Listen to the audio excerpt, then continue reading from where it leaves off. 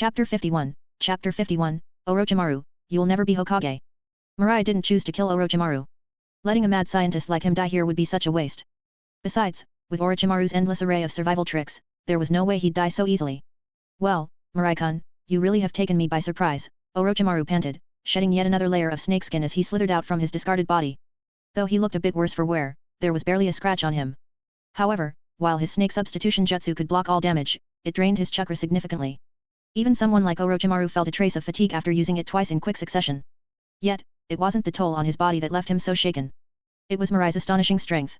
Not only had he held his own in their clash of taijutsu and swordsmanship, but he also wielded the Flying Thunder God technique and the Raise Nan. Seeing Mirai use the Raise Nan, Orochimaru could still comprehend, after all, his close relationship with Minato Namikaze wasn't exactly a secret. But to master the Flying Thunder God technique? That left Orochimaru utterly baffled. This was a forbidden technique from the Scroll of Seals. Without the Hokage's permission, no shinobi could ever hope to learn it.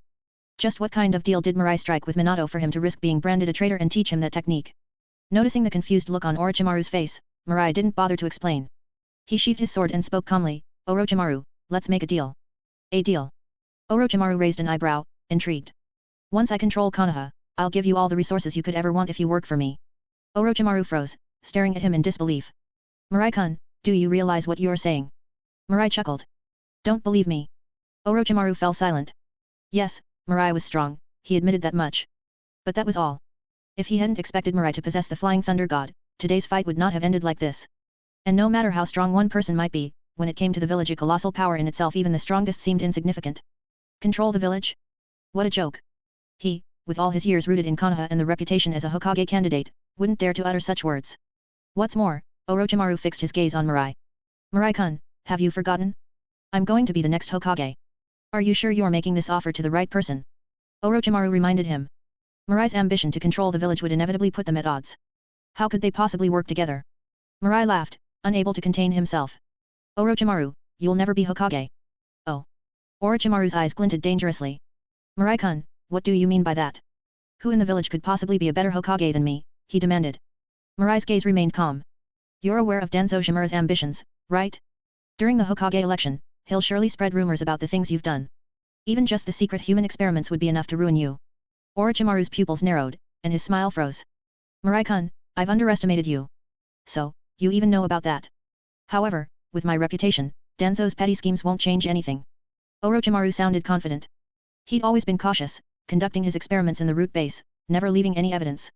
Besides, after the Second Great Ninja War and years of building his renown, countless shinobi supported him. Danzo's rumors alone wouldn't bring him down. Danzo alone, of course, wouldn't be enough. But if the third Hokage also quietly supported him? Orochimaru's expression finally darkened. What exactly are you trying to say? Mirai's voice was calm. Your reputation and influence might help you win the Hokage election, but they also make you a threat. Hiruzen Sarutobi will never let you take the title. My eyes, he continued, his Sharingan glinting, have already seen your future. Staring into those crimson, three-tomo Sharingan, Orochimaru felt a rare moment of unease. As Hiruzen's student and longtime subordinate, he understood his mentor all too well. After a moment's thought, he realized that Mirai's words weren't entirely out of the question. So, how about it? Will you accept my terms? Mirai gave him a moment to consider before adding, you don't have to give me anything now, just a promise. Orochimaru suddenly laughed. Mirai-kun, you certainly know how to make an impression. I almost felt persuaded. Seeing Orochimaru's grin, Mirai shrugged. If you don't believe me, that's fine. Time will prove me right. One day, you'll see me sitting on the throne. At Mirai's confident statement, Orochimaru put away his smile, stood up, and gave him a long, calculating look. Aren't you afraid I'll tell the Hokage about this? He is my mentor, after all. Mirai laughed. I know. It cost extra, right? Humph. Just kidding, Mirai said with a wave as he turned to walk back toward the camp. I wouldn't have told you all this if I was worried. My offer stands. Come find me anytime. After Mirai left, Orochimaru felt an unfamiliar emotion rise within him. From as far back as he could remember, he had never encountered anyone quite like Uchiha Mirai. It was as if he'd been completely seen through. Could it be, would things really unfold as Mirai had predicted? After a long pause, Orochimaru steadied himself, a small smile creeping back onto his face. Under his breath, he muttered. Mirai-kun, if you're so certain, then let's see who prevails. I'll uncover every secret you're hiding. PLS drop some power stones. Read 10 chapters ahead for free on my Patreon, read the About tab on my profile. Plus 70 chapters on patreon.com/gxo. Chapter 52, Manda, you're a bit too loud. Status panel. With a thought, Uchiha Mirai summoned a translucent screen in front of him. Name, Uchiha Mirai. Physique, 315. Mental strength, 302. Chakra, 311. Bloodline limit, Sharingan. Magnet release, gold dust. Ninjutsu. Other. Seeing all his attributes above 300, Mirai's lips curled into a slight smile. In just half a month, he had plundered over 300 attribute points. Coupled with the enhancements from his Uzumaki body, his body had reached terrifying heights. Even compared to the raikage of Kumagakure, his physical prowess wasn't lacking. In terms of chakra and mental power, he might even surpass him. And this was far from his peak. Given time for his Uzumaki body to fully mature and with more plundered points, Mirai couldn't begin to imagine just how powerful he'd become. Mirai-sama, Orochimaru has requested your presence. Understood. Following the shinobi outside, Mirai arrived at Orochimaru's tent and entered alone. The two exchanged a glance, tactfully avoiding any mention of what had happened a few days prior. Orochimaru, what's this about? Mirai asked. Orochimaru gave a twisted smile. Mirai-kun, intelligence reports show a large Kumagakure force stationed in the land of hot water and the land of sound. Our outposts in both regions have been overtaken. It seems they're preparing for an all-out war. The land of hot water and the land of fields were buffer nations between the land of lightning and the land of fire. As nations without shinobi villages, they often became battlegrounds in times of conflict, a kind of unspoken truce among the great nations to keep war from their own borders. Weakness invites aggression, a harsh reality in this turbulent shinobi world. Now, with Kumagakure ninjas clearing out Konoha's bases, an invasion of the land of fire seemed imminent. To prevent the flames of war from spreading, they would have to drive Kumagakure's forces back from the border. What's your plan? Mirai asked, seated and looking calmly at Orochimaru. If Orochimaru had come to him, he likely already had a strategy in mind. Mirai-kun, I just need you to back me up at a critical moment. That's all. Knowing Mirai's strength, Orochimaru now saw him as an equal, his tone a request rather than a command. Agreed. Go ahead with your plan. I'll step in when the time is right. Relieved, Orochimaru nodded. With Mirai on his side, he no longer feared an attack from I and Killer B. When do we move? Tonight. Deep in the night. Thick clouds blocked the moonlight, and darkness enveloped the land. With his 3 Tomo Sharingan active, Mirai moved swiftly and silently, eliminating every Kumagakure sentry he encountered with lethal precision, swift, precise, ruthless. Under his Kagura mind's eye's heightened perception, Konoha's forces crept ever closer to Kumagakure's camp. As they neared within a kilometer, Kumagakure's camp suddenly lit up. Chaos broke out as Orochimaru launched a flare into the sky. Bang! Bright lights exploded, illuminating the surroundings as Konoha's ninjas charged. Attack! The battle cries echoed into the sky as Konoha's forces crossed the distance in the blink of an eye, breaking through Kumagakure's formation and causing instant casualties. However, Kumagakure's shinobi quickly regrouped, their discipline befitting one of the 5 great villages. Damn it, it's those Konoha rats. Kill them. Enemy attack. Get up and fight. You sneaky Konohas, feel my wrath. With Kumagakure's forces reorganized, the clash intensified, signaling the start of all-out war. On a hill nearby, Orochimaru observed the battlefield below, his face grave. Mirai-kun, it's time for us to step in. Got it. I'll follow the plan. Mirai replied calmly. Biting his thumb, Orochimaru performed a summoning jutsu. Boom. A massive snake with purple markings appeared, glaring down at Orochimaru. Orochimaru, what do you want at this hour? Manda growled, do you believe I won't just eat you? Orochimaru, unfazed by Manda's anger, replied, when this is over, I'll prepare extra sacrifices for you. Humph, that's more like it. Manda sneered. What's the target? Head to the battlefield and break their formation. Kill as many Kumagakure shinobi as possible. Glancing in the indicated direction, Manda snorted. Keep your little worms out of my way, I won't waste my time distinguishing them. Understood. Just take us there.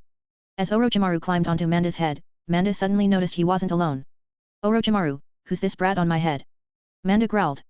Think anyone can just ride on me? Suddenly, he felt a sharp pain on his head as a figure appeared in front of him, black-haired, red-eyed and radiating a chilling, malevolent aura. Looking into Manda's eyes, Mirai spoke coldly. Manda, you're getting on my nerves. Those Uchiha eyes. Manda's instincts flared as a shiver ran down his spine. His gut told him not to mess with this kid. Making a split-second decision, Manda decided to let it go.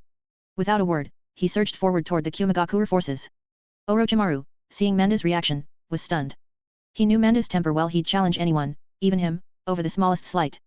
But now, after being struck by Mirai, Manda showed no reaction. The only explanation was that in Manda's senses, Mirai posed an even greater threat than Orochimaru himself. Could it be that Mirai had been holding back all along during their previous sparring match? Such rapid growth, such power, just what had this kid been doing? PLS drop some power stones. Read 10 chapters ahead for free on my Patreon, read the About tab on my profile. Plus 70 chapters on patreon.com/gxo. Chapter 53, War? More like a slaughter. With the massive summoned serpent Manda joining the battlefield, the casualties among Kumagakure's forces escalated rapidly. For the average genin and chunin, their attacks against Manda were little more than an inch. "I'm heading out," Mirai announced, seeing that Kumagakure's formation had been thrown into disarray. With a flicker, he vanished from atop Manda's head. When Mirai appeared amidst the Kumagakure shinobi, they jolted in surprise before quickly surrounding him.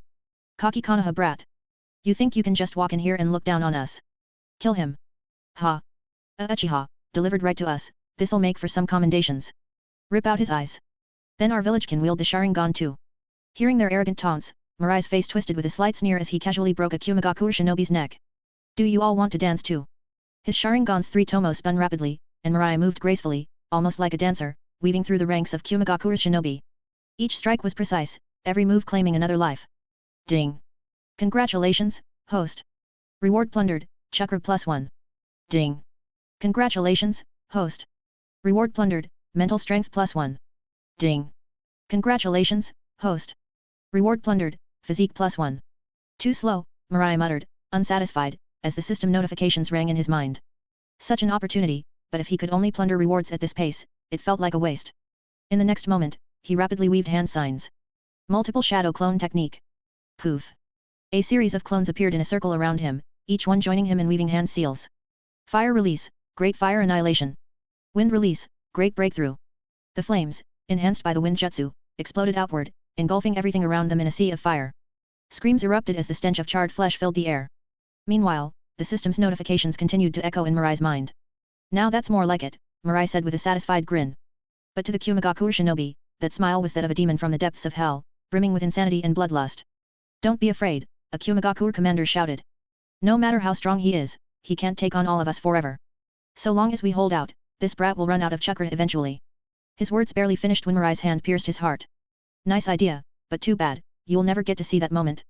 Just then, a bolt of blue lightning sliced through the darkness, and a huge creature, a beast with the head of a bull and the body of an octopus, charged toward Manda. "Orochimaru, tonight's the night you die. My brother's right. Konoha will fall. We're putting in work, otherwise, we're not pulling our weight," could even be seen as criminal hate. Shut up." With a deafening roar, I and the fully transformed Killer Bee launched their attacks on Orochimaru and Manda. With their arrival, Kumagakure's forces managed to halt the tide of the one-sided slaughter, forcing Orochimaru and Manda into a retreat.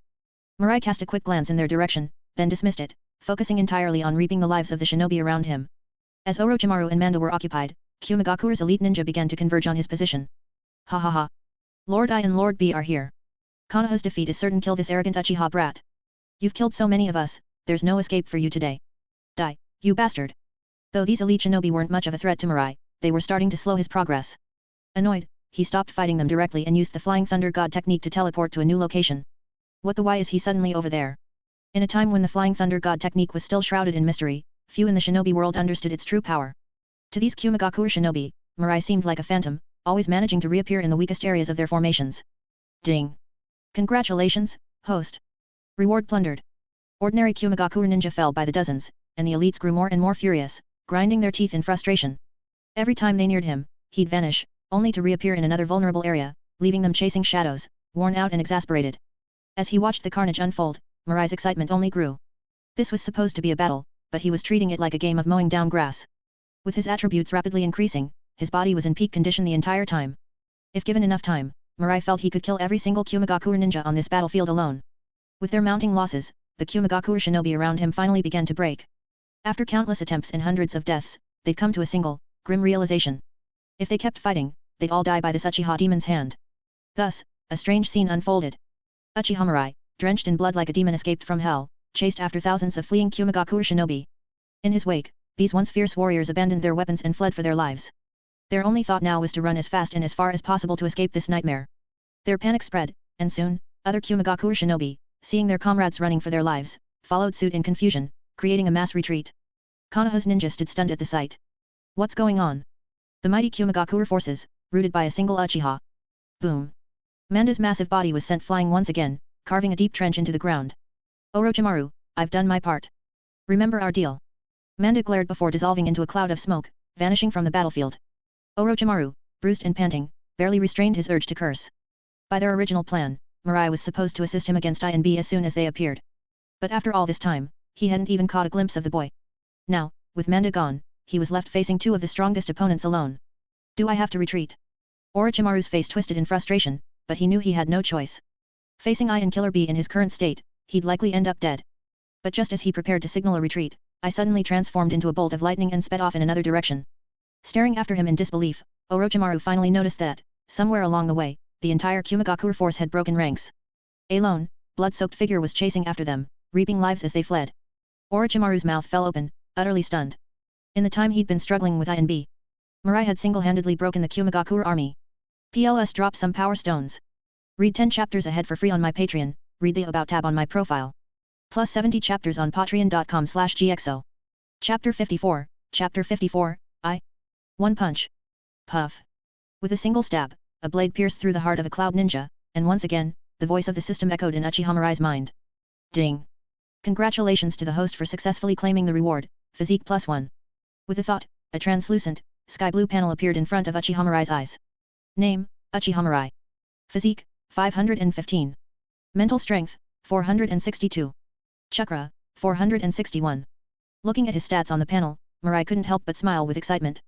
In just one night, his attributes had skyrocketed by nearly 600 points. His physical strength had already surpassed 500. The surge in power left Mirai feeling slightly dazed. He even had the strange illusion that he could destroy the entire ninja world with a single punch. Aside from that, he could feel that his 3-tomo Sharingan had undergone a significant change. The soreness and numbness had been persistent for a while, but his ocular power had also experienced a massive boost. Mirai had a strong feeling that it wouldn't be long before his Sharingan would evolve again. He knew well that once his 3-tomo Sharingan evolved, it would become the Mangeki Sharingan. Just thinking about the strange and powerful eye techniques of the Mangeki Sharingan made Mirai yearn for them. Tsukuyomi, Amaterasu, Kamui, Kagutsuki. What kind of techniques would he gain if he awakened the Mangeki Sharingan? As for chakra, he didn't even need to worry. Even if he wanted to take the human walking machine gun approach, there would be no concern about chakra running out. Thinking about the human walking machine gun idea, Mirai rubbed his nose. With his current ninja techniques, even a renowned masters from the original series wouldn't compare to him. If he chose the route of constantly bombarding enemies with ninjutsu, it wouldn't really be a problem. But after a moment's thought, Mirai decisively abandoned this idea. If he kept releasing ninjutsu like that, his hands would probably be ruined in no time. Unless he could do it like Hashirama Senju, summoning whatever he needed otherwise, he wasn't going to try that kind of battle style. This kind of large-scale battlefield is definitely the most suitable for me, Mirai muttered to himself after feeling the rewards of the night. However, after this, I'll probably need to rest for a while to adjust my mindset and adapt to this sudden surge in power. Although his system was a killing-type external tool, Uchiha Mirai didn't want to become a heartless killing machine. If he didn't adjust his mindset after taking so many lives, he feared he might become so cold that he'd see himself as something different from other people. Even if the entire ninja world knelt at his feet, he probably wouldn't feel much enjoyment. This wasn't about being overly merciful. As a human, if one lost their emotions, what would be the difference between them and the living dead? Just then, a sonic boom sounded, followed by an angry voice from behind. Damn Konoha brat, I'll kill you. I shot forward like a blue lightning bolt, appearing in front of Mirai in an instant. He raised his muscular arm, clenched his fist, and swung it at Mirai. With a superhuman burst of speed, Ai's attack was infused with both speed and power, creating a thunderous impact that was devastating. Boom. The sound of an explosion echoed, and the powerful shockwave spread in all directions. The ground trembled, and dust flew up. But the next moment, to everyone's shock, Ai's body was sent flying backward like a cannonball, carving a nearly kilometer-long trench in the earth. What's going on? Lord Ai was actually sent flying. Are you kidding me? Lord Ai's punch could even send the 8 tails flying, how could he be knocked back? I must be under a genjutsu, there's no way that skinny Konoha brat could do this. The Cloud Ninjas exclaimed in disbelief. As the son of the third Hokage, Ai's strength was well known to them. Back when the 8 tails rampaged, Ai had been able to withstand the beast's power with nothing but his own body. Now, after unleashing such a devastating attack, how could he have been knocked back so easily? How could such a freakish person even exist in this world? Unlike the Cloud Ninjas, the Konoha Ninjas were overjoyed. At first, when they saw Ai charging at Uchiha Mirai like lightning, they were all on edge, fearing that such a talented ninja would fall here. But no one had expected Ai to be knocked back with the same speed he had used to charge forward. This sudden reversal stunned many of the Konoha Ninjas, but they couldn't help but smile. Ha ha ha ha. This is hilarious. That guy from the Cloud Village was so determined to pick a fight with Uchiha Mirai, and I actually thought he was strong. You idiot, Ai's the son of the third Hokage and the candidate for the fourth Hokage. His physical abilities are practically on par with a tailed beast. You really thought he was weak? Ai's so strong? Then how did Uchiha Mirai manage to do that? Who knows, maybe he's stronger than I. Gulp. The Konoha Ninjas exchanged looks and couldn't help but swallow nervously. Now that I think about it, Mirai managed to scare those brainless Cloud Ninjas into fleeing for their lives. He really is terrifying. Yeah, thinking back, we won so easily today. It was all because of him. That's right, thank goodness he's on our side. If he were on the other team, I can't even imagine how things would have turned out. As everyone discussed, I struggled to rise from the ground, snapping his dislocated arm back into place with a loud crack. His face was dark, his eyes filled with disbelief. In the lightning release chakra mode, his physical abilities had reached an extraordinarily terrifying level. He knew just how powerful his previous attack had been. To put it bluntly, even Orochimaru would be pulverized if he tried to take that punch head-on. But just now, that Konoha brat had sent him flying with a single punch. The most shocking part was that I could tell that the brat hadn't used any secret techniques, he had relied solely on his raw physical strength. How could anyone in this world possess such absurd physical strength? Was the other person some kind of monster? Even if you're a monster, you'll pay for killing so many of our village's ninjas. Full power lightning release chakra mode. Ai's body was covered in lightning, and his hair stood on end. In the next second, he transformed into a bolt of lightning again, fist clenched as he charged towards Mirai. PLS drop some power stones. Read 10 chapters ahead for free on my Patreon, read the About tab on my profile. Plus 70 chapters on patreon.com/gxo. Chapter 55, Severed Arm, Defeat and Retreat. In an instant, I charged toward Mirai. Without hesitation, Mirai tossed a kunai with a flick of his wrist. For someone with his extreme reflexes and the power of the three Tomo Sharingan, time seemed to slow. He could even make out the twisted expression on Ai's face and the yellowed teeth bared in his mouth. Die! A roared. But just as Ai's fist was about to land on Mirai's head, the latter suddenly vanished without a trace. What? Ai's attack missed. He immediately scanned the surroundings and, to his shock, saw Mirai reappear behind him. Seeing the long sword in Mirai's hand glowing with wind-natured chakra, Ai's heart skipped a beat. At his high speed, I knew there was no way to avoid the attack now. With only a split second to react, he pushed his chakra to its limit, twisting his body to minimize the damage. Thud. The blade sliced through his lightning release armor and severed his left arm clean off. Boom. I crashed into the ground, sending up a cloud of dust. The onlookers were left in stunned silence, their mouths agape. What happened to Ai's arm? I didn't see anything. What just happened? He lost. Lord, I actually lost. Just 2 moves, and Ai's already in this state. What kind of monster did Konoha send out? The cloud ninjas were panicking, their faces full of fear. When I charged toward Mirai, the dust storm had obscured everything. No one saw exactly what happened, but in the blink of an eye, I was missing an arm. The Cloud Village's most powerful ninja, I, was now lying on the ground, heavily wounded, and had lost an arm. A chill ran down the spines of the Cloud ninjas, who remembered how Mirai had killed without a second thought earlier. After the third Hokage's death, I had been the strongest ninja in the village. Yet now, he was beaten, battered, and disarmed, lying helplessly before them. What was it that allowed this child, barely even an adult, to do something so monstrous? From afar. Brother. Seeing Ai's tragic state, Killer Bee roared in fury, his mouth opening wide to the sky. Tailed beast ball, full of destructive energy, began to form above his head. Not so fast. Orochimaru's voice came coldly, as he formed hand seals. In the next moment, his body began to change. In an instant, he transformed into a colossal white serpent, its size comparable to the 8 tails. The 8 branches technique rushed toward the 8 tails with great speed. T/N, this is Orochimaru's greatest and strongest snake-related technique. Using the power of reincarnation possessed by the white snake as an intermediary, he can transform into a giant white serpent with 8 heads and 8 tails. Boom. The 2 enormous beings collided, shaking the very earth beneath them. Killer Bee's beast ball vanished into thin air, blocked by Orochimaru's interference. 8 tails, let me test my new forbidden jutsu on you.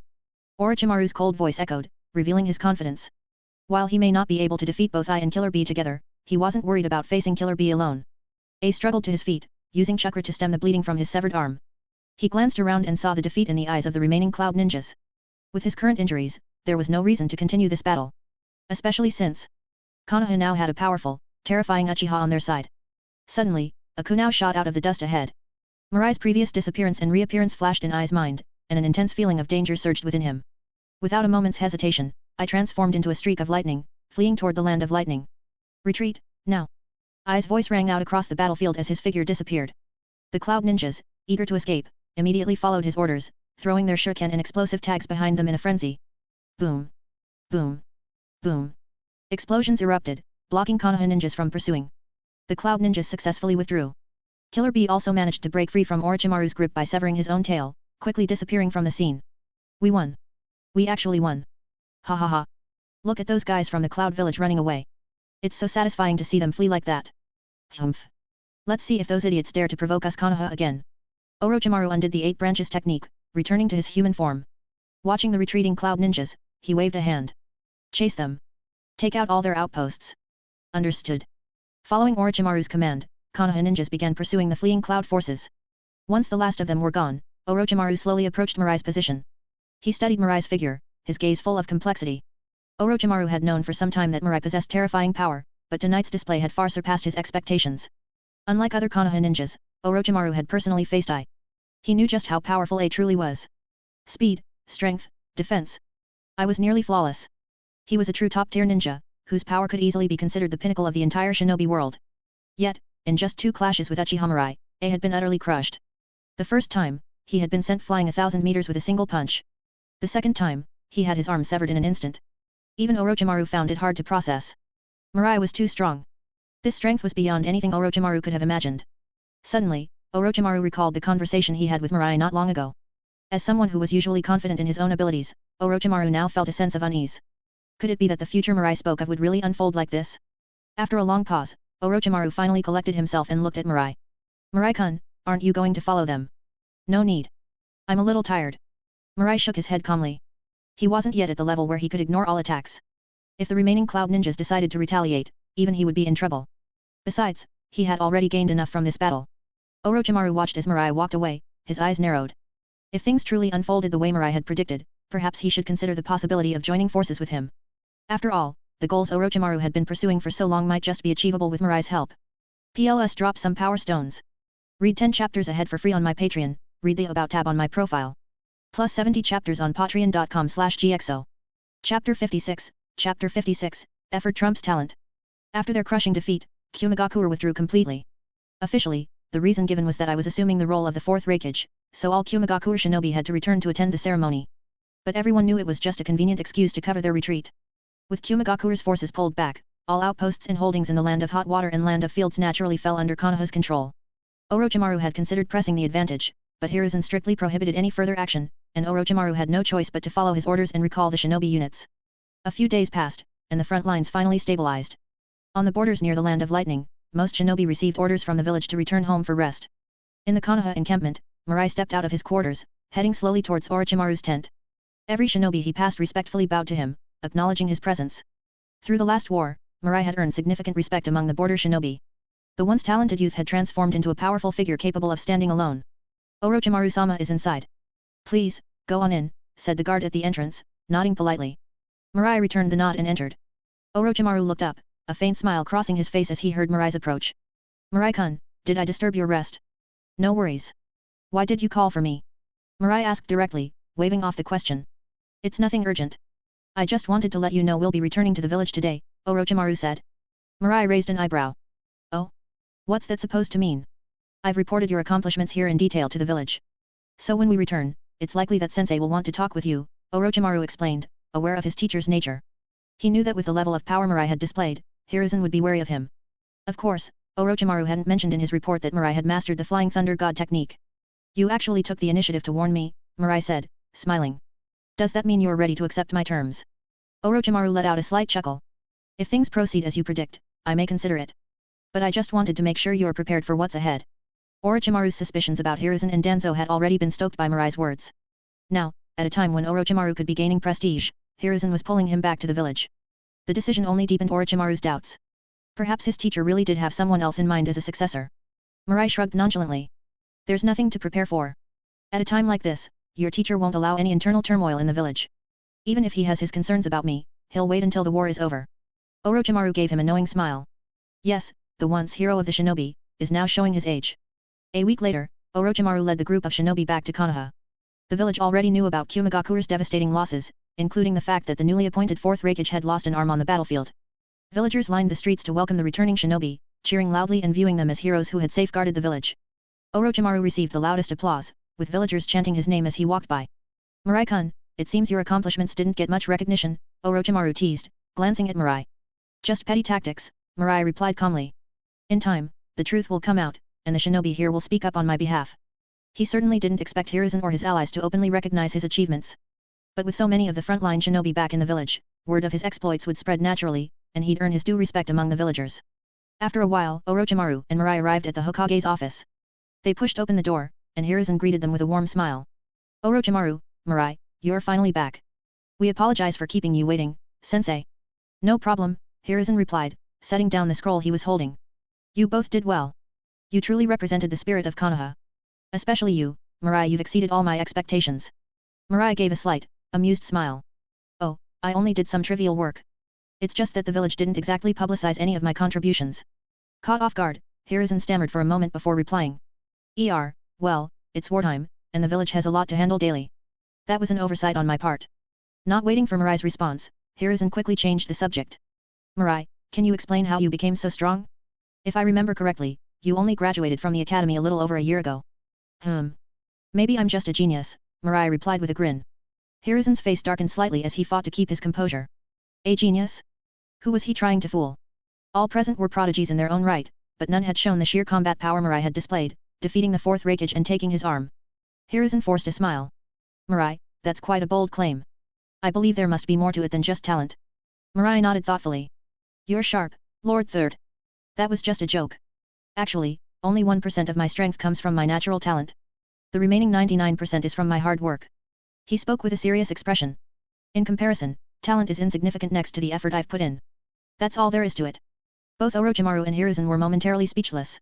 Orochimaru, barely stifling a laugh, thought to himself, I've never seen someone so shameless. Hiruzen, however, could only stifle his frustration. Pressing further wouldn't yield anything useful, and he knew it. Orochimaru, Mirai, you both have done well. Take this time to rest in the village. Yes, sensei. After they left, Danzo stepped from the shadows, his face grim as he leaned on his cane. Hiruzen took a deep puff from his pipe, exhaling slowly as he asked, Danzo, you heard the entire conversation, didn't you? What do you think? Danzo's grip on his cane tightened, and he let out a disdainful snort. It's obvious. Uchiha Mirai has surely awakened the power of the Mangekyo Sharingan. PLS drop some power stones. Read 10 chapters ahead for free on my Patreon, read the About tab on my profile. Plus 70 chapters on patreon.com/gxo. Chapter 57, The Third Hokage's Plan. The Mangekyo Sharingan. Hearing Danzo's words, Hiruzen nodded silently, acknowledging the possibility. He'd considered it himself, but it wasn't confirmed yet. Hiruzen, Mirai is only 13. He's only been a ninja for just over a year since graduating from the academy, Danzo continued. Sure, he displayed remarkable talent in that sparring match with Hatake Kakashi, but to think he could grow strong enough in such a short time to overpower the fourth Hokage, do you really think that's possible? Sarutobi thought it over and shook his head. Impossible. No matter how gifted a ninja is, the growth of power always follows certain natural laws. Even with unmatched talent, a young body can't yet reach its full potential. Not even Hashirama Senju or Madara Uchiha could. So, it must be that the fourth Hokage underestimated the strange and unpredictable powers of the Mangekyo Sharingan, Danzo declared firmly. That's the only way Uchiha Mirai managed to gain such an advantage. Sarutobi didn't argue, tacitly accepting Danzo's theory. Instead, he asked. So, what do you propose we do? Humph. I told you long ago to hand Mirai over to me. It's your hesitation that led us here. Danzo, let's not play the blame game now. Sarutobi waved a hand dismissively. Just because Mirai awakened the Mangekyo Sharingan doesn't mean my previous approach was wrong. What we need to decide now, he continued, is how we should treat Uchiha Mirai moving forward. Danzo smirked. Simple. Hand him over to me. Once he's en route, I have 1,000 ways to make him obedient. Danzo, there's no way I'll hand Mirai over to you, Sarutobi replied, eyes narrowing. Let's not bring this up again. He knew Danzo's intentions too well. If Mirai fell into his hands, he'd become Danzo's deadliest weapon. And if Danzo ever decided to turn that weapon against him, well, that would spell trouble. As childhood friends, Sarutobi knew exactly how far Danzo would go for the Hokage's seat. Seeing Sarutobi's refusal, Danzo shrugged. Then I have nothing more to say. Since Danzo wasn't cooperating, Sarutobi decided to share the plan he'd already formulated. Since Mirai has such power, he should contribute more to the village. I'm planning to send him to the battlefield in the near future. Perhaps he'll replicate our success from the last war with Kumagakuer. A cold smile crossed Danzo's face upon hearing Sarutobi's plan. After all, the Mangekyo Sharingan gradually blinds its user with repeated use. By sending Mirai to the front lines, Sarutobi intended to wear down his powers against the enemy. In this way, even if Mirai didn't go completely blind by the war's end, he'd no longer be a threat to them. As for delaying his deployment, Danzo could guess the reason. Sarutobi didn't want Mirai, who had just defeated the fourth Hokage, to gain too much fame and influence too quickly. Such a careful strategy truly impressive, even their old master would have approved. What's with that look, Danzo? Sarutobi's brow furrowed in irritation. Oh, nothing. But next time, if you've already made up your mind, there's no need to consult me, Danzo replied dryly. Nonsense. Sarutobi scolded. I only came up with this plan after dismissing your suggestion. Whatever you say, Danzo muttered as he left. After all, you're the Hokage now. Watching Danzo's retreating figure, Sarutobi's mouth twitched. Why did it feel like Danzo had stolen his line? Leaving the Hokage's office, Mirai bought a few sticks of dango before heading back to the clan's compound. As he walked down the street, fellow Uchiha clan members paused to greet him respectfully, even children peeking shyly from behind their parents, nibbling on snacks while watching him in awe. Mirai-sama, we've all heard your story. You even defeated the 4th Hokage. That's incredible. Indeed. They're saying we Uchiha have produced a truly remarkable figure. Mirai-sama, you should come to our house for dinner someday. It's on the house. Our Uchiha clan's reputation will spread across the ninja world once again. The village should really be celebrating such an achievement in these turbulent times. They should be spreading word of Mirai-sama's victory. With the Uchiha watching over the village, any thoughts of attacking Konoha are pure folly. Seeing the genuine expressions on everyone's faces, Mirai felt his sense of belonging to this world deepen. His past life felt like a fading dream, now he was a true son of the Uchiha, rooted in this world. With him here, he would make sure the Uchiha wouldn't suffer the same tragic fate as they did in the original story. When he arrived home, Mirai found his house spotless, though he hadn't returned in nearly 2 months. It seemed someone had been coming by to clean for him regularly. Puzzled, he mused, could it be that the ninja world has its own Cinderella? After sitting quietly for a while, Mirai went to the kitchen, ready to treat himself to a well-deserved meal after months of surviving on military rations. With the help of a shadow clone, he soon had a feast laid out in front of him. Just as he was about to dig in, the door opened, and a familiar figure walked in. Shisui. Seeing Uchiha Shisui standing there, holding a bucket and a cloth, Mirai understood. Shisui must have been the one keeping his place clean this whole time. With a slight sense of disappointment, he chuckled to himself. He'd thought some girl in the clan had taken a liking to him and had been cleaning his house in secret. But no, it was Shisui. So much for his Cinderella dream. PLS drop some power stones. Read 10 chapters ahead for free on my Patreon, read the About tab on my profile. Plus 70 chapters on patreon.com/gxo. Chapter 58, Chapter 58, a Uchiha ninja should be like Mirai-senpai. Shisui, do you always come at this time to help clean up? Mirai asked, looking at him. Shisui shook his head. No, I usually only come by at night. But as I was passing by your place, I smelled food cooking. Shisui admitted sheepishly. Hearing this, Mirai gave a small, resigned smile. You little rascal. Come on in. Thank you, Mirai-senpai.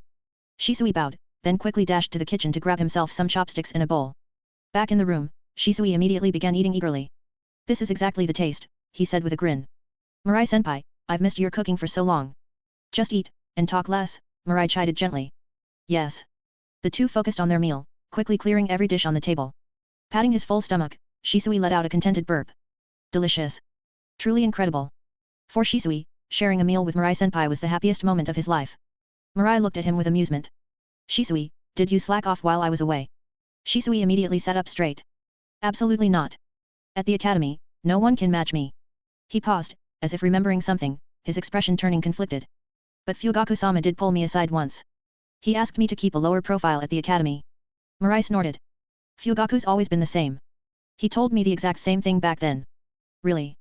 Shisui's eyes went wide in surprise. From what he knew, Mirai-senpai had never been one to hide his talents. He was the top of his class in the academy and even beat Kakashi Hatake, the so-called Leaf's greatest prodigy, in the graduation exams. Now, his name was feared across the shinobi world, with even the newly appointed 4th Hokage missing an arm from their encounter. Yet he, too, had been warned by Fugaku-sama. Mirai-senpai, what do you think I should do? Shisui asked. Fugaku-sama said that showing too much strength would make the village wary of us.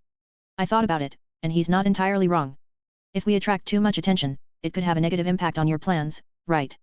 Seeing the worry in Shisui's eyes, Mirai scoffed. Shisui, show your talent without holding back. There's no need to tiptoe around the village. With me here, no one will dare to touch the Uchiha. As a founding clan of Konoha, Mirai intended to lead the Uchiha to claim their rightful place, to take control openly. Though he hadn't yet challenged Hiruzen Sarutobi directly, that didn't mean he'd bow to Konoha's higher UPS. It was they, not the Uchiha, who should be worried and afraid now.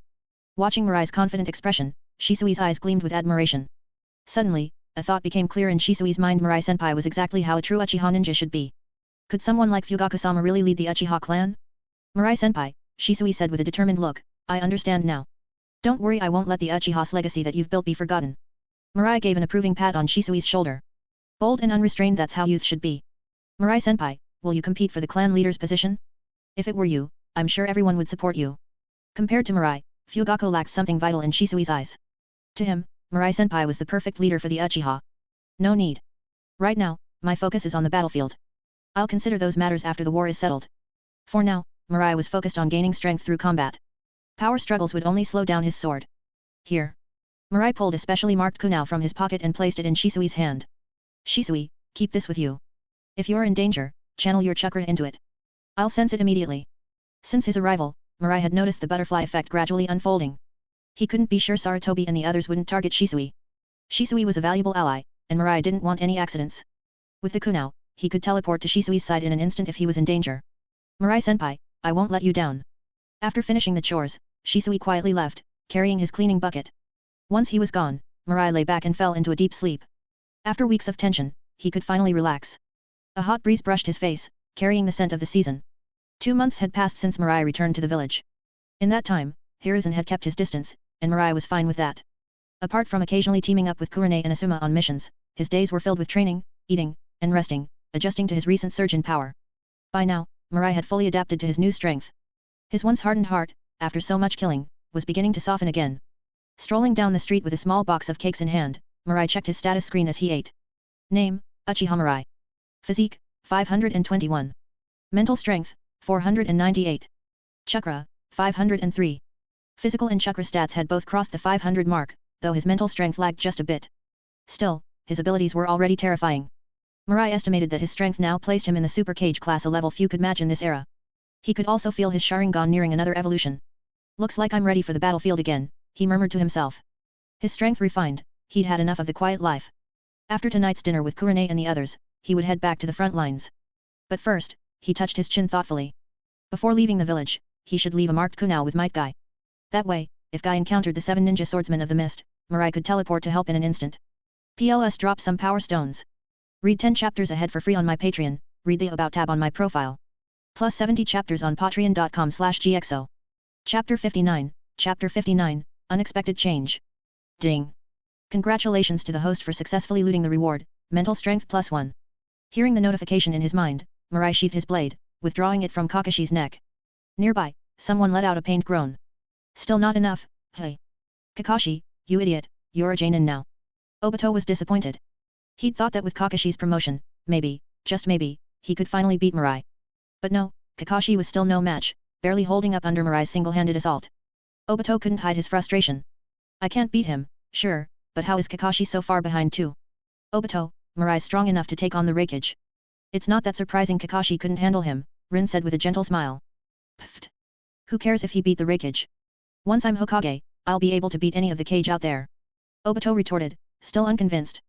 But no sooner had he spoken than everyone burst out laughing. Obito, seriously?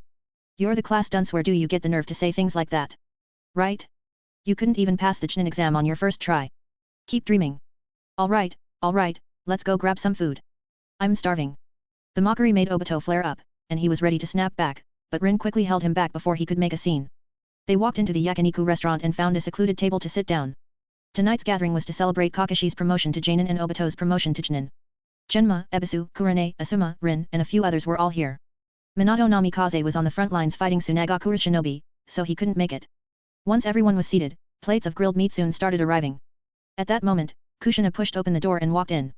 Am I late? Kushina smiled, greeting everyone before her gaze fell on a sulking Obito, and she quickly pouted. Hey! You guys haven't been picking on Obito again, have you? Everyone shook their heads immediately. No one dared to mess with Kushina, except for Mirai. Sensei's wife, they just don't believe I can be Hokage one day. I'll show them it's not just talk, Obito declared passionately.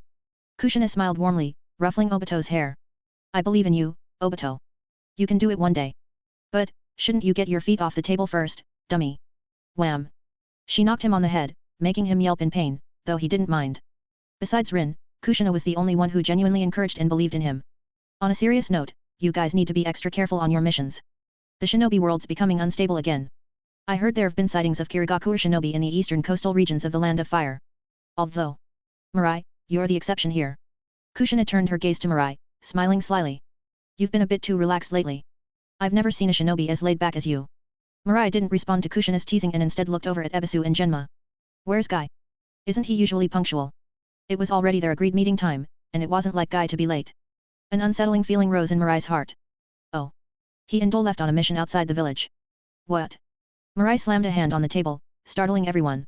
They'd known Mirai for a while, but it was the first time they'd seen him this agitated. Mirai, is something wrong? Genma asked, taking the senbon needle out of his mouth in confusion. Ignoring the question, Mirai pressed on. Aren't you guys in the same team? Why didn't you go together? Do got a last-minute mission last night. He needed a genin to assist, so Guy left a note and went with him. They're transporting supplies to the eastern front. We only found out this morning. Genma explained. So that's it. What's going on, Mirai? Kushina and the others looked at him in confusion. Mirai's usual calmness returned. It's nothing. I'd arranged for a custom weapon for Guy recently, and I plan to give it to him tonight. Haha, then you can just give it to him when he's back. That was the plan, but now that Kushin has mentioned it, I can't shake this bad feeling.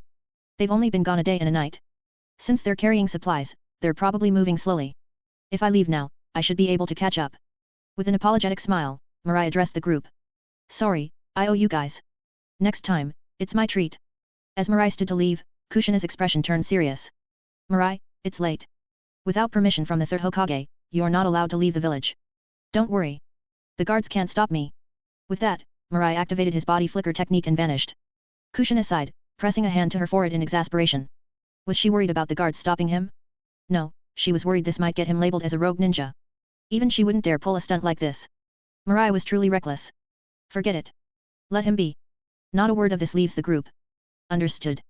Understood, everyone echoed, though Kakashi, Ebisu, Asuma, and the others exchanged uneasy glances. Sneaking out of the village just to bring a new weapon to Guy. Mirai was a true friend. Even Obito, who usually didn't get along with Mirai, felt a twinge of respect. Only Kushina sighed, muttering, always giving me trouble.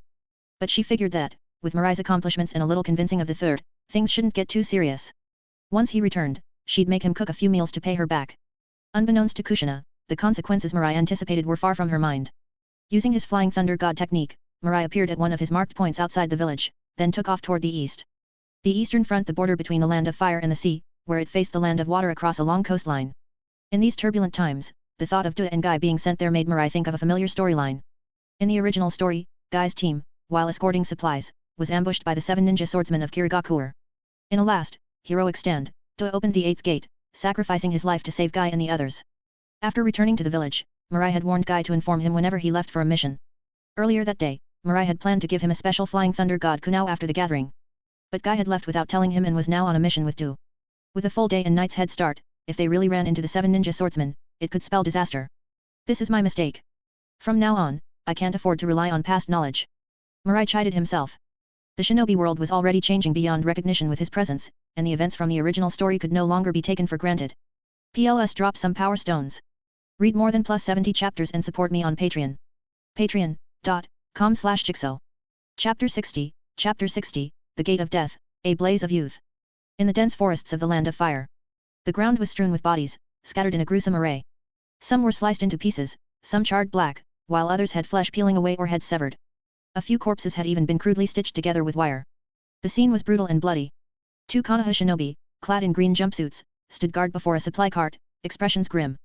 Opposite them stood 7 shinobi bearing the headbands of Kirigakure. Each wielded a different weapon, and a twisted, bloodthirsty grin played on their faces. Fugiki, how about letting me take the last 2? I just heard that kid call the other one father, wouldn't it be poetic to stitch them together in death? Kushimaru Kuriarari's cold voice cut through the air as he casually flicked blood off his long sword, Nuiberi. T/N, for understanding who is it, Nuiberi. With it, he was not only able to precisely pierce multiple enemies in quick succession, but also stitch them together utilizing a substantial length of wire attached to the blade. Kushimaru, you've already had your fun. These 2 should be mine. My Kyubikaribch has been dying for action, JZ Biwa said with a wicked smirk, his massive blade resting menacingly on his shoulder. Where do you 2 get off? Clean up is always Hisoki's job, chimed in Jinpachi Munashi, chuckling. His weapon, the explosive sword Shivuki, could summon countless explosive tags to obliterate enemies. But for this mission, stealth was key, so he couldn't unleash its full power. Meanwhile, Reiga Kurosuke and Jinin Akabino stood silently by, disinterested in the bickering. At Jinpachi's comment, Fugiki snorted, slamming his massive blade, same heta, into the ground. Those 2 barely have any chakra. They're not worth my time, he muttered. Whoever wants to go, go. We aren't here for fun. Then let's take them together, Kushimaru said to JZ. JZ gave a curt nod. Fine, but stay out of my way. If you get yourself killed, I'm not responsible. Kushimaru sneered. Right back at you. I'd have no problem stitching your corpse to these Konoha trash. Father, what do we do now? Guy's voice trembled as he eyed the fearsome 7 ninja swordsmen of the mist. The moment they'd appeared, they'd slaughtered the comrades who had been assigned to this mission with them. The sight had almost made him retch.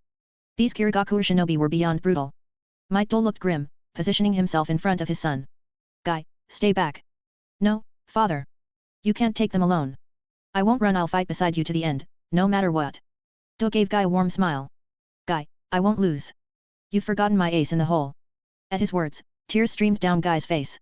Father, maybe there's another way. Don't cry. If we don't give it everything, we'll both die here, Du replied solemnly. He knew who stood before him, the 7 ninja swordsmen of the mist. each with skills rivaling an elite jonin, and together, they were said to be as powerful as cage-level shinobi. If he didn't go all out from the start, there'd be no chance for either of them to survive. With that resolve, Dole looked back at his son, flashing a bright smile and a thumbs up. Guy, watch closely, this is my time to burn with the fire of youth. Seeing the determination in his father's eyes, Guy clenched his jaw and moved back. Watching this, Kushimaru laughed darkly as he walked toward them. Have you finished your goodbyes? What a shame. Your efforts are pointless, you are both going to die here. Before he could say another word, Do clenched his fist and struck himself in the chest. In an instant, red steam erupted around him, and then he vanished. Boom. Blood sprayed into the air as Kushimaru's upper body was obliterated in a single blow. The 7 ninja swordsmen, usually so arrogant, froze in shock. Kushimaru gone with one punch? Feeling the immense, terrifying aura emanating from Do, the remaining 6 were gripped with fear. Damn it! Jay-Z shouted, leaping back and holding his Kyubikaribch in front of him. But the next flash of red light sent him flying as his blade was shattered in half by a single punch. Damn it! He's using a forbidden technique, everyone, attack together. Fugeki yelled, charging at Do with same hata drawn. The rest of the swordsmen rushed in, weapons aimed at the red-blazed figure of Do. Yet compared to him, their movements were painfully slow. Bam! Bam! Bam! With each punch, one of the 7 fell. Jinan, Jinpachi, and Rega were dead in seconds. Fugeki managed to survive one blow thanks to same hata's healing, but even he was badly wounded. Seeing his comrades fall, Fugeki knew he was outmatched and turned to flee with same hata slung over his shoulder. Rega had already taken off in the opposite direction the moment Fugeki had called the retreat. The red aura finally faded, and Do stood panting, his skin charred and cracked like burnt coal. His veins bulged, the blood inside flowing like molten lava, now cooling. Father! Guy rushed to his father, sobbing, unsure of what to do. Do weakly lifted his arm, then let it fall back, life slipping away before he could say another word. Father! Guy's heart broke as he cradled his father's lifeless body, questioning why there had to be so much death in the shinobi world. When would this chaotic era finally end? At that moment, a shadow flickered above him. A figure appeared briefly, glancing down before throwing a kunai that embedded itself in the ground next to Guy, then disappearing just as quickly. Guy stared, stunned. That figure, how could he be here? PLS drop some power stones. Read 10 chapters ahead for free on my Patreon. Plus 70 chapters on patreon.com/gxo. Chapter 61, Revival, the eyes known as the Mangekyo Sharingan. The 7 ninja swordsmen of the mist. You're all as good as dead, Mirai murmured to himself, dashing swiftly through the dense forest. He could sense 3 figures moving rapidly in his range. He soon caught up to the first. Die! With a flash of his blade, a head flew into the air. Without sparing a glance at the fallen half of the massive blade, Mirai seized the severed head of Jay-Z and took off toward his next target. With his immense stamina over 500 points, his speed was unmatched, barreling straight through trees, snapping them like twigs in his path. In an instant, he was upon Rega and Fugeki. He's caught up. Seeing Mirai approach, Fugeki didn't hesitate for a second. He slammed the same hata into Rega's back, shoving him forward. Rega, caught off guard by Fugeki's ruthless attack, was instantly incapacitated. Don't blame me, Rega. You betrayed us first, Fugeki sneered, lifting Rega's body and hurling it at Mirai. Mirai swung his sword, slicing Rega clean in half. In a flash, he stood face to face with Fugeki Sukazan. Kid, you're dead. In this life-or-death moment, Fugeki's killer instinct flared. As long as this kid wasn't a monster like that last one, he couldn't lose in a one-on-one fight. Fugeki raised the same hata and swung it down at Mirai. Mirai stood firm, meeting the attack head-on with his own sword. A twisted grin spread across Fugeki's face. This brat dared to clash with same hata? Clang! As the same hata collided with Mirai's sword, Fugeki felt it tearing chakra from his opponent's body. But Mirai didn't weaken as he had hoped. Instead, taking advantage of the moment, Mirai closed the gap and swept his blade across. Fugeki tried to evade but felt his vision blur as a complex, eerie pattern appeared before him. Those eyes! Slash! Before he could finish his sentence, Fugeki's head was severed cleanly from his body. After collecting the 3 swords, Mirai hoisted the heads of Fugeki, Jay-Z, and Rega and activated the Flying Thunder God technique. In the next instant, he appeared beside Might Guy. Mirai? Why are you here? Guy asked, surprised by Mirai's sudden appearance. Smack! A sharp slap echoed as Mirai's hand connected with Guy's cheek. Guy clutched his face, bowing his head. What did I tell you? Mirai's voice was cold. Why didn't you tell me when you left the village? I'm sorry, Guy murmured, his voice trembling. It was late, and I didn't want to disturb you. Mirai had warned him that if he ever had a mission requiring him to leave the village, he should notify him immediately. But this time, when he and his father received the mission, it was almost midnight, and he'd hesitated. In the end, he didn't inform Mirai. Now his father had opened the 8th gate to save him, and was all ready. If he had just chosen to tell Mirai, would things have turned out differently? Guy fell to his knees, tears streaming down his face as guilt consumed him, blaming himself for his father's fate. Guy, step aside, Mirai said. Guy looked up, confused, but stepped back when he saw Mirai's eyes. His shock was unmistakable. Mirai, your eyes. We'll discuss the eyes later. Step back for now. Noting the unusual shape of Mirai's Sharingan, Guy quickly stood and moved to the side. Mirai approached the lifeless body of Might Du and gently placed his hand over it. With a surge of overwhelming, fierce chakra, Du's charred body began to heal, and the spark of life returned. Within moments, he had been miraculously restored to his original state. As this happened, blood began to trickle down from Mirai's left eye. Guy. What's going on? Du asked, confusion filling his gaze as he opened his eyes.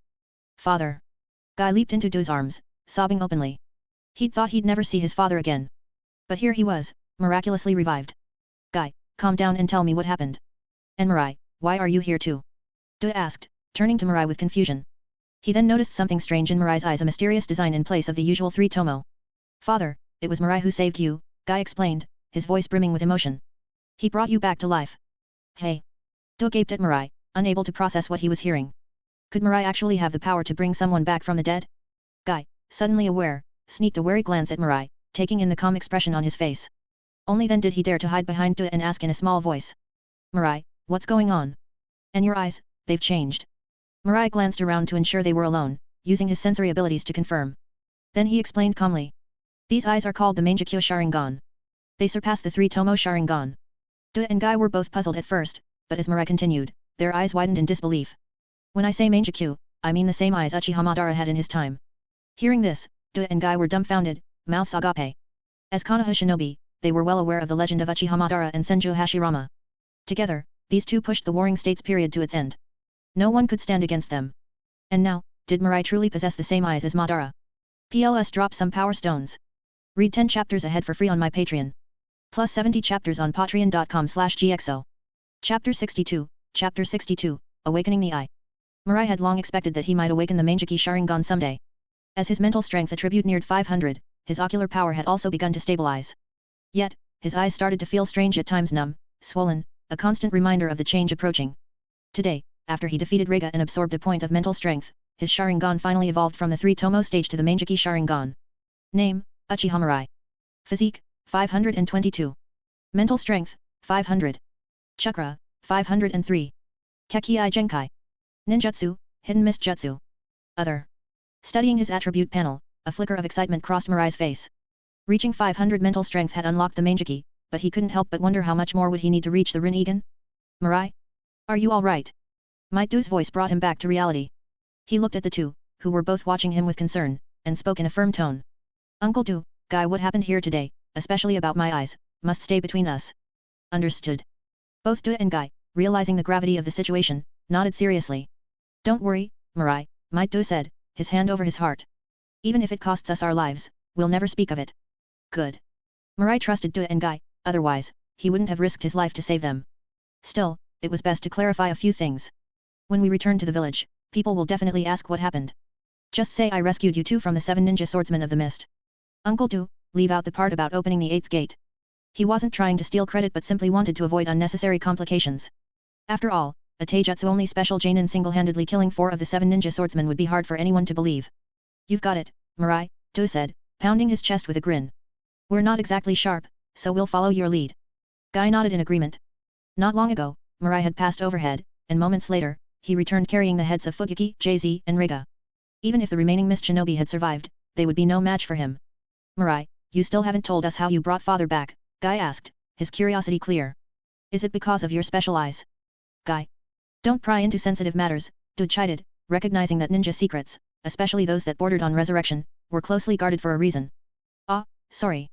I didn't mean to overstep, Guy apologized, flustered. Please forgive me, Mirai. Mirai waved it off. I did revive Uncle Du with a new ability I gained recently. I can't go into too much detail, though not because I don't trust you, but because sometimes knowing too much only invites danger. Hearing this, Du and Guy nodded, each suppressing their own curiosity. Du stepped forward, placing a firm hand on Mirai's shoulder. I can hardly believe it. The brilliant young boy who once trained alongside me has grown into a mighty tree towering above us all. He was filled with emotion. Du had nearly sacrificed himself by opening the 8th gate to kill 4 of the swordsmen, yet Mirai had taken down 3 with ease and even brought him back from the brink of death. No wonder Guy's spirit had nearly crumbled from the shock. Just as Mirai was about to say something, Du turned to Guy with a loud shout. Guy, do you see it? This is youth. With hard work, you can achieve the impossible. The road to chasing Mirai may be endless, but don't you ever give up. Guy straightened, his face brimming with determination. Yes, father. Guy. Father. Watching them get more and more emotional, Mirai raised an eyebrow and took a few silent steps back. Sure enough, within moments, the two were locked in a tearful embrace. Mirai's face twitched. This must be their signature routine. Finally, after they'd calmed down, Mirai spoke up. Let's clean up the battlefield, then we'll head back and report. Understood. While Du and Guy busied themselves, Mirai sealed the 7 swords into a scroll. If he remembered correctly, Hoseki Mangetsu of the Mist could summon these swords back with a jutsu. While he had no use for them, if Kirigakure wanted them returned, they'd have to pay a hefty price. With that done, Mirai finally had a moment to explore the abilities of his newly awakened Mangeki Sharingan. Closing his eyes, information surfaced in his mind, clear as day. His left eye's ability, Takamagahara, allowed him to rewind the time of a specific object or an entire area, unaffected by his own timeline. It was how he'd revived Do by rewinding his time to a point before the 8th gate was opened, thus restoring him to life. His right eye's ability, Saruta Haiko no Mikato, let him rewind his own time while leaving the outside world untouched. So this is the power of the Sharingan, the reflection of one's heart. Even though I awakened the Mangeki with an external boost, its abilities are deeply tied to my desires. When he'd seen Do's lifeless body, all he could think of was how, if he could turn back time, he'd do anything to save him. And so, his Mangeki granted him not 1, but 2 time-based abilities, one to rewind the world around him, the other to rewind himself. The more ocular power he expended, the further back he could go. These abilities, Mirai thought, might even rival Kamui, the supposed strongest Mangeki technique. What's more, he sensed a faint presence of yet another technique hidden within his Mangeki. Though he couldn't access it yet, Mirai was confident that as his ocular power grew, that hidden power would one day be his to command. PLS drop some power stones. Read more than plus 70 chapters and support me on Patreon. Patreon.com/Jigsaw. Chapter 63, Chapter 63, When you take up arms, be ready to face death. Konoha Village. Just as they reached the outskirts of the village, Mirai, Guy, and Do found themselves surrounded by a group of masked shinobi. Uchiha Mirai, leaving the village without permission, are we? You'll need to come with us, the lead shinobi ordered. Mirai was only bringing me some weapons. He hasn't betrayed the village. Might Guy stepped forward, defending Mirai. Besides, if it weren't for him, we'd all be dead. The supplies we were escorting would have been destroyed by the enemy. The lead shinobi sneered, dismissing Guy's words. If you're so close to Uchiha Mirai, then you both can come with us. At this, the masked shinobi moved in, preparing to attack. Who are you, exactly? Do stepped in front of Guy, blocking their path. If you're really from Konoha, then show us your orders. You're demanding we come along, but you haven't even identified yourselves. The lead shinobi scoffed coldly. You just need to obey. If you want to become rogue shinobi, by all means, resist. Damn it. Do and Guy hesitated, unsure of how to handle the masked men's aggression. They weren't from prestigious clans and had never dealt with anything like this before. The lead shinobi, used to intimidating people, signaled to his subordinates. Seal their chakra first. Yes. As the masked shinobi advanced, a calm voice interrupted them. Whoever you are, I'm giving you one chance, step aside. The leader drew his weapon, laughing mockingly. Uchiha Mirai, do you really think you can do whatever you want just because you're strong? Even if the head of the Uchiha clan were here, he'd still have to come with us. But before he could move, he suddenly found himself immobilized by thick, rusted iron nails. Demonic illusion, shackling stakes technique. Thanks to his enhanced mental powers, Mirai's genjutsu was unmatched. With his Mangekyo Sharingan now active, his illusions were nearly inescapable. In an instant, all 6 masked shinobi fell under his spell. Mirai, what are you doing? Guy and Dole looked on, horrified, as Mirai drew his blade. If you've taken up weapons, be prepared to face death. With a swift motion, Mirai's blade flashed, slicing each of the shinobi's throats. Ding! Congratulations to the host for successfully claiming rewards, mental strength +1. Ding! Congratulations to the host for successfully claiming rewards, secret technique, mind-body switch technique. As the system notifications faded, Mirai flicked the blood off his sword and sheathed it. Du and Guy stood frozen, speechless. Mirai, you killed them. This is bad, Du stammered, more shaken than he had been even when facing the 7 ninja swordsmen. Killing fellow Konoha shinobi meant they'd be branded as traitors for sure. I only took out a few suspicious characters. What's the problem? Mirai hadn't planned to explain himself, but, seeing their alarm, he added, they tried to ambush us outside Konoha without revealing who they were. That's more than enough reason to act. Besides, Mirai thought, they were clearly root ninja loyalists of Danzo. Killing them was no big deal. Guy and Du paused, suddenly less alarmed. Mirai's reasoning made sense. If he hadn't been there, they might have walked right into a trap. And the actions of those masked shinobi were indeed suspicious, perhaps they were spies from another village after all. Watching Guy and Du's relieved expressions, Mirai shook his head.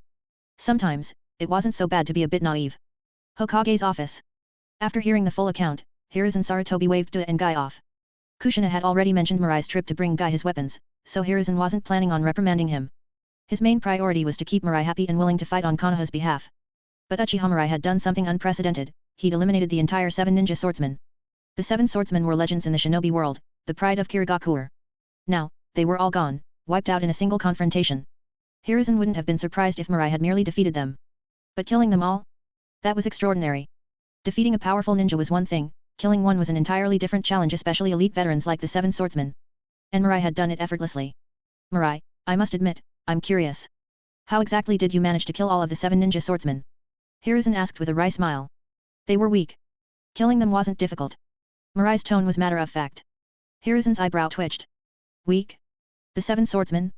Mirai, what I'm asking is for details on how the battle played out. 1 punch each. Hiruzen almost groaned. This kid has to be joking. 1 punch each?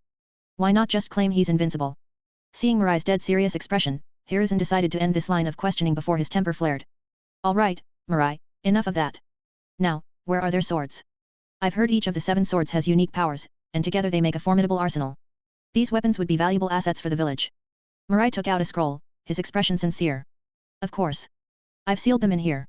Since the village needs them, let's say each sword goes for 20 million RY. Hiruzen blinked, stunned. What? He's charging for them? PLS drop some power stones. Read more than +70 chapters and support me on Patreon. Patreon.com/Jigsaw. Chapter 64, Chapter 64, If I become a rogue ninja, you should be the ones to worry.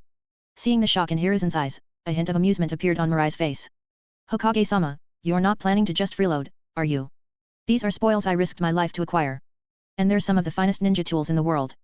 Sarutobi's expression shifted slightly, embarrassed at having his intentions laid bare. He cleared his throat, coughing twice. Ahem.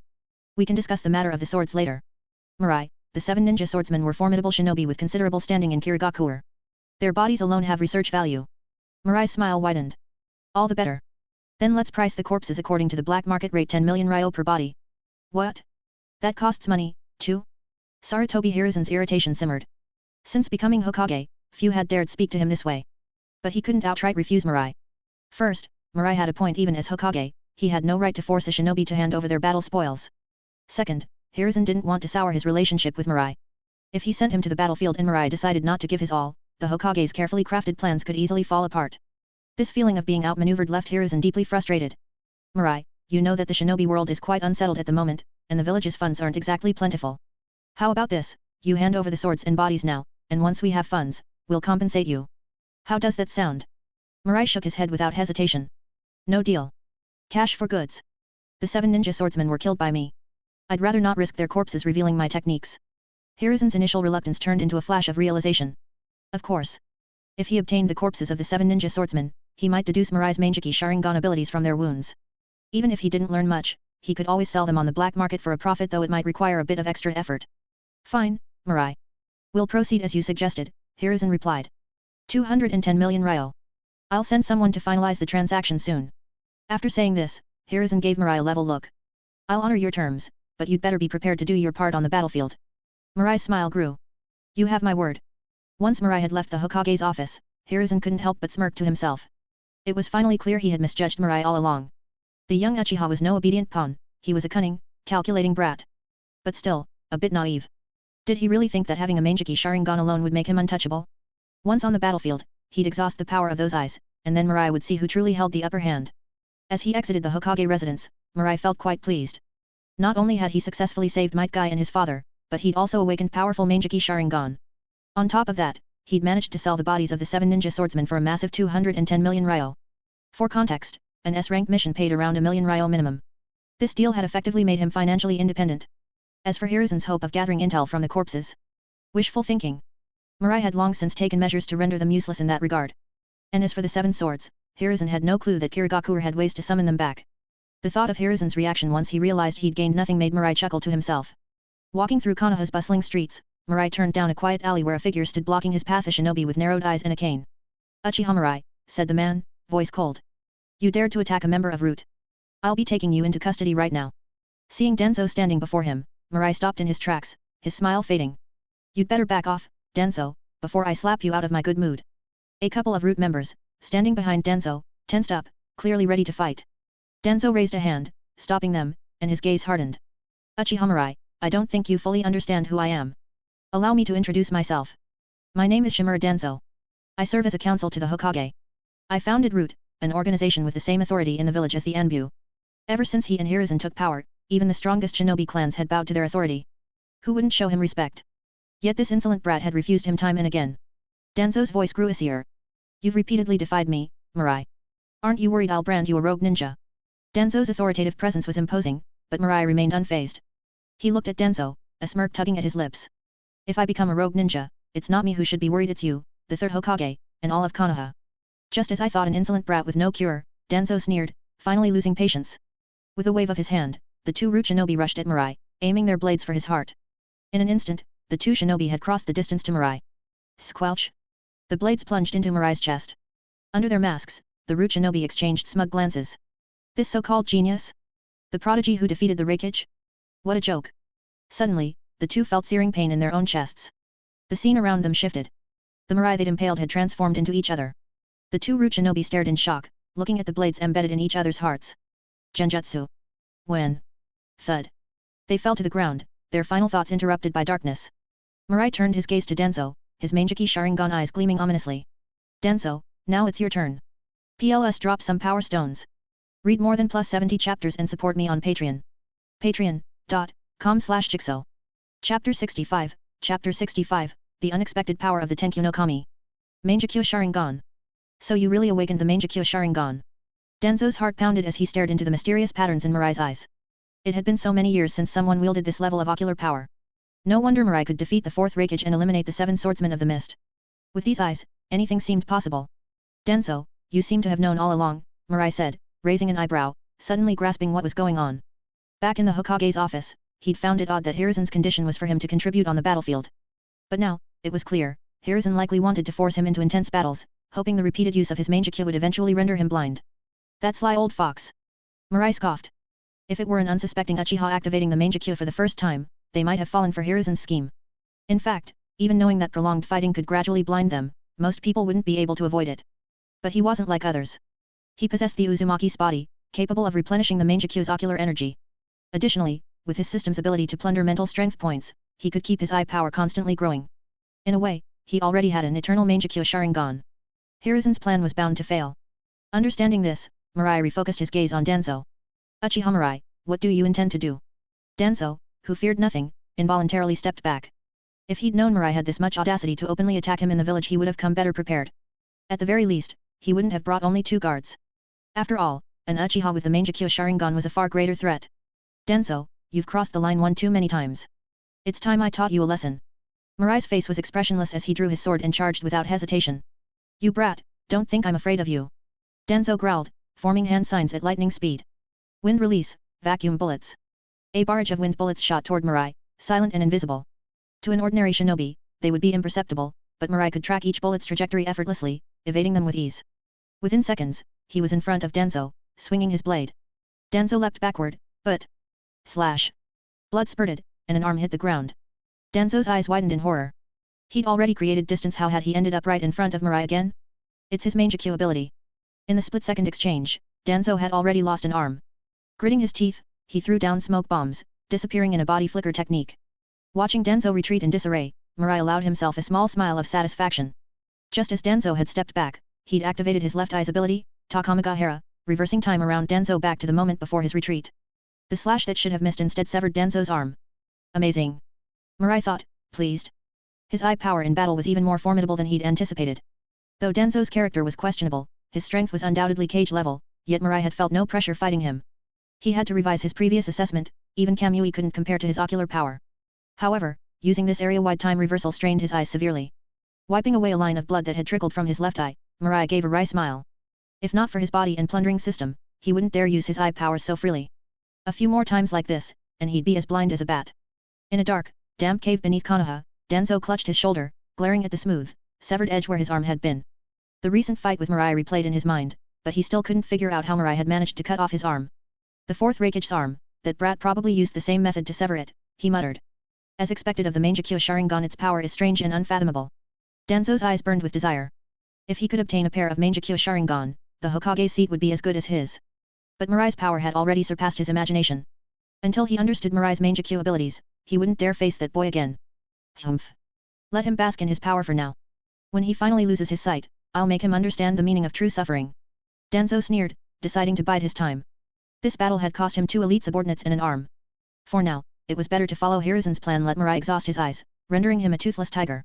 The wicked Uchiha clan didn't deserve such power. Resolved, Danzo ordered one of his root subordinates, summon Orochimaru. And tell him to bring surgical materials. Yes. Once he was alone, Danzo's gaze darkened. Today's battle had made him feel the threat of death for the first time, prompting him to consider new ways to safeguard his life. Orochimaru had once suggested using Sharingan to control Hashirama cells, and employing the Sharingan's forbidden technique as an agate to rewrite any unfavorable reality, even death itself. Until now, he'd avoided Orochimaru's proposal due to mistrust, but his priorities were shifting. Humans were far too fragile. He couldn't afford to die before achieving his goal of becoming Hokage. Besides, the only power that could stand against the Mangekyo was an even stronger wood release. His current strength wasn't enough. If Orochimaru's claims held true, he might even rival the legendary Hashirama himself. PLS drop some power stones. Read more than +70 chapters and support me on Patreon. Patreon.com/Jigsaw. Chapter 66, Chapter 66, What You Envy has always been my burden. The news of Mirai taking down the 7 ninja swordsmen of the mist spread swiftly across the entire village, and once again, his prestige in Konoha soared. If cutting off the Raikage's arm in battle could be considered a stroke of luck, killing the entire 7 ninja swordsman group left no doubt about Mirai's strength. After all, in this world of shinobi, no one could defeat Kage-level opponents twice through sheer luck alone. As he strolled through the streets of Konoha, villagers turned their gazes toward Mirai with admiration and awe. Had it not been for the long-standing reputation of the Uchiha clan, they might have already hailed him as a village hero. Trailing behind Mirai, Uchiha Obito watched the scene with envious eyes. If it were him instead, how incredible that would be. Unlike Mirai, who maintained a distant, unapproachable expression, Obito would eagerly rush up to people, asking if they wanted his autograph. Just picturing it made him chuckle to himself. Obito, what are you laughing about? Rin asked, confused by his reaction. Seeing that her voice had attracted everyone's attention, Obito quickly waved his hands. Hey? Nothing at all. I'm definitely not jealous of Mirai. Pfft. Rin and Kurane both stifled laughter. Obito was hilarious. He practically announced his true feelings out loud. Catching sight of Rin's smile, Obito's jaw dropped slightly. She's beautiful. Rin, you're so adorable. Idiot, Kakashi muttered, shaking his head at Obito. This guy was the complete opposite of Mirai. Chatting as they walked, the group soon arrived at a yakiniku, grilled meat, restaurant. Inside a private room, Might Guy, Genma Shiranui and Ebisu were already waiting. Aheo Mirai greeted them and took a seat. Today's gathering was to celebrate Guy's recent brush with death. All their close friends showed up, except for Asuma. Since he sensed the growing gap between him and Mirai, Asuma had grown increasingly isolated. Other than missions and necessary training, it had been ages since he joined them for a meal. Mirai, thank you so much this time, Guy said, raising his glass. A toast to you. Guy downed his drink in one gulp, feeling immensely grateful to Mirai. Without him, he wouldn't have made so many friends or survived his encounter with the 7 ninja swordsmen. Feeling the warmth of the alcohol, Guy silently vowed that no matter what happened in the future, he would always stand firmly behind Mirai. Guy, there's no need for thanks, Mirai replied, raising his own glass and downing it. Though he sometimes found Guy and the others a bit childish, Mirai didn't mind that feeling. Guy, can you tell us about the 7 ninja swordsmen? Someone asked eagerly. Of course. Guy glanced at their curious faces and began his story, even pulling out 2 nunchucks as props. If Mirai hadn't come to deliver my weapons, my father and I wouldn't have survived. As Guy finished recounting the story, Kurane, Ebisu, and Genma exhaled in relief. Even hearing about it was intense. They could only imagine the danger he'd faced. Thank goodness. Watching Mirai calmly eating grilled meat on the side, Rin couldn't help but say. Mirai-kun is as remarkable as ever. While we're still unknown, he's already a legend in the shinobi world. Hearing Rin's words, Kurane felt a pang of competitiveness. Trouble her cabbage was attracting other people's attention. Just as Kurane was about to say something, Obito's slightly sour voice cut in. If I had faced those shinobi from Kirigakure, I would have shown them who's boss. Seeing Obito's usual unshakable confidence, everyone was speechless. Come on, Obito. Just because you like Rin doesn't mean you have to go overboard. Ebisu chimed in, Obito, with your skills, maybe don't brag. You don't even measure up to a strand of Mirai's hair. Genma nodded. True. Mirai's the most exceptional ninja I've ever met. Kurane added her agreement and looked at Obito. Obito, bragging in front of a girl will only ruin your image, you know. Unfazed, Obito crossed his arms and huffed. I don't need to compete with Mirai. What's so great about him, anyway? It's not like he's that strong, or that handsome, or that famous, or that good at cooking, or that wealthy. His voice trailed off, and even he couldn't continue. Ha ha ha. Obito, you even have to admit it, don't you? Someone laughed. There are so many things to admire about him, it's hard to keep track. Yeah, if only I could be like him, too. Just look at all his talents, another chimed in, smiling. Mirai took a sip of his drink, sighing quietly. Noticing his expression, everyone turned to him. Mirai, what's wrong? Feeling the weight of their gazes, Mirai gave a small, melancholic shake of his head. The very things you envy, have been my burden since I was a child. The group felt like they'd just been slapped in the face. Even the grilled meat seemed less appetizing. Kurene's eyes sparkled with amusement. That was satisfying. Kirigakuer. Yagura's face was dark as he shredded the intelligence report in his hands. The 7 ninja swordsmen had been missing for days. At first, he hadn't been concerned, since they were known for their eccentric personalities and had disappeared for stretches before. But then the rumors surfaced. Word was that the entire group had been killed by some kid from Konoha named Uchiha Mirai. When Yagura first heard the news, he sneered. Those fools in Konoha, he thought, should come up with a better excuse to boost their own reputation. There was no way the 7 ninja swordsmen could be taken down by some kid. And, that brat Mirai, who supposedly severed the Raikage's arm, might indeed be strong, but taking down the entire 7 ninja swordsmen? Absurd. Yet, as time went on, Yagura grew uneasy. The 7 ninja swordsmen were still nowhere to be found, almost as if they had vanished. At this point, as much as he hated the idea, Yagura had to face the possibility that the rumors were true.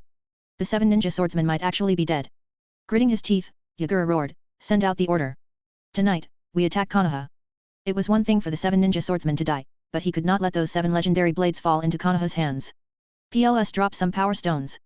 Read more than +70 chapters and support me on Patreon. Patreon.com/Jigsaw. Chapter 67, Chapter 67, The Land of Rain, Konan. T/N, I didn't miss anything, it was the author who skipped part of it. Dark, heavy clouds almost completely blocked out the sunlight, and the relentless drizzle had turned the ground into a muddy mess. In the distance, occasional flashes of fire lit up the scene. Scattered houses either lay in ruins or smoldered, reduced to ashes. The land stretched out before him, desolate and barren. Splash! A faint ripple spread through a puddle as a young man, wearing the crest of the Uchiha clan, walked through the rain. So, this is the land of rain. This place should be thriving with life, yet all I see is ruin. The boy sighed softly. In this world, where only the strong survive, such was the plight of smaller nations. Nestled between the lands of fire, earth, and wind, the land of rain became the inevitable battleground during every major shinobi war. And this time was no different. To avoid collateral damage in their own lands and prevent sneak attacks from Uegakuer, both Konoha and Tsunagakuer had agreed to make the land of rain their battleground.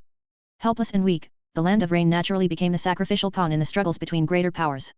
As he continued walking, occasionally stepping around the bodies strewn across the muddy ground, Mirai couldn't help but sigh. Hanzo is getting old, it seems. No, it would be more accurate to say the harsh realities of this world have ground down his spirit. Once upon a time, Hanzo the Salamander had been known as the demigod of the shinobi world, boldly launching the second great ninja war on behalf of Omega-Kure. He was so powerful that he had bestowed the title of legendary Sunin upon the strongest warriors of Konoha.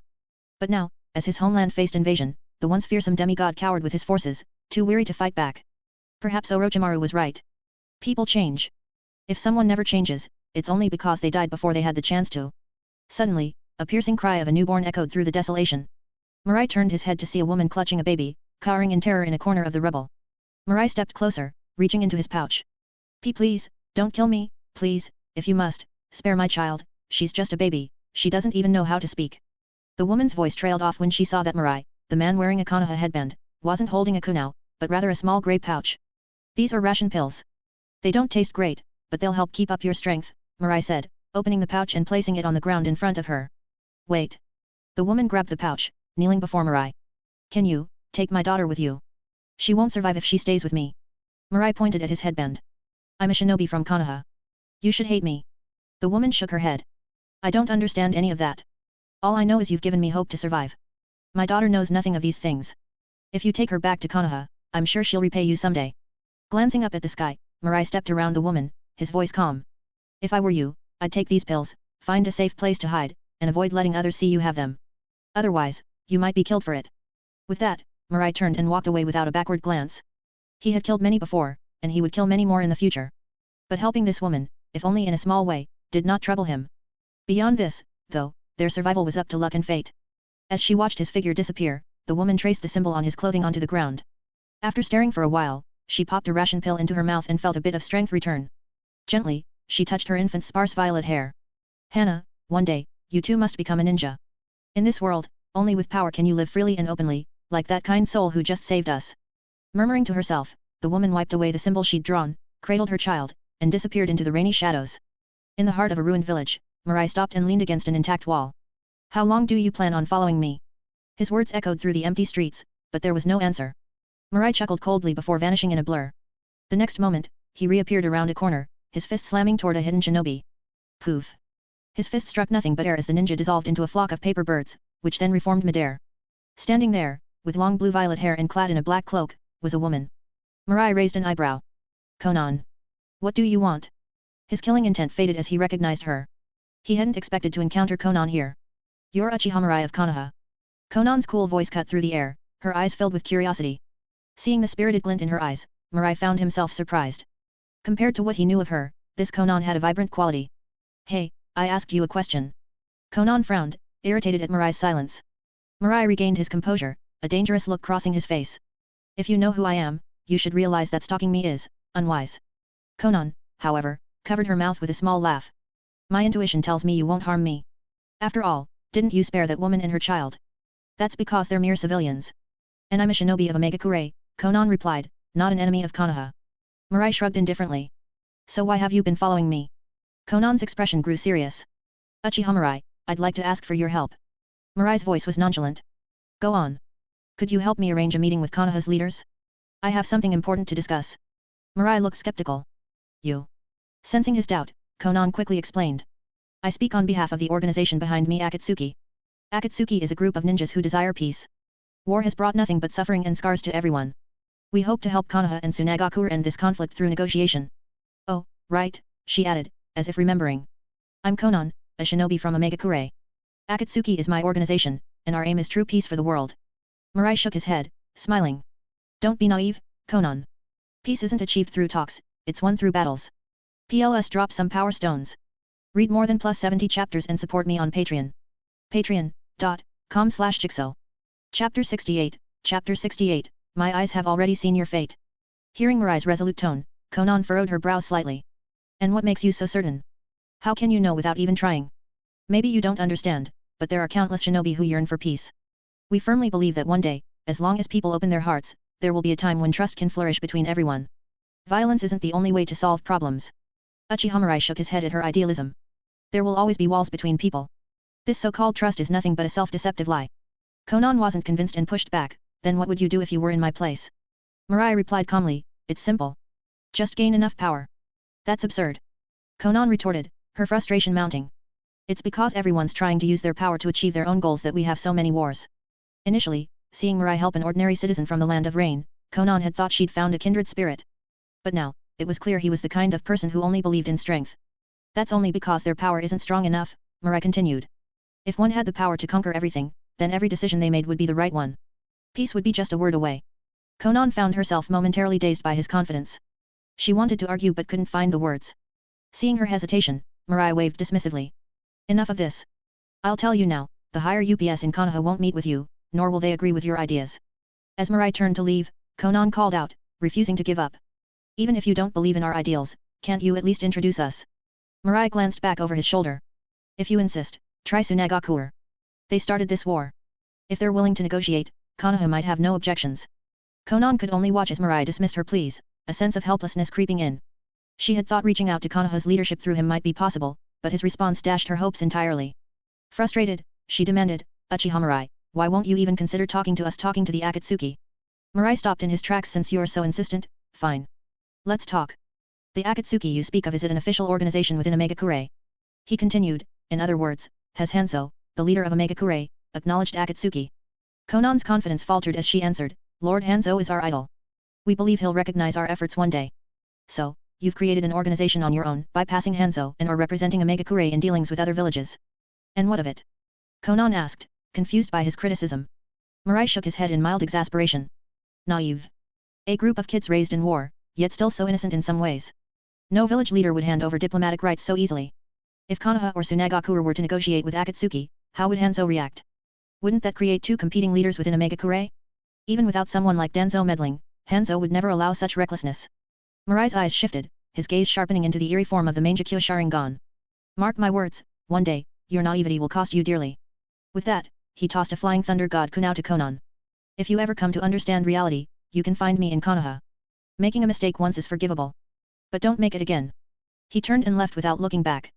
With Madara still lurking, Mirai had no desire to get further involved with Konan and her friends. He'd given his warning, what they chose to do with it was up to them. Omegakure. In a simple wooden cabin, Konan finally returned. Yahiko and Nagato, who had been waiting, sighed in quiet relief. Konan walked over to the table, turned over her nameplate, and spoke softly. Yahiko, how did things go on your end? Yahiko scratched his head with a sheepish smile. Not well. Tsunagakure's shinobi refused to meet with me. But I'll keep trying. We're bound to get through eventually. Nagato remained his usual silent self, standing quietly behind Yahiko, trying to be as unobtrusive as possible. And you, Konan? Yahiko asked. Did you find anything new? Konan's expression grew distant as she touched the kunao in her pocket. After a moment's pause, she asked. Yahiko, are we really doing the right thing? Can peace in the shinobi world truly be achieved just by talking? Yahiko nodded confidently. Of course. Our organization's grown a lot already. As long as we keep going, like-minded people will only increase. Images of Mirai's words flashed through Konan's mind. She hesitated but eventually said. Yahiko, maybe we should consider reaching out to Hanzo first. Don't worry, Konan, Yahiko replied, patting his chest with a reassuring smile. I already sent a letter to Hanzo, asking for a meeting. He just hasn't responded yet. Hanzo-sama must be overwhelmed with the current situation. We'll handle our part. Everything we do is for Omega-kure. After finishing, Yahiko studied Konan's face with a hint of concern. Konan, you seem troubled. Did something happen? Nothing. I just met Uchiha Mirai. I wanted to ask him to help us contact Konoha's leadership, but he refused. Yahiko chuckled, trying to ease her disappointment. No surprise. I hear the Uchiha are quite proud. It's only natural he wouldn't help. Come to think of it. Uchiha Mirai's made quite a name for himself lately. But with a heart so ruthless, he might end up being Akatsuki's enemy one day. Konan didn't share Mirai's words with Yahiko. She knew he would never agree with such a view. Bringing it up might only cause discord. She resolved to keep an eye out for any dangers herself. Besides, looking at the Rinnegan in Nagato's eyes, Konan felt reassured. With someone like Nagato, who bore the legendary eyes of the sage, on their side, surely it was Mirai who was mistaken. PLS drop some power stones. Read more than +70 chapters and support me on Patreon. Patreon.com/Jigsaw. Chapter 69, Chapter 69, Frontlines. This is Magnet Release. Inside the main base camp at the Konoha frontlines. Minato Namikaze frowned, his gaze fixed intently on the map spread across the table as he silently contemplated. The door creaked open, and Minato looked up. His expression softened with a warm smile when he saw who had entered. Mirai, you finally made it. Minato, long time no see, Mirai greeted him, casting a glance at the map covered in symbols. With a slight grin, he remarked. Looks like the battle hasn't been going too well. Minato sighed and nodded. You're not wrong. The shinobi from Tsunagakure are masters of puppetry and poison, they've been dealing us some pretty painful losses, he admitted, a hint of frustration in his voice. Honestly, I'm getting a bit of a headache. On the battlefield, the majority are genin and chunin. They often decide the outcome, but their combat methods tend to be straightforward shuriken, explosive tags, close-range skirmishes. And that type of fighting just happens to be perfectly countered by Tsunagakure's puppet masters. To make matters worse, the village recently pulled a team of shinobi from here, making an already bleak situation even more dire. But thankfully, with Mirai's support, the tide might just turn. With this thought, Minato looked back at Mirai, curiosity flashing in his eyes. Mirai, is it true you cut off the fourth Raikage's arm? Please, can we not talk about that? Mirai groaned. It's just an arm, do I have to confirm it with everyone I meet? Still impressive, Minato remarked with a touch of awe. A is an incredibly powerful ninja. I once encountered his surprise attack squad on a mission, and his speed was unforgettable. The thought of someone like A losing to Mirai was astonishing. Just a few months ago, sparring with him had felt like a breeze. His terrifying talent was almost enviable. I also heard something about the 7 swordsmen of the mist. Enough already. Mirai cut him off, rolling his eyes. Forget those trivial things and tell me about the current situation. Seeing Minato's lingering curiosity, he hurried to stop him from dragging out the conversation. Flashy boasting wasn't his style. Still the same old Mirai, Minato chuckled. Always brimming with energy, no matter the time. He took a moment to organize his thoughts, then quickly filled Mirai in on the current state of the battlefield. After listening to the report, Mirai scoffed. So that's the situation, hey. Doesn't seem like anything to worry about. Mirai, Minato said, hopeful. Do you have a plan to resolve this? If our genin and chunin are suffering heavy losses against the puppet masters, I'll just kill off all those puppet masters.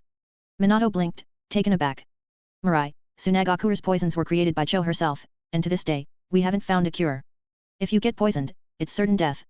Unfazed, Mirai shrugged, turning toward the exit. They won't get the chance. Just wait for my good news. As he watched his leave, the weight in Minato's heart lifted. For some reason, whenever Mirai was around, he always gave him a sense that anything was possible. After standing there lost in thought, Minato gathered his ninja tools and headed out of the tent. I can't let Mirai take on all the pressure. Time to stretch my own muscles. In the rain. In the midst of the rain, Mirai held a long sword, amplifying his sensory skills to the maximum through his Kagura Mind's Eye technique. Using the intelligence Minato had given him, he quickly located the hidden Tsunagakure outpost nearby. Dozens of them were arranged in a triangular formation, reinforcing each other so that any attacked outpost could quickly call for backup. Let's start in the middle. Without wasting time, Mirai flew from above, descending directly to the central outpost. Fire release, dragon fire technique. A massive fire dragon spiraled down, engulfing the outpost in an instant. Screams echoed as a few Tsunagaku ninja, their bodies wreathed in flames, staggered out. Spotting Mirai, one of them fired a signal flare into the sky with their last bit of strength. Ding! Congratulations, host, for obtaining reward, secret technique puppet technique. Ding! Congratulations, host, for obtaining reward, chakra +1. Ding! Congratulations, host, for obtaining reward, physique +1. Boom! As the notifications chimed in his mind, the signal flare burst in the air. The ground began to rumble. In moments, Mirai found himself surrounded by a swarm of Tsunagaku shinobi. What's going on? There's only one Konoha brat here. What were the sentries doing, letting a Konoha shinobi slip all the way here? Just kill him already. I want to get back to sleep. Seeing it was just Mirai alone, the Tsunagaku shinobi looked unimpressed.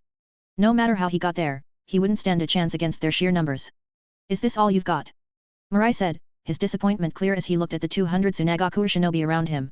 With all that noise, this was it. Not even 200 of them. What nonsense are you babbling, brat? So few? You arrogant fool, you look down on us. TCH. Delusional fool, die already. The nearest group of puppeteers launched their attack, sending a barrage of poison senbon flying at him from all sides, leaving him no room to dodge.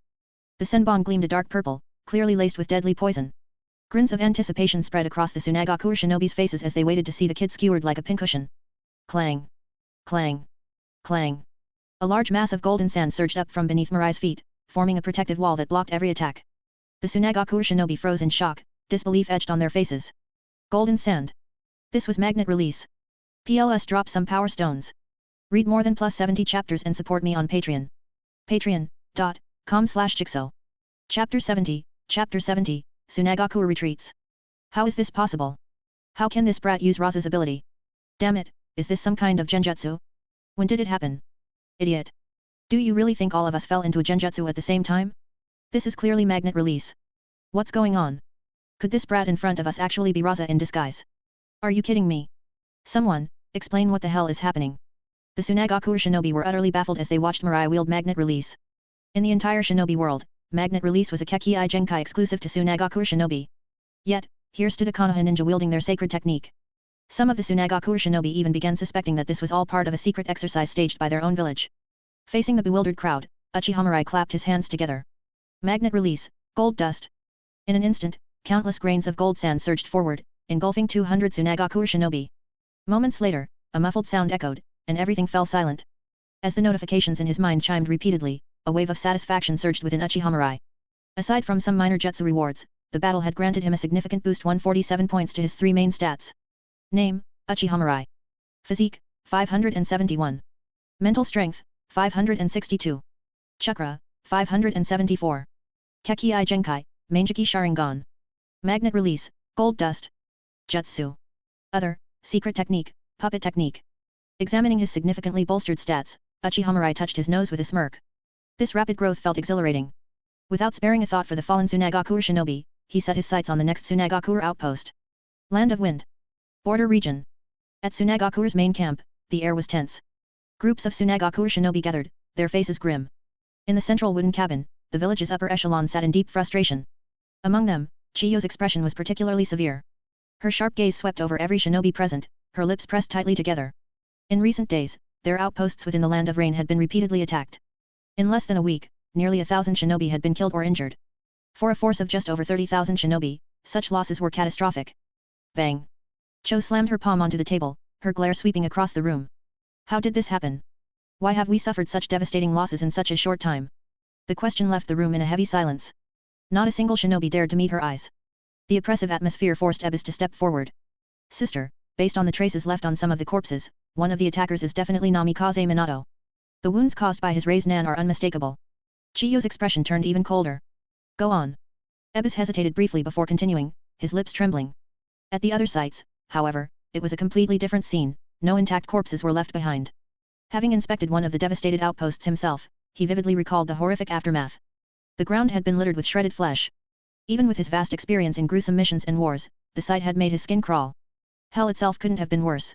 After hearing Ebis's report, Chiyo's frown deepened with dissatisfaction. That's all. Ebis opened his mouth but chose to remain silent. Just as Cho was about to speak, a female shinobi raised her hand from the corner of the room. Pakura, Do you have something to add? Pakara cleared her throat and glanced at Raza before speaking cautiously. Based on my investigation, many of the attacked sites showed traces of large quantities of gold sand. The way those shinobi died strongly resembles injuries caused by magnet release. What are you implying? Raza's voice trembled. He was the only shinobi in the world who could use magnet release, gold dust. Was she insinuating that he had betrayed the village? Silence, Cho commanded, cutting off Raza's protest. She fixed her gaze on Pakara. Are you suggesting Raza attacked our outposts? Pakara quickly lowered her head. I'm merely reporting my findings. This must be the enemy's attempt to sow discord. I don't believe Raza would ever betray the village. Satisfied with her response, Cho didn't press further. Instead, she waved dismissively. That's enough for today. Effective immediately, no one is to leave the camp without express orders, except for essential reconnaissance missions. Yes. Once the others had left, Cho slumped into her chair, exhausted. The war was spiraling out of control. In less than a year, Tsunagakure had already lost over 10,000 shinobi. The growing discontent among the villagers only added to the pressure. Her dream of avenging Tsunagakure against Konoha was slipping further away. If things continued like this, was there any point in prolonging the war? Konoha Camp. At the camp entrance, Namikaze Minato and Uchiha Mirai crossed paths, both looking travel-worn and still stained with blood. The two exchanged a glance before Minato broke the silence with a grin. Mirai, how was your day? Mirai shook his head. Not great. The Tsunagakure shinobi are starting to act like cowards, hiding in their shells. Minato laughed heartily, clapping Mirai on the shoulder. Mirai, we owe you a lot thanks to your efforts, the tide has completely turned. Ever since Mirai had joined the front lines, the situation had shifted drastically. Tsunagakure's forces were now fully retreating to the Wind Country's border, abandoning all their outposts in the Land of Rain. At this rate, Minato felt the war might soon be over. Mirai raised a finger to his nose, his tone calm. Don't celebrate too early. Stay vigilant for a counterattack. In truth, this outcome was exactly what he had anticipated. By locating Tsunagakure's outposts and unleashing his gold dust from the skies, he didn't even need to engage directly to wipe them out. As for Minato, his mastery of the Flying Thunder God technique and his lightning-fast reflexes made him nearly untouchable. Tsunagakure lacked any effective countermeasures against their relentless assaults. Mirai predicted they'd eventually adopt Kumigakure's strategy of consolidating their forces to defend against ambushes. When that happened, Tsunagakure's only remaining option would be an all-out attack on Konoha. And when they did, Mirai would finally have the chance to enjoy the battle to his heart's content. PLS drop some power stones. Read more than plus 70 chapters and support me on Patreon. Patreon.com/Jigsaw. Chapter 71, Chapter 71, Raza, I'll knock some sense into you. Inside the borders of the Land of Rain. Raza sat atop a floating mass of gold dust, his expression dark and brooding. The words that Pakara had spoken to everyone yesterday still echoed in his mind. He knew that Pakara was targeting him on purpose, after all, they were both strong contenders to become the next Hokage. But he had to admit that her suspicions were reasonable. The traces of gold dust left at the scene and the bodies of the fallen shinobi resembled his own attack methods almost identically. Raza couldn't fathom how Konoha could have pulled this off. Regardless, he needed to get to the bottom of it. Otherwise, even though Joe hadn't said anything yesterday, if the war took a turn for the worse, it wouldn't be surprising if the higher UPS used him as a scapegoat to pacify the village. Raza knew that, in times of crisis, the council might very well sacrifice him to appease the villagers. Damn those Konoha shinobi! Raza muttered, his tone dripping with disdain. Frame anyone else, and they had to pick him? Did they think his gold dust was free? Taking a deep breath, Raza calmed himself. What's done is done. All he could do now was focus on killing as many Konoha ninjas as possible. If he achieved enough merit, the council wouldn't dare pin the blame on him, no matter what happened. But with the Tsunagakure ninjas holding back and the Omegakure bases abandoned, tracking down Konoha's forces without intel or sensory ninjas was like searching blindfolded. After a fruitless search, he was just about to give up when a familiar figure entered his view. That Uchiha brat. Raza's expression shifted, excitement flashing across his face. Last time they fought, the kid had shown exceptional talent, not only escaping from Raza but even managing to take down 2 of his jonin. Later, he'd heard that the same kid cut off the arm of the newly appointed Raikage in battle at Kumigakure. Recently, rumors had spread that he'd killed members of the 7 ninja swordsmen as well. If he could kill such a rising star from an enemy village, he might even be hailed as a hero. The thought lit a fire in Raza's heart. With a swift motion, his gold dust surged forward, swallowing the Uchiha in an instant. Gold dust. Under immense pressure, the gold dust compressed, tightening its hold. Poof. A plume of smoke rose, and the Uchiha's form disappeared into thin air. A chill ran through Raza. He instinctively summoned his gold dust to shield his back. A massive impact followed, sending him crashing to the ground. How did he manage that? Raza muttered, picking himself up to face the young Uchiha, disbelief etched on his face. When had the boy noticed him? How did he appear out of nowhere to strike from behind, attacking him in midair? But it didn't matter. If he could kill the brat standing before him, all these questions would be irrelevant. With a sneer, Raza taunted, last time, you slipped away by pure luck. This time, you won't be so fortunate. His tone hardened. I'll kill you and use your corpse to solidify my standing in the village. Mirai merely scoffed. Raza, I'm going to knock some sense into you. Enough with the bravado. Raza raised his arms, gathering his gold dust in the air, shaping it into a massive triangular prism, and hurled it down with force. Boom. The ground trembled, and Raza's face turned to one of horror. Above Mirai's head, a massive golden cube blocked his attack with ease. Magnet release. You're the one who attacked the outposts. In a flash of insight, Raza understood everything. It wasn't a Konoha setup, Mirai actually wielded magnet release, the same as him. How do you have the same Kekii Genkai as me? Raza's composure shattered. A Konoha Uchiha, wielding a bloodline limit unique to Tsunagakuer? It didn't make sense. But Mirai didn't bother to respond. Finding Raza's chakra had contaminated the gold dust, he couldn't control it, so he activated the 8 gates and disappeared in an instant. The next second, he was at Raza's side, his legs swinging in a powerful roundhouse. Seeing the incoming attack, Raza smirked, gathering his gold dust in front of him. Foolish boy, daring to attack him up close. As long as he could ensnare him, the victory would be his. Thud. Raza's body was sent flying, crashing heavily to the ground. Blood spilled from his mouth as he struggled to rise, only for Mirai's fist to slam into his chest, punching through his armor of gold dust with ease. Staring into those crimson eyes, Raza's expression filled with shock and disbelief. How could he have been defeated so quickly? Just a few months ago, he'd pushed this boy to the brink. How had he gained such power in such a short time? And those eyes, they looked nothing like the Sharingan he'd seen before. Why did this boy possess magnet release, just like him? As countless questions flooded Raza's mind, no one would be there to answer them. Feeling his life slipping away, he grabbed Mirai's arm with his last ounce of strength, encasing it in gold dust. If I'm going down, I'll make you suffer too, he growled. The gold dust compressed tightly around Mirai's arm, blood and flesh splattering, the bone showing signs of cracking under the pressure. But what he saw left Raza stunned once again. Even with his full strength, capable of crushing stone and steel, he couldn't shatter the boy's bones. Just how monstrous was this kid's physical resilience? Raza's vision darkened, and with a deep sense of bitterness, he succumbed to death. Ding! Congratulations to the host, Chakra +1. Ignoring the voice in his head, Mirai gazed at his own bloodied arm. Saruta Haiko no Mikato. T/N, Saruta Haiko no Mikato, let him rewind his own time while leaving the outside world untouched. His Mangekyo Sharingan flared, and in a flash, his body reversed back a few seconds. In mere moments, his arm was as good as new. This kind of recovery was far beyond even Tsunade's best medical ninjutsu. Time is power. Compared to the left eye, the chakra drain from my right eye is barely noticeable, Mirai murmured. He had let Raza's attack hit on purpose, both to test his own endurance and to gauge the power of his right eye. And both answers pleased him. With a swift motion, he crushed Raza's skull underfoot, then summoned his status screen. Name, Uchiha Mirai. Physique, 748. Mental strength, 728. Chakra, 732. Kekii Genkai, Mangekyo Sharingan, Magnet Release, Gold Dust. Ninjutsu, details omitted. Others, details omitted. All my attributes have passed 700, and I've mastered more jutsu than I can count. It's time to launch the full assault on Tsunagakuer. With that, Mirai disappeared. Behind him, Raza's headless body lay in the rain, the scent of blood slowly seeping into the wet earth. PLS drop some power stones. Read more than +70 chapters and support me on Patreon. Patreon.com/Jigsaw. Chapter 72, Chapter 72, Leave the small fry to me. What? You killed Raza? Hearing Mirai's words, Minato, usually calm and composed, was utterly shocked. I wouldn't joke about something like this. Mirai's tone was indifferent, and Minato couldn't help but take a sharp breath. He was all too familiar with Raza. During the war between Konoha and Tsunagakuer, Raza's magnet release Kekii Genkai had left a lasting impression on him. While Raza seemed somewhat cumbersome in single combat, his abilities were a nightmare during large-scale battles. His magnet release wasn't just absurdly powerful in both attack and defense, it was also extraordinarily wide-ranging.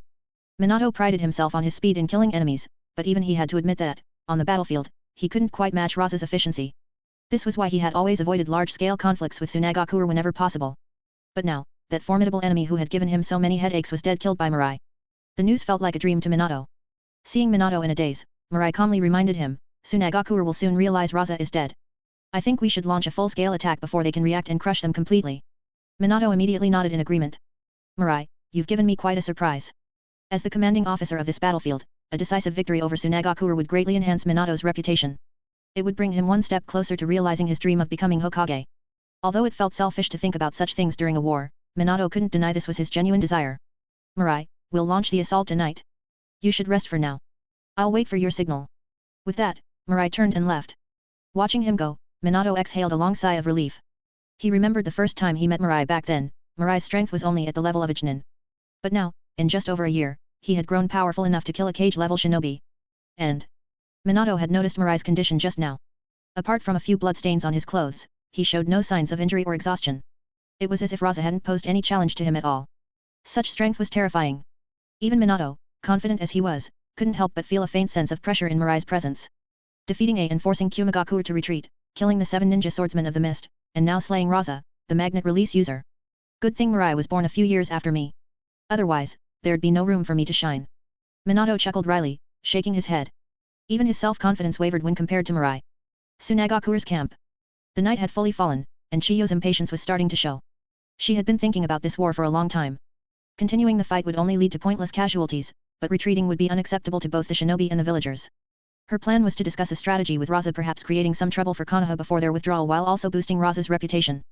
After all, the third Kazekage had been missing for so long that hope for his return was dwindling. Once the war ended, they would need someone with enough prestige to take over as the next Kazekage. And there was no better candidate than Raza. Yet, despite waiting all day, there was no sign of him. That guy, out at a time like this for so long. Cho muttered irritably. Just as her patience was wearing thin, an ANBU ninja burst into the room. Lady Cho. Lord Raza, he. Compose yourself. Cho barked, her eyes narrowing. What happened to Raza? The ANBU swallowed nervously, his voice trembling. Raza, he's dead. What? Cho slammed her hands on the table and leapt to her feet, rushing to grab the ANBU by his collar. What did you just say? Repeat that. The ANBU spoke bitterly. A patrol found Raza's body in a remote area of the Land of Rain. His head was crushed, and his chest where his heart was had been blown apart. He had been dead for some time when they found him. Chiyo's legs gave out, and she sank to the ground in a daze. Raza, with his powerful magnet release, was dead. This meant Tsunagaku had lost a cage-level fighter. Worse, all the efforts she had poured into grooming a successor for Kazekage were now wasted. Her chest tightened painfully, and even breathing felt difficult. This was a disaster. If not handled properly, Tsunagaku could spiral into chaos. No, chaos might even be the best-case scenario. If the other villages took advantage of this moment of weakness, Tsunagaku might face complete ruin. But who could have killed Raza, someone so adept at self-preservation? Namikaze Minato? Impossible. Although Minato often gained the upper hand in their battles, Raza was always able to escape. Hanzo of the Salamander? Also unlikely. After the Second Shinobi World War, Hanzo had lost the nerve to meddle in conflicts between great nations. Orochimaru or Jiraiya. Even for them, killing Raza wouldn't have been easy. Cho couldn't figure it out, nor did she have time to dwell on it. More pressing matters demanded her attention. She slowly got up and issued an order to the ANBU. Retrieve Raza's body and prepare to withdraw the troops before dawn. Yes. The ANBU left swiftly. Cho rubbed her temples in frustration. Suddenly, shouts of battle erupted outside. Her heart sank. Konoha was attacking. Fire style, great fireball jutsu. Wind style, great breakthrough. Dozens of Konoha shinobi unleashed a coordinated assault, blasting a massive hole in Tsunagaku's defenses. Countless kunai armed with explosive tags rained down like a storm, bombarding Tsunagaku's forces in a deafening series of explosions. In mere moments, the camp was in chaos, with heavy casualties everywhere. From a distance, Mirai crossed his arms, a grin of excitement spreading across his face. Minato, you handle Cho and the elite Tsunagaku shinobi. As for the small fry, leave them to me. PLS drop some power stones. Read more than +70 chapters and support me on Patreon. Patreon.com/Jigsaw. Chapter 73, The Stunned Sand Ninja and the Mangeki Sharingan. Kill these Tsunagaku bastards. Avenge our fallen comrades. Bet everything on this fight. Even if we die, we won't retreat. Tsunagaku will fall. Explosive tags. Throw all the explosive tags at them. The Konoha shinobi charged into the Tsunagaku camp with a fiery zeal. After holding back for so long, they were finally able to unleash their full fury. Today, they'd teach these poison-wielding, trap-setting puppeteers who the strongest shinobi village truly was. However, after the initial chaos, the Tsunagaku shinobi quickly regrouped. Over a year of war had honed every single one of them into battle-hardened veterans. As the Konoha forces advanced, Tsunagaku's puppets moved to the front line, forming an unyielding barrier. The middle ranks launched a flurry of ninjutsu, while puppet masters in the rear controlled their constructs with precision. Damn it! These cowards and their dirty tactics again. Be careful. Don't get injured. I've been hit by Senbon. Screw it. I'll take you down with me. The Tsunagaku counterattack stalled Konoha's momentum. Though they had the advantage in strength, the Sand Ninja's weapons were coated with lethal poisons. Even the smallest wound from a Senbon meant certain death. As a result, despite their sneak attack, Konoha's casualties ended up matching Tsunagaku's. These Konoha fools are faltering. Press on. Ha ha ha. They dared to attack us? They're digging their own graves. None of you are leaving here alive. Many Sand Shinobi laughed uproariously. On the battlefield, they'd usually have to conserve their puppets, Senbon, kunai, and poisons. But here, in their own camp, resources were in abundance. They simply kept hurling weapons at the enemy. A barrage of senbon, gleaming coldly, rained down like a storm upon the Konoha ranks. Seeing this, the Konoha shinobi at the front lines braced themselves with grim determination. The attack was too dense to dodge. Even so, they'd drag as many sand ninja down with them as possible before dying. Damn it, after this, I can finally rest. Ha ha ha. Take care of my wife for me, guys. Tell my mother I wasn't a coward. The frontline Konoha shinobi, knowing death was inevitable, prepared their explosive tags and charged forward with battle cries. The Tsunagakuer forces sneered in response. Humph. If these fools thought they could break through the puppet barrier with sheer recklessness, they were sorely mistaken. But just as the senbon were about to rain down on Konoha's forces, a golden wave of sand surged from the ground. The sand rose high and cascaded downward, forming an impenetrable shield in front of the Konoha shinobi. Clang! Clang! Clang! The senbon struck the wall of gold sand, producing a cacophony of metallic clinks before falling harmlessly to the ground. Both the Konoha and Tsunagakuer shinobi froze in shock. What the hell just happened? Wait, isn't this Raza's gold dust? Why is it protecting us? Yet, it's not attacking us either. Did the sand shinobi just turn on each other?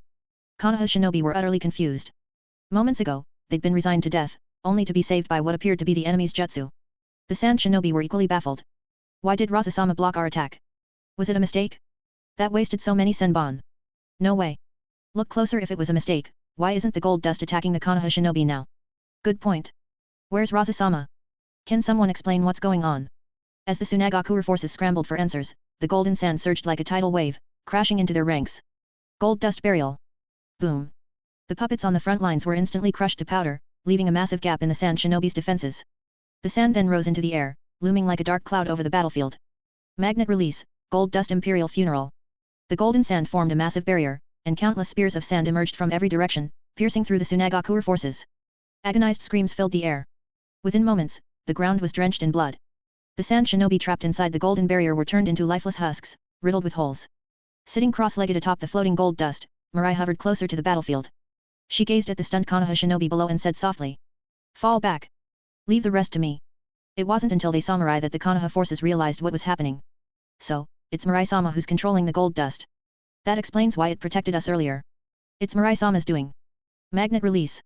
Is Mirai-sama actually an orphan adopted by the Uchiha clan? Shut up.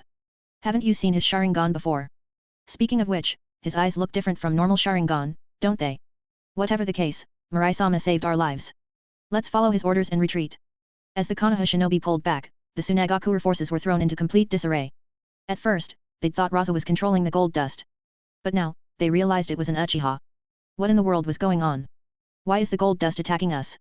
Did Raza-sama lose his mind? Damn it. What the hell is happening? Where is Raza-sama? Don't tell me, an Uchiha from Konoha is actually using magnet release. The sight of the gold dust turning against them filled the sand shinobi with dread. They had never imagined how devastating their own bloodline limit could be when aimed at them. Even their prized puppet techniques were utterly useless against it. Chiyo's face was grim. Unlike the others, she knew the truth. Raza was dead. She'd confirmed his body herself. There was no way this could be a mistake or a genjutsu. The only explanation was that this Uchiha brat, Mirai, could truly wield magnet release. From afar, her gaze met Mirai's eerie, intricate eyes. Her heart sank. There was no doubt those eyes were Mangeki Sharingan. And if Mirai's control over magnet release was linked to his eyes. Cho clenched her fists. Damn it. Mangeki Sharingan. According to their records, Uchiha Madara had once wielded these same cursed eyes to display godlike power. His very presence had terrorized the shinobi world until his death at the hands of Hashirama Senju. But now, after so many years, those same sinister eyes had returned to the battlefield. PLS drop some power stones. Read more than +70 chapters and support me on Patreon. Patreon.com/Jigsaw. Chapter 74, Chapter 74, The Third Power, the Divine Might of the Uchiha Clan. Boom. Under the relentless assault of the golden sand, yet another group of Tsunagakuer ninja was crushed into pulp. Witnessing this, Cho gritted her teeth and pulled out a scroll. White Secret Technique, the Chikamatsu collection of 10 puppets. 10 white-clad puppets, each unique in design and exuding an eerie aura, appeared before her. Without hesitation, Cho directed them toward Mirai. Suddenly, a golden flash streaked across the battlefield. Your opponent is me. Raise Nan. Namikaze Minato appeared in front of Cho, a swirling sphere of chakra in his hand aimed straight at her. Though he was shocked by Mirai's ability to use magnet release, he understood this was no time to be distracted. The moment he spotted Cho, he activated the Flying Thunder God technique to confront her directly. Puppet technique, 3-jewel suction crushing. In response, Cho commanded 3 puppets to form a triangular formation, generating a powerful tornado that pulled Minato into the center. Just as she prepared to attack with her other puppets, Minato vanished in a flash. Controlling 10 puppets simultaneously? Impressive. Minato observed her calmly, opting not to rush his attack. As a veteran puppet master, Cho undoubtedly possessed countless tricks. A single misstep could lead to fatal poisoning. Minato knew his advantage lay in patience, he just needed to stall Cho and prevent her from interfering with Mirai. The advantage is ours. Pakura, take your team and deal with Uchiha Mirai, Cho ordered through clenched teeth. The rest of you retreat. She had already decided to withdraw. With Raza dead and an opponent wielding magnet release combined with the Mangeki Sharingan, continuing the battle would only lead to more losses. Understood, Pakura replied, leading a group of elite ninja toward Mirai. Meanwhile, the other Tsunagaku ninja scattered in retreat toward their village. Scorch release, extremely steaming murder. Pakura unleashed a barrage of superheated fireballs, which scorched the ground and drained all moisture from the surrounding vegetation. Mirai manipulated his golden sand to block the attack, but the fireballs burned through, leaving molten gaps. Humph, pointless, Pakura sneered. Her scorch release was not so easily countered. Even if blocked, the intense heat would evaporate all moisture nearby. Interesting. A faint smile graced Mirai's lips as his Mangeki Sharingan emitted a terrifying aura. His chakra, cold and malevolent, surged outward, manifesting as a skeletal figure around him. The skeletal frame grew, layering itself with muscle and blood before donning armor. Within moments, a towering, blood-red demon stood amidst the battlefield. Pakura's fireballs, once so devastating, fizzled into nothing upon contact with this colossal entity. What is that thing? It's enormous, and terrifying. The pressure it exudes, it's like a demon from the depths of hell. The Konoha ninja were awestruck. Even standing behind the giant figure, their legs trembled. They couldn't fathom how one would even begin to fight such a monstrous being. Thank the heavens Uchiha Mirai is on our side, they thought collectively. Meanwhile, the Tsunagaku ninja were paralyzed with fear. Many dropped their weapons and collapsed, unable to muster the courage to fight. Are we really supposed to fight this? Keikunao and explosive tags, what use are they against that? This thing, it's more terrifying than a rampaging Shikaku. Despite their despair, a few Tsunagaku ninja desperately launched their weapons and jutsu at the colossal figure. Boom! Boom! Boom! Explosions erupted around its feet, but the giant remained unmoved. The futility of their attacks finally broke their spirits. To their horror, the demon drew its massive blade. With a single slash, a blood-red arc cleaved the earth, wiping out nearly 100 Tsunagaku ninja in an instant. Floating above, Mirai folded his arms, gazing down at the battlefield like an indifferent god. Behold the third power Susanoo. This is the divine might of the Uchiha clan.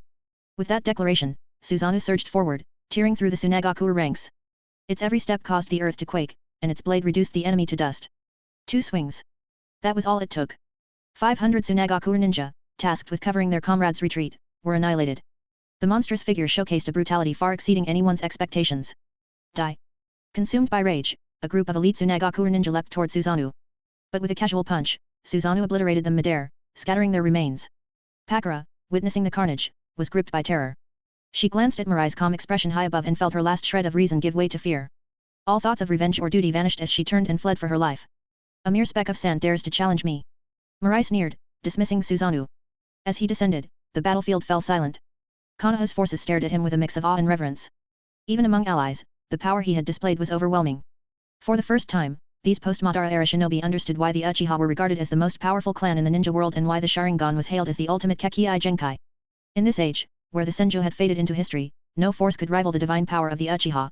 PLS drop some power stones. Read more than +70 chapters and support me on Patreon. Patreon.com/Jigsaw. Chapter 75, Taking Stock of the Spoils. Feeling the gazes of everyone on him, Mirai raised an eyebrow and quipped. What are you all staring at? Start cleaning up the battlefield.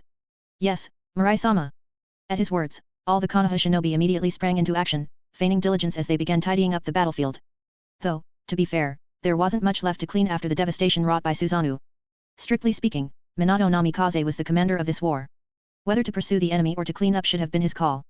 Yet, no one questioned Mirai's orders. This teenager, who had just demonstrated unparalleled power, had firmly established his authority in the hearts of everyone present. Besides, without Mirai, who knew how many lives would have been lost today to secure this victory? With his blend of might and leadership, Mirai had garnered undeniable respect and influence among the Konoha shinobi. Watching this unfold, Minato didn't seem particularly bothered. He shared a good relationship with Mirai, and after such an easy victory entirely due to Mirai's efforts it was only natural for him to defer on these matters. Approaching Mirai, Minato hesitated for a moment before speaking. Mirai, that power you just used. The Mangeki Sharingan, Mirai answered directly. Now that he possessed sufficient strength, there was no longer any need to hide it. Keeping secrets was tiresome, and he'd rather avoid unnecessary constraints. Besides, his true trump cards weren't just the Mangeki abilities, Takamaka Hara and Saruta Haiko no Mikato, but also the system. Mangeki Sharingan. Minato's eyes widened, his breath catching. As a disciple of Jiraiya, Minato had been privy to many secrets. He was aware of the Mangeki Sharingan's existence, but he never expected Mirai to possess such legendary power. By the way, Minato continued curiously, the ability to use magnet release was that also thanks to your eyes? Mirai blinked, momentarily caught off guard, but quickly masked his surprise and nodded. Sharp as always, Minato. Minato scratched the back of his head sheepishly. I just made a wild guess. After all, if not for the Mangeki Sharingan, I couldn't think of another explanation for you mastering magnet release. Lowering his voice, Minato leaned closer to Mirai. Mirai, does your Mangeki Sharingan allow you to copy even Kekii Genkai? It made sense, didn't it? If the regular Sharingan could replicate standard jutsu, it wasn't far-fetched to think the Mangeki Sharingan could copy advanced techniques or even Kekii Genkai. His imagination's running wild, Mirai mused internally. Minato's speculation not only provided a convenient cover for the powers Mirai had acquired but also concealed the true abilities of his Mangeki Sharingan. That's a secret, Mirai replied in a hushed tone. Don't let it slip. Minato's expression turned solemn as he nodded. Don't worry, Mirai. I won't breathe a word of this to anyone. Even though Minato suspected that others might arrive at the same conclusion after witnessing Mirai's abilities, he still resolved to keep the secret. All right, if there's nothing else, I'm heading back to rest. As Mirai began to walk away, Minato called out hesitantly, Mirai, wait a moment. Turning back, Mirai raised a brow. What is it? Minato flashed his trademark grin. You've only recently awakened your Mangeki Sharingan, right? Yet. So. Then you probably haven't had time to name your new abilities yet, have you? And. I just came up with a super cool name. Minato declared confidently. I know it might be presumptuous of me, but I have a knack for naming things. Mirai's expression froze as Minato unveiled his idea with great enthusiasm. How about? Copy Mangeki Ultimate Dance of Kekii Supreme Style version 3? Sounds awesome, doesn't it? The corner of Mirai's mouth twitched. He suddenly recalled that Minato had a reputation for being terrible at naming things. Patting Minato on the shoulder, Mirai sighed. That's a great name. But maybe don't try naming things again in the future. Minato, you're unique. Don't waste your talents on something like this. As Mirai walked away, Minato scratched his head in confusion. Wait, did he agree or not? At least make it clear. Once the two left, the Konoha shinobi began murmuring among themselves. Whew. Now that Mirai's gone, I feel like I can finally breathe. The pressure was intense. Right? Who knew the Uchiha clan's Kekii Genkai could be this powerful? No wonder they were able to establish Konoha alongside the Senjo clan. Just thinking back to Mirai in action gives me chills. If I had to face him, I'd probably give up on the spot. Exactly. Taking out over 500 Tsunagakuer shinobi in one move, terrifying. Actually, it wasn't one move. There were only 500 Tsunagakuer shinobi to begin with. Their admiration grew with each retelling, drawing more and more shinobi into the discussion. I mean, he practically crushed Tsunagakuer's forces single-handedly. Even the third Hokage, known as the strongest in Konoha's history, probably couldn't have pulled this off. With someone like Mirai protecting the village, I feel so reassured. When we get back, I'm telling everyone about this. They won't believe it. Haha, same here. In his room, Mirai activated the barrier he'd set up, then began assessing his gains from the battle. With a thought, a translucent blue interface appeared before him. Name, Uchiha Mirai. Physique, 1055. Mental strength, 982. Chakra, 975. Kekii Genkai, Mangeki Sharingan. Magnet release, Gold Sand. Scorch release. Ninjutsu. Other. PLS drop some power stones. Read more than plus 70 chapters and support me on Patreon. Patreon.com/Jigsaw.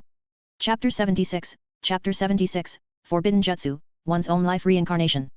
Mirai's face lit up with satisfaction as he examined his drastically improved stats. Today's battle had earned him a staggering 800 points across the board. Most impressive was his physique attribute, which had finally surpassed the 1,000 point mark. With my current body, even if Raza used magnet release to attack me, it probably wouldn't even fracture my bones, he mused. Weapons like kunao, explosive tags, or senbon.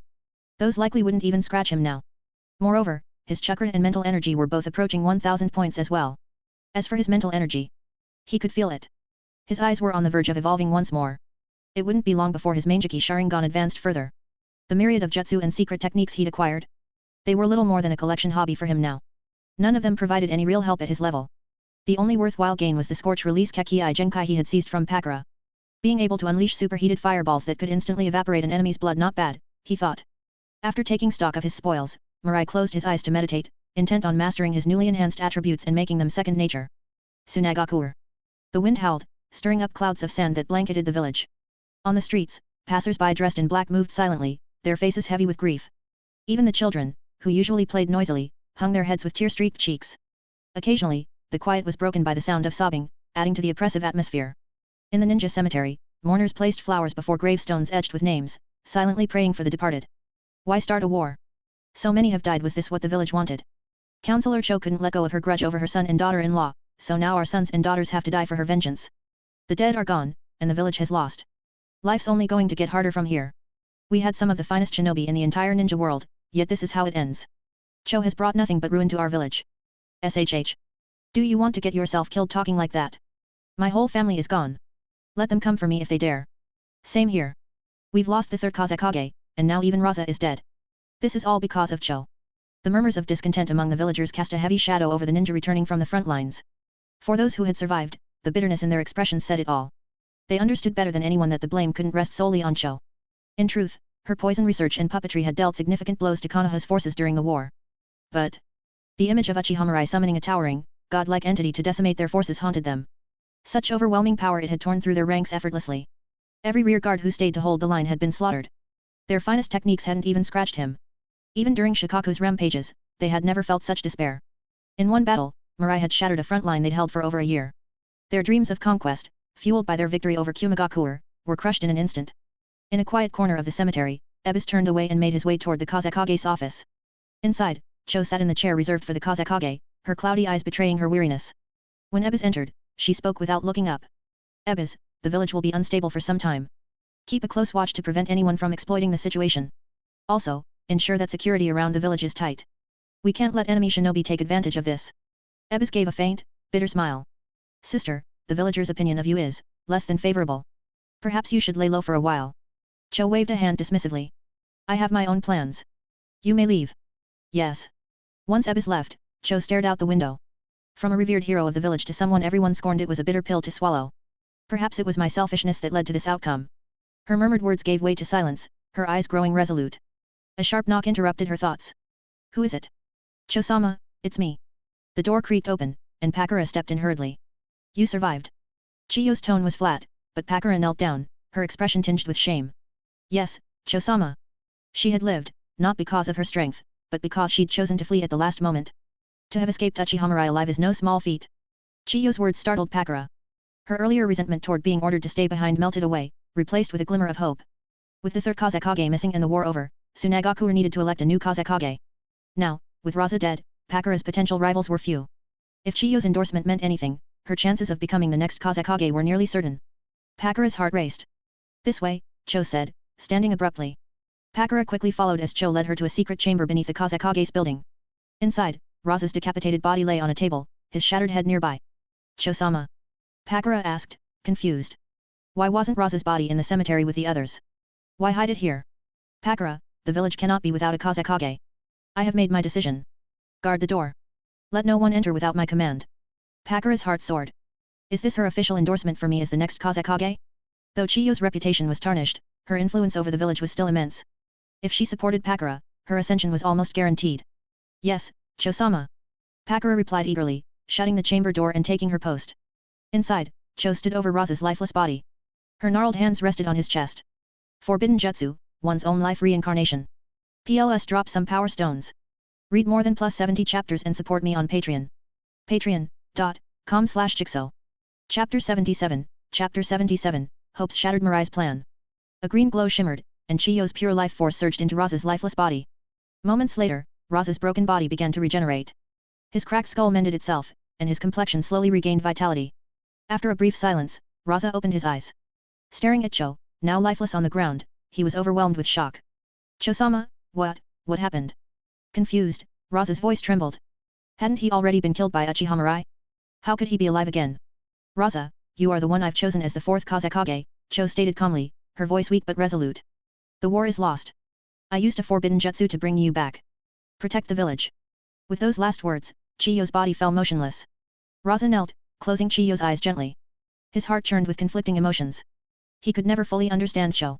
A woman who had wielded immense authority, willing to ignite war with Konoha for her own agenda, yet in its aftermath, shouldered all the blame. And now, using her very life to bring him back. Sigh. Raza exhaled deeply, lifting Chiyo's body in his arms. As he walked toward the door, a familiar voice called out in surprise. Cho-sama, you. The voice abruptly stopped. Pakura stood frozen in shock, her wide eyes fixed on Chiyo's lifeless form. Raza met her gaze and spoke in a steady tone. From today onward, I am the fourth Kazekage. Whatever grudges existed between us before, consider them erased. From now on, Everything must be for the village. Without another word, Raza walked away, leaving Pakura standing motionless, her heart sinking into despair. Her dreams of becoming Kazekage were utterly shattered. Pakura wandered aimlessly through the desert. The scorching heat bore down on her, but her heart felt colder than the endless sands around her. Cho had sacrificed her life to revive Raza but hadn't considered her, hadn't chosen her as the next Kazekage. The rejection hit her hard. Was she truly so unworthy? Or was it simply that magnet release was everything? I gave everything for the village. Why couldn't I be given a chance? Her voice cracked as she clenched her fists. She hurled several flaming fireballs into the distance, their explosions intensifying the desert heat. Clap. Clap. Clap. The sound of slow clapping echoed behind her. Who's there? Pakura spun around, but before she could act, a blade was pressed against her neck. Don't move. Move, and you die. Mirai's cold expression came into view, his crimson eyes indifferent and sharp. Cold sweat trickled down Pakura's back. Why was this demon here? You seem upset, Mirai observed, withdrawing his blade as his gaze lingered on her. He couldn't help but find the woman intriguing. In the original timeline, Pakura had little screen time but met a tragic fate. Betrayed by her village, she was offered as a pawn in negotiations and killed by Kirigakure ninjas. But now, with Raza already dead and Tsunagakure in turmoil, why was Pakura alone in the desert?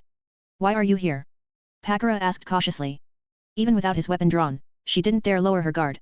I came to collect gold dust, Mirai replied nonchalantly. Pakura frowned, recalling that Mirai also possessed magnet release. Not talking? Fine, I'll figure it out myself. Mirai's Mangeki Sharingan spun, and a wave of oppressive energy radiated from his eyes. Pakura's body froze.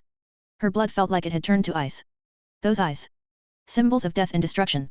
Her mind blurred, and when she regained clarity, she realized Mirai was already stroking his chin thoughtfully. Interesting. He murmured. Through his genjutsu, Mirai had delved into Pakura's memories. He hadn't expected Cho to use her reanimation jutsu, not to revive Sasori's parents, but to resurrect Raza. Still, this unexpected development gave him an idea. With his plans for uniting the shinobi world, strong allies would be essential. If he could recruit Pakura, it might prove worthwhile. Pakura, Mirai said slowly, I can make you Kazekage. Pakura stiffened, her eyes narrowing in suspicion. What are you planning? Your strength and contributions are equal to Raza's. Why should a dead man take the position of Kazekage? Mirai's smirk deepened. If you want, I can kill Raza for you. Pakura immediately stepped back, glaring at him. Don't even think about sowing discord. I won't betray my village. Ha ha ha. Mirai laughed, shaking his head. So naive. Pakura, I've seen your future. No matter how loyal you are, the village will discard you. You'll become a bargaining chip, a sacrificial pawn in their games of power. Enough. Pakura's voice was firm. You can't manipulate me. Even if you kill me, I won't give in. Mirai shrugged indifferently. Believe what you want. Time will prove me right. He tossed a kunai at her feet. Take this. Infuse it with chakra if you're ever in danger, and I'll come to you.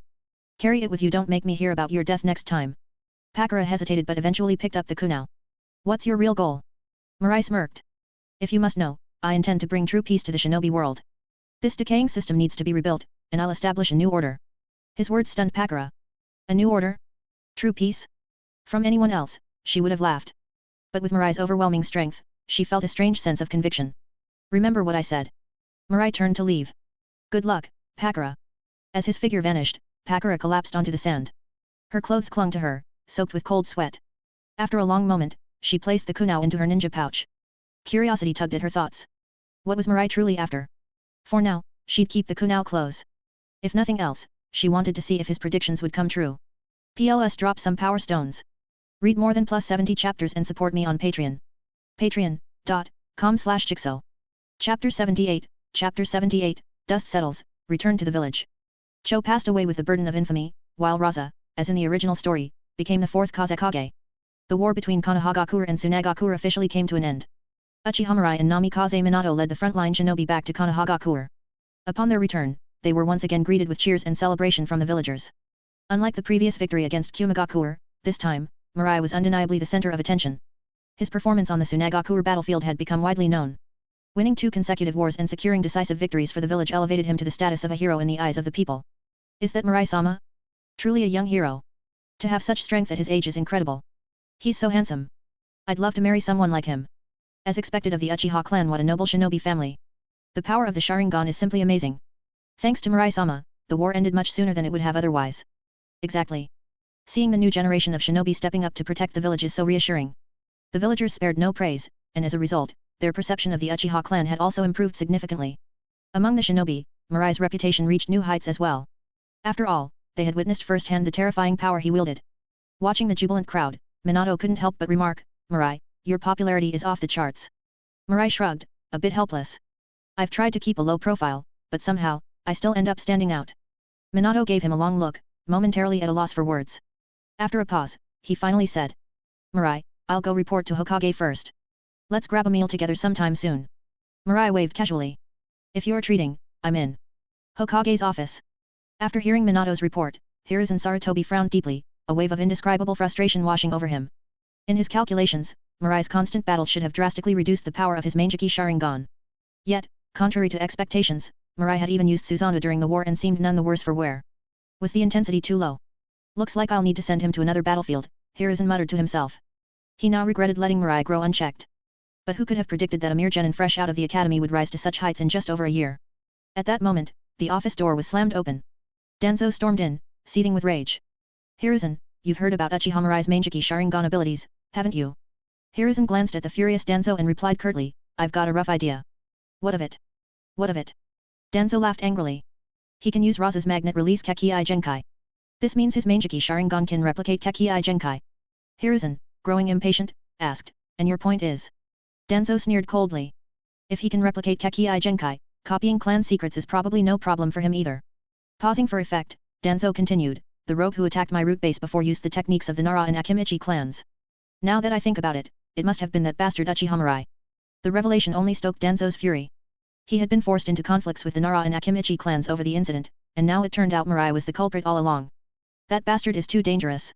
"Danzo, there's no point dredging up the past," Hiruzen said dismissively. "Let it go." Danzo clenched his fists. "Let it go?" "Mirai's actions cannot be forgiven." Hiruzen waved his hand wearily. "Fine, fine. Do whatever you like. Go ahead and arrest him yourself." Danzo froze. His outburst had been meant to vent his anger, confronting Mirai directly was another matter entirely. The last time he'd tried, Mirai had nearly killed him. "What's your plan, Hiruzen?" Danzo pressed, refusing to let the issue drop. "Are you just going to let that brat run rampant?" Hiruzen sighed. "I plan to send him to the Kirigakure battlefield. As long as he keeps fighting, the Manjiki Sharingan will eventually lead to blindness." Hearing this, Danzo's expression remained unsatisfied. "Can't we use public opinion to tarnish his reputation?" Hiruzen rolled his eyes at him. "His popularity is at its peak after this victory. If you try to smear him now, are you out of your mind?" The room fell into silence. For the first time in their years of leadership, both men found themselves so powerless.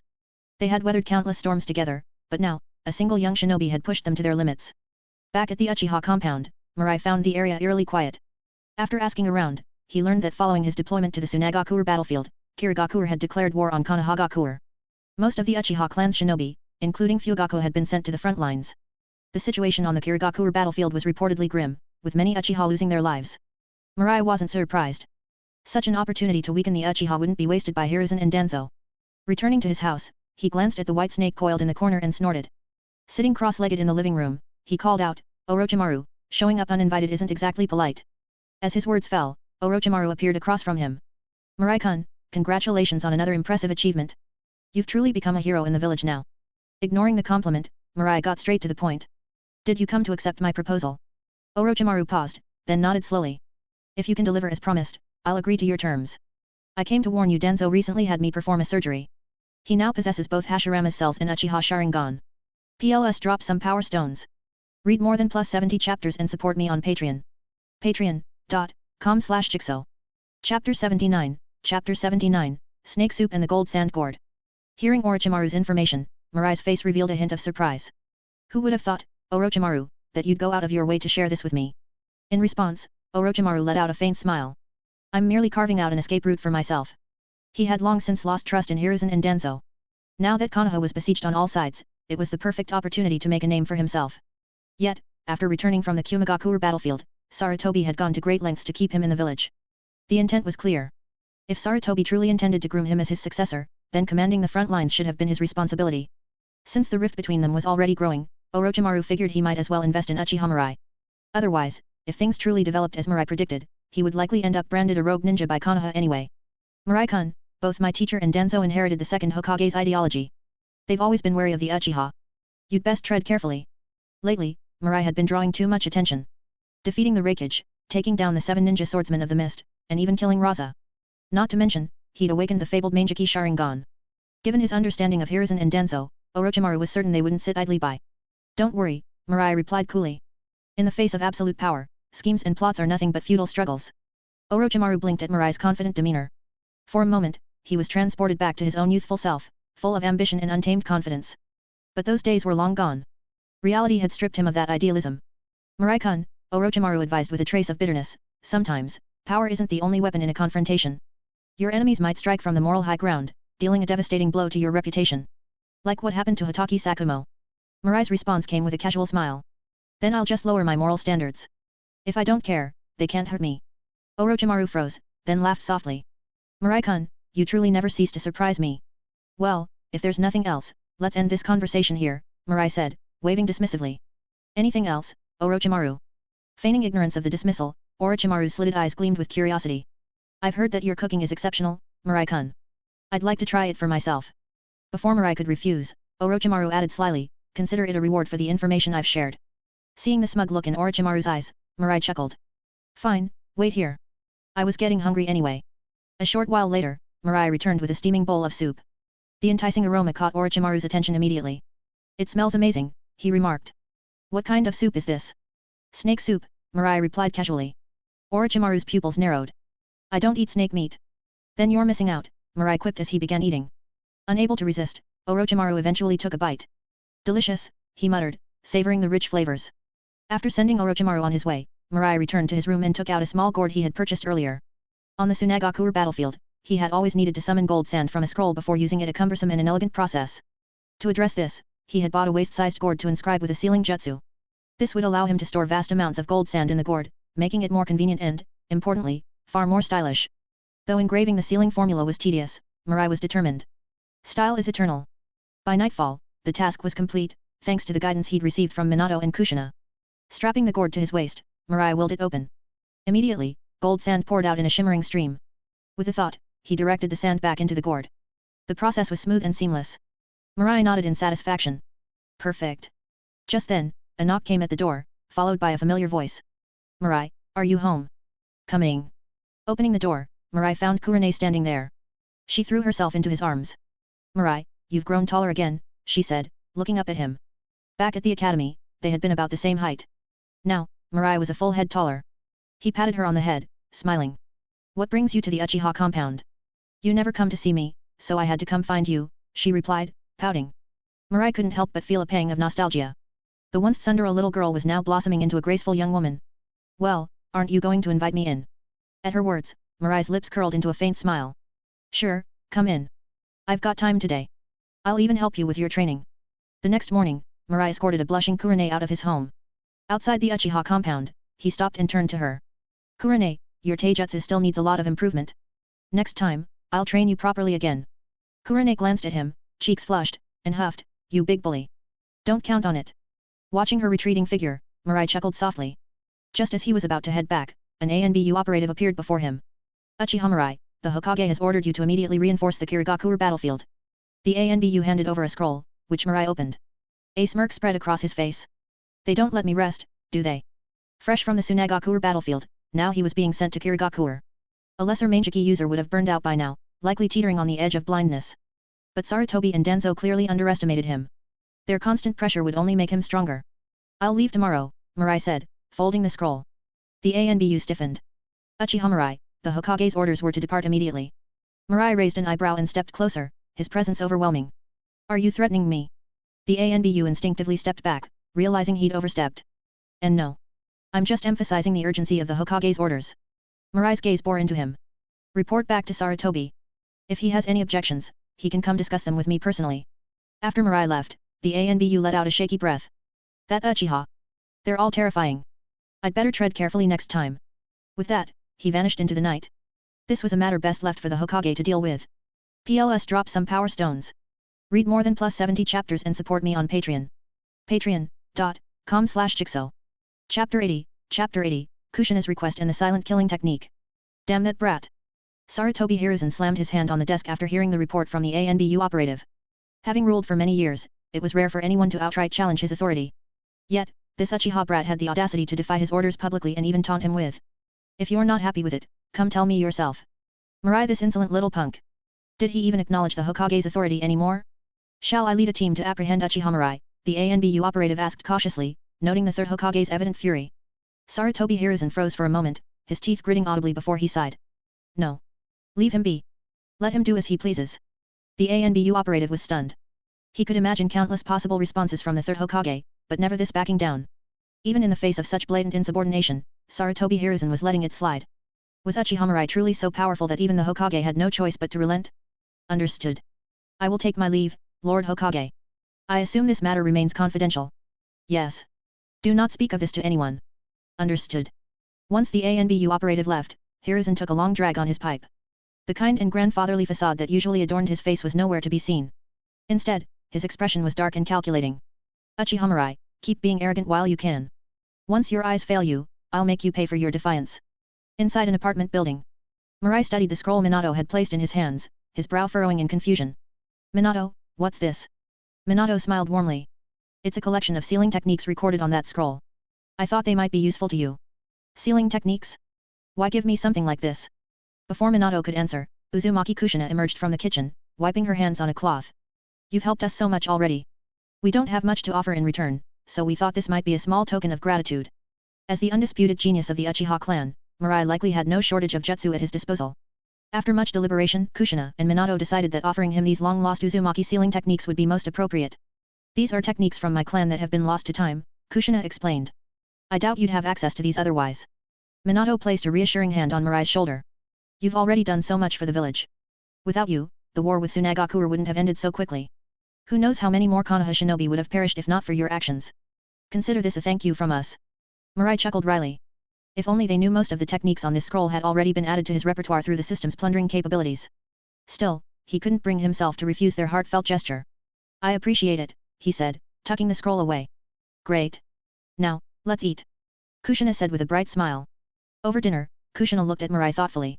I've heard your story, Mirai. I never expected you to grow into such an accomplished shinobi at your age. Mirai laughed softly. It's nothing special. Besides, running around and fighting isn't all it's cracked up to be. I just got back from one mission and now I'm being sent to the battlefield near Kirigakure. At that, Kushina's eyes lit up. Is that so? She hesitated briefly before continuing, Mirai, could I ask a favor of you? What is it?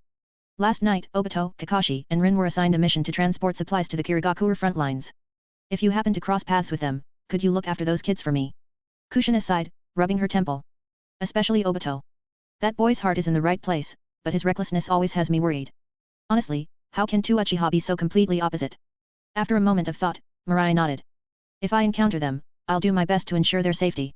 Thank you. Land of Fire. Uchiha Obito, Hitaki Kakashi, Nohara Rin, and two other teams moved steadily along the dirt road, escorting a cart laden with supplies to the eastern front lines. Wiping sweat from his brow, Obito groaned, Ugh, this heat is unbearable. Focus, Obito, Rin said, scanning the surroundings. Stay alert. We're far from the village, and the enemy could strike at any time. Obito grinned, leaning closer to her. Don't worry, Rin. If any Kirigakure ninjas show up, I'll protect you. Kakashi scoffed, his tone dripping with disdain. Idiot. What did you say? Obito snapped, glaring at Kakashi. Shut up and pay attention. You're disrupting the mission. Don't act all high and mighty, Kakashi. Obito. Rin's stern voice cut through their bickering. Enough. Both of you. Reluctantly, Obito fell silent, though his irritation was evident. One day, I'll become Hokage. Then we'll see who's boss. As the group pressed on, Rin suddenly noticed the air around them growing thick with mist. Strange, when did it start fogging up? Kakashi's hand went to his short sword, his stance shifting to one of readiness. Stay sharp. This isn't natural. It's Kirigakure shinobi. The group froze, their eyes darting warily as the mist thickened, muffling all sound. Despite being only a few meters apart, the team members began to lose sight of one another. Then, a cold, mocking voice echoed from the haze. Throat, spine, lungs, liver, carotid artery, kidneys, heart. Where should I start? The voice lingered, as if savoring the choices. After a moment, it spoke again with malicious glee. Why not try all 8? The voice vanished, and then the screams began. Blood-curdling and sharp, the cries pierced the silence. Sweat dripped down Kakashi's face as he tightened his grip on his sword. Hidden in the mist, the enemy ninja moved like a predator stalking its prey, leaving the group frozen, their breaths shallow as they braced for the inevitable attack. PLS drop some power stones. Read more than +70 chapters and support me on Patreon. Patreon.com/Jigsaw. Chapter 81, Heroes always arrive late. Kakashi. Rin. Are you two okay? Obito shouted into the thick mist, but no response came back. The screams in the distance had gradually faded, leaving the atmosphere suffocatingly tense. Damn it! Come out and face me! Obito roared, his grip tightening around the kunao in his hands, though they began to tremble uncontrollably. The looming sense of death made his body start to falter. On another side of the battlefield, Kakashi was locked in a fierce battle with a Kirigakure ninja. He knew that if he wanted to defeat his opponent, he couldn't allow them to disappear into the mist again. You're not bad, kid, the enemy sneered. I just hope your teammates are as strong as you. Otherwise, they're probably already taken care of by my comrades. Hearing the taunt, Kakashi's heart wavered. He knew it was a ploy to disrupt his focus, but the mention of 2 additional enemies filled him with dread. Could Obito and Rin handle this? No, more importantly. Are they even still alive? You've slipped up, kid.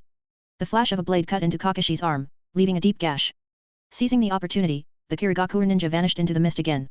Rin pressed her back tightly against the supply cart, clutching a kunao in trembling hands.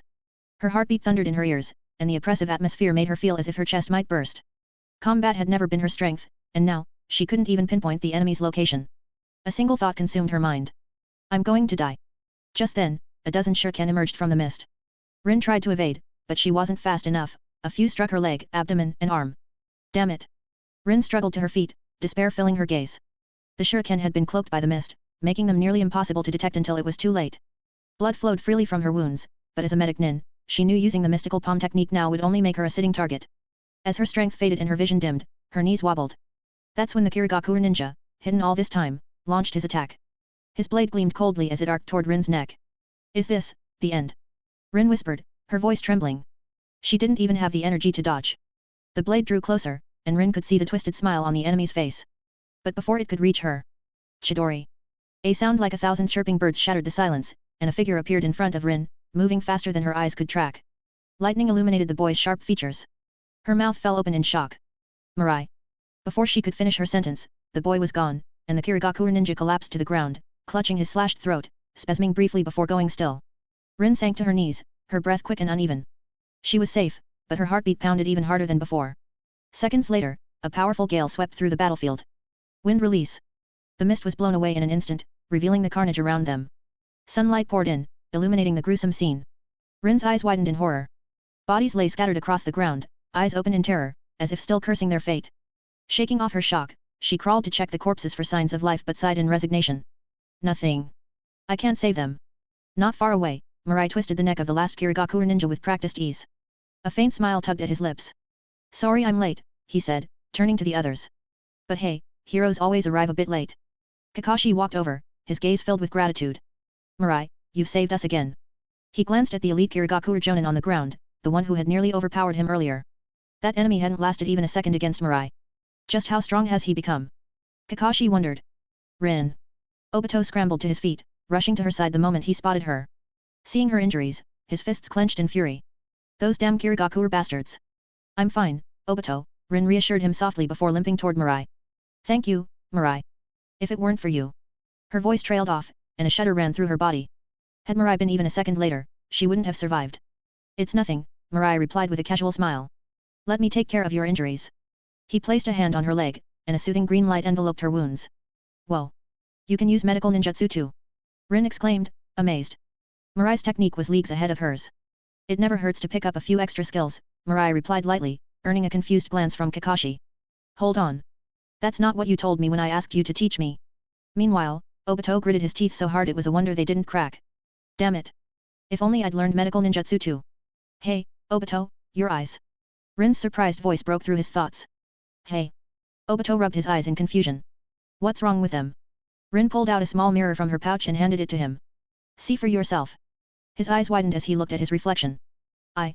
I awakened my Sharingan, he exclaimed, laughing triumphantly. Finally. Just you wait. It won't be long before I surpass both of you. Kakashi rolled his eyes. Idiot. Mirai raised an eyebrow, his tone dripping with mock sincerity. Wow, a single Tomo Sharingan. Impressive. Why don't you take a look at mine?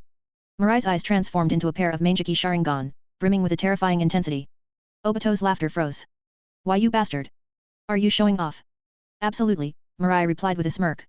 Jealous. Obito's yell echoed through the clearing. You're unbelievable. Quiet, Mirai muttered, placing a hand on Rin's abdomen to heal her final wound. Don't disturb me while I'm treating Rin. Obito's face turned red as he watched. He clenched his fists so hard that they shook. I swear, one day I'll kill this guy. Plus drop some power stones. Read more than +70 chapters and support me on Patreon. Patreon.com/Jigsaw. Chapter 82, Chapter 82, A New Mangeki Sharingan. After treating Rin and the others' injuries briefly, Mirai decided to accompany them on their journey. Otherwise, in their current state, another ambush by Kirigaku or shinobi would likely end in disaster. Mirai, are you sure it's okay for you to travel with us? Rin asked, her tone tinged with concern. Supporting the front lines was always considered an urgent mission for a shinobi, one with no room for delays. Escorting these supplies could potentially slow Mirai down and jeopardize his task. Mirai simply waved off her concerns. Don't worry. Kumagaku can't do anything to me. Rin hesitated, feeling something was slightly off in his phrasing. Shouldn't it be, they won't dare to do anything to me. Watching his crush chatting warmly with another man, Obito couldn't help but interject, his tone sour. Mirai, if you've got an urgent mission, you should just go ahead. I've awakened my Sharingan now, so the next time those Kirigaku or shinobi show up, I'll defeat them all. Mirai snorted. Obito, I don't expect gratitude, but you could at least drop the attitude when speaking to your savior. Obito clenched his fists, defiant. Who asked you to save me? Mirai gave him a sideways glance. Fine, then. You didn't need my help, but what about Rin? Because of your incompetence, she nearly got killed. At that, Obito fell silent, his defiance crumbling under the weight of guilt. Sensing the awkward tension, Rin stepped in to defuse the situation. Mirai, Obito's just like that. Deep down, he's a kind, grateful person. Mirai chuckled softly. Kind? Grateful? This is the same Obito who conspired with Itachi to wipe out the Uchiha clan? The same man who planted explosive tags on an infant and forcibly extracted the 9 tails from Kushina's body? Still, when he thought of Kushina, Mirai couldn't help but add, I'm protecting you all because Kushina personally asked me to. She might not be here, but she cares deeply about your safety, especially yours, Obito. Obito muttered under his breath, I'm not that useless. Mirai smirked but decided not to press further. Whatever happens to you, Obito, depends entirely on the choices you make from now on. Eastern border. In the dense forest near the coastline, a thick mist blanketed the area. The ground was littered with corpses, evidence of a brutal skirmish that had just taken place. A group of Konoha shinobi wearing Uchiha insignias stood back to back, warily scanning their surroundings.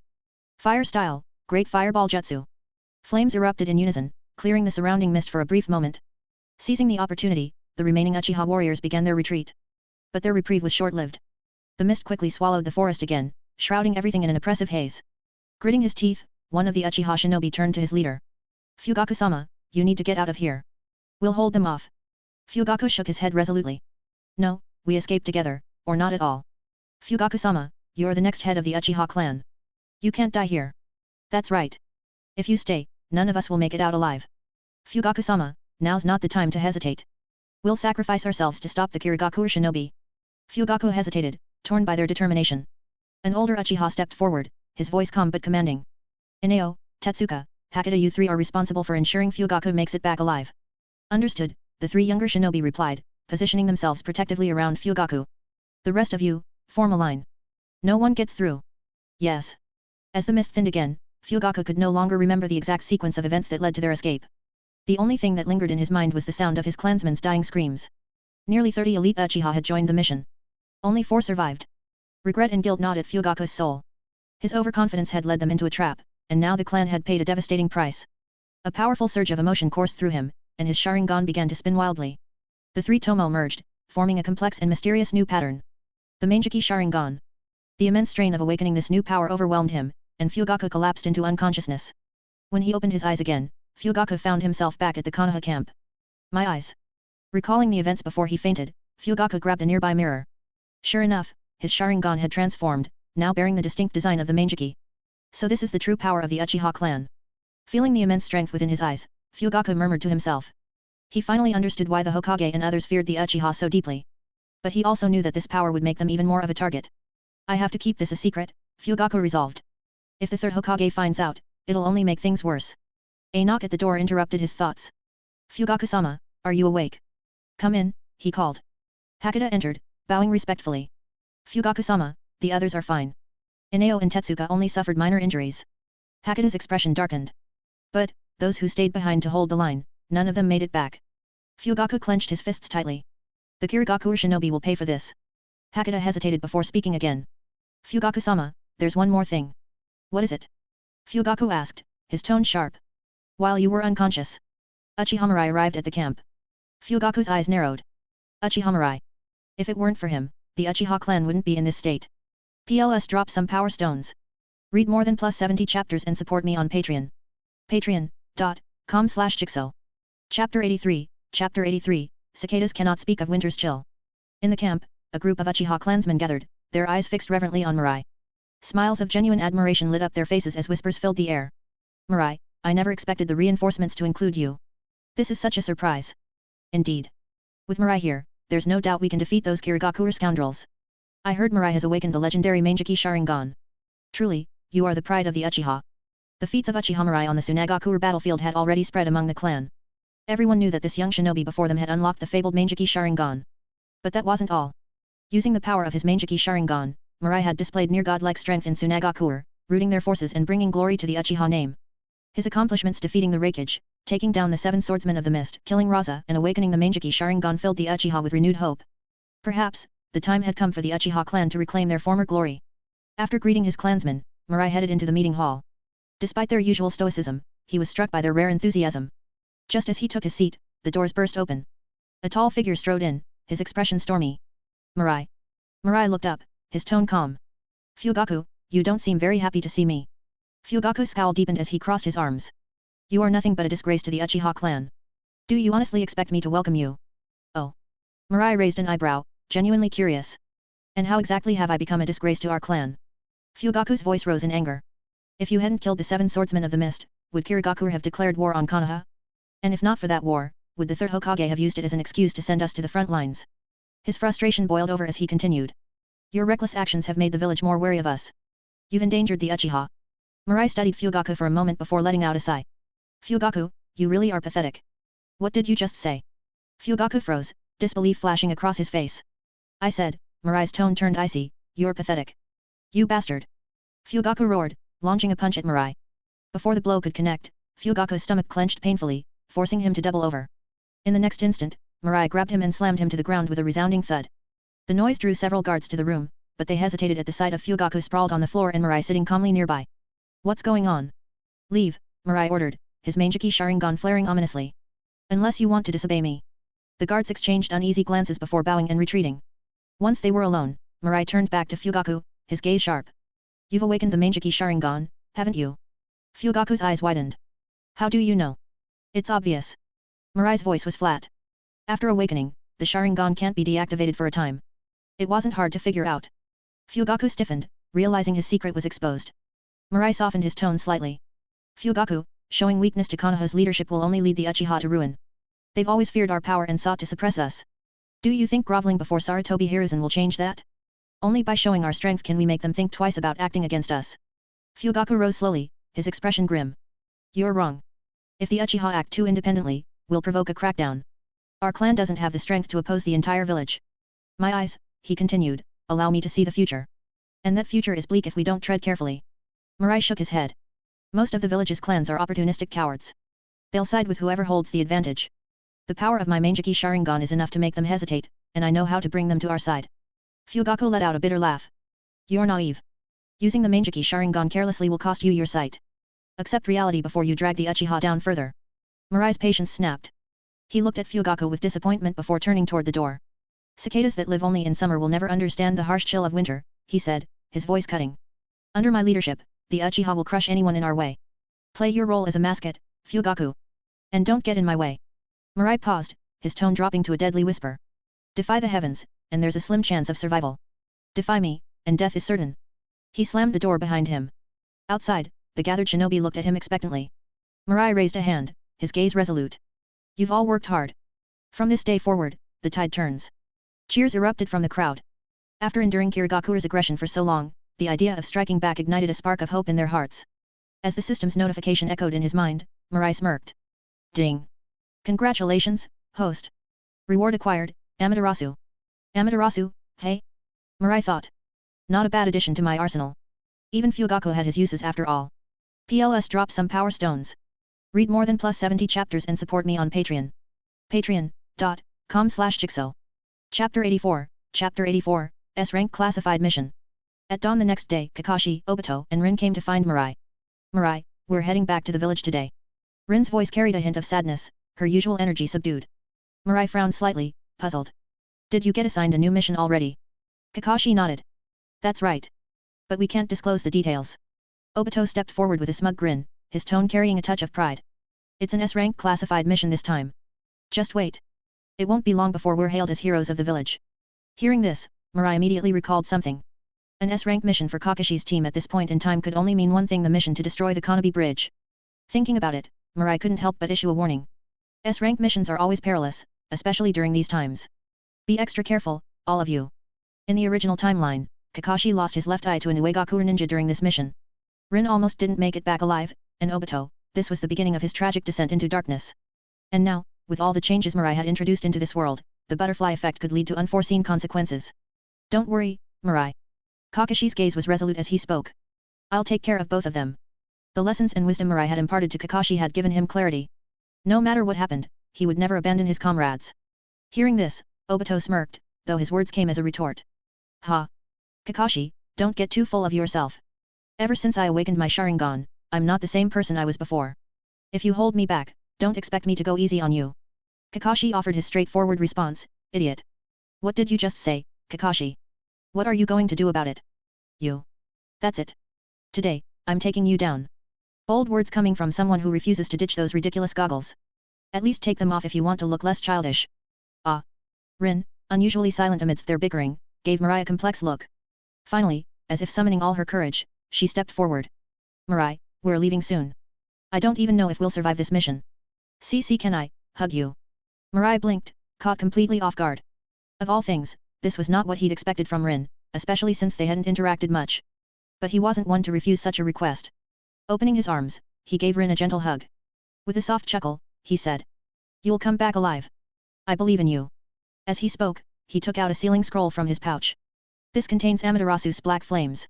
If you face something you can't handle, summon it. Just make sure you don't burn yourself. After releasing Rin, Mirai noticed the sudden quiet. Looking up, he saw Kakashi and Obito staring at him, dumbfounded. Don't get the wrong idea.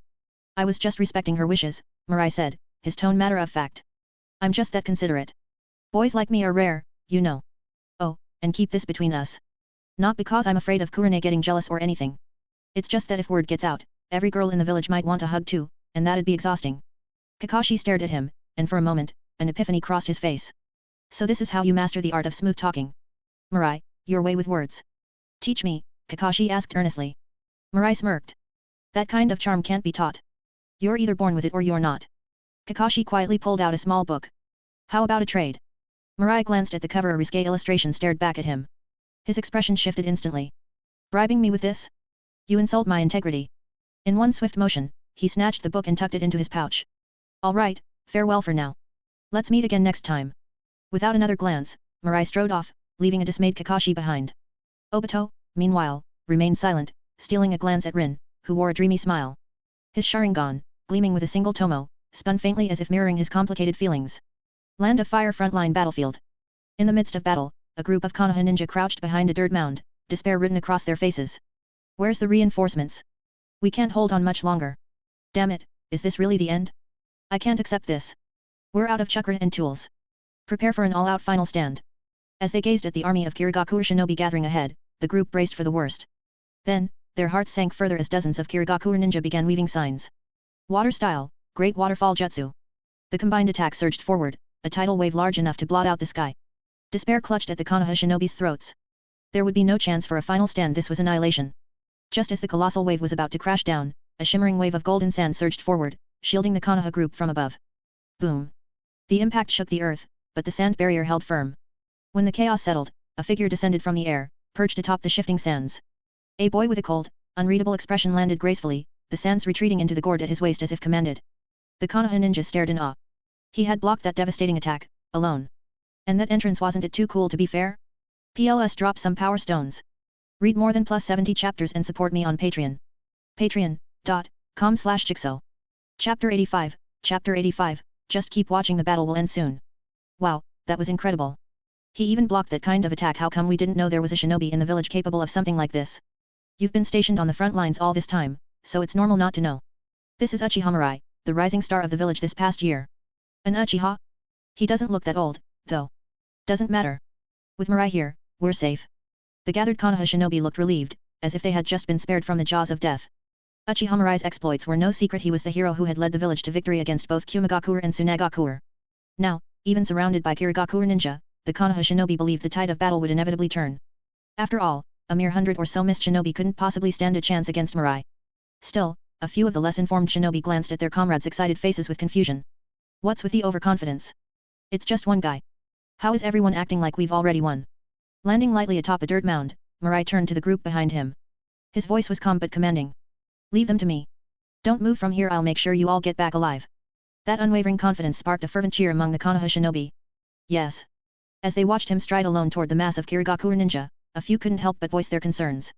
This is reckless, isn't it? Charging in alone like that. There are over 100 elite mist ninja out there. At this, a veteran who had witnessed Mirai's prowess on the battlefield against Tsunagakure scoffed. Idiot, this is Mirai we're talking about. You'll see soon enough. Just keep your eyes wide open, you're in for a shock. He paused, a flicker of anticipation crossing his face. You might even get to see the legendary power of the Uchiha clan's godlike strength.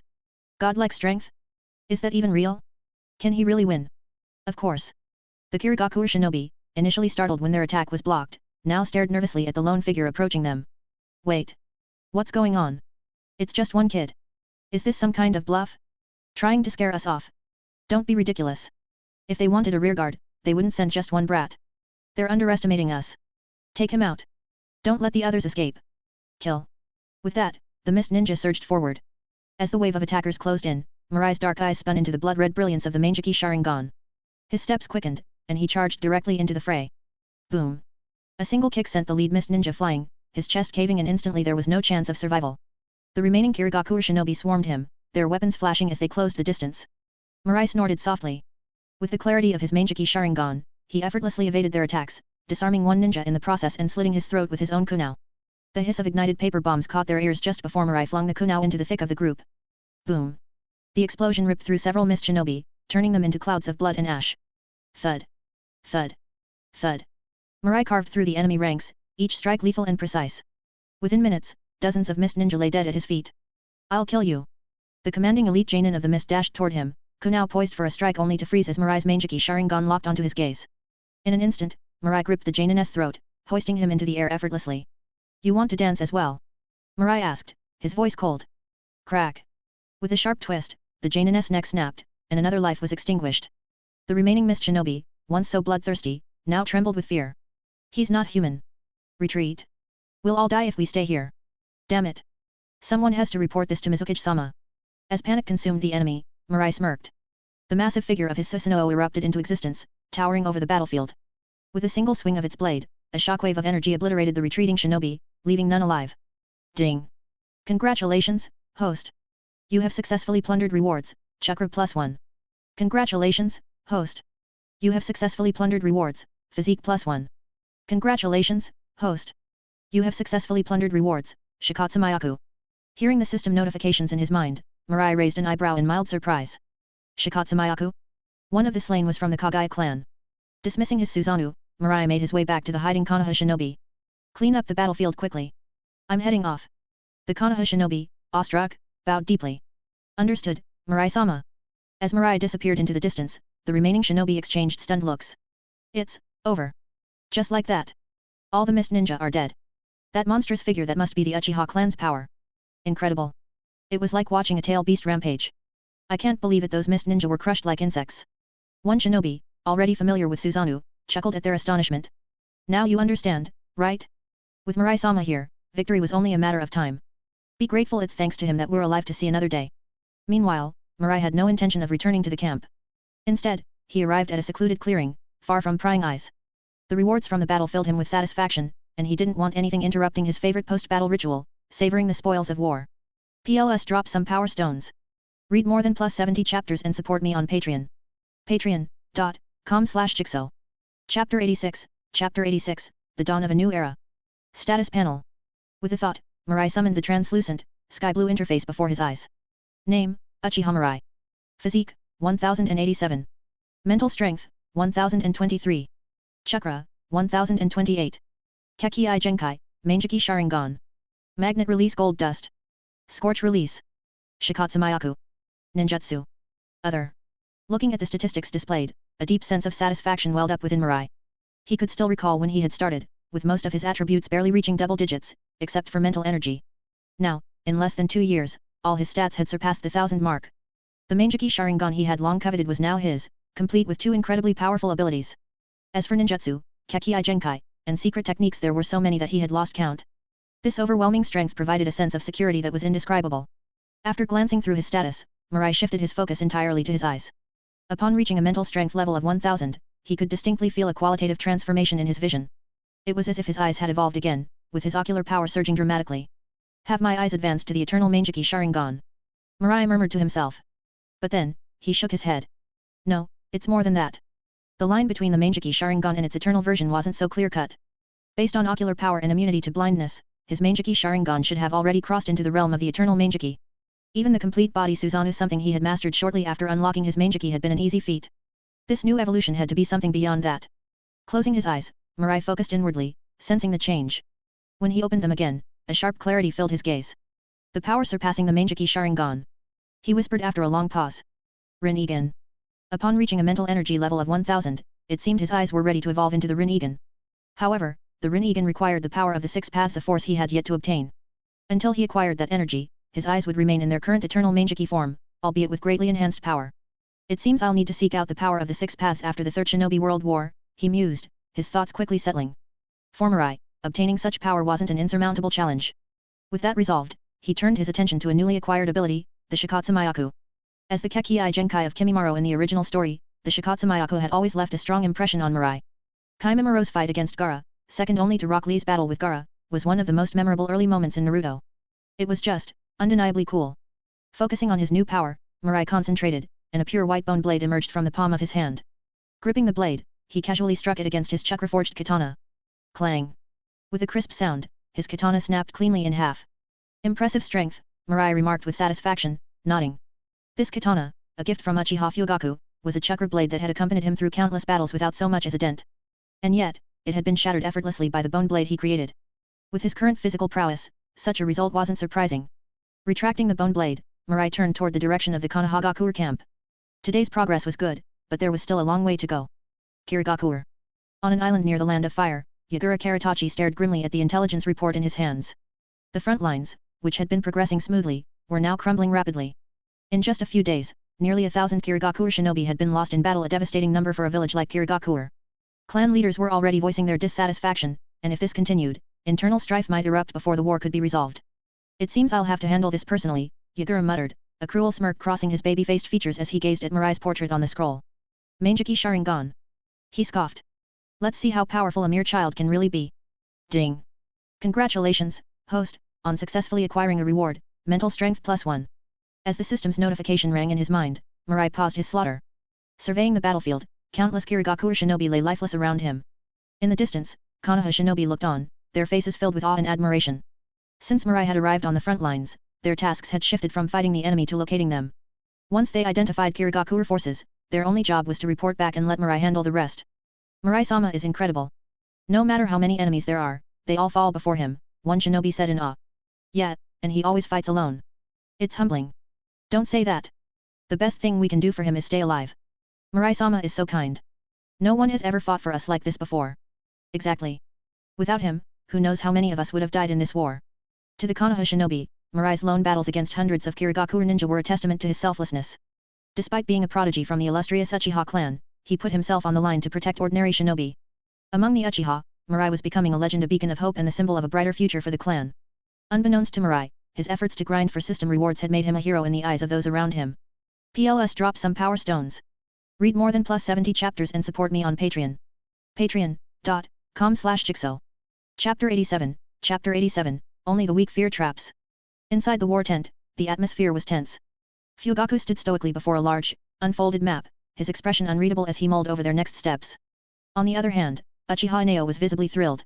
Fugaku-sama, we've made incredible progress recently, he exclaimed. Those Kirigakure shinobi have been slaughtered so thoroughly they don't even dare to show their faces anymore. Uchiha Hakade nodded in agreement. Thanks to Mirai-sama, our Uchiha clan has truly left its mark on the shinobi world this time. Uchiha Tetsuka grinned. Have you noticed how many shinobi from other villages look at us with admiration? I've had plenty of them asking to spar with me. Feels like, for the first time in a long while, our clan is living up to the name of a true elite ninja lineage. Their animated chatter filled the tent, but Uchiha Yakumi coughed lightly to interrupt them. Mirai-sama's contributions are indeed monumental, he began slowly, his voice measured.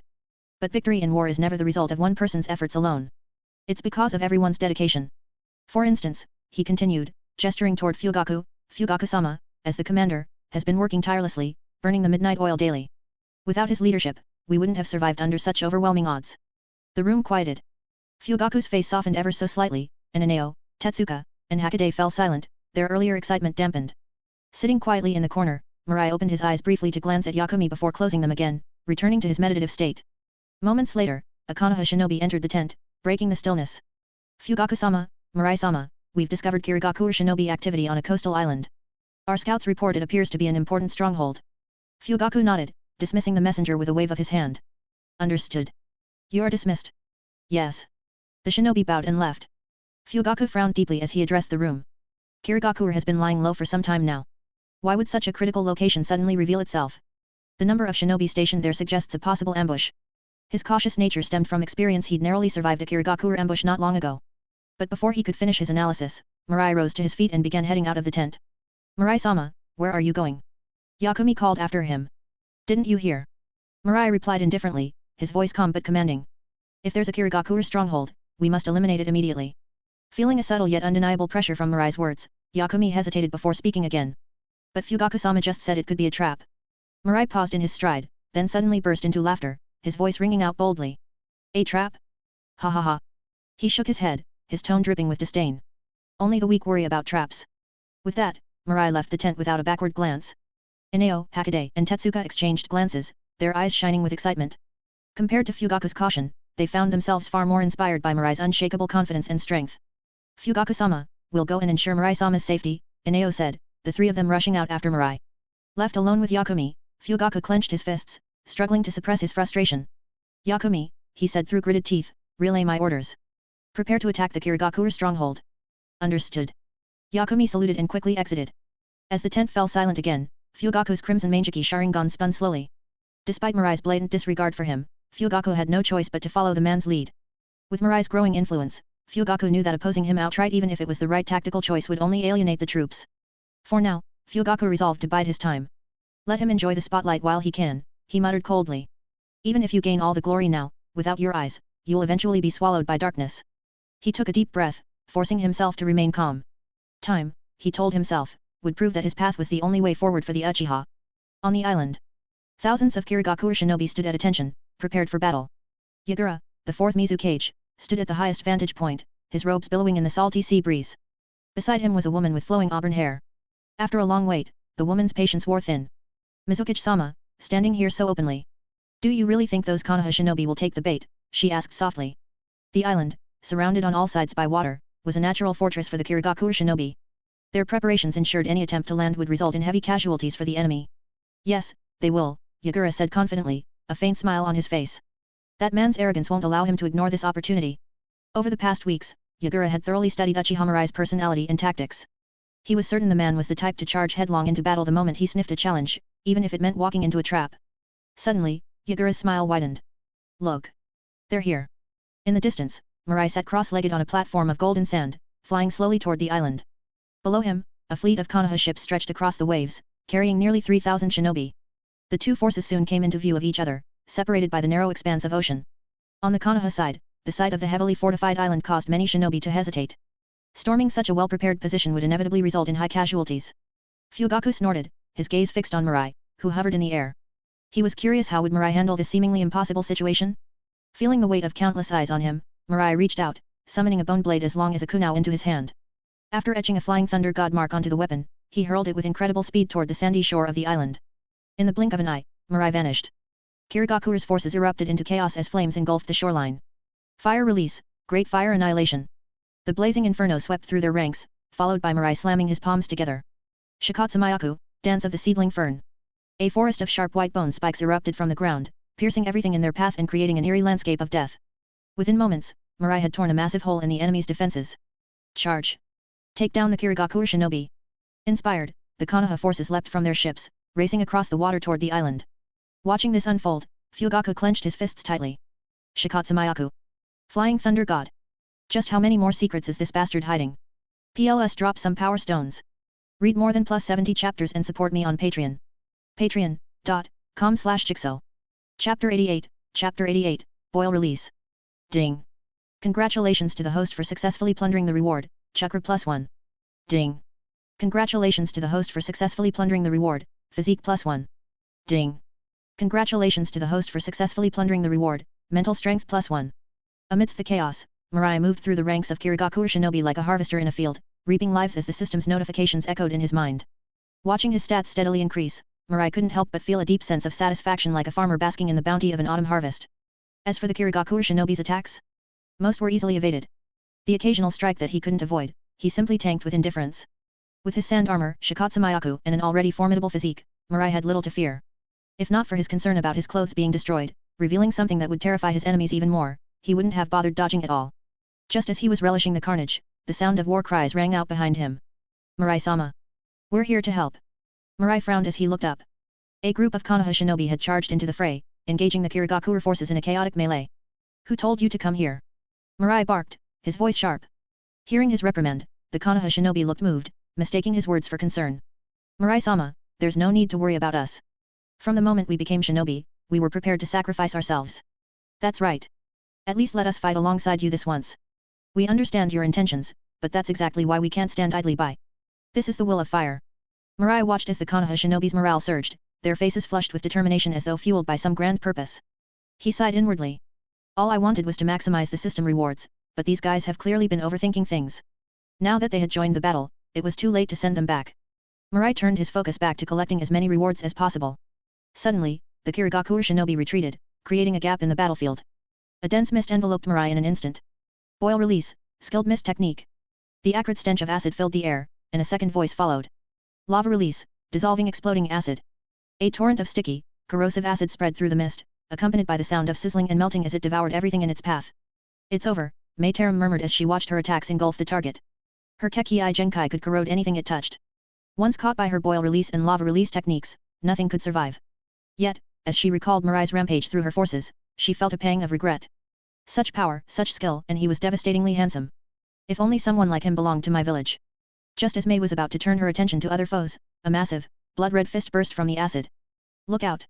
Water Release, Water Mirror Technique. A smooth water mirror appeared before May, intercepting the attack. The mirror shattered with a loud crack, and May was pulled to safety just in time. Mizukage. May turned to see Yagura Karatachi, the fourth Mizukage, his expression grave. Relief flickered across his face. The attack had shattered the water mirror in one blow. If it had landed on her, she wouldn't have survived. This one is mine, Yagura said firmly. Go handle the other Konoha shinobi. Yes. May nodded and left without hesitation. Yagura's gaze settled on Mirai, who emerged unscathed from the corrosive acid. His expression turned grim. The battle had only just begun, but it was clear he had underestimated his opponent. Ding. Congratulations to the host for successfully plundering the reward, Boil Release Kekii Genkai. Hearing the system's notification, Mirai glanced around but saw no sign of Mayterum. Ran away after a sneak attack, hey? No matter, we'll meet again. Turning his attention to Yagura, Mirai smirked. The diminutive fourth Mizukage stood before him, his youthful face marred by a vicious scar over one eye. Yagura Karatachi, is it? Mirai asked. Yagura's appearance was unmistakable. You're strong, Uchiha Mirai, Yagura said evenly, his tone tinged with respect. Even I can't say for sure that I'd win against you. Facing someone like you, it's exhilarating. Mirai chuckled. Is that so? Too bad I don't consider trash like you worthy of being my opponent. Yagura's expression darkened. As the Mizukage, he wielded immense power and stood at the pinnacle of the shinobi world. To be dismissed as trash was an insult he could not tolerate. Water Release, Water Dragon Bullet Jutsu. Water Release, Water Blade Jutsu. Yagura launched a flurry of attacks, but Mirai didn't even bother to dodge. Even the most basic form of Susanoo was more than enough to render these techniques useless. Realizing his attacks were ineffective, Yagura quickly changed tactics. Water Release, Water Mirror Technique. A massive water mirror materialized in front of Yagura, designed to create a reflection of his enemy, a doppelganger capable of matching their power. But as Yagura poured chakra into the jutsu, his face twisted in shock. T/N, doppelganger is a person who is almost identical to another. Just how much chakra does this bastard have? Unable to fully replicate Mirai, Yagura managed to summon a half-formed reflection. Even so, the sight of Mirai's likeness emerging from the water mirror filled the surrounding Kirigakuer shinobi with hope. The Mizukage has stepped in. That Konoha brat is finished now. That's a mirror reflection. It's said to possess the same power as the original. Kill him, Mizukage-sama. Avenge our fallen comrades. Despite the cheers of his subordinates, Yagura knew the truth. His optimism had been misplaced. This Uchiha was far beyond anything he had anticipated. Still, as the Mizukage, Yagura carried his own pride. No matter the foe, he would face them head-on, confident in his ability to prevail. PLS drop some power stones. Read more than +70 chapters and support me on Patreon. Patreon.com/Jigsaw. Chapter 89, Chapter 89, Complete Body Susanoo. The tense atmosphere thickened as all eyes fell upon Yagura. With a flicker of thought, his water mirror technique created a doppelganger that charged at Mirai. The clone weaved hand signs with speed and precision, unleashing a massive fireball from its mouth. It didn't stop there. Wind release, lightning release, earth release, and water release techniques followed, raining down like an endless barrage of artillery shells. Mirai, however, merely sneered at the incoming onslaught. The water mirror technique is impressive, he remarked coolly. But to claim it can replicate the full power of the original? That's just wishful thinking.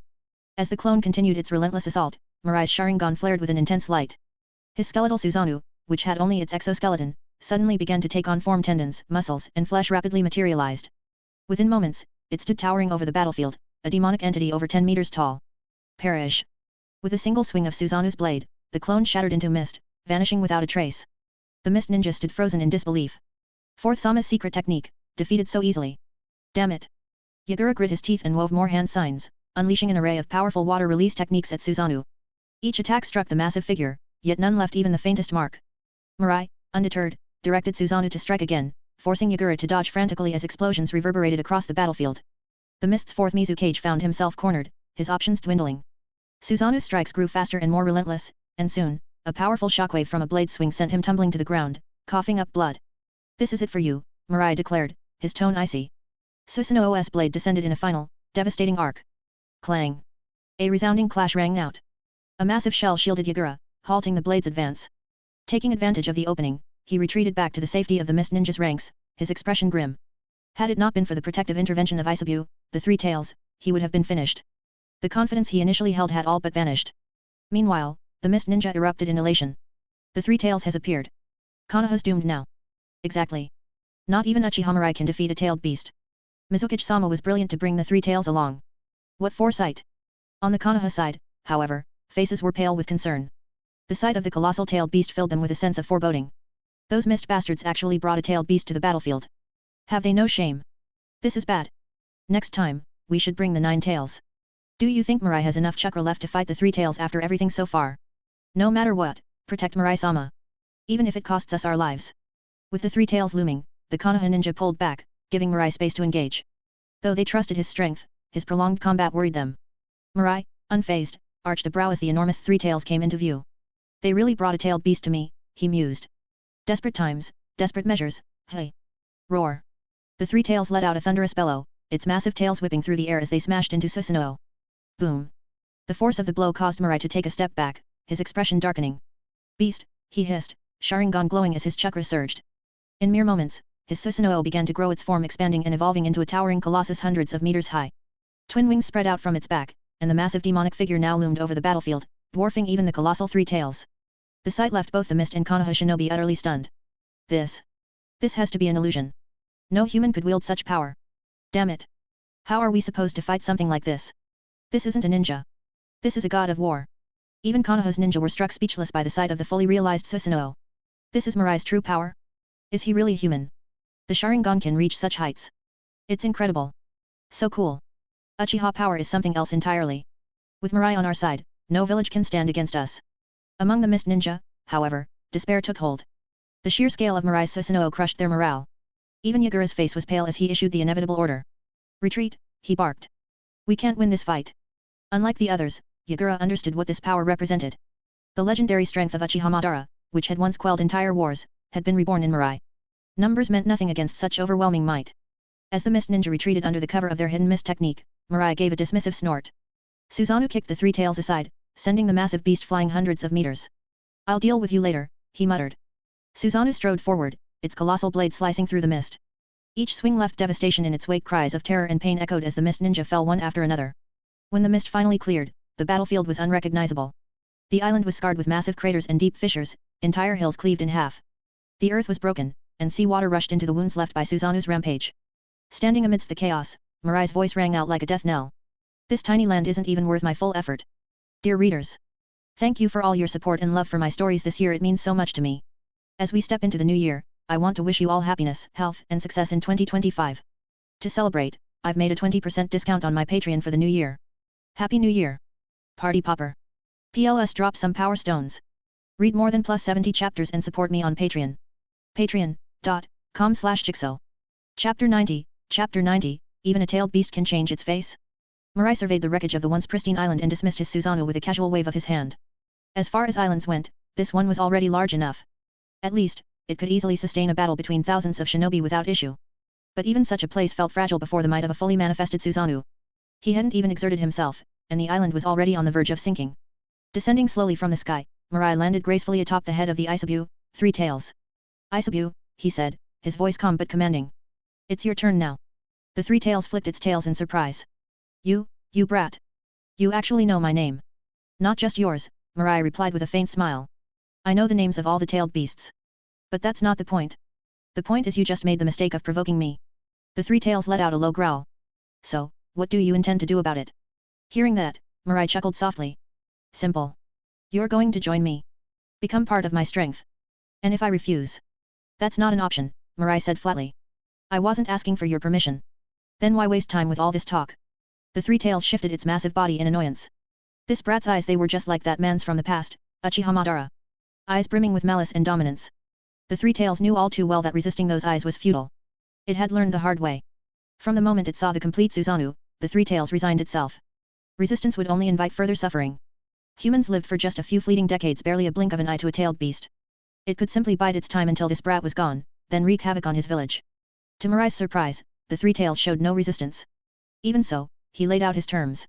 Isabu, unlike other Jinchuriki, I don't intend to cage you completely. If you ever want some fresh air, just ask. I'll let you out. The Three Tails opened its jaws in shock. Really? You're not afraid I'll go berserk? Mirai smirked. If you think you can, be my guest. Humph. The beast snorted but couldn't deny the truth in the brat's words. Seeing its silence as agreement, Mirai used his Manjiki Sharingan to extract the Three Tails from its current Jinchuriki and sealed it within himself. The process was smooth and effortless, helped along by the Three Tails' lack of resistance. In mere moments, the body of a fallen Kirigakuer shinobi was all that remained. Inside his mental landscape, Mirai stood before the colossal Three Tails. From now on, I'll be counting on your cooperation, Isabu.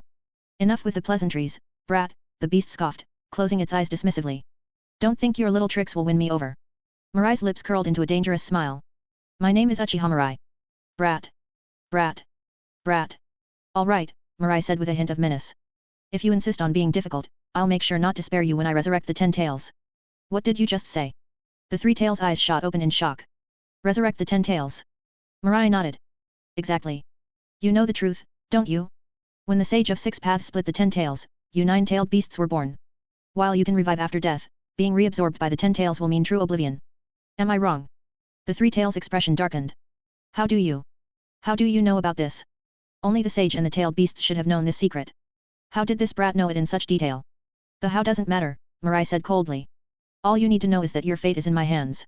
The Three Tails grumbled, even if you know all this, resurrecting the 10 tails won't be so easy. Mirai chuckled. You've seen my power, haven't you? Gathering the 9-tailed beasts is only a matter of time. As for the Gedo statue, it's sealed on the moon by the sage, isn't it? Hearing this, the Three Tails fell silent. No matter how unbelievable it seemed, it had to face reality. For the first time in its millennia of existence, the Three Tails truly feared for its life. Finally, the beast spoke, its tone submissive. Fine. I understand. From now on, I'll remember your name Uchiha Mirai. Seeing Mirai remain unmoved, the beast added with an awkward grin. You're the boss now. If you need my power, just ask. I'll help you out. Mirai smirked at the sudden change in attitude. Who would have thought? Even tailed beasts can change their faces. If you keep this up, I might let your consciousness survive when I revive the 10 tails, Mirai said before vanishing. The Three Tails heaved a long sigh of relief. It had to take back its earlier thoughts. This Uchiha Mirai was far more dangerous than Uchiha Madara. Returning to the battlefield, Mirai approached the gathered Konoha shinobi. The awe in their eyes was palpable. Kirigakuer has fallen, Mirai declared. Clean up the battlefield. Then, we head home.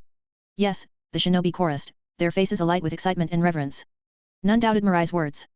Having witnessed his overwhelming power, they knew Kirigakuer wouldn't dare oppose Konoha again. Mirai-sama showed us what true strength looks like today. Yeah, especially when he said, let's go home. So cool. I think I want to marry an Uchiha now. Fighting alongside them, they're not so bad after all. Not bad? They're incredible. Every time, they're the first to charge into battle. As the chatter continued, the Uchiha clan members stood tall with pride. Now, no one could question the strength of the Uchiha. With Mirai's unprecedented power and leadership in the war, a thought burned in their minds. Perhaps an Uchiha Hokage wasn't just a dream anymore. Happy New Year! PLS drop some power stones. Read more than +70 chapters and support me on Patreon. Patreon.com/Jigsaw. Chapter 91, Chapter 91, A Shocking Reward. As the others chatted and headed off to clean up the battlefield, Fugaku stood frozen in place. As the commander of the battlefield, he felt utterly invisible. Everyone's attention was focused on Mirai. Even matters like organizing the cleanup or pursuing the fleeing Kirigaku or shinobi tasks that should require his input were handled without anyone consulting him. Humiliation. Utter humiliation. As a proud member of the Uchiha clan, Fugaku had never experienced such disgrace. Fugaku-sama, please don't take it to heart, Uchiha said softly, stepping up beside him. Mirai may be strong, but you are the future clan leader of the Uchiha. No matter how powerful Uchiha Mirai becomes, he is just a blade in your hand. With his strength, your influence within the village will only grow. Hearing Yakumi's words, Fugaku responded coldly, I don't need the reminder. Mirai will pay for his arrogance someday. As the heir of the Uchiha clan, Fugaku had long been privy to many clan secrets. From the earlier battle, he could confirm that Uchiha Mirai had grown to the same level as the legendary Uchiha Madara. The towering Susanoo was proof of that. But so what? Back in the day, even Madara, after awakening his Mangeki Sharingan, ruled the shinobi world with overwhelming might. Only the first Hokage, Senju Hashirama, could rival him. But even Madara almost succumbed to despair when he hit his limits. It was only after transplanting Uchiha eyes in his Mangeki Sharingan that he gained renewed strength. Mirai, however, was an orphan. He had no close kin to provide him with another Mangeki Sharingan.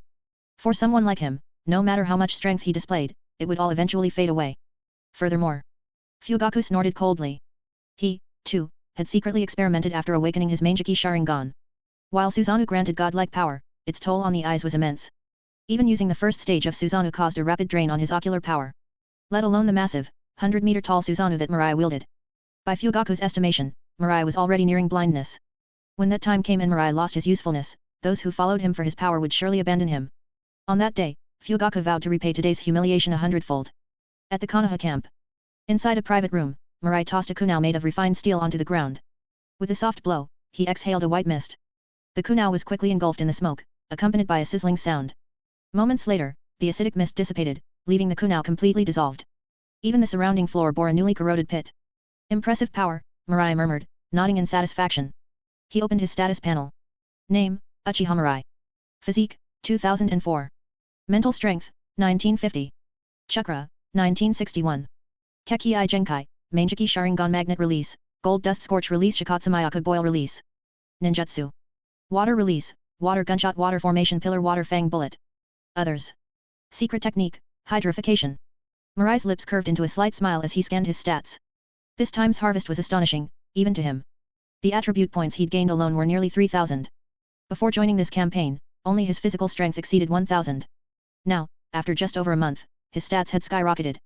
Both his mental power and chakra were nearing 2,000. The surge in power made Mirai feel like he could punch a hole straight through the shinobi world. Beyond the attribute points, he had also acquired numerous water release techniques. While not particularly remarkable, having more techniques was always beneficial. Among them, the hydrification technique stood out. It allowed him to transform his body into liquid, rendering him immune to physical attacks. Although it had a weakness against lightning release, it was still a formidable secret technique. As for Shikatsumayaku and Boil Release, their potential in his hands was even more terrifying. Especially Shikatsumayaku. Mirai sensed that if his power reached a certain threshold, this Kekkei Genkai might evolve even further. Additionally, gaining the power of the Three Tails made this his most bountiful haul yet. After briefly savoring his newfound strength, Mirai opened his eyes.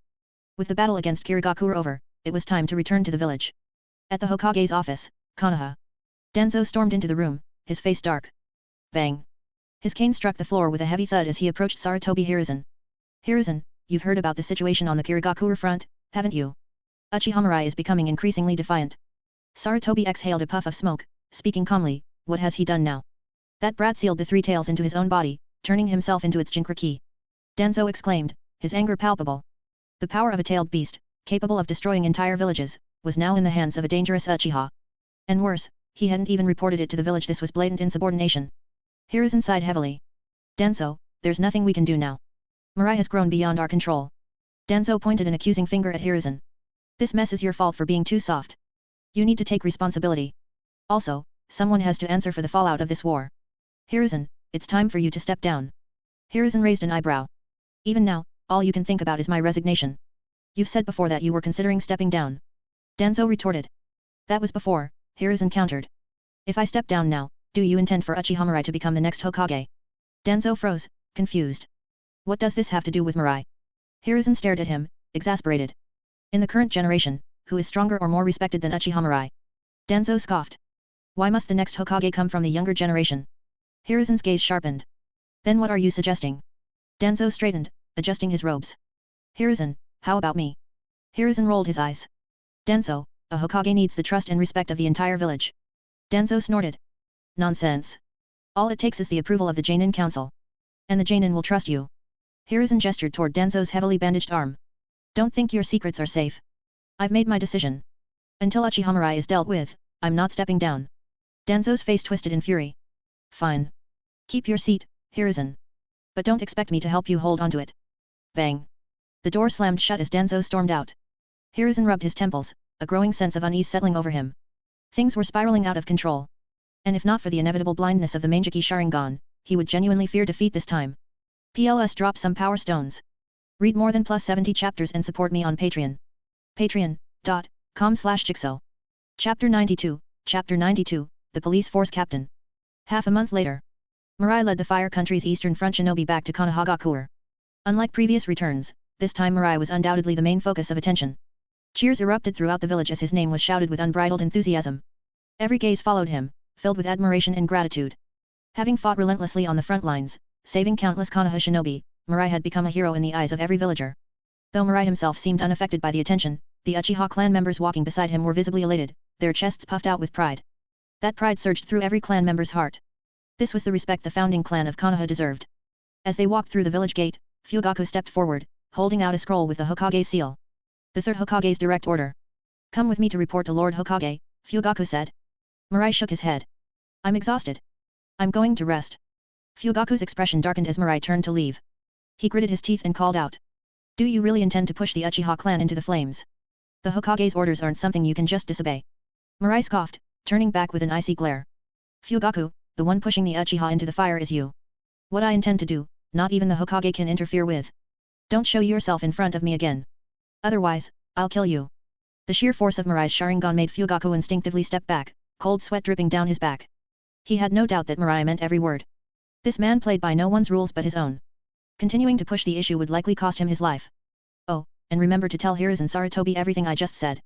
Then pay close attention to his reaction. Watch how your fawning, servile master responds. With a burst of dark laughter, Mirai turned and walked away. In the Uchiha clan compound. Shisui gazed at Mirai with eyes brimming with admiration.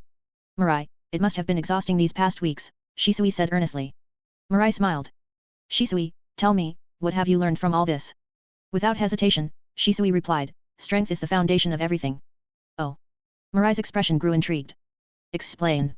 Shisui thought for a moment before speaking. No matter what goal you wish to achieve, strength is indispensable.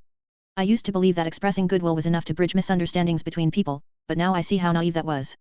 As long as our Uchiha clan possesses overwhelming power, the conflicts between the village and our clan will naturally resolve themselves. Mirai nodded approvingly. Shisui, I'm glad you've come to this realization. But it's not enough. Remember this.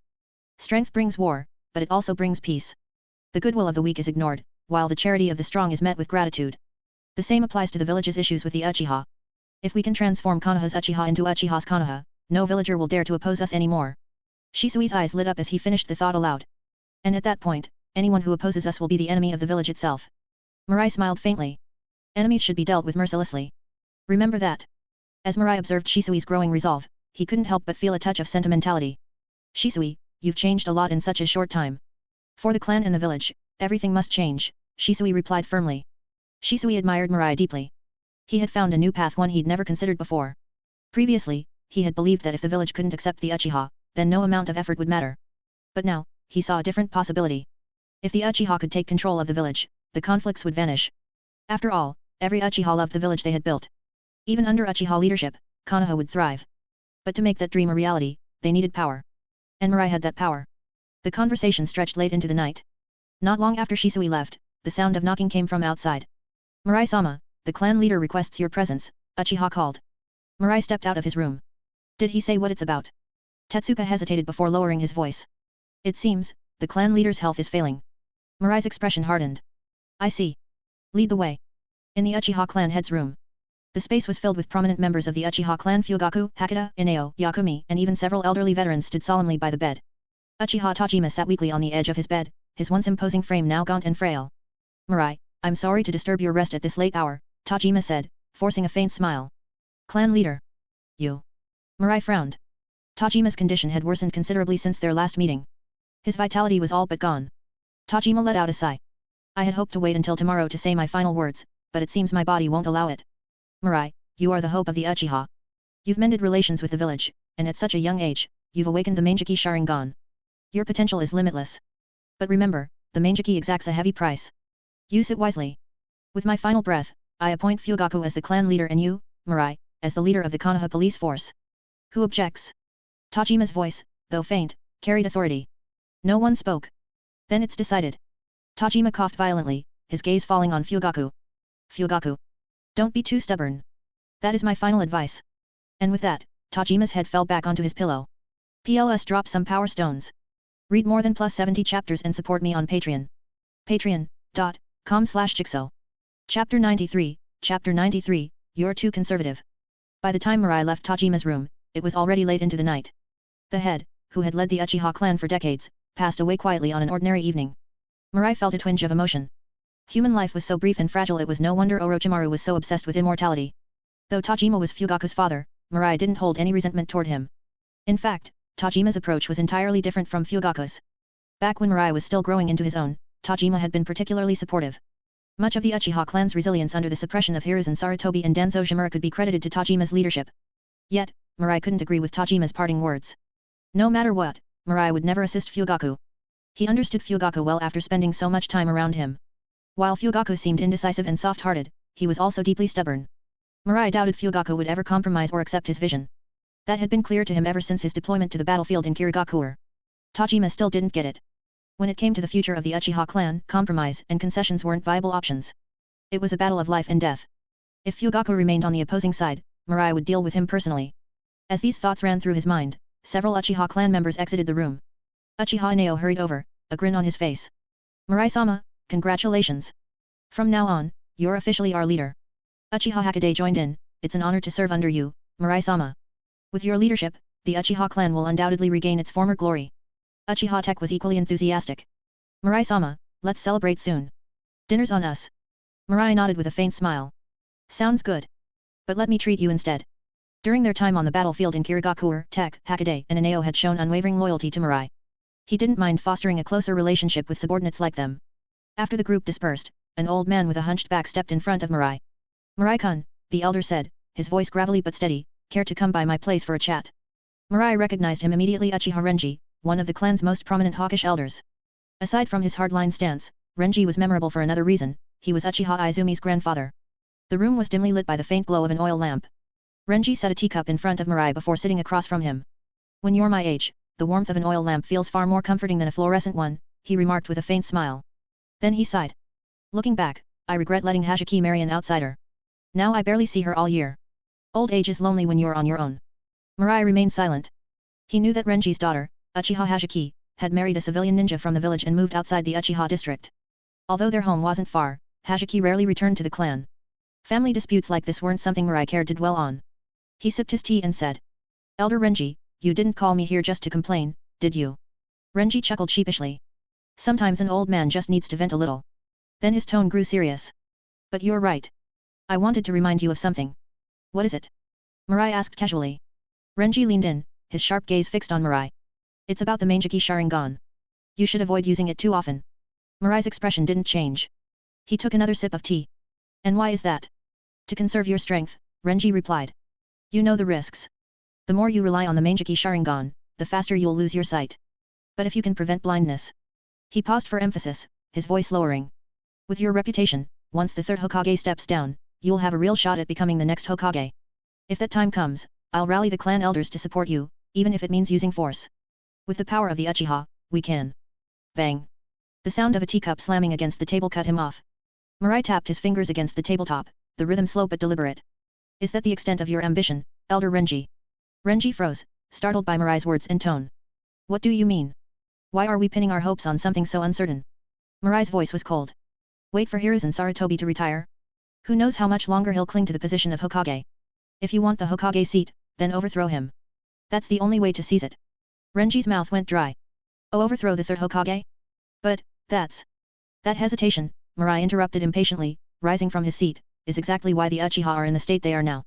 You're too conservative, elder. Leave these matters to me and enjoy your retirement.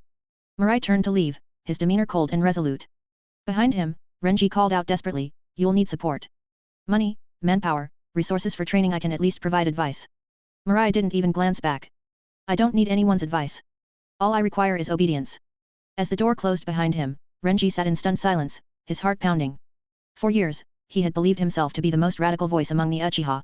But after hearing Mirai's plans, he realized just how restrained he had been. Overthrow the third Hokage. Even now, the thought made his pulse quicken. Suddenly, Renji understood why Mirai had awakened the Mangeki Sharingan at such a young age. After a long silence, he muttered to himself, Tajima was too soft. Knowing Fugaku's nature, he should never have made him clan leader. With Mirai being this unyielding, Fugaku won't survive for long. PLS drop some power stones. Read more than +70 chapters and support me on Patreon. Patreon.com/Jigsaw. Chapter 94, Practice Makes Perfect. Half a month later. With the destruction of the Konobe Bridge by Namikaze Minato's team, Iwagaku announced their withdrawal, signaling the end of the Third Shinobi World War. Konoha Village. The villagers spontaneously gathered on the streets to welcome the returning Konoha shinobi from the Iwagakure battlefield. But unlike before, the atmosphere was somber. Most of the returning ninja were wrapped in bandages, their faces devoid of any joy of victory. Instead, a chilling and solemn aura emanated from the ranks of Konoha's forces. Leading the procession was Namikaze Minato, his usual warm smile absent, replaced by a heavy expression. Behind him walked Nohara Rin and Hotaki Kakashi, their heads hung low, resembling lifeless shadows. Strange, didn't we win the war? Why does everyone look like this? Sigh. I heard it was a Pyrrhic victory. The losses Konoha suffered were immense. How could it come to this? The murmurs of the crowd were interrupted by a sharp scoff from a ninja within their ranks. You lot. Have you forgotten the cruelty of war? This outcome is to be expected, the ninja said coldly. The surrounding villagers froze, then slowly nodded in agreement. You're right. I suppose I got carried away. Now that I think about it, if it weren't for Uchiha Mirai-sama, I'd have died long ago on the Kirigakure battlefield. Exactly. I was deployed to the Tsunagakure front, and it was Mirai-sama's support that allowed us to deal a decisive blow to the Suna shinobi. Come to think of it, the same happened at the Kumagakure front. We were suffering heavy casualties until Mirai-sama arrived. Shortly after, we secured an overwhelming victory. So, if Mirai-sama hadn't intervened, the other battlefields might have ended up just like the Iwagakure one, right? Even if it sounds harsh, the truth is that the shinobi who perished on the Iwagakure front, were simply unlucky that Mirai-sama couldn't make it in time to help. The villagers, who had been eagerly awaiting the triumphant return of Namikaze Minato's squad, now began to realize the harsh reality. There were no true winners in war. No matter the victor, the cost was always tremendous. The earlier victories with minimal casualties were only possible because Uchiha Mirai had crushed the enemy with overwhelming power. As this reality settled in, the celebratory atmosphere faded. Gloom took over, and the crowd dispersed one by one. By the time Minato's team reached the Hokage's office, only Minato, Kakashi, and Rin remained. You two head home first. I need to report to the Hokage, Minato said softly. He hesitated before adding, Obito. It's my fault for not getting there in time. Don't blame yourselves. Rin and Kakashi nodded, their expressions heavy. If only they had been as strong as Mirai. Obito might not have. 3 days later. Dark clouds blanketed the sky as a light rain fell steadily. Hundreds of shinobi dressed in black stood in orderly rows in front of the memorial stone, each holding a white flower. Under Hiruzen's lead, the gathered shinobi bowed their heads in silent mourning for 3 minutes, honoring their fallen comrades from the Third Shinobi World War. After the moment of silence, Hiruzen stepped forward, his face somber as he began to speak. Once again, we have emerged victorious. This is proof that Konoha will never fall. Although our heroes now rest eternally, they have passed down the will of fire. Where Konoha's leaves dance, the flames of the will of fire burn ever brighter. These flames will illuminate the village and nurture the new leaves to grow. As Hiruzen's speech continued, Mirai lost interest. Without a word, he turned and walked away. By the graveyard, he glanced at a nearby tree. Perched on its branches was a white-haired man who had been silently observing him. Noticing that he had been discovered, the man grinned widely and called out, You must be Uchiha Mirai, right? I hear you've awakened the Mangeki Sharingan. That's some legendary power. I'm jealous. What do you want? Mirai asked flatly. Allow me to introduce myself. My name is Jiraiya, former teammate of Orochimaru.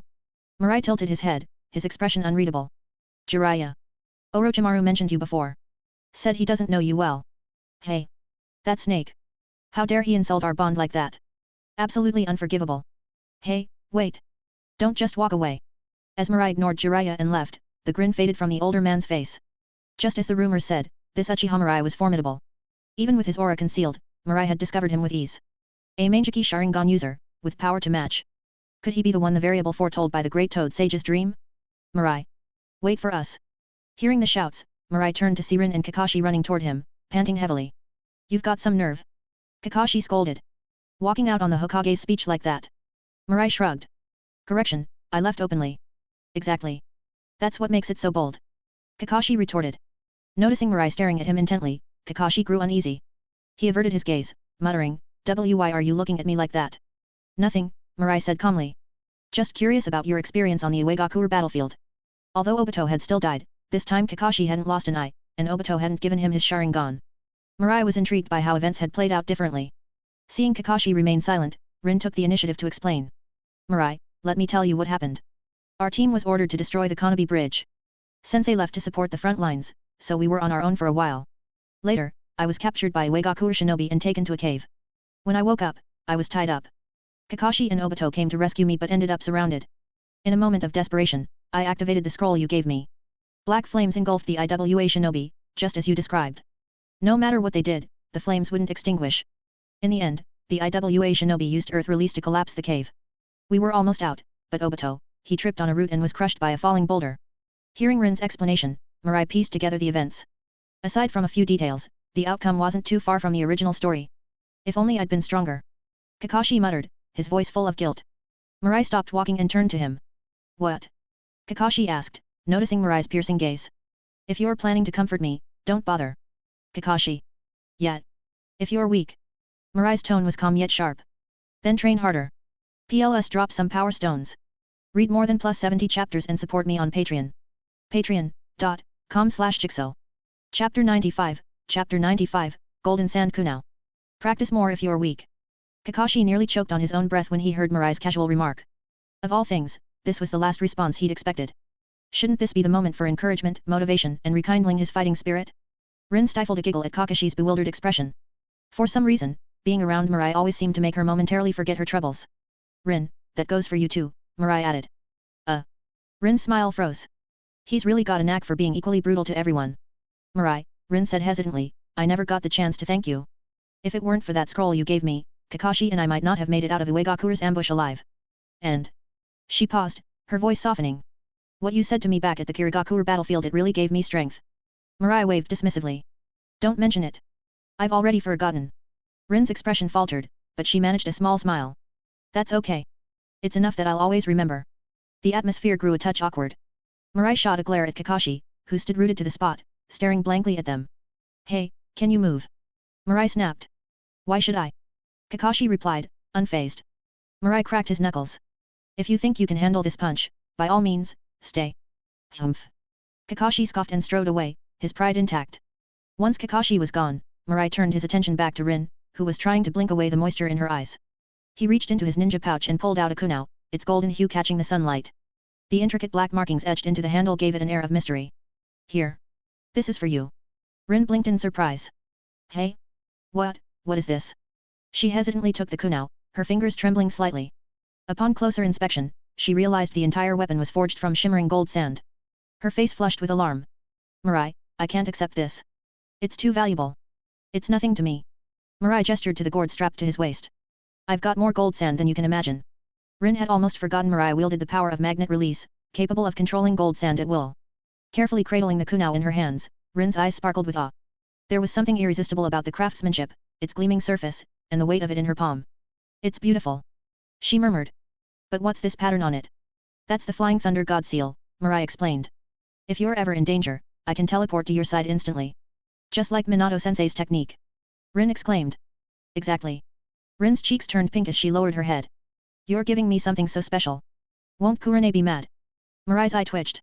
Relax. Kurane got one too. Rin sighed in relief, pressing a hand to her chest. Oh, good. I'll treasure it, I promise. Thanks, Mirai. She flashed a bright smile before dashing off. As he watched her leave, Mirai turned toward the Uchiha compound, his expression hardening. Just as he suspected, Obito had been chosen by Madara. The events of the Third Shinobi War were set in motion. Rin's mention of the tree root that tripped Obito? It was undoubtedly Madara's doing. If things played out as he predicted, Madara wouldn't hesitate to target Rin to push Obito into the darkness. Rather than prevent the inevitable, Mirai decided to let Madara carry out his plan. After all, with his Mangekyo Sharingan, Rin wouldn't truly be in danger. Besides, Minato and Kushina had always believed in giving people the chance to choose their path. Mirai would extend the same courtesy to Obito one last chance. If Obito still chose to descend into madness, then Mirai wouldn't hesitate to deal with him. Preemptively trying to save Obito? That wasn't Mirai's style. It was better to let the fuse burn out and see if the bomb would truly explode. Only then could he decide the best course of action. On the streets of Konohagakure. So this is Konoha. It's so vibrant, Mei Terumi marveled as she wandered through the bustling streets, her gaze flitting from shop to shop. The array of goods displayed was dazzling compared to the modest offerings back in Kirigakure. It's no wonder everyone wants a piece of Konoha, she mused aloud. An elderly man walking beside her, clutching a dragon-headed staff, chuckled darkly. Despite his age and missing teeth, his presence was commanding. Now do you understand why our village sought war? He asked. Power leads to prosperity. If this war had succeeded, our people wouldn't be starving in the streets. But we failed, Mei retorted, her voice sharp. So many of our shinobi died for nothing. Now we're here, negotiating reparations with Konoha. The elder interrupted her, his tone firm. We failed because of Uchiha Mirai. Without him, Konoha would have crumbled, surrounded on all sides. At the mention of Mirai, Mei swallowed hard. Though she hated to admit it, the elder was right. Mirai had single-handedly turned the tide of battle. His strength, his precision, and his looks. Mei felt her cheeks flush as she recalled his face. Why couldn't Kirigakure have shinobi that looked like that? Mei, what are you thinking about? The elder asked, his tone suspicious. Nothing. Mei said quickly. Can I take a walk around the village? The elder nodded. Don't cause trouble. And remember, this trip is to show you the world outside our village. You're going to help rebuild Kirigakure someday. I know, Mei muttered, waving him off. She added under her breath, and no, I won't go chasing boys, okay? But after seeing someone like Uchiha Mirai, her standards had been set a bit higher. Don't underestimate me. PLS drop some power stones. Read more than +70 chapters and support me on Patreon. Patreon.com/Jigsaw. Chapter 96, Chapter 96, A Complete Madman. This is delicious too. Mei stepped out of the barbecue restaurant, now holding several skewers of three-colored dango purchased from a nearby sweets shop. As she savored the treats, a blissful expression spread across her face. The food here in Konoha is so good. I can't help but feel envious of the ninja here. However, despite her enjoyment, Mei couldn't help feeling a bit disappointed. After all this time, she still hadn't met a man who truly caught her eye. It seems that even in Konoha, someone like Uchiha Mirai with such exceptional looks is a rare find. Strolling through the streets while snacking, Mei's eyes suddenly lit up. At a street corner, she spotted a familiar figure. Uchiha Mirai.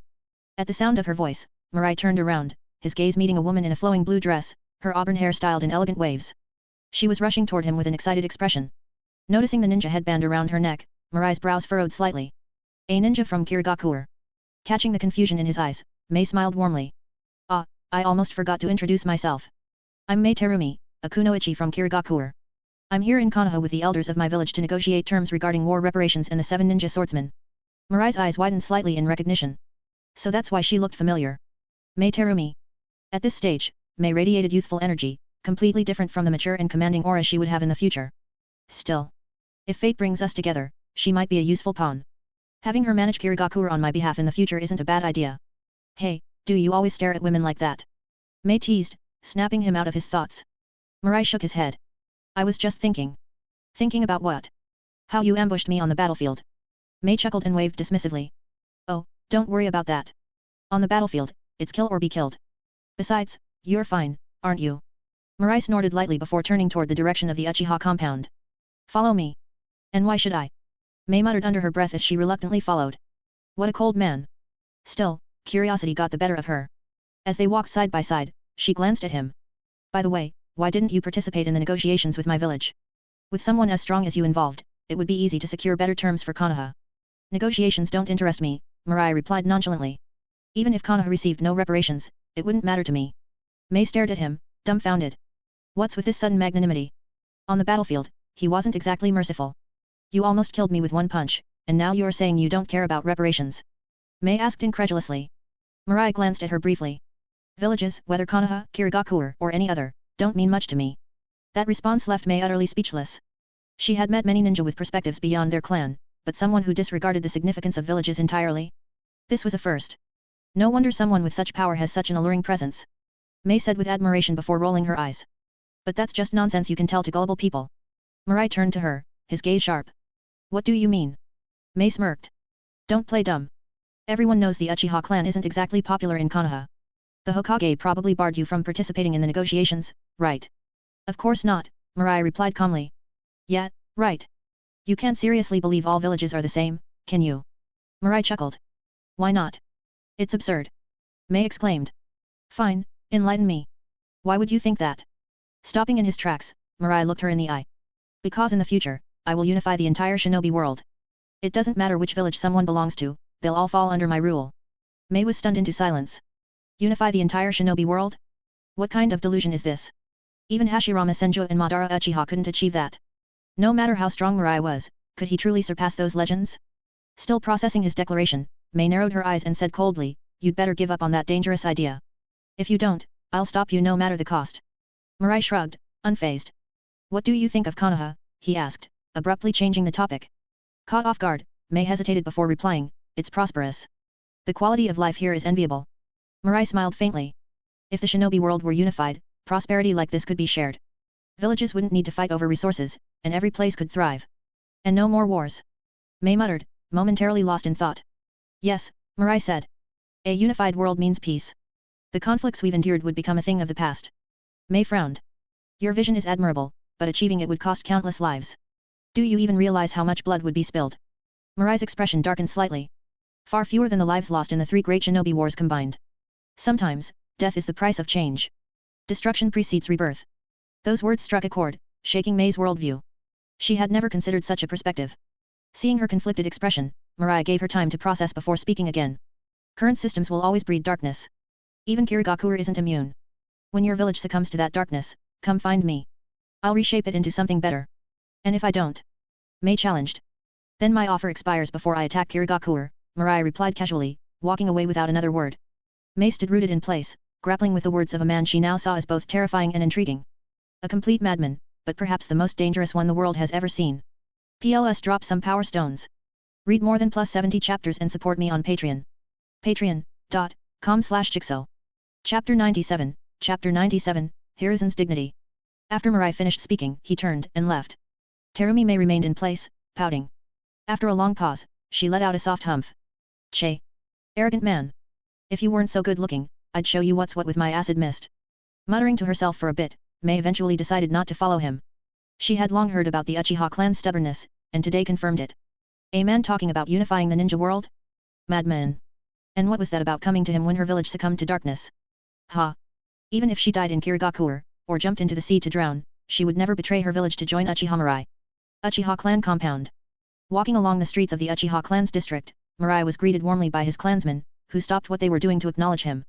This 14-year-old boy had already become the pride of the Uchiha clan. Mirai, come by Grandma's house tomorrow morning for breakfast. On the house. Little Mirai, my grandson works in the police force now. We'll count on you to look out for him. Hey. You guys better start addressing him properly. It's Mirai-sama from now on. Ah, right. It's just habit. Watching this kid grow up and suddenly seeing him become our clan's hero, it's a bit hard to adjust. After exchanging greetings with his clansmen, Mirai returned to his own courtyard. The moment he stepped inside, several white snakes slithered toward him aggressively. Mirai swiftly drew his kunai and accurately severed each snake at their 7-inch weak point. Not long after, Orochimaru emerged slowly from the vegetable garden, dressed in a white kimono. Ding! Congratulations, host! Reward obtained, triple Rashomon. The notification from the system echoed in Mirai's mind. He immediately knew Orochimaru had no intention of continuing the fight. What are you up to, Orochimaru? Mirai asked, somewhat puzzled. Orochimaru chuckled, extending his tongue slightly before replying, just testing if Mirai-kun has grown complacent. Clearly, you're as sharp as ever. After a pause, he added with a regretful tone, what a pity, so many white snakes, wasted like this. Mirai-kun, why not turn them into a nice snake stew? Mirai stared blankly. Figures. This was your real goal all along. No time, he replied curtly, immediately rejecting the idea. Attacking me and then asking me to cook? Dream on. Unbothered by the refusal, Orochimaru licked his lips and continued, Mirai-kun, don't be mad. That little talk you had with Jiraiya the other day stirred up quite some trouble for me. Mirai shrugged nonchalantly. I was joking with him, but he took it seriously. That just shows how fitting my words were to his image of you. Orochimaru sighed. I'm not much for preaching, Mirai snorted softly. Anyway, you didn't come all this way just for snake stew, did you? Orochimaru shook his head and retrieved a sealed scroll from his sleeve. With a quick sequence of hand seals, a puff of smoke appeared, revealing a long sword in his hand. Mirai-kun, someone of your stature shouldn't be without a proper blade. Consider this Kusanagi sword my gift to you. The sword looked identical to the one Uchiha Sasuke used in the original timeline. Mirai unsheathed it and examined it carefully, nodding in satisfaction. This is far superior to the one Fugaku gave me, he remarked, securing the sword at his waist. As he opened the door to his home, Mirai glanced back. Orochimaru, clean up the white snakes. Over steaming bowls of snake stew, Mirai chuckled softly. Orochimaru, with how often we've been seen together, I doubt you'll be able to stay in the village much longer. Unperturbed, Orochimaru shrugged. Mirai-kun, I've already lost faith in our teacher. Even becoming a rogue ninja is but a temporary phase. I look forward to the day when you take control of Konoha. Mirai raised an eyebrow at the unexpected comment. Orochimaru, you actually believe what I've been saying? Orochimaru nodded. I've heard from our teacher himself he plans to continue as Hokage. That doesn't surprise you, does it? It didn't. Unlike the original timeline, Namikaze Minato had not gained the prominence he once had, thanks to Mirai's interference. Compared to both Orochimaru and Mirai, Minato's influence in Konoha was negligible. Hiruzen's decision to retain power was no shock.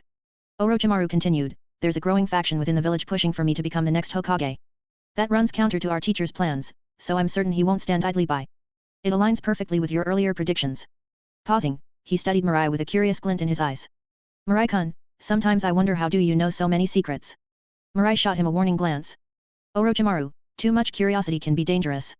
Taking the hint, Orochimaru backed off with a sigh. Mirai-kun, this snake stew is delicious. Too bad I won't be able to enjoy it for much longer. Mirai shook his head with a faint smile. Don't worry. It won't be too long. Rising from his seat, Mirai tapped the table lightly. Sarutobi Hiruzen is a man of dignity, after all. Orochimaru's eyes sparkled with interest. Mirai-kun, if our teacher refuses to act with dignity, I have plenty of methods to help him maintain it. Mirai chuckled. Dignity or not, I won't let him leave with his reputation intact. Images of the Chunin exams from the original timeline flashed in Mirai's mind, a perfect stage to drag Sarutobi's name through the mud on an international scale. If Hiruzen cherished his reputation, Mirai would see to it that it was ruined forever. Turning to Orochimaru, he smirked. Orochimaru, I may indeed need your help soon. He handed Orochimaru a golden kunai marked with flying thunder god seals. Accepting the ornate weapon, Orochimaru couldn't hide his surprise. A kunai made of pure gold, truly a collector's item for any ninja. Still, he couldn't help but wonder. What kind of ending does Mirai-kun have in store for our teacher? Konoha village streets. The ninja of Kirigakure walked ahead, his steps light with an air of satisfaction. He seemed much more at ease than when they had first arrived. Following closely behind, Terumi May occasionally glanced around, her eyes scanning for someone. Yet no matter where she looked, she couldn't find the person she was searching for. May, you seem preoccupied, the ninja observed. PLS drop some power stones. Read more than +70 chapters and support me on Patreon. Patreon.com/Jigsaw. Chapter 98, Severing our bonds with my own hands. Worried? Me? Not at all. Hearing May's response, Genji chuckled lightly. It's about that Uchiha kid, isn't it? May's eyes widened in shock. How did you know? Genji's tone remained calm. That guy is undeniably handsome, but he's a dangerous individual through and through. You'd be wise to keep your distance. May fell silent at his words. He wasn't wrong, Uchiha Mirai was dangerous. Someone like him, no matter how perfectly he fit her ideals, was not someone she could allow herself to fall for. But still. Men that stunning weren't exactly easy to come by. Pushing aside the jumble of thoughts clouding her mind, May glanced at Genji. You seem to be in a particularly good mood today. Genji laughed softly. Of course. The negotiations went exceptionally well this time. All we had to do was show a little strength, and the third Hokage of Konoha caved almost immediately. All he asked for was some reparations for the war. He smirked. And to sweeten the deal, he even offered to return the 7 ninja swords to us as a gesture of goodwill. The only regret is that the 3 tails has been sealed inside Uchiha Mirai. Retrieving it is out of the question now. The fact that Konoha has a Hokage like him is a stroke of luck for us. May blinked in surprise. She hadn't expected this outcome. After all, it was Kirigakure that had initiated the war, only to suffer a humiliating defeat. They had come to Konoha fully prepared to bleed for peace, yet Hiruzen Sarutobi had been so accommodating. Genji broke into hearty laughter. At least we can return home with our heads held high. While May initially shared his joy, Mirai's words resurfaced in her mind, clouding her thoughts once more.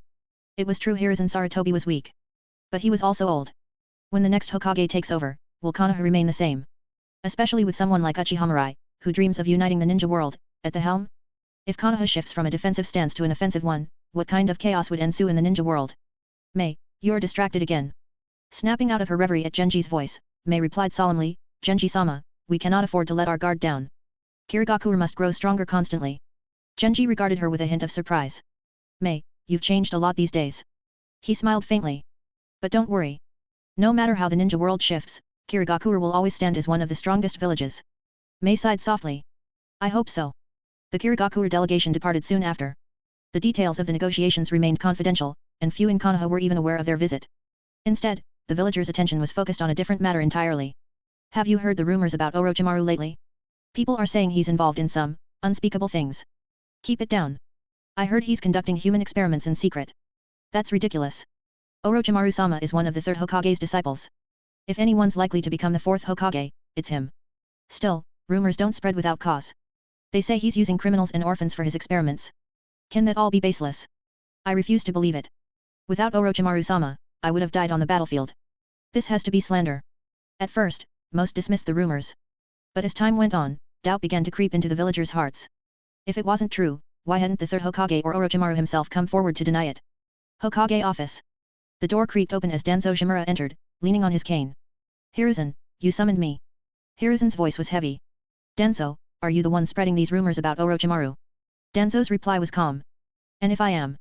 Hiruzen slammed his hand onto the desk. Danzo. Once again, you act without my consent. Do you want another tragedy like Sakumo Hataki's to repeat itself? Danzo scoffed. Let's not rewrite history, Hiruzen. You tacitly allowed what happened to Sakumo. You're the one who elevated him to the status of White Fang and then watched as he fell. And as for Orochimaru, I'm merely stating the truth. Hiruzen inhaled deeply, his temper barely in check. Orochimaru is my student and one of my candidates for the next Hokage. You've crossed the line this time. Danzo's tone turned sharp. You're aware of how close Orochimaru has grown to Uchiha Mirai, aren't you? If he becomes Hokage, the Uchiha clan will seize the opportunity to rise again. Everything our teacher worked for will be undone. He leaned closer, his voice dropping. And Orochimaru is no longer that naive, talented child. He's a Sunin with his own followers and ambitions. If he takes power, there will be no room for us. Hiruzen's face darkened, the weight of Danzo's words settling heavily on him. Danzo continued, relentless. You've been hesitant for far too long, Hiruzen. That's how Uchiha Mirai grew into the threat he is today. Don't make the same mistake twice. Leave Orochimaru to me. I'll eliminate him and anyone connected to him. The purpose of Root, Danzo added, tapping his cane against the floor, is to handle such matters. Hiruzen's aura shifted abruptly. Like a dormant lion roused from slumber, his presence was suffocating. Even Danzo faltered momentarily under the sheer weight of it. Danzo, Hiruzen said coldly, you will not lay a hand on Orochimaru. He is my student, and if anyone must sever our bonds. He rose to his feet, his gaze unwavering. Then it will be me. PLS drop some power stones. Read more than +70 chapters and support me on Patreon. Patreon.com/Jigsaw. Chapter 99, Defection. Mitarashi Anko.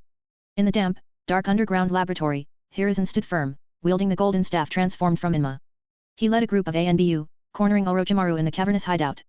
Cold sweat dripped down Orochimaru's pale forehead, his fatigued expression betraying his struggle.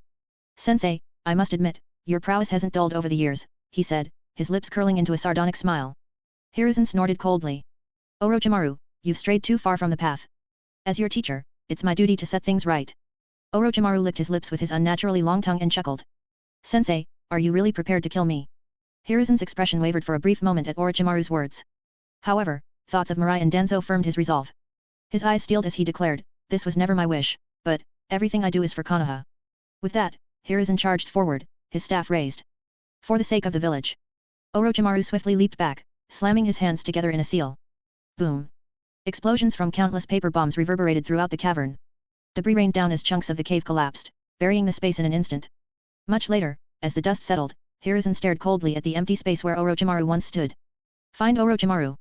Don't let him escape, he ordered, his voice icy. Yes, Third Sama, the ANBU responded before vanishing to carry out his command. Yet, unease gnawed at Hiruzen. This mission had been a secret shared with no one. And yet, Orochimaru had clearly been prepared.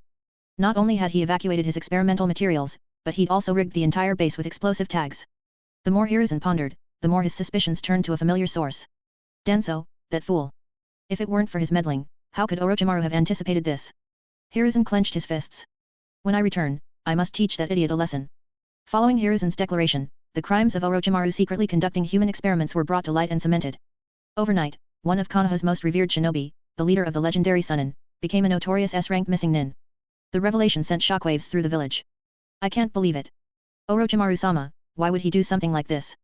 To harm his own comrades, utterly unforgivable. Thank goodness Third Sama acted decisively. Otherwise, if someone like Orochimaru became Hokage, Konoha would have been doomed.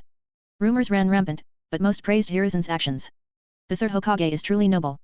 Even after such a betrayal by his protege, he's committed to guiding the village until a new successor is ready. There were whispers, though quickly silenced, of another potential candidate. If Orochimaru's out of the picture, shouldn't someone like Uchiha Mirai, with equal prestige, be considered for Hokage? Such discussions often ended abruptly, with those involved disappearing from public view. As Orochimaru's reputation crumbled, his close associates faced investigation, plunging the village into a state of paranoia. Meanwhile, Jiraiya, who had only recently returned to Konoha, chose to leave once again. After reporting the events to Mirai, Uchiha Inao's face lit with excitement. This is incredible. With Orochimaru's defection, the Hokage faction has lost a powerful ally. Your path to the Hokage seat is wide open now, Mirai-sama. Mirai's gaze was calm, almost dismissive. Inao, such naive words are unbecoming of an Uchiha. Favorable outcomes are not luck, they are the results of careful planning and strategic maneuvering. Inao froze. Had he said something wrong?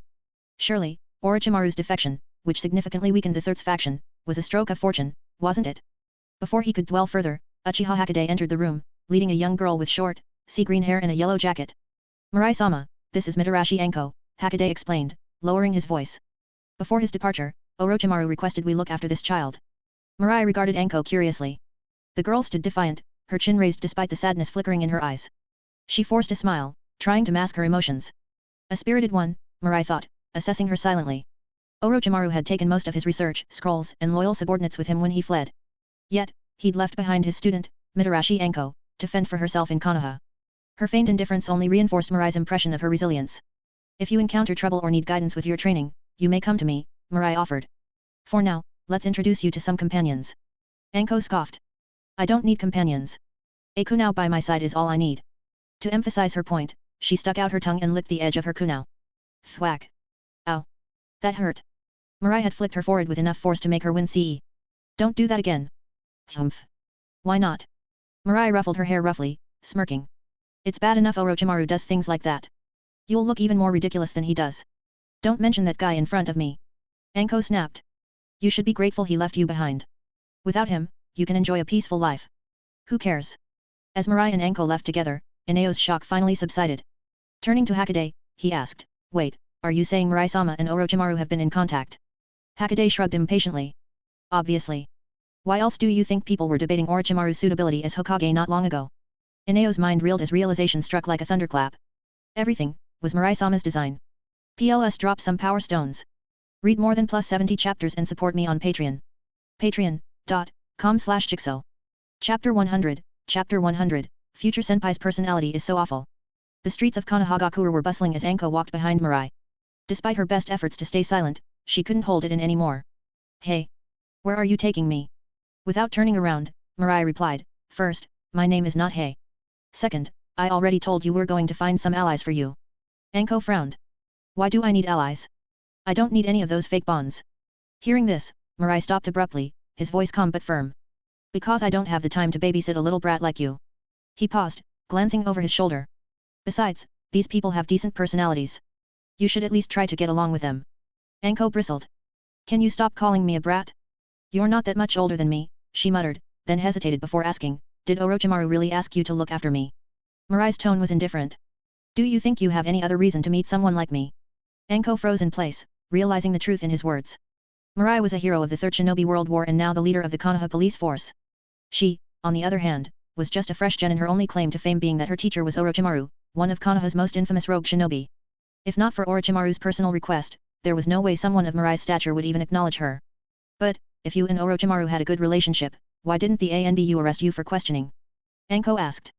After Orochimaru defected, anyone associated with him had been thoroughly investigated. Many were imprisoned or worse. Mirai smirked and raised his fist. Simple. Because I'm strong enough. Anko blinked, stunned by the bluntness of his answer. It sounded ridiculous, yet oddly believable. She clenched her fists and muttered under her breath, if I were strong enough, would Orochimaru still have abandoned me? Smack. Mirai's palm landed heavily on the back of her head. For the last time, Orochimaru didn't abandon you. He entrusted you to me, Mirai said sharply. So from now on, you're my responsibility. Stop acting like a sulking brat in front of me. Rubbing her sore head, Anko glared at him. But despite the pain, her mood improved slightly. He's right. Orochimaru wouldn't have handed her over to someone like Mirai if he didn't care. Mirai's help was clearly something rare and valuable. They walked in silence for a while until Anko suddenly perked up. Wait a second. What now? I want to buy some dango. Mirai glanced at her and nodded. Fine. I'll have some too. Anko grinned. No problem. My treat. At the sweets shop, Anko cheerfully called out, 2 sticks of dango, please. But before she could finish, Mirai interjected, make that 10 sticks. The smile froze on Anko's face. 10? Don't you think that's a bit much, future senpai? Not at all, Mirai replied nonchalantly. I have a big appetite. Before she could argue further, the shopkeeper had already packed 10 sticks of dango. That'll be 50 RY. Anko's shoulders slumped as she reluctantly opened her wallet. Handing over the coins, she muttered under her breath about her rapidly draining funds. Carrying the bag of dango, Mirai walked off casually, leaving Anko to trail behind. Well, at least I get to eat dango. She consoled herself, nibbling on one of her sticks.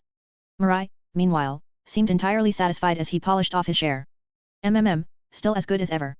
It wasn't long before Anko finished her single stick. Future senpai, can I have another? Nope. Why not? I'm eating the other 9. That's so unfair. Anko shouted. Why'd you even make me pay if you're going to hog them all? You were planning to buy just 1 stick for yourself, weren't you?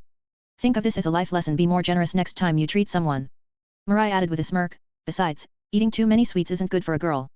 You'll get fat. Anko stood frozen, fists trembling in outrage as Mirai walked ahead without a care. He's insufferable. First, he makes me pay, then he doesn't even share, and now he's calling me fat? Future senpai's personality is absolutely the worst, she fumed, stomping after him. How is he a hero of the shinobi world war? He doesn't act like one at all. Meanwhile, Mirai's lips curled into a faint smile. Teasing her was surprisingly entertaining. Their walk came to an abrupt halt when they encountered a crowd gathered outside a restaurant. What's going on? Anko asked. The villagers were murmuring among themselves. Another group of drunken shinobi causing trouble. They smashed up the restaurant just because they didn't have enough money to pay. It's awful. The owner tried to reason with them, and they went berserk. The police force is inside, but they don't seem to be able to do anything. Those shinobi must have some serious backing. Hearing this, Anko clenched her fists. Those jerks, why don't they go vent their anger on the battlefield instead of bullying civilians? Despite her anger, Anko hesitated to get involved. Orochimaru's first lesson to her had been simple. Don't meddle in unnecessary matters. Future senpai, let's just leave. Before she could finish, Mirai was already walking toward the crowd. PLS drop some power stones. Read more than +70 chapters and support me on Patreon. Patreon.com/Jigsaw.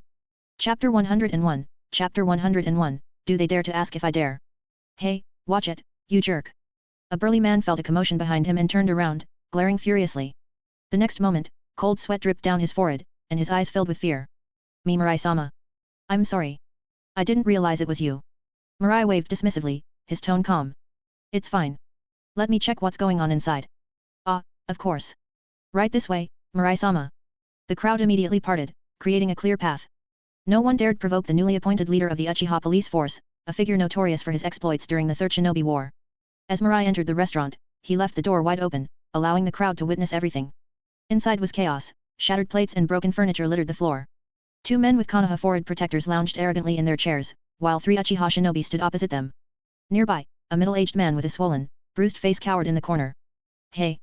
Don't waste your breath. I'm not going to the damn Konoha police force station, one of the men sneered. We're just following protocol. Shut it. It's the restaurant owner's fault, not ours. Go arrest him. Regardless of fault, you'll need to come with us. Ha! We're the victims here, and you're treating us like criminals? You think you can push us around? The tension thickened until all eyes turned to Mirai as he stepped further into the room. The 3 Uchiha shinobi immediately straightened up and saluted. Mirai-sama. The 2 unruly shinobi, previously full of swagger, stiffened under his gaze. Ignoring the commotion, Mirai spoke calmly, his voice steady. Explain the situation. Uchiha Uwame felt a sinking sensation but braced himself to respond. There was a conflict between these 2 and the restaurant owner. We were negotiating how to handle the aftermath. At his words, Mirai's Sharingan flared to life, transforming into the Mangeki Sharingan. The oppressive aura from his eyes made Uwame struggle to breathe. I'll give you one more chance, Uwame, Mirai said coldly. You either explain the truth, or I'll use these eyes to see it myself. Feeling the crushing weight of his authority, Uwame reluctantly relented. These 2 are Yuditen Gentare and Mito-Kato Kazashi, the heirs of the Yuditen and Mito-Kato clans, respectively. They came here to eat but forgot their money. When the owner asked them to leave an IOU, they refused. A dispute broke out, and after drinking too much, they assaulted the owner and wrecked the place. Smack! Smack! Smack! The sharp sound of slaps echoed through the room as Mirai's hand struck Uwame and his 2 subordinates. The 3 bowed their heads silently, enduring the humiliation. Outside, the crowd erupted in whispers. Why is Mirai-sama hitting his own men? Are you dense? Didn't you hear who those 2 troublemakers are? What do you mean? The Mito-Kato and Yuditen clan heads are advisors to the Hokage, only second to the 3rd Hokage in authority. Ah, no wonder they're so arrogant. Even someone like Mirai-sama wouldn't dare cross the Hokage's inner circle. Ha! Is this the mighty Uchiha? What a joke! Hearing the murmurs, Mitarashi Anko, who was in the crowd, grew anxious. That idiot! Why did he charge in so recklessly? He should have just ignored it. Now, with all these villagers watching, if he chooses to back down, the Uchihas and his own reputation will be in ruins. But if Mirai pressed forward and arrested those two, he'd risk provoking the Hokage's advisors. Either way, he was trapped in an impossible situation. Mirai-senpai, you're still too young, Anko muttered. Inside the restaurant, the once nervous Yuta and Gentaro and Mito Kazashi regained their confidence. Mirai, Gentaro jeered, your subordinates clearly need better discipline. They almost caused trouble for the Uchiha. Exactly, Kazashi chimed in. We're being generous today.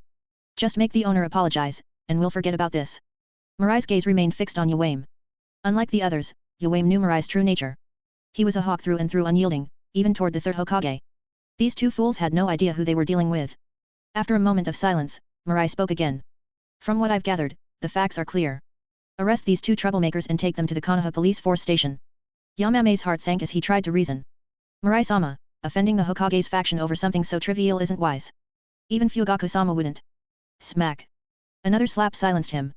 I am the leader of the Konoha police force, Mirai said icily. Your only job is to follow my orders. Reluctantly, Yawame clenched his fists and led his subordinates toward Gentaro and Kazashi. Uchiha Mirai. You dare lay a hand on us? Kazashi shouted, finally grasping the severity of the situation. Mirai laughed mockingly, turning to the onlookers. They're asking if I dare? Let me tell you something. His voice echoed powerfully, I, Uchiha Mirai, uphold fairness and justice. No criminal escapes me. Thud. Thud. With two swift strikes, Gentaro and Kazashi doubled over, blood dripping from their lips as they clutched their stomachs. Take them away. Mirai ordered. Yes, his subordinates responded. PLS drop some power stones. Read more than +70 chapters and support me on Patreon. Patreon.com/Jigsaw. Chapter 102, Chapter 102, I'm just a legend. Two Uchiha clansmen dragged the troublemakers out of the restaurant. Mirai turned to the restaurant owner, his gaze steady. Although the matter is resolved, I think it's only right for you to personally explain the situation to everyone, he said calmly. Don't you think so? The restaurant owner hesitated, his face showing unease. Mirai-sama, I don't think that's necessary, he replied nervously. Those two. I really can't afford to offend them. Mirai smiled faintly. Is that so? He paused, his smile turning sharp. But you see, my blade has no such reservations. The restaurant owner paled, nodding hurriedly. Understood, Mirai-sama. I'll handle it right away. Stepping to the entrance, the restaurant owner addressed the gathered crowd in a loud voice. Apologies for the disturbance earlier. Those two troublemakers thought they could get away with eating without paying, flaunting their family backgrounds. When I tried to reason with them, they beat me up like this. He gestured to his injuries, continuing with more fervor. If not for Uchiha Mirai stepping in to uphold justice, my restaurant would be finished. The crowd murmured in agreement, many nodding in respect toward Mirai. The owner seized the moment, singing Mirai's praises. He had no choice, alienating Mirai was a death sentence. Clinging to his favor was his only hope for survival. When the owner finished his speech, Mirai stepped forward, his commanding presence silencing the crowd. I trust you all now understand what happened here, he began, his voice firm. Let me make one thing clear, the Konoha police force exists to maintain the village's peace and order. No one, no matter how influential, has the right to disrupt that peace. He glanced around, his tone resolute. As the police force leader, I have only one principle, fairness. Fairness, fairness, and damn it fairness. The crowd erupted into cheers at his words. Order 2 bowls of ramen. Pay for 2 bowls of ramen. Got it. Let's hear some applause for common sense. The villagers clapped enthusiastically, their admiration for Mirai evident. As expected of Mirai-sama, someone exclaimed.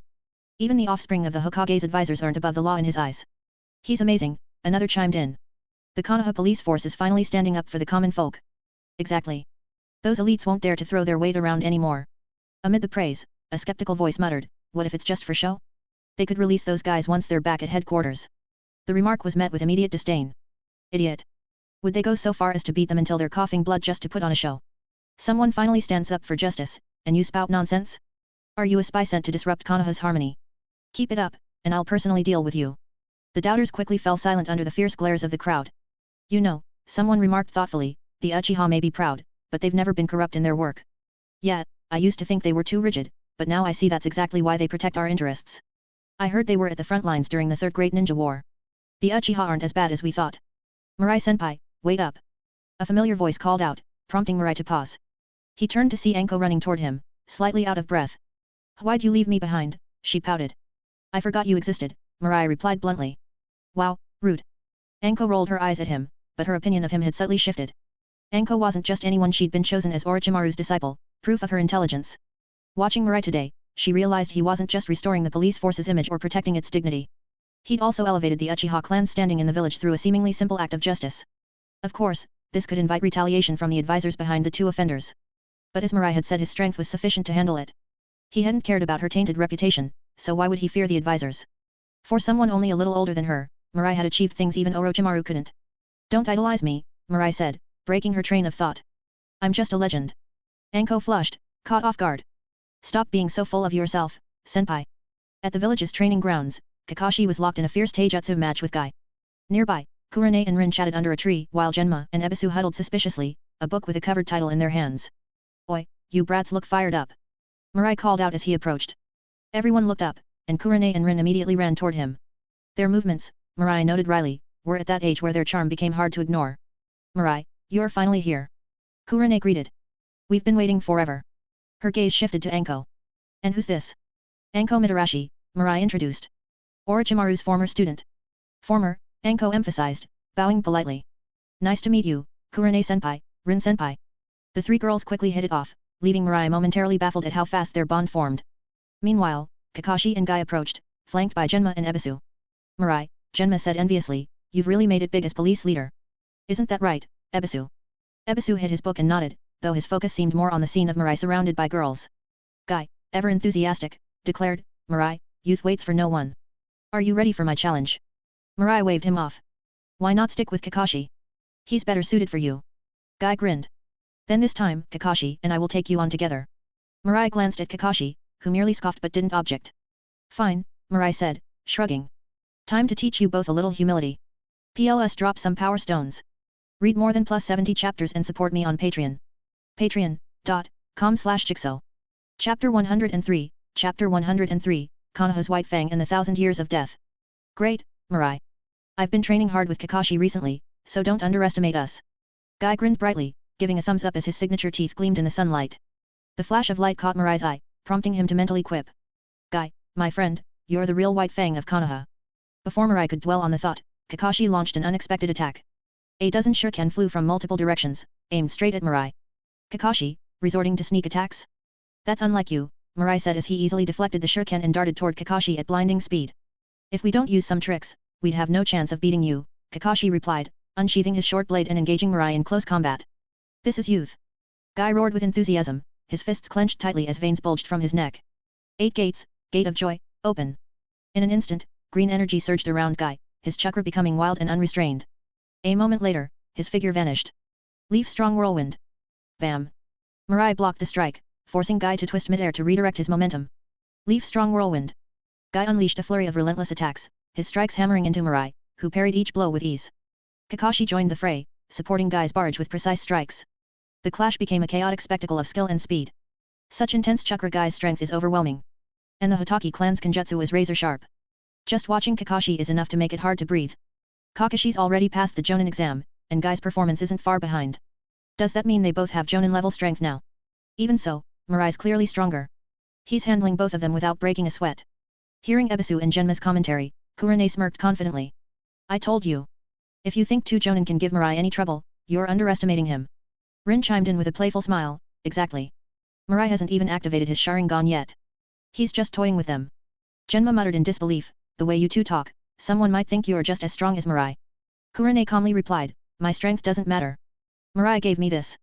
She held up a kunai made of shimmering gold sand, its surface gleaming in the sunlight. Genma and Ebisu stared, jaws dropping. A kunai, made of gold. Is there something special about it? Genma asked, curious. Before Kurane could answer, Rin interjected, of course. It's marked with a flying thunder god seal. If Kurane's ever in danger, she can send chakra into the kunai, and Mirai will teleport to her instantly. Genma and Ebisu's eyes widened in awe. That's incredible. But, Rin, how do you know so much about it? Genma asked suspiciously. Rin blushed and shyly pulled an identical golden kunai from her pouch. Because. Mirai gave me one too. The two men were stunned speechless. What kind of guy gives out kunai made of gold like candy? Sharing a look of mutual disbelief, they thought to themselves, no wonder he's so popular with the girls he's loaded. Meanwhile, Anko crossed her arms and muttered under her breath, what a playboy. Rin turned to Kurane with a soft smile. You don't mind, do you? Kurane smiled back, her expression dazzling. Of course not. I'm not that petty. At the center of the training field, Mirai pushed back Kakashi and Guy, raising a hand. That's enough for today. Enough? Don't dismiss our efforts like that. Kakashi snapped, charging forward again, short blade flashing. Guy's grin widened with excitement. Mirai, you won't leave here so easily unless you defeat both of us. Mirai raised an eyebrow. If that's how you want it, don't blame me for being harsh. With that, Mirai vanished. When he reappeared, he had already grabbed Guy's legs. Earth release, double suicide decapitation technique. Guy was pulled into the ground, leaving only his head above the surface. Turning quickly, Mirai caught Kakashi's fist mid-swing. What are you planning? Kakashi asked, a bad feeling settling in his gut as Mirai's mischievous grin grew wider. Poof. Mirai's body vanished in a cloud of white smoke. A shadow clone. Kakashi exclaimed. Before he could react, Mirai's voice came from behind. Secret technique, 1,000 years of death. Kakashi went flying with a yelp, clutching his rear. Guy, watching from his partially buried position, suddenly felt relieved. Being stuck in the ground isn't so bad after all. After the sparring session, Mirai walked over to where Rin, Kurane and the others were gathered. What were you talking about? He asked with a smile. Oh, nothing much. Just the golden coup now, Kurane replied, grinning. Mirai nodded, carry on then. I've got some things to take care of. Before anyone could respond, Mirai disappeared in a flash. The group stared, stunned. What speed? Kurane clenched her teeth silently, while Rin fidgeted with her golden coup now. Seeing their reactions, Anko sighed. For what it's worth, he really does have things to deal with. Kurane and Rin looked at her, surprised. What do you mean? Anko shrugged.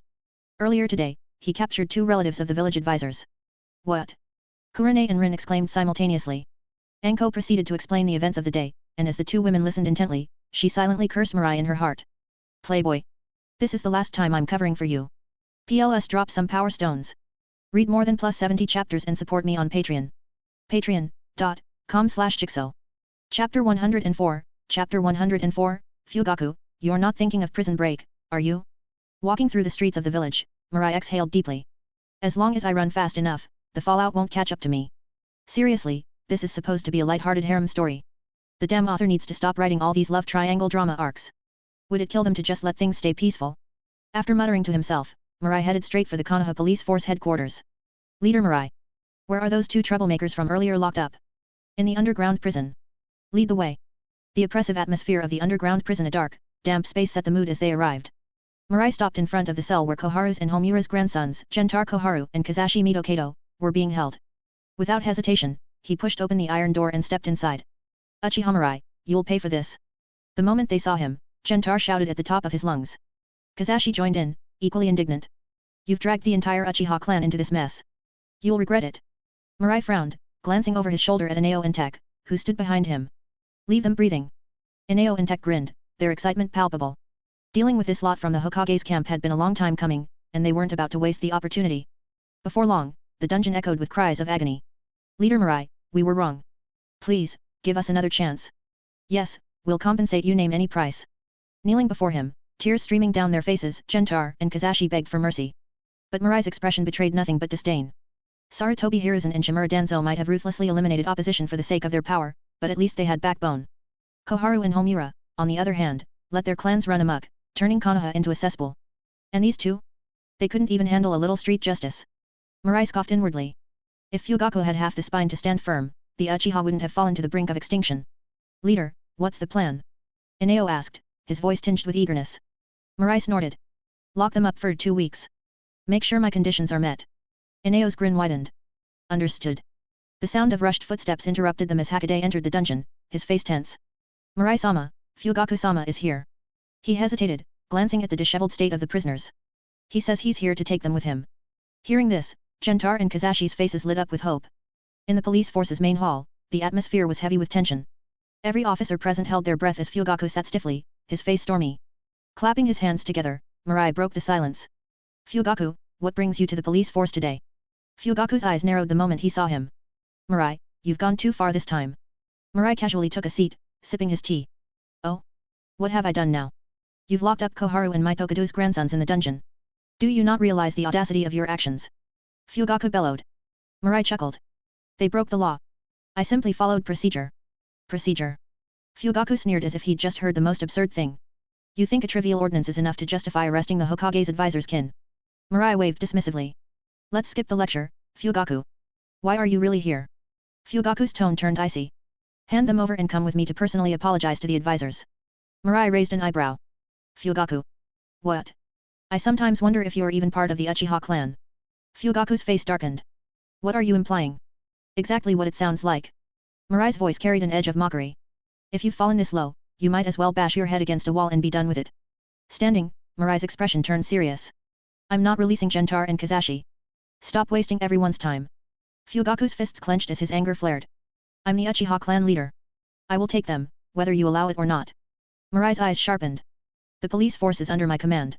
Without my authorization, no one leaves. Fugaku's voice grew harsher. What if I insist?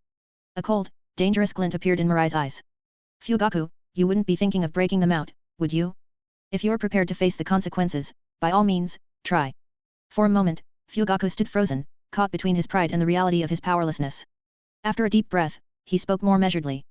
Mirai, don't let your emotions dictate your actions. One step back can resolve this peacefully. Mirai smirked. You're right. It's just one step. His voice turned icy. Go tell Koharu and Homura to take that step. 2 weeks, and I'll release their kin. In the past, maybe we bent over backward to avoid trouble. But from today onward, the Uchiha will never back down. Fugaku's jaw tightened. Mirai, you. Escort him out.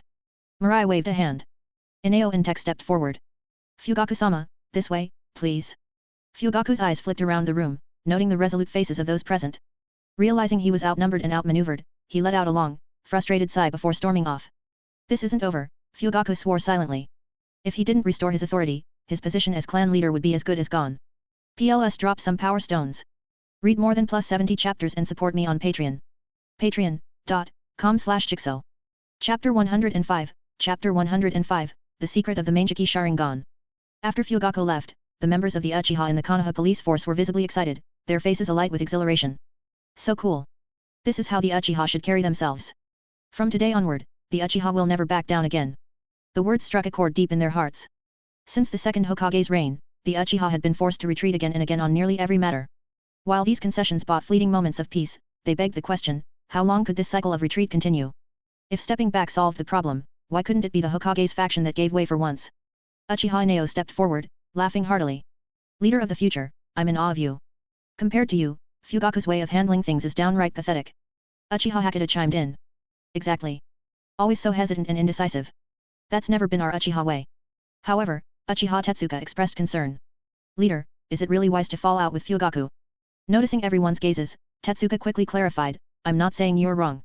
It's just that we're already at a disadvantage against the Hokage faction. If internal strife emerges, won't it only benefit the third Hokage and his allies? Hearing this, Uchiha Mirai set his teacup down and replied calmly, don't worry. I'll handle it. At the Hokage's office. The door to the office was flung open as Koharu Yudin and Homura Mitokato stormed in. Hiruzen Sarutobi, gripping his crystal ball, frowned in annoyance. You two are starting to act just like Danzo. Before the words could settle, Danzo himself strode in. Hiruzen, speaking ill of others behind their back is hardly a good habit. Hiruzen exhaled faintly. Humph. If you don't like it, perhaps you should change your behavior. Danzo sneered, unyielding. Who are you to tell me what to do? Koharu interrupted their bickering.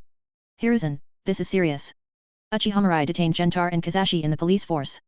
Hiruzen took a long drag of his pipe. I'm already aware of that. Frankly, Gentaro and Kazashi went too far. Koharu pressed on. I've already compensated the shop owner for their losses. Besides, the injuries were only superficial. But when I sent Fugaku to retrieve them, Uchiha Mirai outright refused. Hiruzen raised an eyebrow. Oh? What did he say? Homura replied hastily. Mirai declared that Gentaro and Kazashi would be confined for half a month. He even said, if someone has to compromise, why shouldn't it be you? Hiruzen sighed heavily. It did sound like something Mirai would say. Danzo's voice turned cold. Hiruzen, this blatant provocation cannot be ignored. If we let this slide, not only will the Uchiha become unruly, but the other clans may grow restless as well. Koharu and Homura nodded in agreement. This needs to be addressed. Uchiha Mirai must provide an explanation. After a moment of silence, Hiruzen spoke in a low tone. Danzo, take a team to the police force and retrieve the detainees. Danzo smirked triumphantly. Understood. Leave it to me. Evening. When Uchiha Mirai returned home, he found Uchiha Shisui waiting quietly at the door. Hey, Shisui. Mirai greeted with a smile. Shisui bowed respectfully. Mirai-senpai. Come on in. Let's talk inside. Yes. Once they were seated in the room, Mirai asked, Shisui, how's your time in the police force been so far? After the Third Shinobi World War, under Mirai's guidance, Shisui had graduated early and joined the Konoha police force, setting him on a completely different path from the original story. Shisui's face lit up. I'm loving it, Mirai-senpai. It feels great to genuinely help the villagers. Mirai chuckled. That's good to hear. I've heard from Ineo that your skills are impressive. Let's spar sometime. If you're strong enough, I'll make you a squad leader. Shisui immediately sat up straight. Yes, sir. Then his expression turned serious. I heard Fugaku came to the police force today. Did he cause trouble? Mirai nodded. He did, but I sent him packing. Shisui's eyes darkened dangerously. Mirai-senpai, why not just eliminate Fugaku? The Uchiha deserve a leader like you. Mirai smiled faintly. Fugaku poses no threat to me. I can end him whenever I choose, but I have my own plans.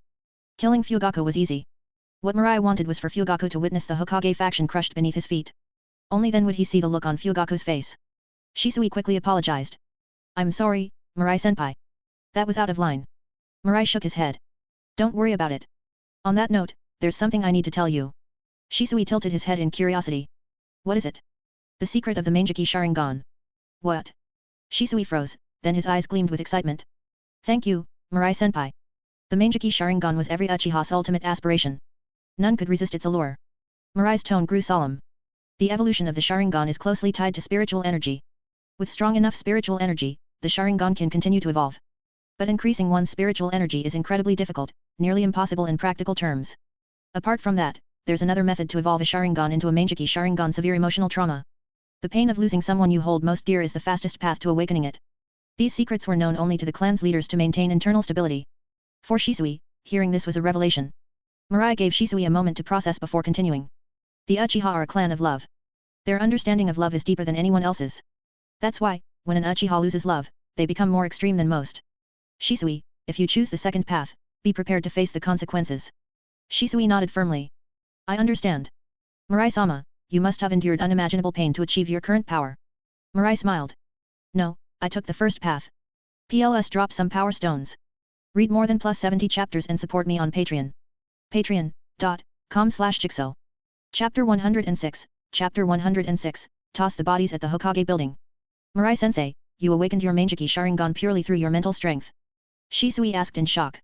To awaken such a power without undergoing any intense emotional trauma. Just how high is Mirai's talent? Seeing Shisui's astonishment, Mirai chuckled softly. That's why my Mangeki Sharingan is different from others. Those who awaken their Mangeki Sharingan through emotional trauma often find their eyes sinking into darkness. But if the awakening is a natural result of mental growth, such side effects can be avoided. I see. Shisui nodded seriously, finally understanding something that had puzzled him. No wonder the clan often whispered concerns about how long Mirai's Mangeki Sharingan could last. Yet, Mirai never seemed worried, freely wielding its power without hesitation. So that's the reason. Truly, Mirai is extraordinary. Shisui, the method of awakening a Mangeki Sharingan through mental growth isn't recorded in our clan's history. This is something only you and I know. Shisui's face turned solemn as he replied firmly, I swear, Mirai-sensei, I won't tell anyone about this. Mirai, however, didn't seem particularly guarded. After all, what he'd just said was pure fabrication, an excuse to explain why his Mangeki Sharingan wouldn't go blind. Whether Shisui kept it secret or not didn't really matter to him. After discussing the Mangeki Sharingan a bit further, Mirai ended their conversation. Noticing the evening sky outside, Shisui scratched the back of his head, embarrassed. Mirai-sensei, I didn't realize it had gotten so late. I haven't. Mirai smiled and shook his head. It's just as well. I was about to prepare dinner. Why don't you stay and eat with me? Hearing this, Shisui jumped up excitedly. I'll help. The next morning, Mirai arrived at the Konoha police force headquarters early, only to find a large crowd gathered out front. Frowning, he walked forward slowly. In the courtyard, 6 masked shinobi were surrounded by angry Uchiha police officers. Every officer's face displayed a mix of fury and frustration. Despite this, the 6 masked shinobi remained cold and unyielding. This is your final warning. Under orders from Danzo-sama and the 3rd Hokage, we are here to take Yudin Gentar and meet Okato Kazashi. If you continue to obstruct us, don't blame us for... Oh? Don't blame you for what exactly? A calm voice interrupted them. Relief washed over the Uchiha officers as they turned to see Mirai approaching. Mirai is here. The 6 root members turned to face him, their tone unchanged. If you continue to block us, we will treat you as traitors. Mirai waved his hand dismissively at his officers. Why are you all standing here blocking the way? Step aside. Yes. The officers immediately formed orderly lines on either side of the gate. Only then did Mirai look at the 6 root members. You claim to have orders from the Hokage, but I don't see any written decree. The leader of the root team sneered, we represent Danzo-sama and the 3rd Hokage directly. We don't need a written order. Mirai let out a cold laugh, walking past them into the courtyard. If you don't have a written order, get lost. If you keep blocking the entrance, I'll arrest you for obstructing public order. The Root shinobi snorted disdainfully at his words. Obstructing public order? What a ridiculous excuse. No one but Danzo-sama could impose any restrictions on them. Their confidence unshaken, they stepped forward, blocking Mirai's path again. Uchiha Mirai, we'll say this one more time, hand over Udaten Gentar and meet Okado Kazashi. Before the sentence could be completed, a flash of silver light streaked through the air. In the blink of an eye, all 6 shinobi clutched their throats and collapsed to the ground, lifeless. Ding! Congratulations to the host for successfully looting rewards, Chakra +1. Ding! Congratulations to the host for successfully looting rewards, secret technique, insect control. Ding! Congratulations to the host for successfully looting rewards, mental strength +1. Ding! You dare! One of the Root shinobi gasped in disbelief, his voice filled with shock and resentment. They hadn't expected Mirai to attack them so openly within the village. Leader! The Uchiha officers were equally stunned, their faces filled with disbelief. No one had imagined that Mirai would kill all 6 Root members without hesitation. Mirai turned to his officers. Report this to the 3rd Hokage. Tell him 6 dangerous individuals attempting to storm the police headquarters have been neutralized. Yes, sir. Hokage immediately set off to deliver the message. Mirai gestured toward the remaining officers. Dump their bodies at the Hokage building. Understood. Hokage and his team eagerly set to work. Mirai swept his gaze over the gathered officers, his expression cold. Have you forgotten the pride of the Uchiha? Are we so cowed that any nobody dares to challenge us at the police force headquarters? If you cause trouble, I'll back you up. But if you let yourselves be pushed around again, you can leave the police force. I don't need cowards here. Having said his piece, Mirai turned and strode into the building. The officers were left blushing in shame, their pride stung. We've been too soft. Compared to Mirai, we're pathetic. Exactly. We should have dealt with those Root bastards ourselves. Their arrogance is insufferable. Since following Mirai, I feel like I've regained my spine. It feels great. Right. With Mirai backing us, what do we have to fear? Let's go all out. Amid the chatter, Shisui quietly observed the crowd, noting which clan members appeared troubled or dissatisfied. Only Mirai is fit to lead the Uchiha. Those who fail to support him are traitors to the clan. They've lost the Uchiha's pride, and their existence only brings shame. Once I'm strong enough, they must be dealt with. PLS drop some power stones. Read more than +70 chapters and support me on Patreon.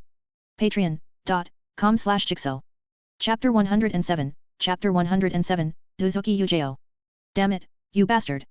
Shimura Danzo glared at the sight of his subordinates falling at Uchiha Mirai's hands, his rage almost making him cough up blood. For decades, he had wielded power in Konoha, and never had he been subjected to such humiliation.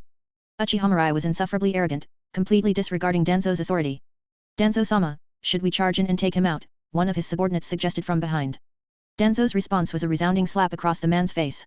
Shut up, idiot! Charge in and kill Uchiha Mirai? If it were that easy, would Danzo be seething with frustration in the first place? After pondering for a while, Danzo gritted his teeth and growled, that cursed Uchiha brat. Hiruzen, that's how it all went down. Uchiha Mirai has become too arrogant.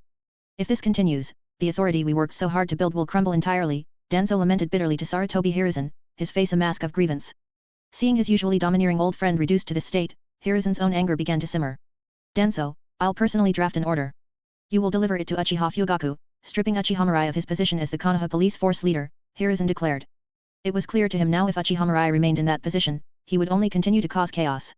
Even if they had to wait for his Mangekyo Sharingan to deteriorate, they could not allow him to hold power any longer. Hiruzen quickly penned the order and handed it to an ANBU. As he finished, a glint of murderous intent flashed in his eyes. He refused to believe that as the Hokage, he could be at the mercy of a mere Uchiha brat. Stepping out of the Konoha police force headquarters, Mirai stretched lazily. Handling administrative affairs was truly exhausting. One problem followed another, endlessly. When he eventually took control of Konoha, he resolved to establish a competent team of secretaries to handle paperwork, leaving him free to simply oversee matters. As he strolled along, lost in thought, a shout suddenly came from behind him. Turning around, Mirai spotted 2 striking young women running toward him. One of them was Mitarashi Anko. The other had long purple hair, delicate features, and skin as pale as fresh snow and extraordinary beauty. The 2 quickly reached him as Mirai studied them. Gasping for breath, Anko panted, "Finally found you, you scumbag senpai." Mirai's eyebrow twitched at the nickname. "Why am I suddenly a scumbag?" Rolling her eyes, Anko huffed, "Giving rare gifts to girls left and right, making Kurane senpai and Rin senpai fight over you. If that's not scummy, then what is?" Mirai reached out to ruffle Anko's hair. "What does a little brat like you know? Stop talking nonsense." Anko put her hands on her hips. "I'm not a brat anymore. Don't forget, I was the one who bailed you out last time. You owe me a favor. And," Anko added in a serious tone, "stop handing out precious things like gold sand kunao to random girls. Kurane senpai and Rin senpai are great people, you better cherish them." Anko, you're nagging like an old lady, Mirai teased. Excuse me. Here, take this, he said, holding out another gold sand kunao. Anko froze, then quickly shook her head. And no, that's not what I meant. I was just standing up for Kurane-senpai and Rin-senpai, that's all. Don't get the wrong idea, you scumbag senpai. Mirai waved the kunao in front of her and smiled. So, do you want it or not? Biting her lip, Anko hesitated before finally taking the kunao with a blush. Humph. I'm only holding onto it to stop you from giving it to someone else. Don't get any weird ideas, you scumbag senpai. Yet. Mirai chuckled and turned to the other girl. Anko, is this your friend? Anko, snapping out of her embarrassment, quickly introduced her. She's Uzuki Ujio, my classmate from the academy. Ujio, this is Uchiha Mirai-senpai. Pleased to meet you, Mirai-senpai, Ujio greeted with a polite bow. Mirai raised an eyebrow. No wonder she looked familiar, it was Uzuki Ujio. SCU Mirai-senpai, Ujio has admired you for a long time. When she heard how you've looked after me, she begged me to bring her along to meet you, Anko explained nervously. She's the only one who stuck by me after that man defected, so please don't be mad at her. Anko clearly feared Mirai's reaction, but her worries were misplaced. Mirai wasn't the type to get angry over something so trivial, especially not with someone who seemed to care for Anko. Ujio, right? Mirai smiled, beckoning her closer. What are you good at? I specialize in Konoha Kenjutsu, Ujio replied, her voice tinged with shyness. Mirai nodded thoughtfully. Kenjutsu, hey? Not bad. I dabble in it too. If we get the chance, I could give you some pointers. Ujio's eyes widened in surprise. Really, Mirai-senpai? You mean it? Her disbelief was understandable. In the ninja world, it was rare for anyone, let alone a powerful figure like Mirai, to offer guidance without reason. For someone as renowned as Mirai, who had slain cage-level opponents and led Konoha to victory in the Third Shinobi War, even a few words of advice could be invaluable. It's no big deal. Noticing Anko's suspicious gaze, Mirai added, Anko is under my care now, and since you're her only close friend, consider this my way of thanking you. As Anko blushed and stole a shy smile, Mirai changed the subject. Let's go. My treat, dango on me. Yay. Mirai-senpai, you're the best. Anko cheered. PLS drop some power stones. Read more than +70 chapters and support me on Patreon. Patreon.com/Jigsaw. Chapter 108, Chapter 108, Fugaku, have you gotten used to being a lapdog? Ujio, which team are you in now? Nibbling on a skewer of tricolored dango, Mirai casually posed the question to Ujio. Ujio clasped her hands behind her back, her face carrying a faint trace of guilt. I'm sorry, Mirai-senpai, she said softly. For specific reasons, I can't disclose that information. You've already given it away, you know. Anko, munching on her own dango, silently grumbled to herself. Normally, her friend Ujio was sharp-witted, but in front of Mirai, she seemed to lose half her brain power. Mirai waved it off with a warm smile. It's fine. If you ever have the time, come find me. I'll keep my word. Ujio's eyes lit up with gratitude. She recalled the promise Mirai had made to teach her Kenjutsu and realized his words weren't empty pleasantries. Bowing slightly, she responded with a cheerful nod. I will. Thank you in advance, Mirai-senpai. Well then, see you around. Hey, Ujio. Hey. Ujio blinked, turning to Anko with a dazed expression. Anko, what did you just say? I said Mirai-senpai is long gone. Why are you still staring into space like that? A faint blush crept onto Ujio's face as she smiled bashfully. I didn't expect Mirai-senpai to be so approachable. He's nothing like what I imagined. Anko rolled her eyes. Approachable? If you saw how Mirai-senpai handles things, you'd change your tune real fast. She leaned in conspiratorially. He's ruthless on the battlefield, takes down enemies without a second thought, and doesn't even spare the Hokage's advisors in the village. Before Anko could finish, Ujio interrupted. That only proves he's an exceptional shinobi. A flicker of unease crossed Anko's face. Ujio, don't tell me, you're starting to like Mirai-senpai. Ujio playfully swatted Anko's arm, her tone filled with mock annoyance. My goal right now is to improve my swordsmanship, nothing more. Then, sighing softly, she added, besides, there's no way someone like Mirai-senpai would ever be interested in someone as plain as me. Anko was left speechless. The normally stoic and reserved Ujio, who focused solely on her swordsmanship, had just said something so self-deprecating. She thought about how Moonlight Hayate had been persistently pursuing Ujio, only to be turned down cold. And now this? This feels like a disaster waiting to happen. With Mirai's reputation as a heartbreaker, how could he possibly turn down someone as stunning as Ujio? Why did I even introduce them? Bang! The doors to the Konoha police force burst open as Uchiha Fugaku stormed in, leading a group of Uchiha clansmen. Seated leisurely at his desk and enjoying some snacks, Mirai glanced up briefly before returning to his food. He didn't react further, assuming Fugaku wouldn't dare to stir up too much trouble. Yet, Fugaku and his group marched straight up to Mirai. Fugaku, what's the meaning of this? Immediately, Ineo, Tetsuka, Hakata stepped in front of their leader. Fugaku's voice was cold. Move aside.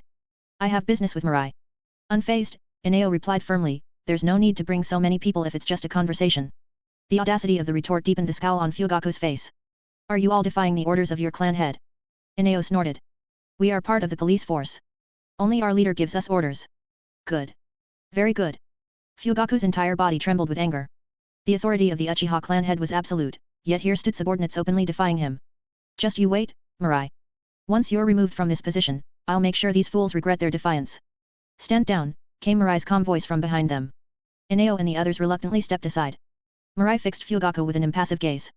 Fugaku, barging into the police force uninvited, are you prepared to face the consequences? Fugaku sneered, pulling out a scroll. Mirai, your time is up. This is a direct order from the Hokage. Effective immediately, you're relieved of your duties as leader of the police force. The room erupted into chaos. What? They can't do that. All because leader arrested the Hokage's advisor's grandson? This is outrageous. We demand an audience with the Hokage. Enough. Uchiha Yakumi barked, silencing the commotion. The tension in the air grew thick as Fugaku's men took a step forward, the threat clear. Fugaku smirked, enjoying the spectacle. Mirai, you were given a chance, but you didn't appreciate it. Now, it's over for you. Starting today, you're out of the police force. Mirai calmly finished his last bite of dessert, rising to his feet. Fugaku, it seems I've been far too lenient with you. What are you? Before Fugaku could react, Mirai struck. His hand shot forward, slamming into Fugaku's abdomen. A sealing jutsu instantly suppressed Fugaku's chakra. Thud. Fugaku crumpled to the floor, curled up like a shrimp. You dare. Swish. Yakumi's head spun through the air, landing with a dull thud. Ding. Congratulations, host. You have successfully plundered, mental strength +1. Mirai ignored the system prompt as he cast a cold glance at the remaining Uchiha. Anyone else have objections? Under his piercing gaze, no one dared meet his eyes. Fugaku, still struggling to rise, glared at Mirai, his voice hoarse with rage. Mirai, how could you strike down your own clansman? Yakumi forced his way into the police force with intent to rebel, Mirai replied coldly. He deserved it. You're the real traitor here. Fugaku roared. I told you the Hokage has issued a decree to strip you of your rank. Mirai sneered, stepping closer. Fugaku, have you grown so used to being a lapdog that you've forgotten the police force doesn't answer to the Hokage? PLS drop some power stones. Read more than +70 chapters and support me on Patreon. Patreon.com/Jigsaw. Chapter 109, Chapter 109, not just killing, but crushing the spirit. When did the Hokage gain the right to interfere with the Konoha police force? As Mirai's voice rang out, the atmosphere turned deathly silent. Everyone stood frozen in place, including Fugaku. After a long pause, Uchiha Ineo was the first to snap out of it, clapping his hands forcefully. Mirai-sama, well said. His outburst jolted the other Uchiha clansmen back to their senses, their expressions shifting to ones of excitement and fervor. Mirai-sama's words just now were so bold and imposing. Damn, I'm a man, and even I couldn't help but be moved. Ha ha ha. And so what if it's the third Hokage? What right does he have to meddle in our police force's affairs? Compared to leader Mirai, Fugaku's actions are downright disgusting. Exactly. Running over here all puffed up with the Hokage's decree, this kind of clan leader will never earn my respect. This is the pride that the Uchiha should uphold. Konoha was founded by our clan, and even the Hokage has no authority to interfere in our internal affairs. Mirai's unyielding stance stirred the long-dormant pride in every Uchiha present. A single thought resonated through their minds, this is the dignity that the Uchiha, as Konoha's foremost clan, should possess. Even the shinobi who had come with Fugaku now looked conflicted. Compared to Mirai, Fugaku's performance was utterly lackluster. Fugaku felt his heart sink into a bottomless abyss. He knew that no matter what happened next, from the moment Mirai's words had been spoken, his authority as the Uchiha clan leader was utterly destroyed in the eyes of his people. Damn it! Fugaku's breath grew heavy, and his fists clenched tightly. Why? All he wanted was to lead the Uchiha onto a new path. How was that wrong? At that moment, Mirai crouched before Fugaku, his tone calm. Clan leader Fugaku, do you have anything else to say? Fugaku's voice was cold. You may have won this time, but one day, you'll pay for your arrogance. Mirai chuckled softly, patting Fugaku's cheek lightly. You don't need to worry about me. Standing up, Mirai turned to Uchiha Ineo and the others. Fugaku forcibly entered the Konoha police force. Lock him up in the dungeon. What? This? The command left the gathered Uchiha dumbstruck. While they held disdain for Fugaku's actions, he was still the clan leader.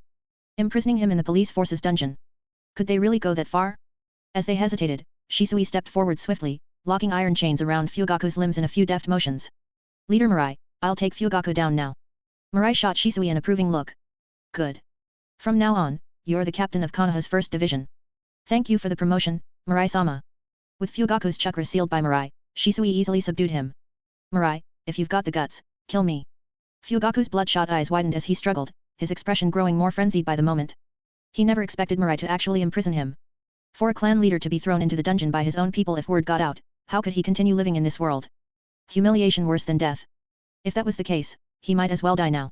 Watching Fugaku's desperate struggle, Mirai's tone was indifferent. Clan leader Fugaku, I gave you a chance, but this is the path you chose. I won't kill you because I want you to witness whether the Uchiha truly need to grovel at Hiruzen Sarutobi's feet. Of course, if you have any shred of dignity left as a man, you are welcome to take your own life. Ding. Congratulations, host, on successfully plundering the reward Tsukiyomi no Mikoto. As the system notification echoed in Mirai's mind, he turned and left the police force under the odd gazes of the crowd. Not just killing, but crushing the spirit, this was the outcome he wanted. From this day forward, the Uchiha would follow his lead. Hokage's office. The moment an ANBU wearing a cat mask entered the room, the waiting Hiruzen Sarutobi, Danzo Shimura, Koharu Yudiden, and Homura Mito stood up immediately. What's the situation? Have Kazashi and Gentar come out yet? Homura couldn't help but ask. The ANBU gave Hiruzen a glance but said nothing. Seeing this, the group's expressions darkened. Hiruzen's voice was grave. Speak. What happened? Under the Hokage's command, the ANBU finally replied, Hokage-sama, Uchiha Fugaku has been imprisoned in the police force's dungeon. What? Shock rippled across the faces of Hiruzen, Danzo, and the others. Fugaku was the Uchiha clan leader. How could he possibly be detained by the very police force under his clan's control? Sensing the gravity of the situation, the ANBU wasted no time. Before they could question him further, he continued, it was Uchiha Mirai. He accused Fugaku of forcibly entering the Konoha police force and locked him up. That's nonsense. Koharu and Homura burst out. Fugaku went there with the Hokage's decree. How can that be considered trespassing? And wasn't Uchiha Mirai stripped of his position as leader of the police force? Hearing this, the ANBU lowered his head silently. Hiruzen's tone was icy. Stop beating around the bush. Tell us everything that happened. Yes. The ANBU licked his dry lips nervously, then finally spoke. Uchiha Mirai said. Said what? He said. Out with it. The ANBU gritted his teeth and shouted, he said, when did the Hokage gain the right to interfere with the Konoha police force? The room fell into stunned silence as if an explosive tag had detonated right next to them. Hiruzen, Danzo, Koharu, and Homura felt their minds go blank, the words ringing in their ears. When did the Hokage gain the right to interfere with the Konoha police force? That insolent brat. Uchiha Mirai. Had he gone mad? This was no different from open rebellion. PLS drop some power stones. Read more than +70 chapters and support me on Patreon. Patreon.com/Jigsaw. Chapter 110, Chapter 110, Tsukiyomi no Mikoto. Hiruzen, we can't let Mirai continue like this. He's a growing threat, and we need to act now to eliminate him. Dan slammed his cane onto the ground with a sharp crack, his face twisted in frustration. The words Uchiha Mirai had spoken, coupled with imprisoning Uchiha Fugaku in the police force, were nothing short of a direct insult to their authority. That insolent brat didn't even try to hide his disdain for them. Koharu and Homura chimed in, their voices laced with urgency. That's right. Mirai's rebellious intentions are becoming far too obvious. We cannot tolerate this any longer, Hiruzen. As advisors to the Hokage, the trio of Dans, Koharu, and Homura had long enjoyed their unchallenged authority within the village. No one had dared cross them before. But now, Mirai had gone too far. He imprisoned their grandchildren, killed root members, and openly defied orders from the Hokage himself. This wasn't just insubordination, it was a blatant challenge to their power. Such actions could not be overlooked. Hearing their demands, Sarutobi Hiruzen sighed heavily. Enough. This matter ends here. What did you just say, Hiruzen? The three advisors glared at him, their faces a mixture of disbelief and anger. Hiruzen met their glares and began explaining calmly. Technically, Uchiha Mirai isn't wrong. When the Konoha police force was established, all authority over it was handed to the Uchiha clan. The Hokage doesn't have the power to interfere. He paused before continuing, his tone more somber. Furthermore, the Uchiha clan's strength now lies entirely in Mirai's hands. If we act against him, it could provoke the entire Uchiha clan into rebellion. If that happens, Konoha will face a crisis. And if other villages seize the opportunity to attack, the consequences will be catastrophic. Dan sneered coldly. No matter the cost, we must deal with the Uchiha. They may be strong, but can they overpower the entire village? This is our best chance to root out and destroy the Uchiha clan completely. Koharu and Homura nodded in agreement. We support Dan's on this, Hiruzen. This is the time to act.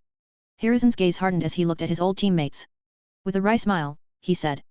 Very well, then. You three can handle this yourselves. Dans, take your route and initiate the attack on the Uchiha. Koharu, Homura, send the shinobi from your clans to support the assault. I'll have the ANBU back you up from the rear. The room fell into an uncomfortable silence. Koharu and Homura quickly averted their eyes. They knew firsthand how terrifying Uchiha Mirai's power was. He had crushed thousands of enemy shinobi across multiple battlefields. Sending their clan's shinobi against him was nothing short of sending them to their deaths. Dan scoffed at the suggestion. Both the Root Shinobi and those from the Shimura clan were vital assets in his quest for the Hokage seat and maintaining his authority. He couldn't afford to squander them on a futile battle with the Uchiha. Hiruzen's voice cut through their hesitation.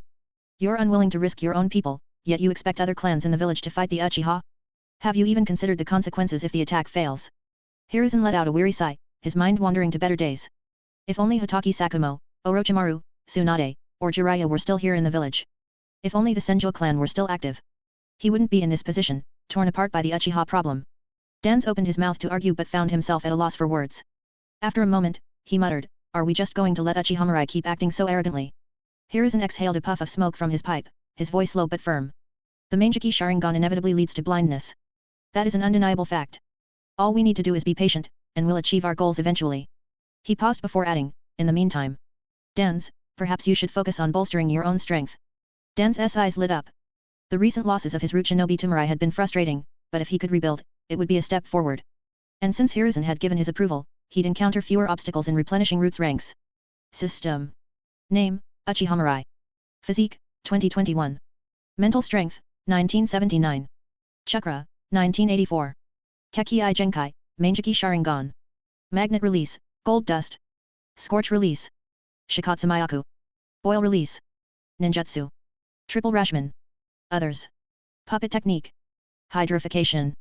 Insect Control. Jutsu, Amaterasu. Saruta Haiko no Mikato. Takamiga Hara.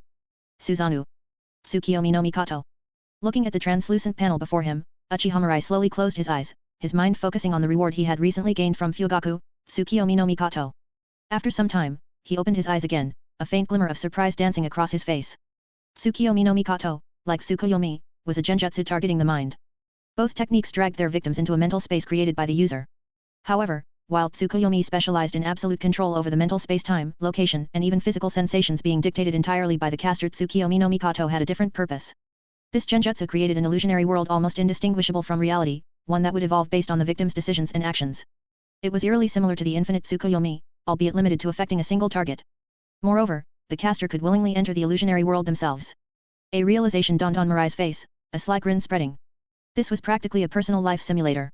PLS drop some power stones. Read more than +70 chapters and support me on Patreon. Patreon.com/Jigsaw. Chapter 111, Chapter 111, Shisui of the Body Flicker. Upon fully understanding the ability of Tsukuyomi no Mikato, Mirai finally found the most fitting description for it. A life simulator. This genjutsu creates an illusory world where one can experience lives based on different choices. Unlike a standard simulator, however, the illusionary world conjured by Tsukuyomi no Mikato is entirely constructed upon the caster's understanding of reality. Take Uchiha Fugaku as an example. If Fugaku subconsciously believed that overusing the Mangekyou Sharingan inevitably led to blindness, then the Uchiha Mirai created in the illusion would likewise lose his sight from excessive use of the Mangekyou's power. No wonder Fugaku is so stubborn about his choices. He must have simulated countless lives with Tsukuyomi no Mikato, exploring every possible outcome, Mirai murmured. But Fugaku didn't know the truth about Mirai's secrets. Naturally, the simulated results bore little resemblance to reality. In fact, it was highly likely that Fugaku mistook the illusions of Tsukuyomi no Mikato for glimpses into the future. That would explain his obsessive convictions. Another quirk of Tsukuyomi no Mikato was that time within the illusion had no connection to reality. No matter how many years were simulated, only an instant would pass in the real world. However, the longer the simulation, the more it drained the caster's ocular power.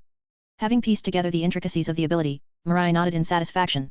Compared to Tsukuyomi, Tsukuyomi no Mikato was far more potent. When used strategically, its potential was staggering. A week passed swiftly. As Mirai anticipated, after his show of strength, Hiruzen Sarutobi made no overt moves. It was as if nothing had happened, even though Mirai had publicly humiliated Sarutobi multiple times. This unexpected development bolstered the confidence of the Uchiha clan. Their respect and reverence for Mirai only deepened, for never before, in the history of Konoha, had they stood so tall against the Hokage's faction. Of course, not everyone within the clan agreed with Mirai's approach. Some members visited him, urging reconciliation with Sarutobi and his allies. They argued that the Uchiha only sought to claim their rightful place and had already achieved significant progress. To press further might risk everything.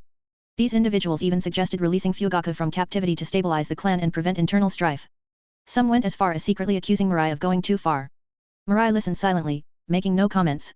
Instead, he quietly jotted down their names in a brand new notebook. Morning. Shisui arrived alone at a secluded training ground within the Uchiha district. After waiting for some time, Mirai finally appeared. The moment he saw Mirai, Shisui straightened up and greeted respectfully, Mirai-sensei. Shisui, how long have you been here? Not long, Mirai-sensei, Shisui replied with a gentle smile. I called you here because there's something I need you to handle. But first, I must see if you are capable of it. Shisui's expression grew serious. Understood. Mirai-sensei, I will do my best to prove my worth. Your best. Mirai chuckled. Shisui, fight me as if you intend to kill me. Otherwise, you won't even touch the hem of my cloak. Hearing this, Shisui's eyes blazed with determination. The commanding presence exuded by Mirai, a disdain for all beneath him, fascinated Shisui deeply. If possible, he wanted to become a shinobi like Mirai. Here I come. With a sharp shout, Shisui unleashed a flurry of shuriken. The spinning blades clashed mid-air, altering their trajectories to strike at Mirai from every blind spot. In the next moment, Shisui formed hand seals. Fire style, Great Fireball Jutsu. A massive fireball engulfed Mirai. Shisui followed up by drawing his blade and swinging it toward his rear. Clang. A metallic clash rang out as Mirai's attack was deflected. Seeing the three tomo swirling in Shisui's crimson eyes, Mirai smirked. The three tomo Sharingan? Not bad. Shisui said nothing, focusing instead on forming another series of hand seals. Illusory clones began to materialize around Mirai, each one indistinguishable from the original. The clones attacked in unison, their strikes solid and precise, as though they were real. Amid the flurry of blows, Shisui's Sharingan glinted, attempting to manipulate Mirai's consciousness. Eventually, Shisui managed to drive his blade into Mirai's chest, only for Mirai to disperse into a flock of crows. The birds swirled through the air and reformed a short distance away. That's enough, Shisui, Mirai declared, raising a hand. Your body flicker technique combined with the Sharingan is impressive. From this day forward, I bestow upon you the title Shisui of the body flicker. Shisui's heart swelled with pride. Sheathing his blade, he suppressed his excitement and bowed. Thank you, Mirai-sensei. Being recognized by Mirai was an honor in itself, but to receive such a title. Shisui could hardly contain his joy. It was a distinction unparalleled within the Uchiha clan. The other members would be green with envy when they found out. Just then, Shisui's vision blurred, and the scene around him began to shift. Mirai had vanished, leaving behind a pristine notebook on the ground. Shisui's heart sank. As a master of genjutsu himself, he realized immediately what had happened. He had been under Mirai's illusion from the very beginning. The intense battle was nothing more than a performance he had acted out alone. As expected of Mirai-sensei. Shisui murmured with a bitter smile, bending down to pick up the notebook. The first page contained a single sentence. Shisui, eliminate everyone on this list. PLS drop some power stones. Read more than +70 chapters and support me on Patreon. Patreon.com/Jigsaw. Chapter 112, Chapter 112, Momentum. Shisui froze as he scanned the contents of the notebook, then quietly flipped to the next page. One by one, familiar names surfaced on the paper. Without exception, they were all prominent members of the clan's peace-seeking faction. After a quick review, Shisui carefully closed the notebook and his gaze grew resolute.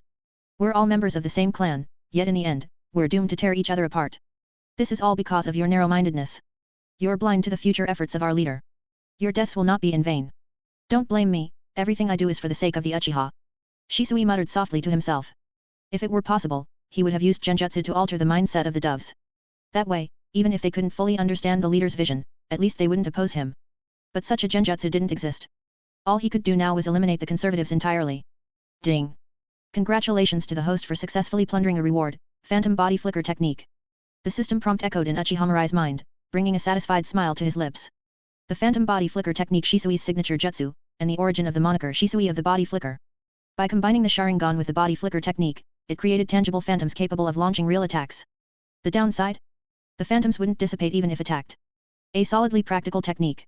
If Shisui can personally slaughter the doves, it might awaken his Manjiki Sharingan, Mirai mused, rubbing his chin thoughtfully.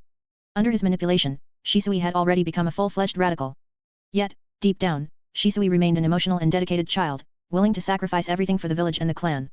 Shisui would not hesitate to kill his clansmen, but he would also grieve for their loss. After all, the doves were known for their gentle nature, many seemed harmless. Killing such people could easily sow seeds of guilt in anyone's heart. Shisui, let's see if you'll surprise me. Mirai's lips curved upward. The Manjiki Sharingan, the reflection of one's soul. Would Shisui still awaken Kota Amatsukami, the same ultimate genjutsu as in the original timeline? After assigning Shisui his task, Mirai headed to the police force's dungeon for an inspection. Yudin Gentar and Mito Kato Kazashi no longer resembled their once arrogant selves. Their luxurious robes were now tattered and filthy, the bloodstains obscuring their original colors. Unkempt and reeking, they exuded a stench that could make anyone gag. As soon as they saw Mirai, they scrambled to the bars and groveled, their voices trembling. Mirai-sama, we were wrong. Please spare us. We'll never dare oppose you again. I swear, when I'm released, I'll make sure Koharu-sama leaves you alone, Gentar pleaded, nodding desperately. The dungeon was terrifying, filled with the malice of the Uchiha. They couldn't endure another moment in this hell. Ignoring their pathetic cries, Mirai strode past their cell to the one holding Uchiha Fugaku. Compared to the others, Fugaku's cell was noticeably cleaner. His clothes were intact, and aside from his pale complexion, he seemed relatively unaffected. Fugaku spoke first, his tone cold and defiant. If you've come to mock me, save yourself the effort. Mirai shook his head lightly. I have no interest in that. I came to inform you of something on my way. Fugaku's eyes narrowed, a flicker of unease crossing his face. What is it? I'm in the process of consolidating the Uchiha. The doves and your loyalists are being eliminated. Fugaku shot to his feet, his voice furious. You dare turn on your own clan. When I get out of here, I'll expose your actions to everyone. Mirai dismissed him with a wave. Fugaku, you're not getting out. You'll rot in this cell. When I've dealt with Hiruzen Sarutobi and the others, I'll deal with you too. Without sparing a glance at Fugaku's enraged roars, Mirai left the dungeon. From this moment on, the Uchiha would speak with one voice his. It was late afternoon when Mirai finally concluded his tasks at the police force. As he stepped outside, a beautiful young woman stood waiting for him, her expression brightening at his arrival. Mirai-sama, she called out eagerly. Ijao, you're as stunning as ever, Mirai remarked, a genuine smile gracing his face. Noticing Uzuki Ijao's carefully applied makeup, he chose to acknowledge her effort with a compliment. Sure enough, her eyes curved with delight as she softly replied. Mirai-sama, do you have time today? You're here for swordsmanship guidance, aren't you? Mirai interjected with a smile. I happen to be free. Surprised and overjoyed, Ijao hadn't expected him to agree so readily. She had planned only to arrange a lesson for another day, but now. Mirai led her to a secluded training ground. Ijao, when you're ready, come at me with everything you've got, he instructed calmly. Ijao hesitated, then smiled wryly. Mirai-sama, there's no way I can be your match. Instead, I'd be grateful if you could simply observe and give me advice. Her words caused Mirai's expression to shift, his gaze hardening. If that's how you feel, you may leave now. Ijao froze, her composure unraveling. Mirai-sama, what do you mean? The essence of swordsmanship lies in momentum. Never lose the courage to draw your blade, no matter how fearsome the enemy. Never lose the edge to swing it, no matter how hopeless the situation. Mirai unsheathed his blade, his movements deliberate. Ijao immediately felt an invisible weight settle over her. Though Mirai stood motionless, his presence loomed like a violent storm, suffocating her. A chilling pressure seized her entire being, flooding her thoughts with panic. She knew rationally that he wouldn't harm her, yet her body refused to listen.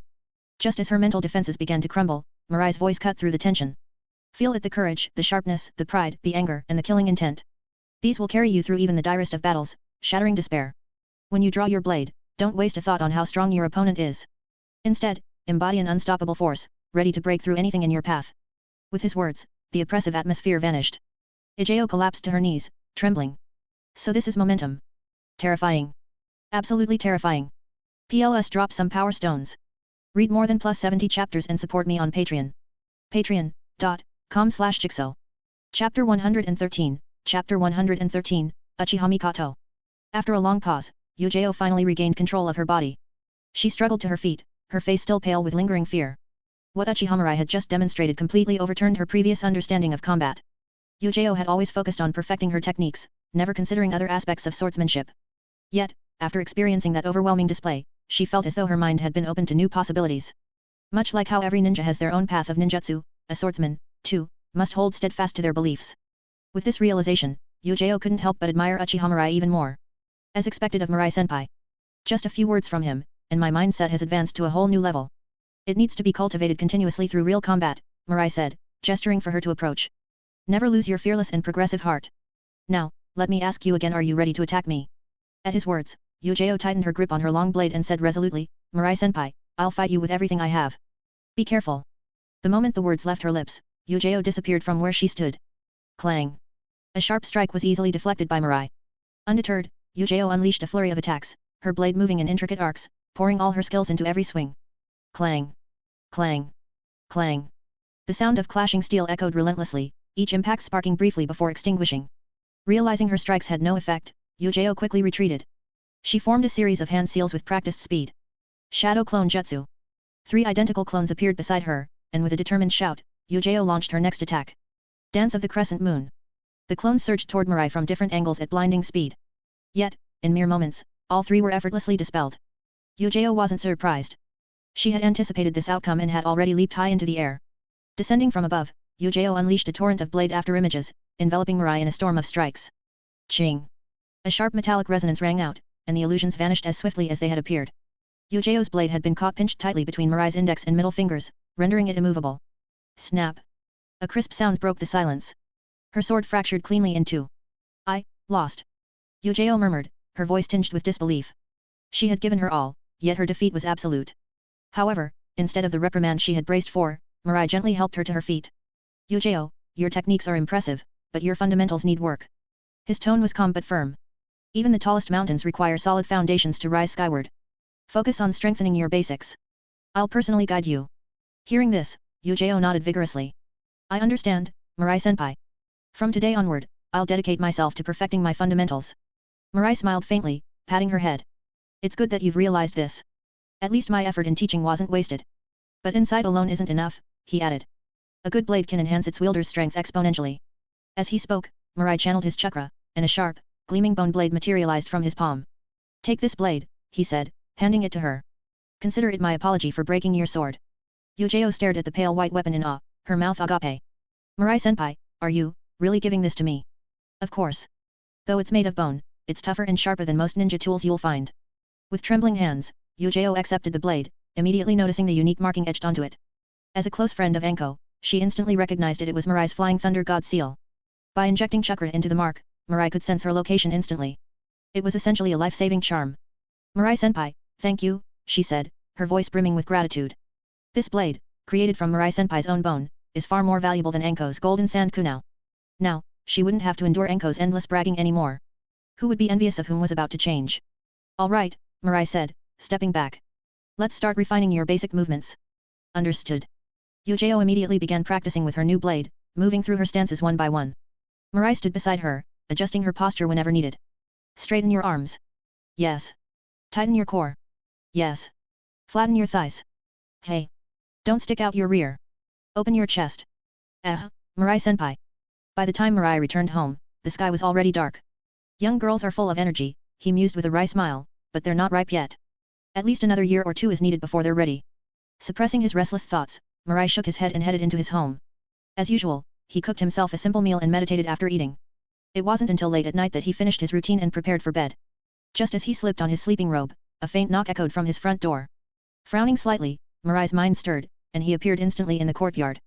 Opening the door, he was met by a woman with long, soft black hair and a gentle demeanor.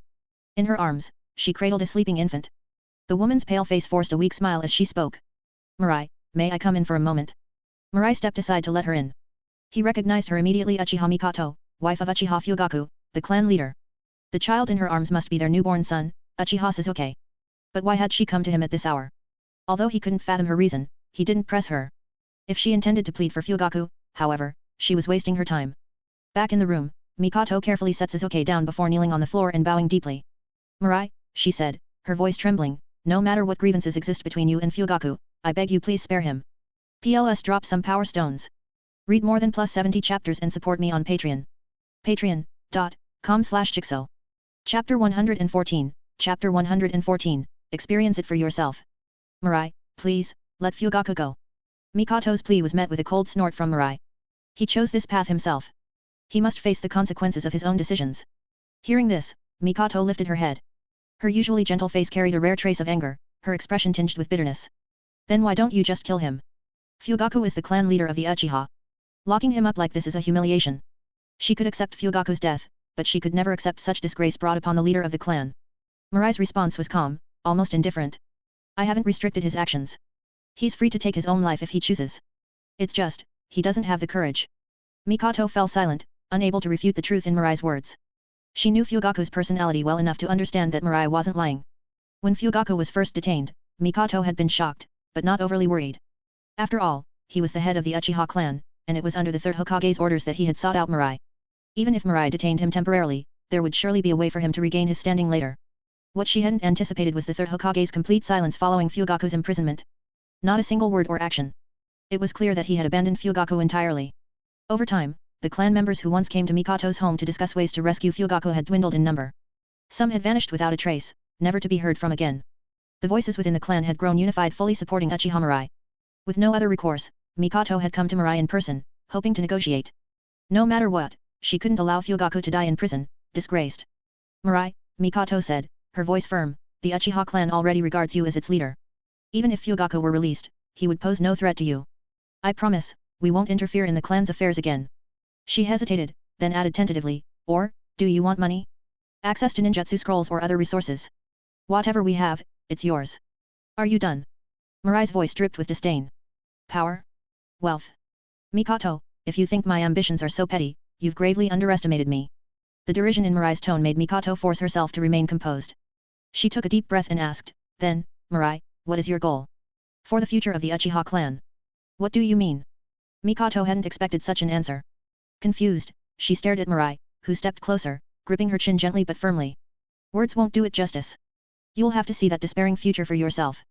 As her Crimson Mangeki Sharingan activated, Mikoto's vision glazed over, her mind falling into a daze. Where is this? Mikoto squinted at the bright sunlight in the sky, her expression confused. Wasn't it night just now? And what was she doing a moment ago? Mom. A childish voice jolted her from her thoughts. She turned around to see a young boy carrying a smaller child on his back, both walking toward her. Her scattered memories snapped into focus as recognition dawned on her face. She smiled warmly. Itaki, Suzuki, where have you two been playing? The younger boy, perched on his brother's back, pouted. Mom, we weren't playing. We were training. I twisted my ankle, but I've improved a lot. Soon, I'll be strong enough to beat Nii-san. He tugged at his brother's ear excitedly. Nii-san, will you train with me again tomorrow? Itaka gently lowered Suzuki to the ground, a faint smile on his face. Suzuki, let's wait until your ankle heals. For now, let Mom bandage it. This? It's nothing. Suzuki protested. And you're always too busy. Suzuki. Flick. Itaka's finger poked Sasuke's forehead lightly. Sorry, maybe next time. Mikoto watched her sons with a heart full of contentment. Their bond was strong, and both would undoubtedly grow into exceptional shinobi. What could bring a mother more joy than moments like this? After watching their playful banter, Mikoto finally stepped forward, scooping Suzuki into her arms. Itaki, your father is looking for you. Go on. Yes, mother. Time passed, and Mikoto noticed that Itaka came home less and less frequently. The smile that had always adorned his face seemed to vanish, replaced by a heavy burden he bore silently. Suzuki, too, grew more withdrawn. His usual cheer faded, weighed down by his brother's increasing absence and Fugaku's strict demeanor. Mikoto sighed. The tension between the Uchiha clan and the village had only worsened after the Nine Tails incident. The tragic deaths of Minato and Kushina had cast a long shadow. She couldn't help but wonder about their child, the one Kushina had mentioned before. Naruto, wasn't it? Now, with the third Hokage back in power, rumors swirled that Sharingan Eyes had been spotted controlling the Nine Tails during its rampage. The Uchiha clan's situation was growing ever more precarious. Mikoto tried to stay optimistic, placing her faith in Fugaku. Surely, he could navigate the storm. All she could do was focus on her role as a wife and mother, quietly supporting her family. Yet, sitting alone in the courtyard, her unease grew. The disappearance of Uchiha Shisui had pushed the clan into further disarray. The radicals blamed the Hokage outright, while the moderates cautioned against jumping to conclusions. The infighting was relentless, tearing the clan apart. Would this truly lead to a brighter future? Or was it the prelude to something far worse? PLS drop some power stones. Read more than +70 chapters and support me on Patreon. Patreon.com/Jigsaw. Chapter 115, Chapter 115, Awakening from the Dream. Mom, let me help you clean up. Suzuki spoke as he approached, his small hands eager to assist. Looking at her younger son, Mikoto brushed her slightly disheveled hair behind her ear and forced a gentle smile. Suzuki, Mom can handle this herself. You should focus on your studies. Then, almost hesitantly, she added, by the way. I heard there's a boy named Naruto in your class. Suzuki nodded, his face scrunching in annoyance. Yeah, he's just a troublemaker who spends all day playing pranks. I can't stand him. Hearing this, Mikoto sighed softly. Suzuki, don't bully Naruto, okay? Only if he doesn't bother me first, Suzuki replied with a dismissive wave, running out of the room. I'll go do my homework now. Watching her son's retreating figure, Mikoto let out a weary sigh. As an Uchiha, there wasn't much she could do about Naruto's situation. And even within her own family, things were already spiraling out of control. Tonight, Mikoto had prepared a lavish dinner, hoping to gather everyone and ease the tense atmosphere that had settled over their household. But Fugaku and Itaka had both eaten in silence, their minds seemingly weighed down by unspoken burdens, before leaving the table abruptly. Mikoto couldn't shake the ominous feeling looming over her like the calm before a devastating storm. Late night. Mikoto sat quietly in the bedroom beside Fugaku. The faint sound of screams echoed in the distance. Breaking the heavy silence, Mikoto sighed. Fugaku, is this really the fate of the Uchiha clan? Fugaku's expression darkened, his voice low. The radicals in the clan are beyond control now. Itaki, he's chosen to side with the Hokage. I respect Itaka's decision. Rather than letting the Uchiha name be forever tarnished, it's better to end things swiftly. The burden Itaka carries must be far heavier than we can imagine. Mikoto remained silent, her gaze heavy with sorrow. If Fugaku had been firmer, if he had decisively chosen a side and crushed the opposition, would things have reached this point? Wasn't their son now bearing such a heavy load because Fugaku had placed all his hopes on him? But there was no point in voicing these thoughts now. Eventually, the sounds outside grew still. The bedroom door creaked open, and heavy footsteps approached from behind. After a long pause, Fugaku spoke first. Itaki, if this is your choice, then do it. Mikato's voice trembled as she added, Itaki, take care of Shizuke. Moments later, Mikato felt a sharp pain in her neck. Darkness quickly engulfed her vision. So, this is how it ends, she thought as her consciousness faded. Look. That's the last surviving Uchiha kid. He acts so arrogant. What's he got to be so proud of? Keep your voice down. Don't provoke him. I heard the Uchiha were all dangerous people. His brother slaughtered their entire clan. Someone like that should just kill himself to atone. Voices buzzed around her. Mikato slowly opened her eyes, her surroundings becoming clearer. It seemed to be a classroom at the ninja academy. A boy with vacant, lifeless eyes sat alone in the back row while the other children whispered and pointed at him. Shizuke. I thought I died. Mikato looked down at herself, realizing she couldn't feel her body. She was like a phantom able to see and hear, but nothing more. After her initial panic subsided, she grew calm. Was this what the afterlife was like? If she could stay by Sasuke's side, watching over him as he grew, maybe it wouldn't be so bad. But as she observed for a while, her expression darkened. The children were isolating Shizuke. And from their words, Itaka had become a rogue ninja? How could this be? Itaka had allied with the third Hokage, willing to destroy their clan to protect the village. How could he now be labeled a traitor? The school bell finally rang, and Shizuke left without looking back, heading straight to a desolate training ground in the Uchiha district. There, he began practicing shurikenjutsu, kunao techniques and taijutsu alone. Itaki Uchiha, I will kill you. He trained until late at night, wrapping his bleeding hands and legs in bandages before dragging himself home. After cooking a simple bowl of noodles, Shizuke lay in bed, curling up tightly under the covers. Mikato could hear his muffled sobs from beneath the blanket, and it shattered her heart. What had happened while she was gone? Why had Shizuke ended up like this? Shizuke, come with me. Only I can help you achieve your revenge. Naruto, I don't need bonds. My whims might just cost you your life. Orochimaru, you've lost. From today onward, Team Taka is formed. Objective, kill Itaki Uchiha. Itaki Uchiha, my eyes can now see through your illusions. Panting heavily, Shizuke stared at Itaki, who was slowly advancing toward him. Desperately, Shizuke threw every weapon he had, but Susanoo easily deflected them all. Finally, Itaki reached Sasuke's side. His bloody fingers reached out. No. No. Don't. In a trembling whisper, Shizuke begged. But to his shock, a faint smile appeared on Itaki's face. Tap. Shizuke, forgive me. This is the last time. Itaki's fingers weakly tapped Sasuke's forehead before sliding away. His body collapsed, lifeless. Shizuke, too, fell to the ground, exhausted. There was no joy in his victory, only an empty void. Rain began to pour, as if mourning their tragic fate. The playful memories of their childhood were now nothing but a cruel echo in this final moment. Watching this unfold, Mikato felt an overwhelming sorrow rise from the depths of her soul. She had believed Itaki's actions would make him a village hero and allow him to guide Shizuke to adulthood. But everything had gone so wrong. If only there were a chance to start over.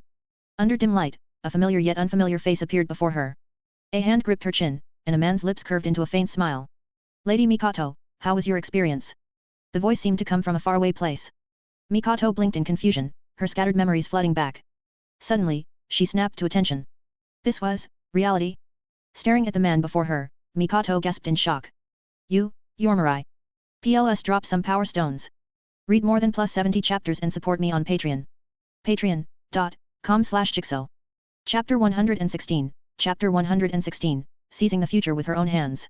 Mirai gently wiped away the tears trailing down Mikato's cheeks, his actions calm yet resolute. The shock in Mikato's eyes was evident. It seems unlocking the Mangekyou Sharingan really does require talent, Mirai thought with a trace of disappointment. After using Tsukiyomi no Mikato, Mirai could sense her eye power significantly strengthening. Yet, just as it neared a critical point, the growth ceased. He had hoped she might awaken the Mangekyou Sharingan in one go, but alas, it wasn't meant to be. Was that all just a genjutsu? Mikato murmured after a long moment, struggling to distinguish between illusion and reality. Relief washed over her as she realized it had been an illusion.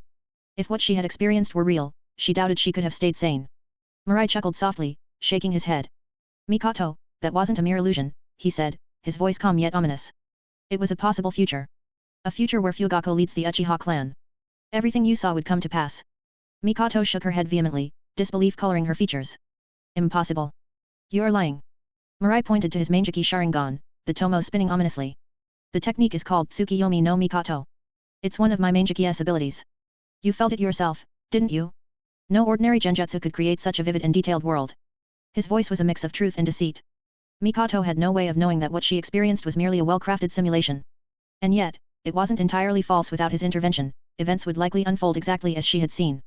A possible future. Mikoto whispered, her body trembling as she collapsed to her knees. Her composed facade crumbled, replaced by vulnerability and fear. She now understood why Mirai had taken such extreme measures against Fugaku.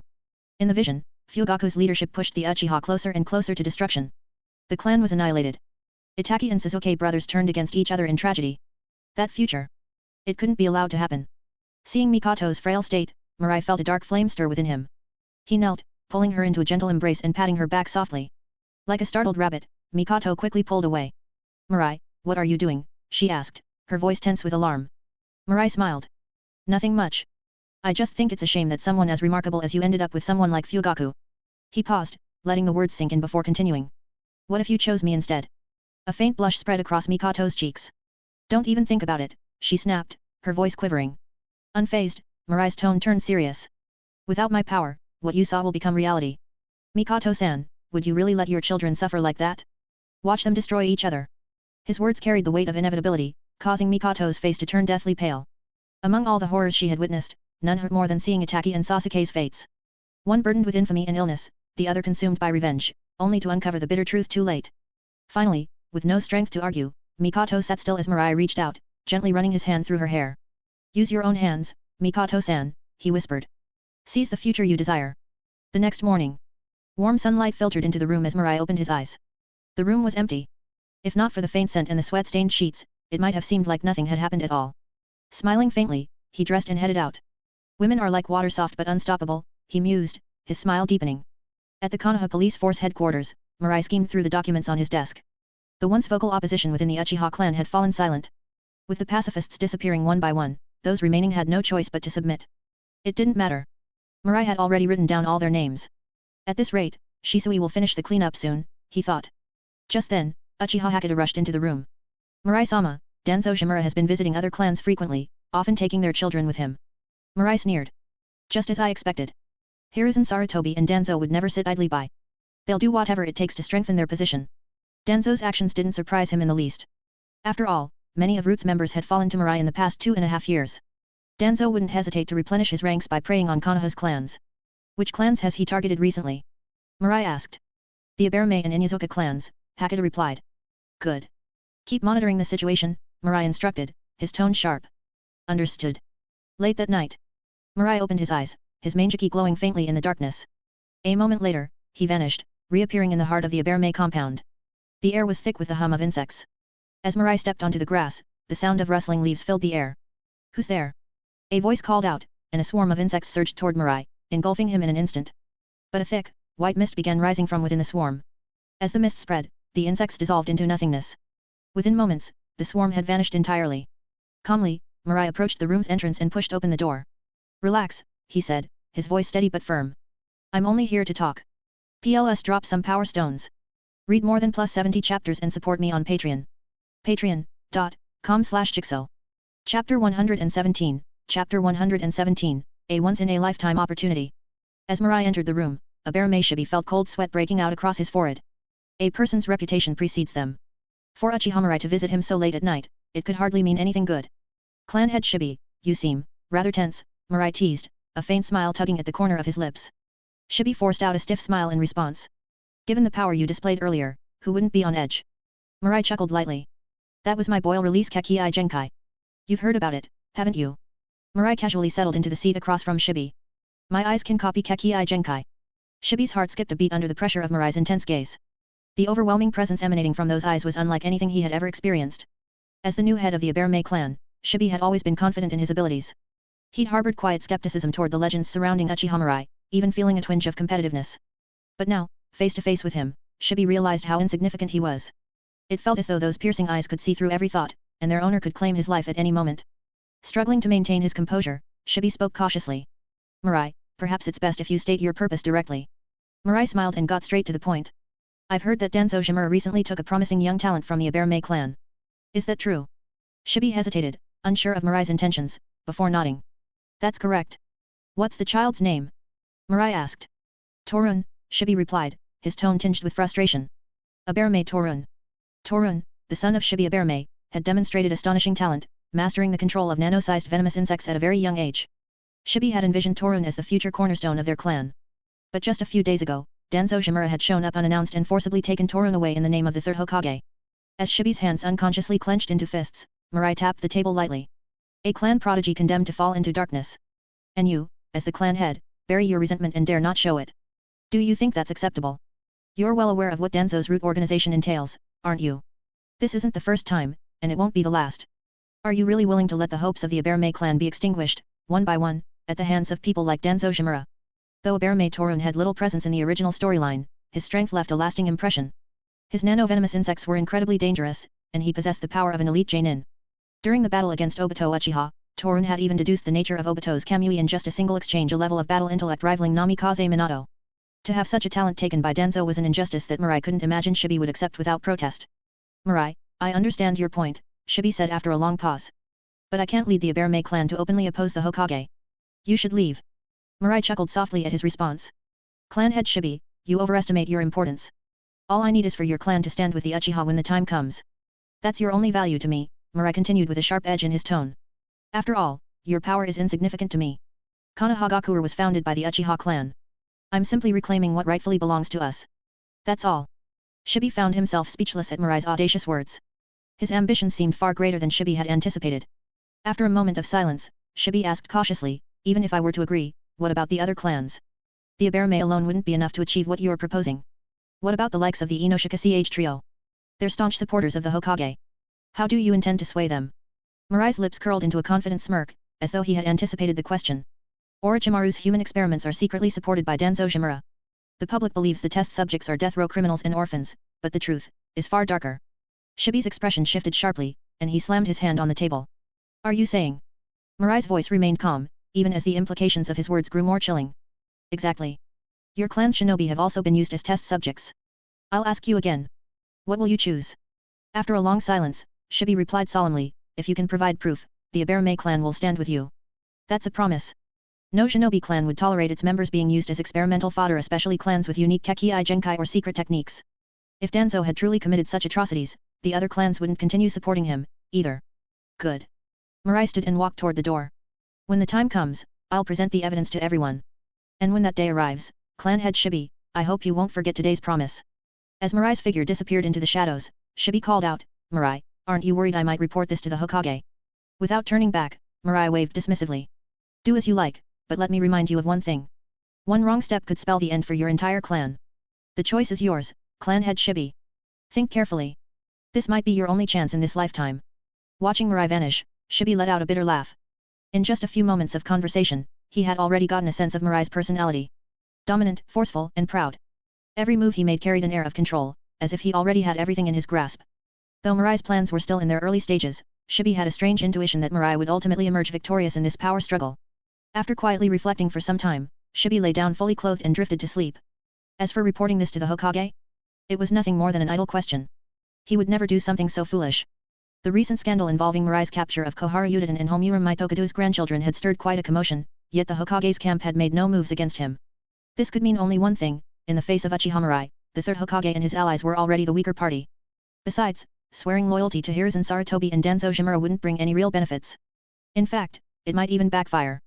There was no need to think too hard about the right choice. PLS drop some power stones. Read more than plus 70 chapters and support me on Patreon. Patreon.com/Jigsaw. Chapter 118, Chapter 118, Reforming the Police Force. Mirai returned home and looked at the neatly made bed, nodding in satisfaction. Having someone to keep him company every night was a condition he'd set for Mikato. After all, having a woman take care of the house was a luxury he thoroughly enjoyed. Life alone hadn't felt unbearable before, but now that he'd experienced this kind of comfort, Mirai was unwilling to go back to his solitary days. Mirai, soak your feet first, Mikato said, kneeling gracefully as she brought a steaming basin of water to his feet. Mirai didn't refuse and enjoyed her care as if it were only natural. However, as the foot bath continued, the roles unexpectedly began to reverse. Mirai, your feet are dirty. That's why I need to clean them properly. I already washed them myself earlier. Is that so? Then I'll have to check if you did a thorough job. Ugh, but this feels so strange. The next morning, when Mirai woke up, the room was once again empty save for himself. Looking at the prepared breakfast on the table, he didn't dwell on it too much. Change took time, and he believed that eventually, Mikato would belong to him body and soul. After a quick meal, he headed to the Konoha Police Force headquarters.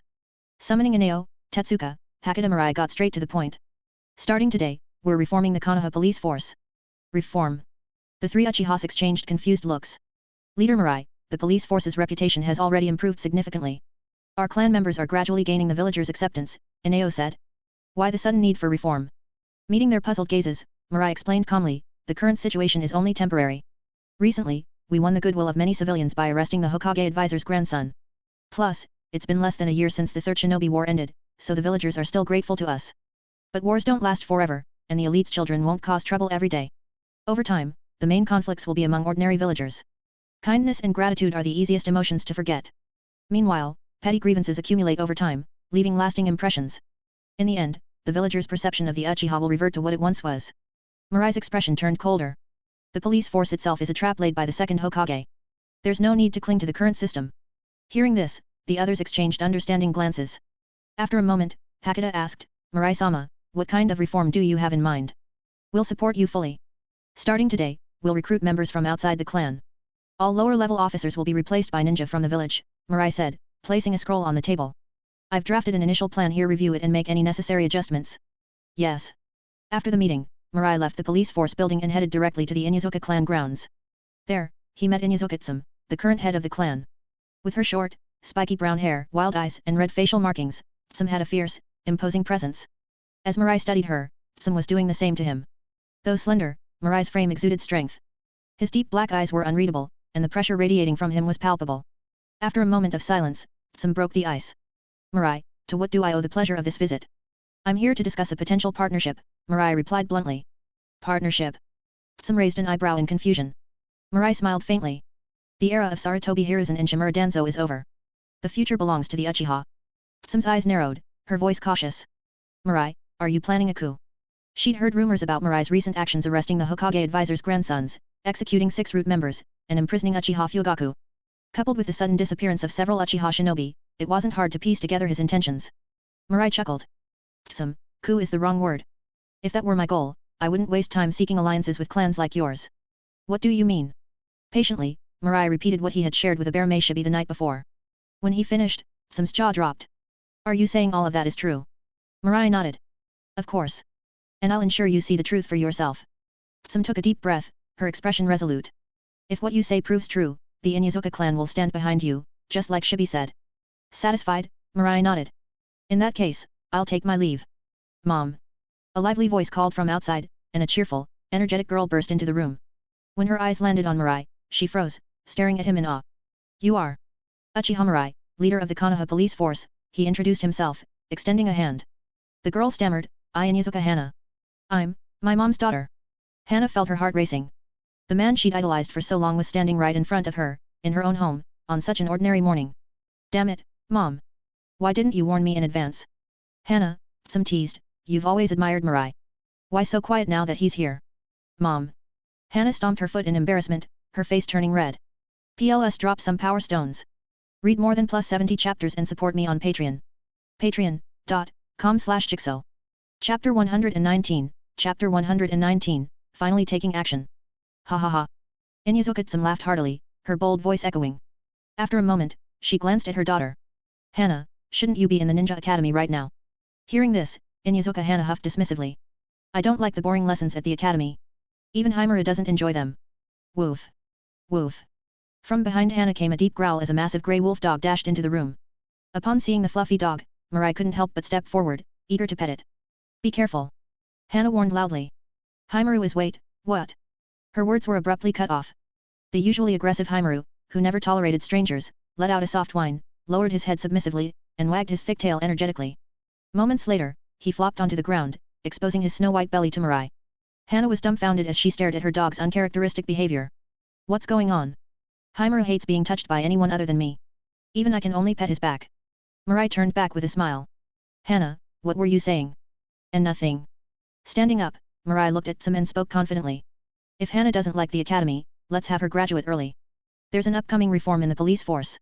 We're planning to recruit ninjas from the village. I think Hana and Himuru would be a good fit. Hearing this, Tsum's eyes widened in surprise. Reforms? Recruiting from the village. Exactly. Tsum was taken aback. The police force, long under the exclusive control of the Uchiha clan, wielded immense power, with no interference from outsiders. That Mirai would voluntarily cede such control was unheard of. Not understanding the deeper strategies behind the police force's politics, Some felt a newfound respect for Mirai's decision. Mom! I want to join the police force! Hannah exclaimed excitedly. Being part of the police force was prestigious. Her classmates would be so envious if she became a member. After some thought, Some nodded solemnly. All right, it's decided. Mirai, I'm entrusting the future of the Inuzuka clan to you. Don't let me down. Mirai chuckled lightly. Don't worry. My strength is more than enough to protect everyone under my care. By the time Mirai left the Inuzuka clan compound, night had fallen. At home, Uchiha Mikoto was busy preparing dinner, wearing an apron and mopping the floor. When Mirai stepped through the door, Mikoto's cheeks flushed slightly. You're back, Captain Mirai. Mirai pinched her cheek playfully. Mikoto, no need to be so formal. Just call me like you did last night. Mikoto's face turned crimson, almost glowing. For reasons she couldn't explain, after spending these past days with Mirai, defying him felt impossible. Taking a deep breath, she bowed her head. Why yes. Ha ha ha. Mirai laughed heartily, his sense of triumph swelling. He led Mikoto to the dining table. To her, the man who saved her from her tragic fate was more than just a protector. He was her savior, her master. After dinner, Mikoto went to prepare the bath while Mirai headed to the courtyard for his nightly training. Suddenly, Mirai's senses sharpened. A flying thunder god mark had been activated. So, they finally couldn't resist taking action. Mirai muttered before vanishing in an instant. Under the moonlight, a group of mist ninjas, all wearing Kirigakure forward protectors, darted through the dense forest, chasing after two figures ahead. The fleeing pair, wearing Konoha headbands, consisted of a young woman with face paint and a masked boy Nohara Rin and Hotaki Kakashi. On a mission outside the village, Rin had been kidnapped by mist ninjas. After a perilous chase to the coast, Kakashi managed to rescue her but fell into a trap laid by their pursuers. Soon, an open clearing by the ocean appeared, forcing Kakashi and Rin to stop. This game of cat and mouse ends here, brats, sneered one of the mist ninjas as the group closed in, malice gleaming in their eyes. Run, Kakashi. Don't worry about me. Rin shouted. No, Rin. Take a breather. I promised Obito I'd protect you, Kakashi said firmly, drawing his blade. In the blink of an eye, Kakashi was locked in a fierce battle with the mist ninjas. But despite his skills, the overwhelming numbers left him struggling. If not for their intent to capture him alive, he'd likely have already fallen. As the fight raged on, Rin quietly pulled out a gold kunai infused with chakra. Before she could act, however, a pale humanoid creature with a Sharingan in its eye socket appeared before her. With one glance, Rin's eyes went blank. Make Kakashi kill you. Make him kill you.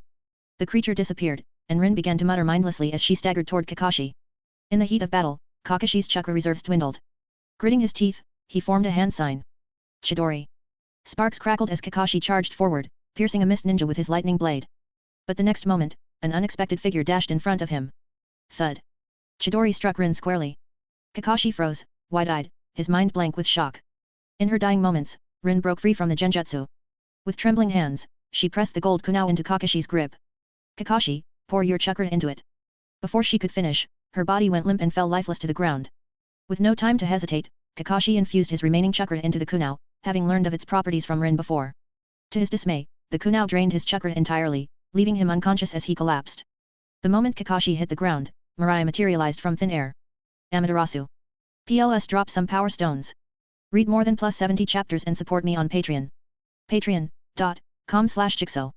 Chapter 120, Chapter 120, A future without a future isn't the future I want. Amaterasu. In an instant, the pitch-black flames consumed every Kirigakure shinobi within view. Screams echoed through the battlefield as the shinobi desperately tried to extinguish the unrelenting flames. No matter their efforts, nothing worked. Slowly, the cries of agony faded, leaving behind only silence. Ding. Congratulations, host. Reward plundered, chakra +1. Ding. Congratulations, host. Reward plundered, physique +1. Ding. Congratulations, host. Reward plundered, mental strength +1. The system's notifications echoed repeatedly in Uchiha Mirai's mind. The deaths of nearly 100 Kirigakure shinobi had once again boosted his stats. Name, Uchiha Mirai. Physique, 2042. Mental strength, 2017. Chakra, 2009. Kekki Genkai, Manjiki Sharingan, Magnet Release, Gold Sand, Scorch Release, Shikatsumayaku, Boil Release. Jutsu. Other. Jutsu, Amaterasu, Sarutohiko no Mikoto, Takamagahara, Susanoo, Tsukuyomi no Mikoto. Even as he glanced at his stats, all exceeding 2000, Mirai felt no qualitative breakthrough in his body. He realized that to surpass his current level, he needed even greater power. After eliminating the Kirigakure shinobi, Mirai stepped over Kakashi's unconscious body and approached Rin. Her massive chest wound caught his gaze. Summoning the power of his Manjiki Sharingan, he whispered, Takamagahara. A mystical energy enveloped Rin's body. Her flesh began to mend rapidly, and the vitality that had faded surged back to life. Is this, the Pure Land? Rin murmured in confusion as her eyes fluttered open. Her gaze fell on Mirai, and disbelief flooded her expression. Mirai? What are you doing here? Are you? Thwop. Mirai lightly flicked her forehead and smiled gently. Rin, I brought you back. Tears welled up in Rin's eyes as she suddenly threw herself into his arms. It's over, Rin. Everything's fine now, Mirai reassured her softly. Mirai. I thought I'd never see you again. Rin sobbed. You've saved me again. It wasn't a big deal, Mirai said with a faint smile. But don't cry so much. It's not like me being gone is the end of the world. Rin looked up and declared firmly, a future without Mirai isn't the future I want. She buried her face in his shoulder once more, eventually drifting into a peaceful sleep. With Rin cradled in a princess carry, Mirai created a shadow clone to administer healing jutsu to Kakashi. Moments later, Kakashi stirred awake. Mirai. Kakashi shot up, his face a mask of anguish. This is all my fault. Rin, Rin's fine, Mirai interrupted. She's just sleeping. Let's head back to Konoha. Hey. Kakashi blinked, stunned. He rushed to Rin's side, seeing her steady breathing. Relief washed over his face as he grabbed Mirai's arm. You're amazing, Mirai. I don't know how, but, thank you. Mirai calmly pulled his arm away, keeping his distance. Honestly, what's with Konoha shinobi and their bonding moments? I'm not here for that. Manipulating his golden sand, Mirai lifted Rin and Kakashi and began their journey back to Konoha. Sensing a faint but familiar chakra in the distance, he muttered under his breath, Obito, I gave you a chance. What happens next is up to you. Tisk. What a failure, a voice mused. What did you say? Nothing, the voice responded slyly. But Obito, it seems your two friends have been saved. What will you do now? Obito wiped the blood and tears from his Sharingan as he replied coldly, let's go back. The voice sounded surprised. You're not going back to Konoha? To see them? Comrades? I don't need such things anymore. The young Uchiha's voice was low and raspy, laced with bitterness. Madara was right. This world is full of disappointment, pain, and loneliness. Winners and losers. Geniuses and failures. From the moment we're born, we're bound by destiny, unable to escape. He clenched his fists as his tone turned resolute. But I will sever this world's chains of fate. I will create a world where everyone's dreams can come true. So you've finally come around, Madara said, a faint smile tugging at his lips. Obito's Manjiki Sharingan glinted ominously. While Madara's plans had veered slightly off course, he was satisfied. After all, Obito had reached this critical juncture. It didn't matter whether it was a peaceful world or a dream world. As long as Obito executed the Moon's Eye plan, everything would proceed as planned. Madara, tell me how to create this dream world. Then look into my Sharingan, Madara said. In a Genjutsu realm, Obito learned the secrets of Madara's plan 10 Tails, Rinnegan, and the Gedo statue. As the knowledge flooded his mind, Madara's will took physical form, merging with White Zetsu to create Black Zetsu. I've left behind enough for you to use. Whatever you need, White Zetsu will gather. Madara's voice turned faint as he severed the roots binding him to the Gedo statue. His life force rapidly ebbed away. From this day forward, you are the savior of this world. As Madara's lifeless body slumped, Obito felt a surge of conviction. Everyone else was just a pawn on his board, and now, he held the power to control it all. How intoxicating. Let's go, Obito ordered. To where? Omegakure. PLS drop some power stones. Read more than +80 chapters and support me on Patreon. Patreon.com/Jigsaw. Chapter 121, Chapter 121, If it's you, I can accept it. Returning to the village, Mirai and Kakashi parted ways. Mirai carried Rin back to his residence, where Mikoto had already prepared hot water for bathing.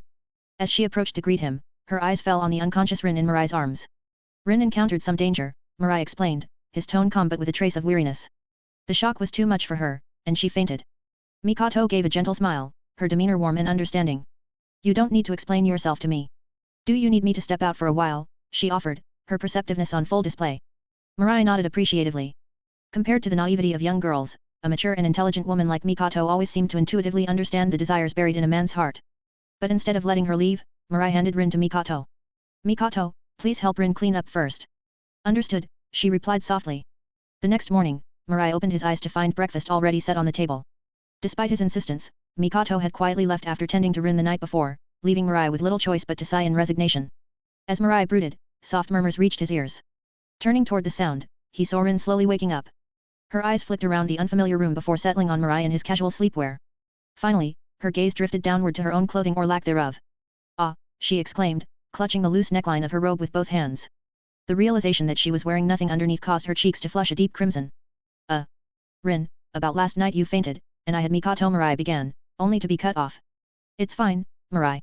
Rin's voice was soft but firm, her gaze sincere. If it's you, I can accept it. Mirai was momentarily at a loss for words, scratching the back of his head in awkward frustration. Well, this is just great. Now it looks like mud in the pants, no way to explain it without seeming guilty. The truth was, it had been Mikoto who bathed and dressed Rin.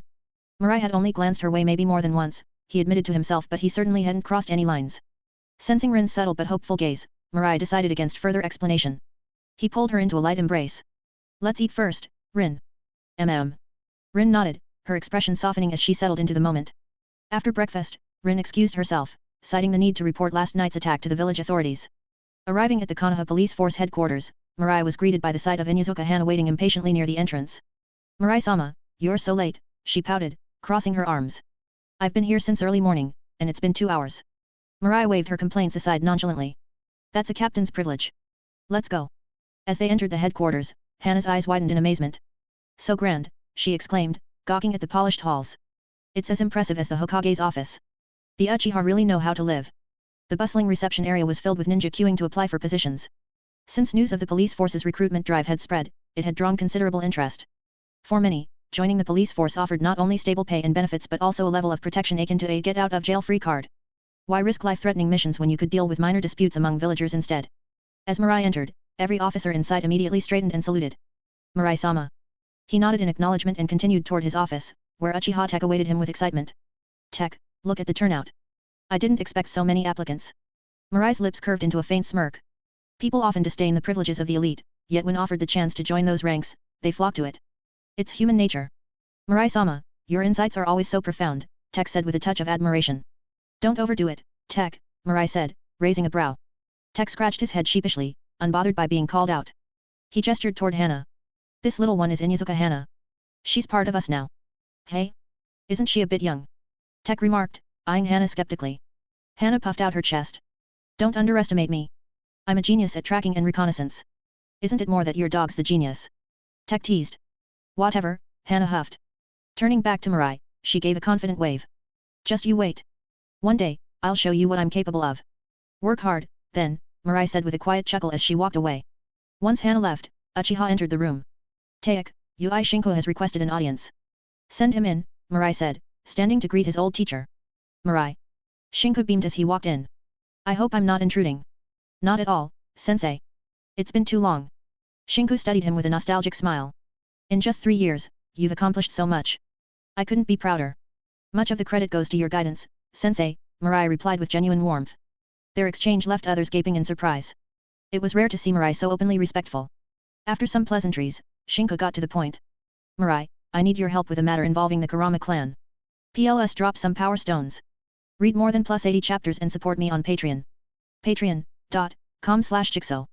Chapter 122, Chapter 122, Kekii Genkai Syndrome Kurama Yakumo.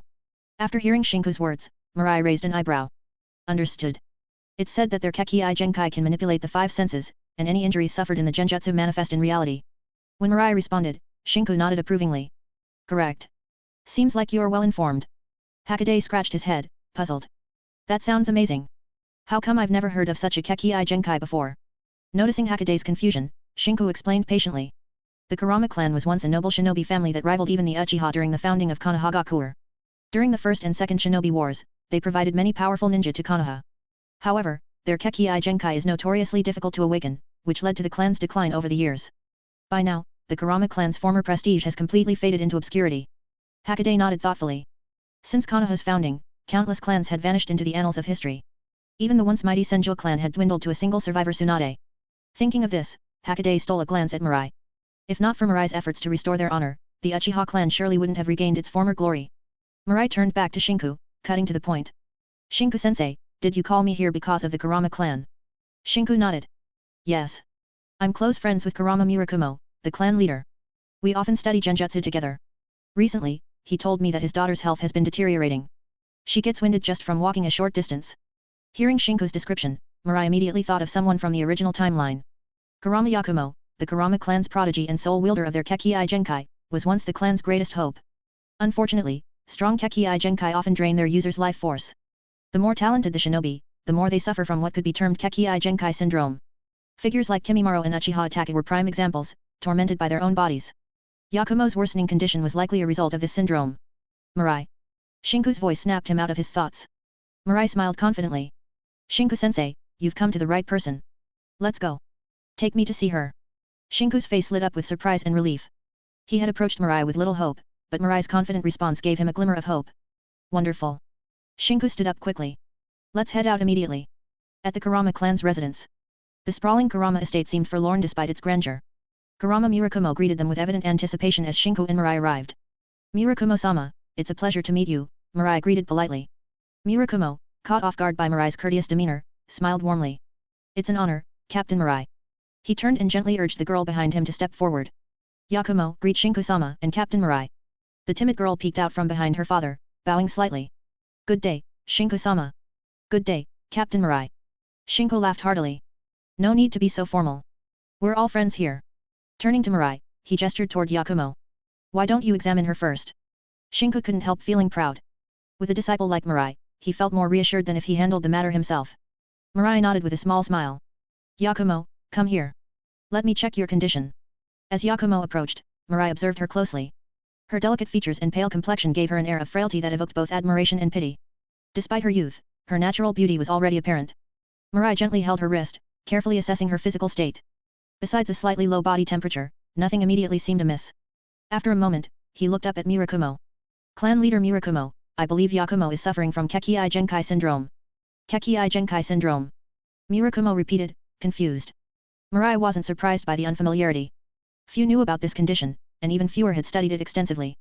The syndrome occurs when someone with immense natural talent awakens their Kekii Genkai too early or pushes it too far, causing irreversible damage to their body. The stronger the Kekii Genkai, the greater the toll on the user. Without intervention, the condition worsens with continued use, eventually leading to death. Murakumo and Shinku were visibly shaken, their expressions stunned. You mean developing one's Kekii Genkai can cause an illness like this? Shinku murmured in disbelief. Murakumo grew more anxious. Captain Mirai, you said the condition worsens with use. Is there a way to stop it? Mirai replied evenly, generally, the simplest solution is to stop using the Kekii Genkai entirely. By giving up on being a shinobi and avoiding further strain, the condition stabilizes. Hearing this, Murakumo's face fell. The Kurama clan had pinned all its hopes on Yakumo, only to learn their prized Kekii Genkai was killing her. Yakumo, too, seemed crestfallen. She understood the sacrifices her parents and clan had made for her. Becoming a great shinobi and reviving her clan's glory was her greatest wish, but now even that seemed out of reach. Shinku placed a comforting hand on Murakumo's shoulder. Murakumo, no matter what, Yakumo's health is the priority. The clan's future shouldn't rest solely on her shoulders. Murakumo forced a bitter smile and nodded. You're right. The Kurama clan's revival isn't worth my daughter's life.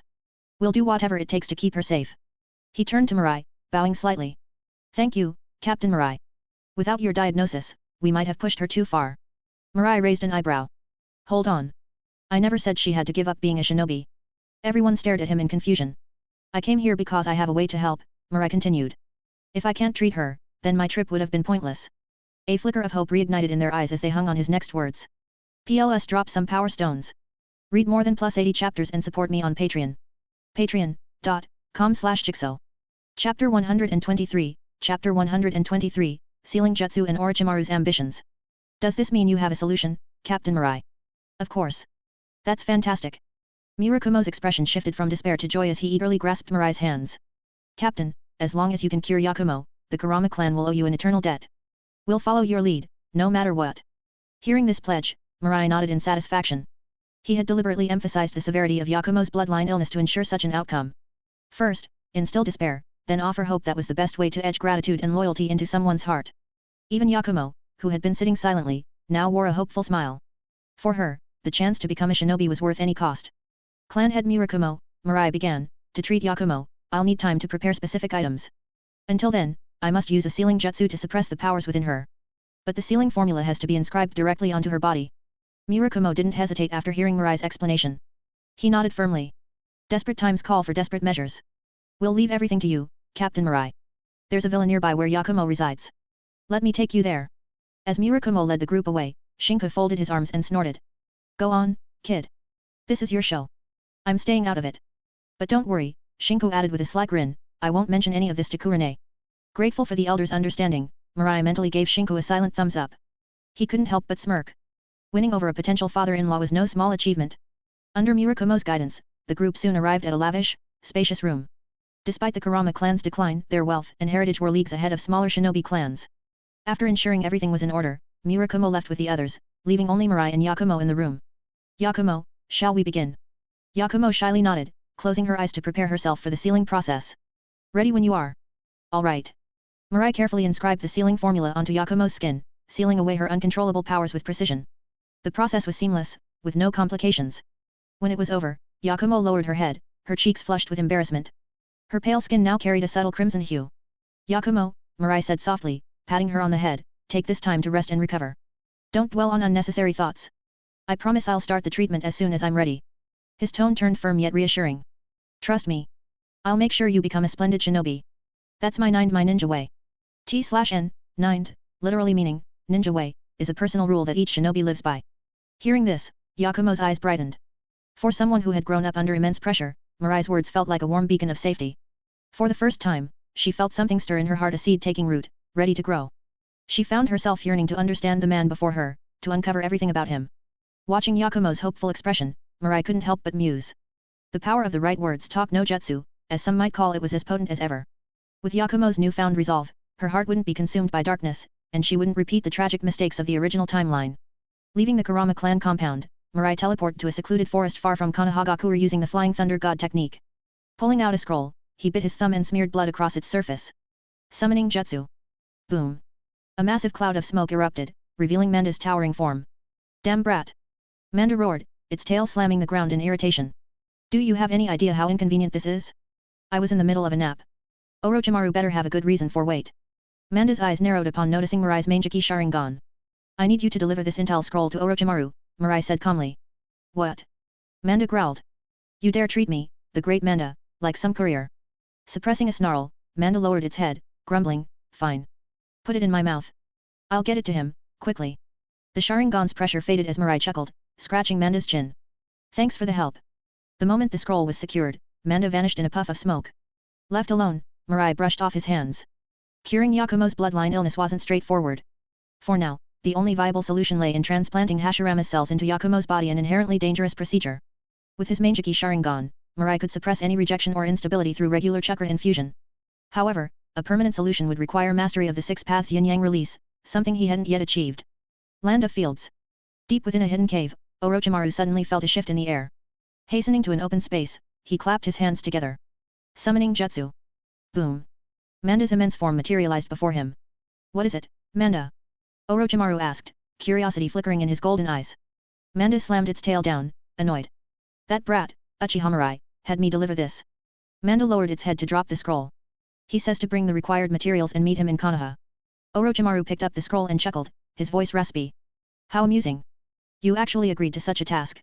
Manda roared indignantly. Don't start. You're the one who made that brat my summoner. He's dangerous, more than you can imagine.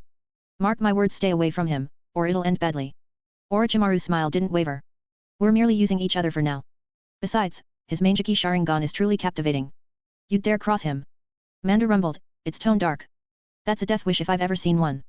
Orochimaru's tongue flicked out, licking his lips. Patience is key, my dear Manda. Even the strongest foes have weaknesses. A serpent doesn't need brute strength to claim its prey, only a single bite to end it all. PLS drop some power stones.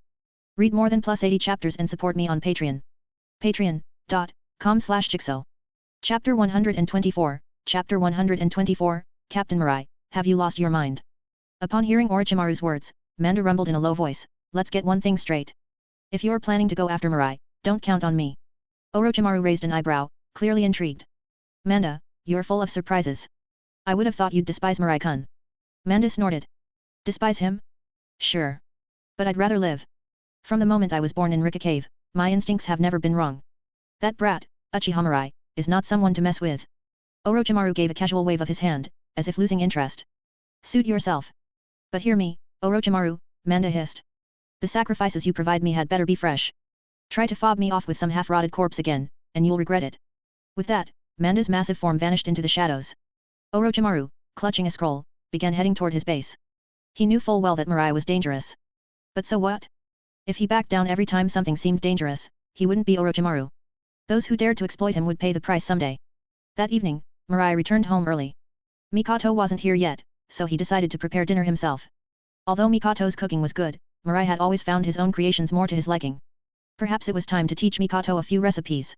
While lost in thought, Mirai was startled by a familiar voice outside. Captain Mirai, may I come in? Come in. At his invitation, Shisui entered, heading straight for the kitchen. Without hesitation, he grabbed a set of chopsticks and a bowl. Captain, I haven't eaten yet, so I'll be helping myself. Mirai sighed, exasperated. He was certain Shisui had deliberately timed his visit, knowing dinner would be ready. Still, Mirai didn't mind. Shisui's loyalty was unwavering, and letting him share a meal was a small price to pay. Shisui, hold off for now. We're waiting for someone. Shisui paused, surprised, but obediently set his chopsticks down. Is there something you need to report, Shisui? Straightening up, Shisui responded firmly. Captain, I've eliminated everyone on the list. And I've awakened the Mangeki Sharingan. As he spoke, his dark eyes shifted into the intricate pattern of the Mangeki Sharingan. Mirai nodded slightly. Impressive. Shisui blinked, surprised. Captain, you don't seem shocked at all. Mirai chuckled. I already told you how to awaken it. Sending you to eliminate those hardliners was part of the plan. Shisui smiled wryly. Captain, sometimes it feels like you've already thought of everything. He continued, voice full of admiration. I'm truly glad someone like you leads the Uchiha. Without you. Mirai cut him off with a raised hand. Enough flattery. What ability does your Mangeki grant you? Captain, Shisui answered promptly, it's called Koda Amatsukami. It lets me infiltrate someone's mind without them noticing and completely alter their will permanently. Mirai murmured thoughtfully, the Eye of Dominion, turning all who see it into your puppets. Exactly, Captain. Shisui exclaimed. Your description is even more accurate than mine. Mirai's expression remained calm. Shisui, now that you've awakened the Mangeki, we'll need to spar soon. Also, this news must be spread. Your Koda Amatsukami will be a cornerstone of our clan's resurgence. Publicizing Shisui's new abilities would further bolster the Uchiha's reputation, putting even more pressure on Hiruzen and his allies. As the two spoke, the door opened. Mikoto entered, freezing momentarily when she saw Shisui. Shisui tensed, instinctively pulling out a kunao and lunging at her. Shisui, stop. The blade halted mere inches from Mikoto's neck. Voice icy, Shisui demanded, Mikoto, what are you doing here? I. Mikoto stammered, at a loss for words. She couldn't exactly say she'd come to take care of Mirai. Admit it, you're here to assassinate Captain Mirai. Shisui's killing intent surged. Mirai stepped forward, delivering a light slap to the back of Shisui's head. From now on, call her Lady Mikoto. Understand? Shisui stared, dumbfounded, as Mirai led Mikoto to the dining table. What was happening? Still in shock, Shisui regained some clarity, his eyes narrowing as he watched Mikoto. Captain, she's trying to manipulate you into freeing Fugaku. You can't fall for it. Relax, Shisui, Mirai said coolly. Mikoto has seen the future of the Uchiha. She's chosen to stand with me. He smirked. From now on, she's my woman. Mikoto blushed deeply, lowering her gaze in silence. Shisui felt his heart sink. Captain Mirai, have you lost your mind? Mirai's sharp glare snapped Shisui out of his daze. Shisui, do you have a problem with this? Dropping to his knees, Shisui replied hastily, Captain, I would never question your decisions. Turning to Mikoto, he bowed deeply. Lady Mikoto, I apologize for my rudeness. Please punish me as you see fit. Face still flushed, Mikoto steadied herself. No need for that. You were only protecting Captain Mirai. With the tension resolved, Mirai clapped his hands. All right, everyone's here. Let's eat. Shisui's mood brightened instantly as he grabbed his chopsticks, devouring the food with unrestrained enthusiasm. Watching Shisui's eagerness, Mikoto picked up her own chopsticks, sampling a dish. Her eyes widened. It was delicious. So unbelievably good. I have a new fanfic about Kakuzu, honestly, I personally like it a lot. If you are interested, click on my nickname under the title of the fanfic. PLS drop some power stones. Read more than plus 80 chapters and support me on Patreon. Patreon.com/Jigsaw. Chapter 125, Chapter 125, A Glimpse of Power, the Future Captain's Might. A table full of dishes was quickly devoured by the three of them. After agreeing on a time for their sparring session, Shisui excused himself and left. As for Mikoto, Shisui had finally come to terms with the situation. The future captain's decisions were always right. If he acted this way, there had to be a reason. All Shisui needed to do was follow orders.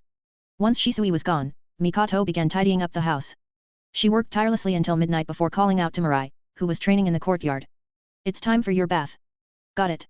In a large tub filled with steaming water, Mirai reclined, eyes closed, relishing the warmth. Mikoto stood nearby, a playful glint in her eye as she gave Mirai a reproachful glance and pinched his waist lightly. Why didn't you warn me we'd have a guest today? Mirai caught her delicate hand with a grin. Come on, don't act like you didn't enjoy the attention. Do you know how many women would give anything to be in your place? But if word gets out, with my status... Mikoto trailed off, her worry evident. Mirai scoffed, his tone decisive. What status? Your only status is as my woman. He leaned forward, his voice dropping to a commanding murmur. From now on, you're moving in with me. I'd like to see who dares gossip about it. Mikoto bit her lip at his domineering tone. But Ataki and Suzuki still need someone to look after them. Mirai chuckled. Hire a nanny. Seeing her lingering hesitation, Mirai leaned close to her ear, whispering, unless you'd rather I remind you of your place, even if you beg me to stop. The memories flashed unbidden through Mikoto's mind, her body going soft against him. She could only nod, resting her head on his chest. I'll do as you say. The next morning, Mirai hired a nanny to care for Ataki and Suzuki. Mikoto packed her things and officially moved into Mirai's home. The clan's reaction was unexpected. Instead of criticism, Mikoto received overwhelming praise. It seemed to many that leaving Fugaku for Mirai was akin to choosing the light. Even some elder women from the clan approached Mikoto, offering advice and encouragement, urging her to care for Mirai. Relieved of her worries, Mikoto felt a newfound sense of responsibility. As the partner of someone seen as the clan's beacon of hope, she resolved to support Mirai fully, in every way possible. By midday, Mirai headed to a training ground in the village. Shisui was already there, his face lighting up as Mirai approached. Captain, shall we begin? Mirai nodded. Let's. The moment the words left his lips, Shisui's Sharingan spun into its Manjiki form. He weaved hand signs in a blur, summoning a dozen clones to rush at Mirai. Captain, since our last spar, my ocular power has grown exponentially. You'd better be careful. Mirai remained unfazed, his hands coming together in a slow clap. Shikatsumayaku, dance of the seedling fern. The ground erupted as countless sharp bone spikes sprouted, tearing through Shisui's clones like paper. Simultaneously, a wave of shimmering gold sand poured from Mirai's gourd, spreading across the training ground in seconds. Trapped between the encroaching sand and unyielding bone forest, Shisui found himself with no way out. Desperation mounting, he heard Mirai's calm voice. Ninja art, shadow imitation technique. The overlapping shadows cast by the sand and bones left Shisui with no escape. In an instant, he was caught. Scorch style. I surrender. Shisui shouted, drenched in sweat, his voice cracking. He wasn't taking any chances. One more second might have cost him his life. System notification, congratulations, host. You've plundered, mental strength +1. Though Mirai hadn't acquired Kota Amatsukami this time, he didn't seem disappointed. After all, he had another chance tomorrow. As the bone forest and sand receded, Shisui approached Mirai, his awe evident. Captain, your strength is incredible. Shisui had thought that with his Manjiki Sharingan, the gap between them would be negligible. He couldn't have been more wrong. Mirai's casual techniques left him utterly helpless. And the most terrifying part? Mirai hadn't even moved from his spot. Shisui, Mirai said. Same time tomorrow. Be here. Yes, Captain. Hokage's office. Inside, Sarutobi Hiruzen and the advisors, including Danzo, stood in grim silence, watching the sparring session through a crystal ball. The raw power Mirai wielded left them all shaken. The combination of Kekki Genkai abilities he displayed was almost unbelievable. And now, Shisui had awakened his Manjiki Sharingan too. Danzo broke the silence, his voice trembling. Hiruzen, why hasn't Mirai gone blind yet? How should I know? Hiruzen snapped, frustration evident. Danzo paced the room, his cane tapping furiously on the wooden floor. Koharu's eyes lit up suddenly. I've got it, she exclaimed. This is the beginning of his downfall. I have a new fanfic about Kakuzu, honestly, I personally like it a lot. If you are interested, click on my nickname under the title of the fanfic. PLS drop some power stones. Read more than +80 chapters and support me on Patreon. Patreon.com/Jigsaw. Chapter 126, Chapter 126, Kota Amatsukami. Uchiha Mirai is doomed. Koharu's sudden declaration left everyone in the room momentarily stunned. Hiruzen frowned. Koharu, what do you mean by that? Koharu's excitement was evident as she explained, think about it logically. When the Uchiha clan produces a new Manjiki Sharingan, the natural course of action is to keep it hidden, use it as an ace in the hole. Just like a shinobi conceals their trump card, revealing it only in critical moments to catch their opponent off guard. But Mirai has done the exact opposite. He openly showcased that Shisui awakened the Manjiki Sharingan, right in front of everyone. This suggests one thing, Uchiha Mirai has likely reached the end of his rope. His eyes are probably nearing blindness. By putting Shisui on display, he's trying to maintain the clan's intimidation factor. Hiruzen and the others exchanged looks, the logic slowly sinking in. It made too much sense. Thinking back to the recent sparring sessions, Mirai hadn't activated his own Manjiki Sharingan even once. Could it really mean that his visual prowess was about to run dry? Ha ha ha. Mirai too clever for his own good. Hiruzen exclaimed, feeling a weight lift from his shoulders. If that's the case, it won't be long before we can launch our counterattack. Danzo's heart raced at the thought. If Mirai's eyes were truly spent, he'd stop at nothing to claim Shisui's Manjiki for himself. Such power belonged in his hands alone. Koharu and Homura were equally thrilled. Their grandsons had suffered greatly under the police force's heavy hand, some even driven to madness.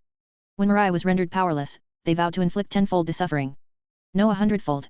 And when the Uchiha clan was wiped out, their vast assets would naturally fall into their hands. Ding! Congratulations, host, for successfully acquiring the reward, Koda Amatsukami. Hearing the system's notification in his mind, Mirai's lips curled into a subtle smile. After days of effort, he had finally obtained Koda Amatsukami. A rush of profound knowledge flooded his mind, fully unlocking the technique's mysteries. Turning toward the exhausted Shisui, who was barely standing, Mirai reached out to support him. His tone was light, almost amused. Shisui, you've done well. I've seen enough to understand your abilities. Let's end the sparring here. Shisui exhaled deeply in relief.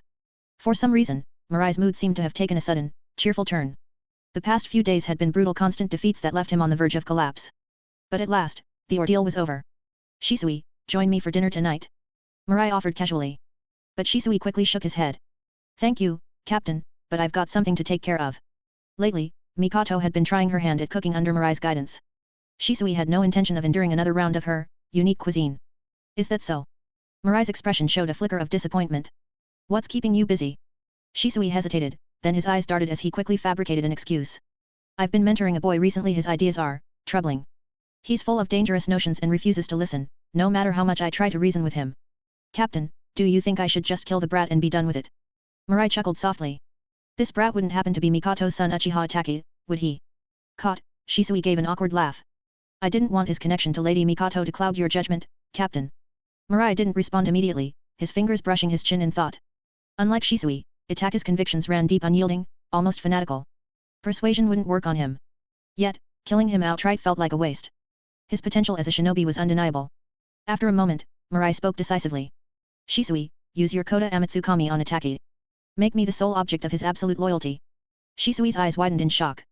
Captain, you want me to use Koda Amatsukami on Itachi? That technique, its cooldown is too long to waste on someone like him. He had hoped to subtly nudge Mirai into authorizing Itachi's elimination. He hadn't anticipated this outcome. Do you doubt my judgment, Shisui? Mirai's tone remained calm, but his words carried weight. Itachi's potential will surprise even you. Controlling Itachi is far more valuable than killing him. The stronger my subordinates, the stronger the Uchiha become, not just because of me, but as a clan. With time, as my authority grows, I'll need capable hands to support me. The Uchiha are my foundation. The more talent we have, the better. Do you understand? Shisui's cheeks burned with shame. Compared to Mirai's grand vision, his own pettiness was glaringly apparent. Bowing his head deeply, Shisui replied, I understand, Captain. I'll carry out your orders. Mirai patted his shoulder. Good. Remember, the Uchiha won't stop at just 2 Manjiki Sharingan. Understood. As Shisui departed, Mirai began strolling back toward the village. The thought of enduring Mikoto's cooking dissuaded him, so he decided on Ichiraku ramen for dinner instead. However, just as he stepped forward, his eyes caught a glimmer of silver. A small white snake slithered from the nearby bushes, flicking its tongue in his direction.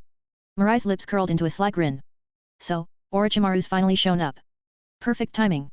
PLS drop some power stones. Read more than +80 chapters and support me on Patreon. Patreon.com/Jigsaw. Chapter 127, Chapter 127, Mirai-kun, did you think you had me cornered? Led by a small white snake, Mirai quickly arrived at a dense forest just outside Kumagakure's borders. The snake flicked its tongue before slithering into a nearby bush, disappearing from sight. Moments later, a man with an androgynous air, dressed in a flowing kimono, stepped out from the shadows. Mirai-kun, it's been a while, Orochimaru greeted with a faint smile, his serpentine eyes narrowing slightly. Mirai returned the smile. Orochimaru, you brought what I asked for, didn't you? Orochimaru nodded but let out a soft chuckle. Of course. However, Mirai-kun. The air around them grew tense. Orochimaru extended his long, serpentine tongue, licking his lips deliberately. We're only collaborators. Don't make the mistake of thinking you can treat me like a subordinate. Mirai's expression didn't falter, his smile calm yet unyielding. But you see, I don't enjoy standing on equal footing with anyone. So, Orochimaru, Mirai continued, his tone chilling, it's best if you obediently become my subordinate. Orochimaru's eyes darkened, his gaze sharp and calculating. Mirai-kun, are you under the impression that you've cornered me? Mirai chuckled lightly. Who knows? As he spoke, his Sharingan activated, spinning into the distinct pattern of the Manjiki Sharingan. Koda Amatsukami. A surge of powerful ocular energy pierced into Orochimaru's mind, forcibly altering his will. In an instant, Orochimaru's demeanor shifted completely. Mirai-kun, I was just joking earlier, Orochimaru said with an unsettling grin. I've always been your most loyal subordinate. There was no need to use the Manjiki Sharingan. Watching the dramatic change in Orochimaru, Mirai smirked in satisfaction. Turning Orochimaru into his puppet with such ease only reinforced the reputation of Koda Amatsukami as the ultimate genjutsu. From the very beginning, Mirai had been wary of Orochimaru's rebellious nature. Using Koda Amatsukami to control him was a plan he had prepared well in advance. Even if Orochimaru hadn't voiced his insubordinate thoughts, Mirai would have acted regardless. He had no intention of wasting time in a battle of wits with someone as cunning as Orochimaru. Do you have a facility nearby where we can perform a transplant procedure? Mirai asked. Yes, Orochimaru replied smoothly. Good. Tomorrow, wait for me in the lab. I'll bring someone with me, Mirai instructed before turning to leave. Back in the courtyard of his residence, Mirai found Mikoto sitting on the ground, her face smudged with soot and her expression one of utter defeat. Walking over, Mirai crouched down and gently wiped the dirt from her cheek. Mikoto, what happened? Mikoto sighed. I don't think I have a knack for cooking. Mirai smiled softly. The dishes I taught you are completely new to this world. It's no surprise that getting them right would be challenging. In the shinobi world, women were often expected to excel at domestic skills like cooking and cleaning. Failing in these areas could make them feel inadequate or ashamed. Understanding this, Mirai decided to console her. But despite his reassurances, Mikoto could only muster a forced smile, her spirits clearly still low. Sighing internally, Mirai scooped her up in his arms without warning.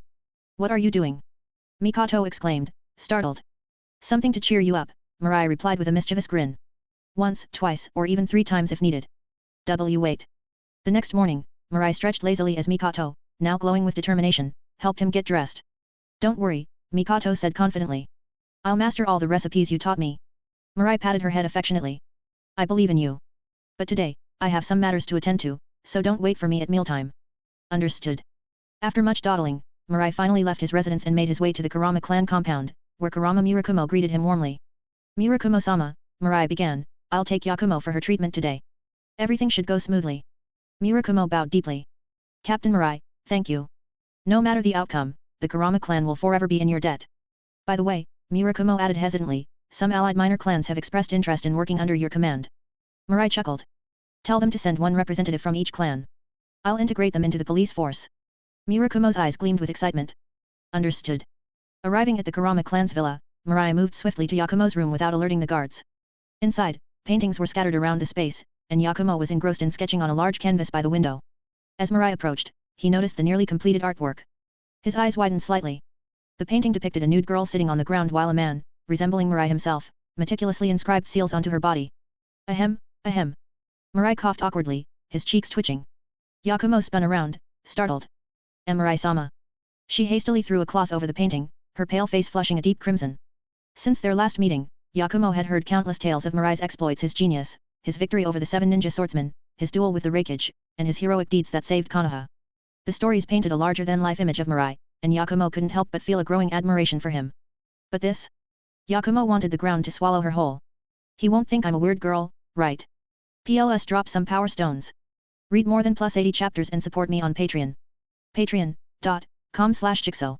Chapter 128, Chapter 128, The Surgery. Mirai stood silently, watching Yakumo's embarrassed expression. He didn't say anything, simply observing her quietly from the side. If little girls couldn't be teased, life would lose half its fun. After a while, seeing that Yakumo was on the verge of tears, Mirai finally spoke. Yakumo, let's go, he said gently. Yakumo looked up in confusion. Captain Mirai, where are we going?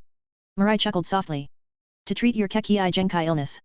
Hearing this, Yakumo's eyes lit up with excitement. Captain, are you serious? Mirai nodded.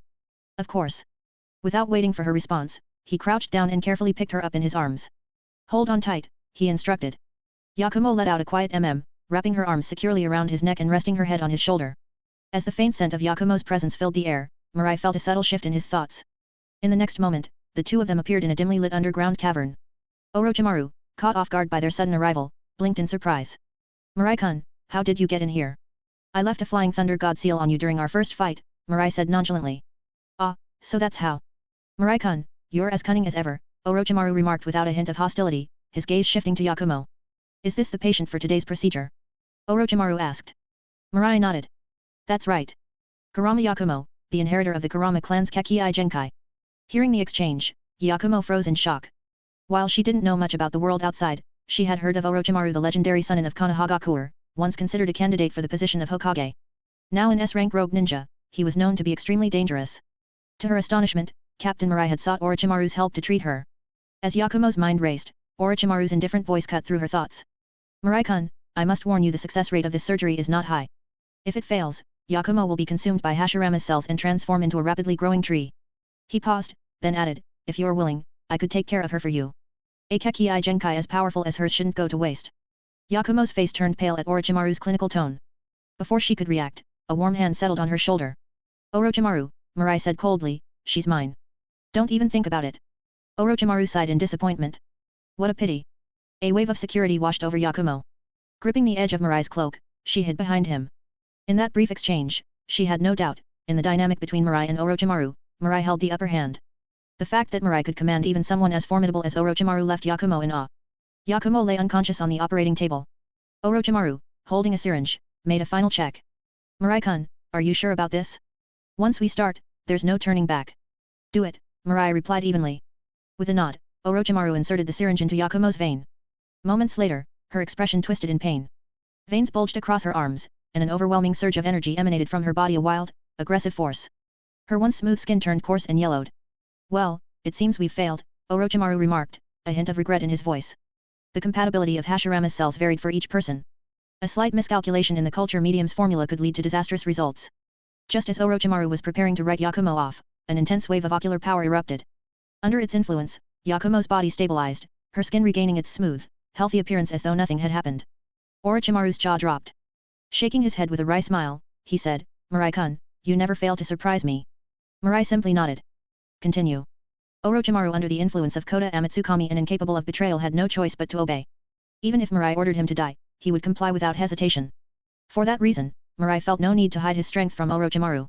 Adjusting the formula, Orochimaru prepared another dose of the culture medium. The next injection failed again. And the next. And the next. Despite his expertise, Orochimaru failed repeatedly more than a dozen times. Finally, after an entire afternoon of adjustments, the latest dose created a stable reaction in Yakumo's body. It worked, Orochimaru said, exhaling in relief, his eyes gleaming with excitement. The ability to refine the process through trial and error was a luxury he rarely enjoyed. I won't be spending all my time in a lab with you, Mirai reminded him flatly. Orochimaru merely chuckled as he began tidying up the equipment. Mirai-kun, the balance between Hashirama's cells and Yakumo's body is temporary. Without regular suppression from the Sharingan's power, the cells will overtake her. Mirai nodded. Understood. For now, this was enough. With this success, he had proven his hypothesis. When the time came for Shisui, Itaki, or others in his clan to require the procedure, replicating it would be straightforward. Unlike Yakumo, those with Manjiki Sharingan could suppress Hashirama's cells on their own, effectively eliminating the risk of blindness from overuse. PLS drop some power stones. Read more than +80 chapters and support me on Patreon. Patreon.com/Jigsaw. Chapter 129, Chapter 129, Flexible Ways of Repaying Gratitude. Drib. Drib. Drib. Yakumo slowly opened her eyes, her senses gradually coming back as she took in the damp, dim cave around her. Yakumo, you're awake. Mirai's voice broke the silence.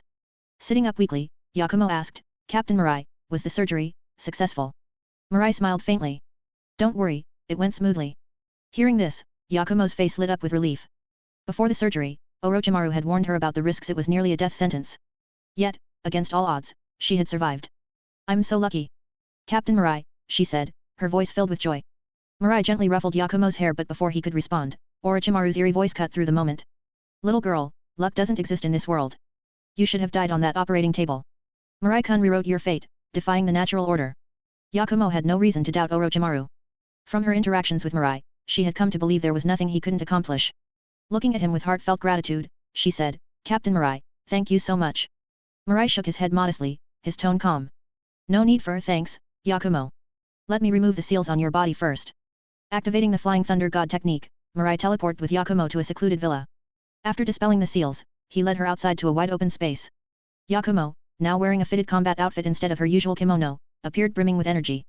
As they emerged, Kurama Murakumo and Yui Shinku, who had been waiting anxiously, rushed forward. Shinku spoke first. Mirai, was the surgery successful? Mirai nodded. It went very well. Yakumo, why don't you show them?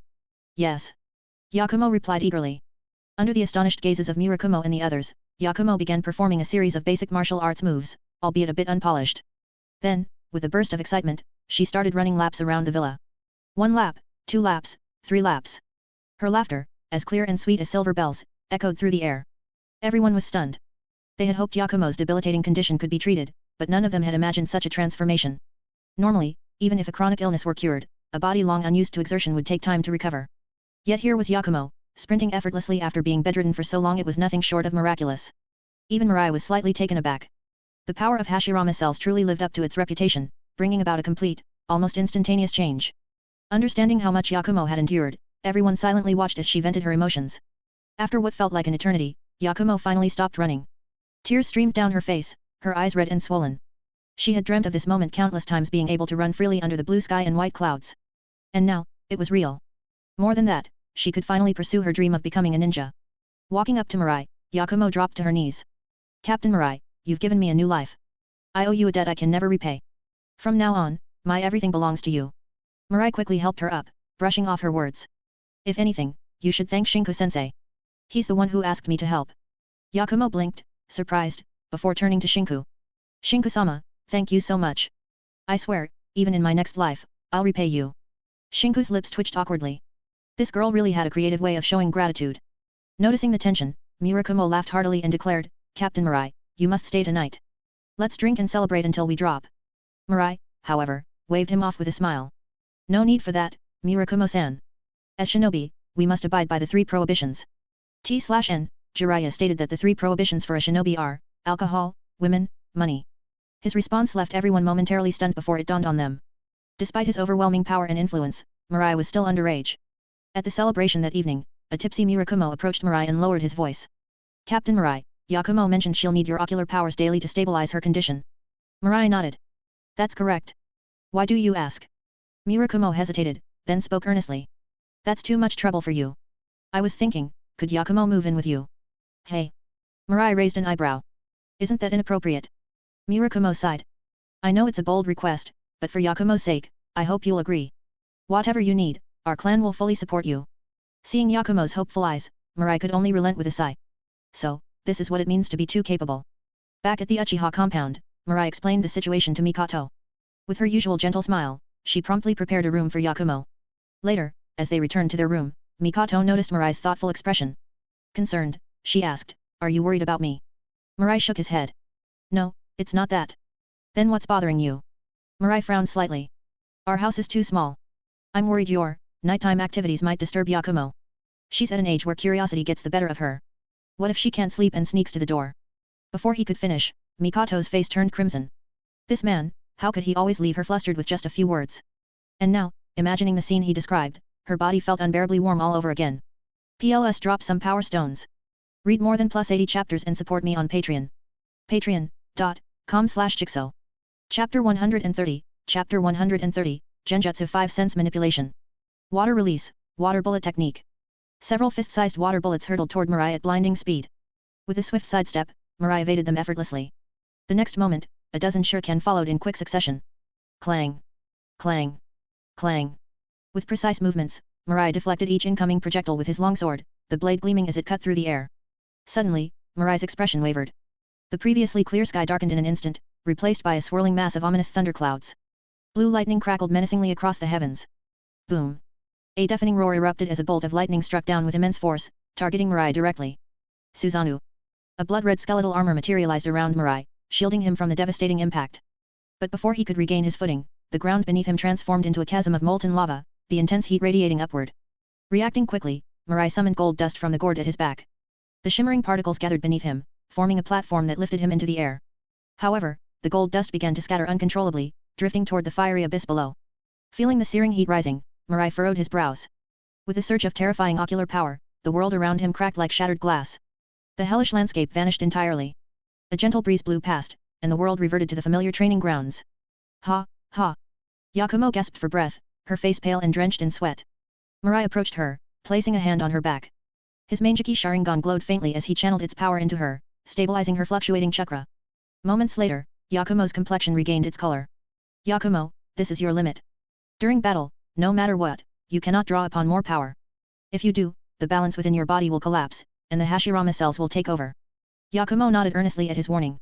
Understood, Captain Mirai. Despite her harmless demeanor, Mirai couldn't help but feel impressed.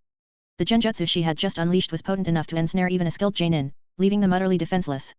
Of course, this required Yakumo to successfully drag her opponent into the genjutsu realm. Even so, her potential was astonishing. Currently, despite having Hashirama cells implanted, Yakumo's chakra reserves barely reached the level of an elite Chunin. Her taijutsu and ninjutsu were even weaker, barely on par with a genin. Yet, with such meager stats, she had the potential to bring down a Jainin. The power of yin release truly was monstrous. Captain Mirai, I feel like my abilities have grown stronger recently. Why is that?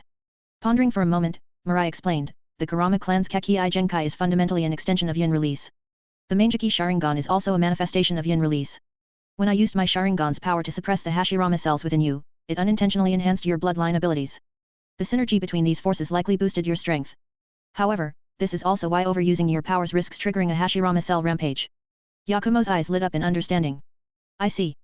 No wonder creating illusions felt so much easier for her recently. It was thanks to Mirai's intervention. Ding! Congratulations to the host for successfully claiming the reward, Kekkei Genkai Genjutsu, 5 sense manipulation. Hearing the system notification in his mind, Mirai's lips curled into a satisfied smile.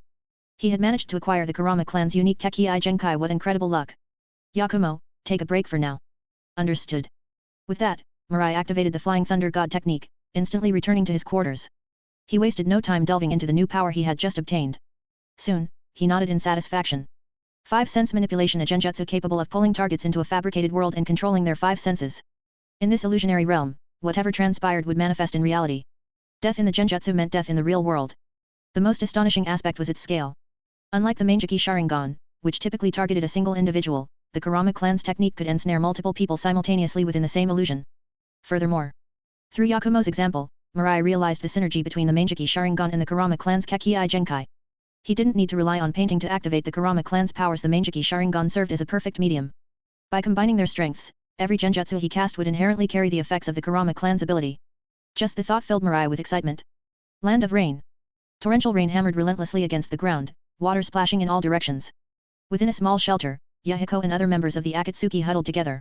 The table before them was littered with the remains of their meal, and most had leaned back to rest. Only Nagato stood by the window, staring at the rain-soaked landscape in silence. Nagato, reality is about to change drastically. Leave Yahiko and the others behind and come with me. Otherwise, you. Hearing the voice, Nagato turned to see the figure of a man shrouded in a swirling white mask. It was the second time this mysterious individual had approached him. The man, who claimed to be Uchiha Madara, had spoken of a shared purpose during their first meeting. Though Nagato had rejected him, the words lingered. What do you mean? Nagato asked cautiously. You are destined to face the harsh truths of reality, the masked man replied. When that time comes, you will understand true understanding between people is an illusion. Yahiko's ideals are nothing more than naive dreams. The wielder of the Rinnegan should comprehend this truth. Nagato's gaze hardened as he scoffed. No matter what you say, I will stand by Yahiko's vision. The masked man sighed, stepping forward. You will see the truth soon enough. To Nagato's shock, the figure passed through his body as though it were air, vanishing from sight. At that moment, a rhythmic knock broke the tense atmosphere. The door opened to reveal a burly ninja. Yahiko, a message from Hans-sama. PLS drop some power stones. Read more than +80 chapters and support me on Patreon. Patreon.com/Jigsaw. Chapter 131, Chapter 131, Yahiko's death. Hearing the commotion, Nagato returned to the room. He immediately saw Yahiko silently reading a letter, his brow slightly furrowed. A foreboding sense of unease gripped Nagato's heart as he watched him. Moments later, the rest of the Akatsuki members began to gather, curiosity evident in their expressions. Yahiko, what does it say? Someone asked. Did Hans-sama finally acknowledge us? Amidst the murmurs, Yahiko slipped the letter into his coat and smiled. Hans-sama has invited me to a meeting. All of you should stay here and wait. A wave of excitement spread through the group. Finally, Hans-sama has responded to us after all this time. This is amazing. If we gain his support, we'll be able to bring peace to Omegakure so much faster. See? I told you, as long as we keep communicating, people will eventually understand and trust each other. Yahiko nodded at their enthusiasm and moved toward the door. Nagato, come with me. Oh. All right, Nagato replied, quickly following after him. As soon as they stepped outside, Yahiko's cheerful expression darkened. Nagato, Konan has been kidnapped. What? Walking briskly, Yahiko explained the letter's contents. Nagato's chest tightened with every word. Yahiko, it's obvious Hans doesn't trust us. Are we really just going to walk into this trap? Yahiko smiled faintly. Don't worry. It might just be a misunderstanding. If we show him where we stand, I'm sure Hans-sama will understand our intentions. Despite Yahiko's confidence, Nagato couldn't shake off the ominous words of the masked man that had haunted him recently, a great upheaval is coming. The harshness of reality will crush you.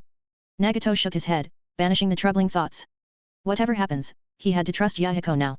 As Yahiko and Nagato left, Zetsu chuckled in the shadows. Obito, shall we? Obito Uchiha shook his head. Nagato doesn't need useless attachments holding him back. I'll deal with the remaining Akatsuki myself. White Zetsu teased, you're so different from when I first met you, Obito.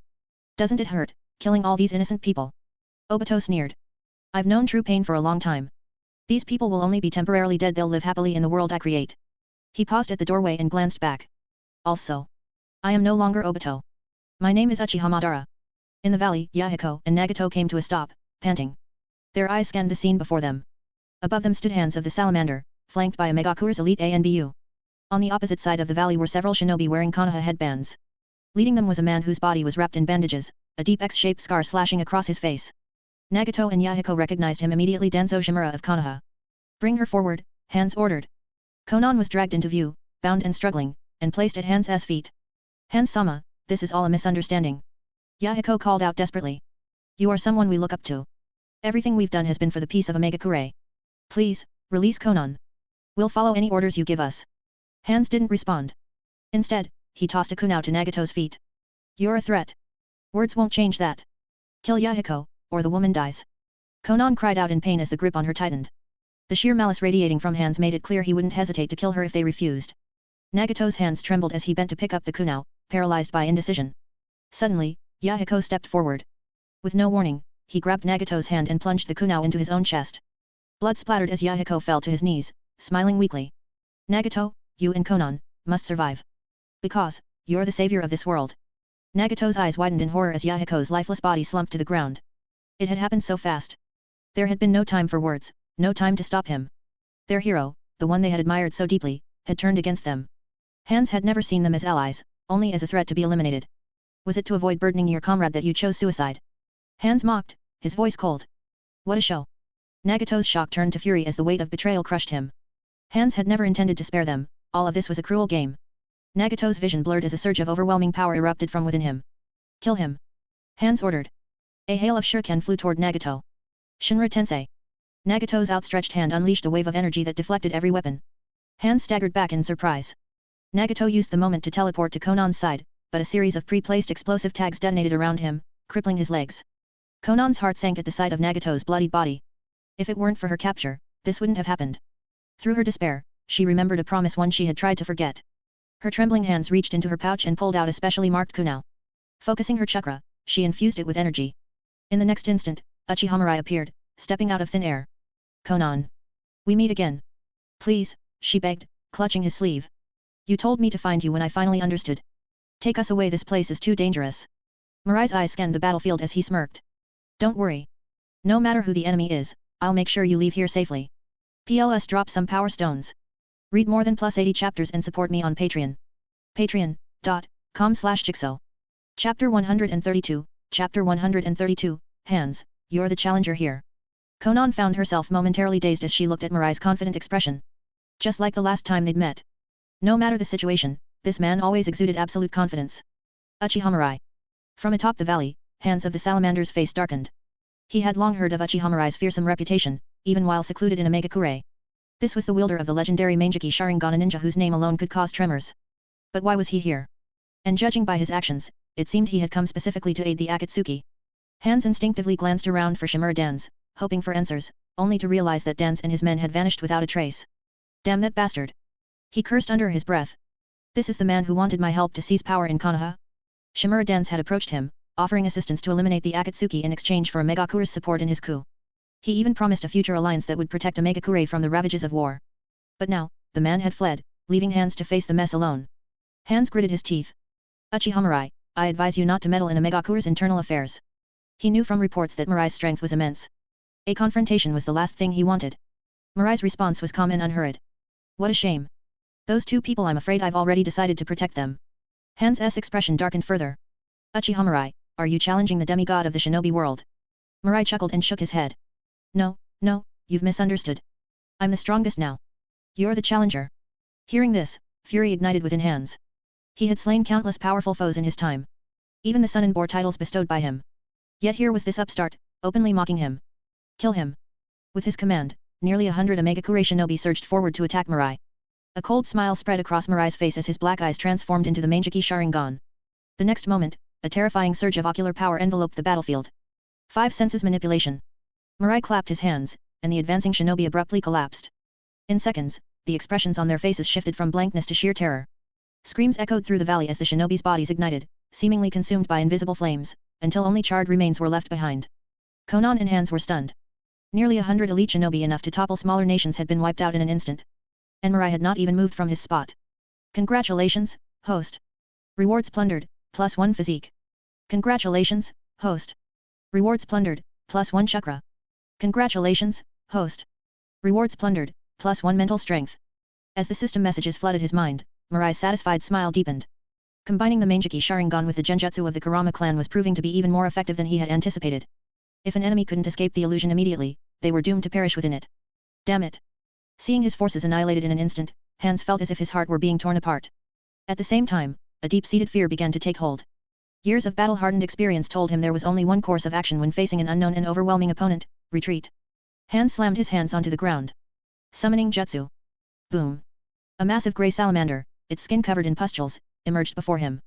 The creature opened its mouth, spewing a dense purple mist of poison that engulfed Mirai in moments. Wind release, breakthrough. A fierce gale erupted from Mirai's position, dispersing the toxic cloud in an instant. But before anyone could react, the ground beneath Mirai caved in as the salamander burst forth, its jaws snapping shut around him. For a brief moment, it seemed as if Hans had succeeded. But in the next instant, a crimson light flashed.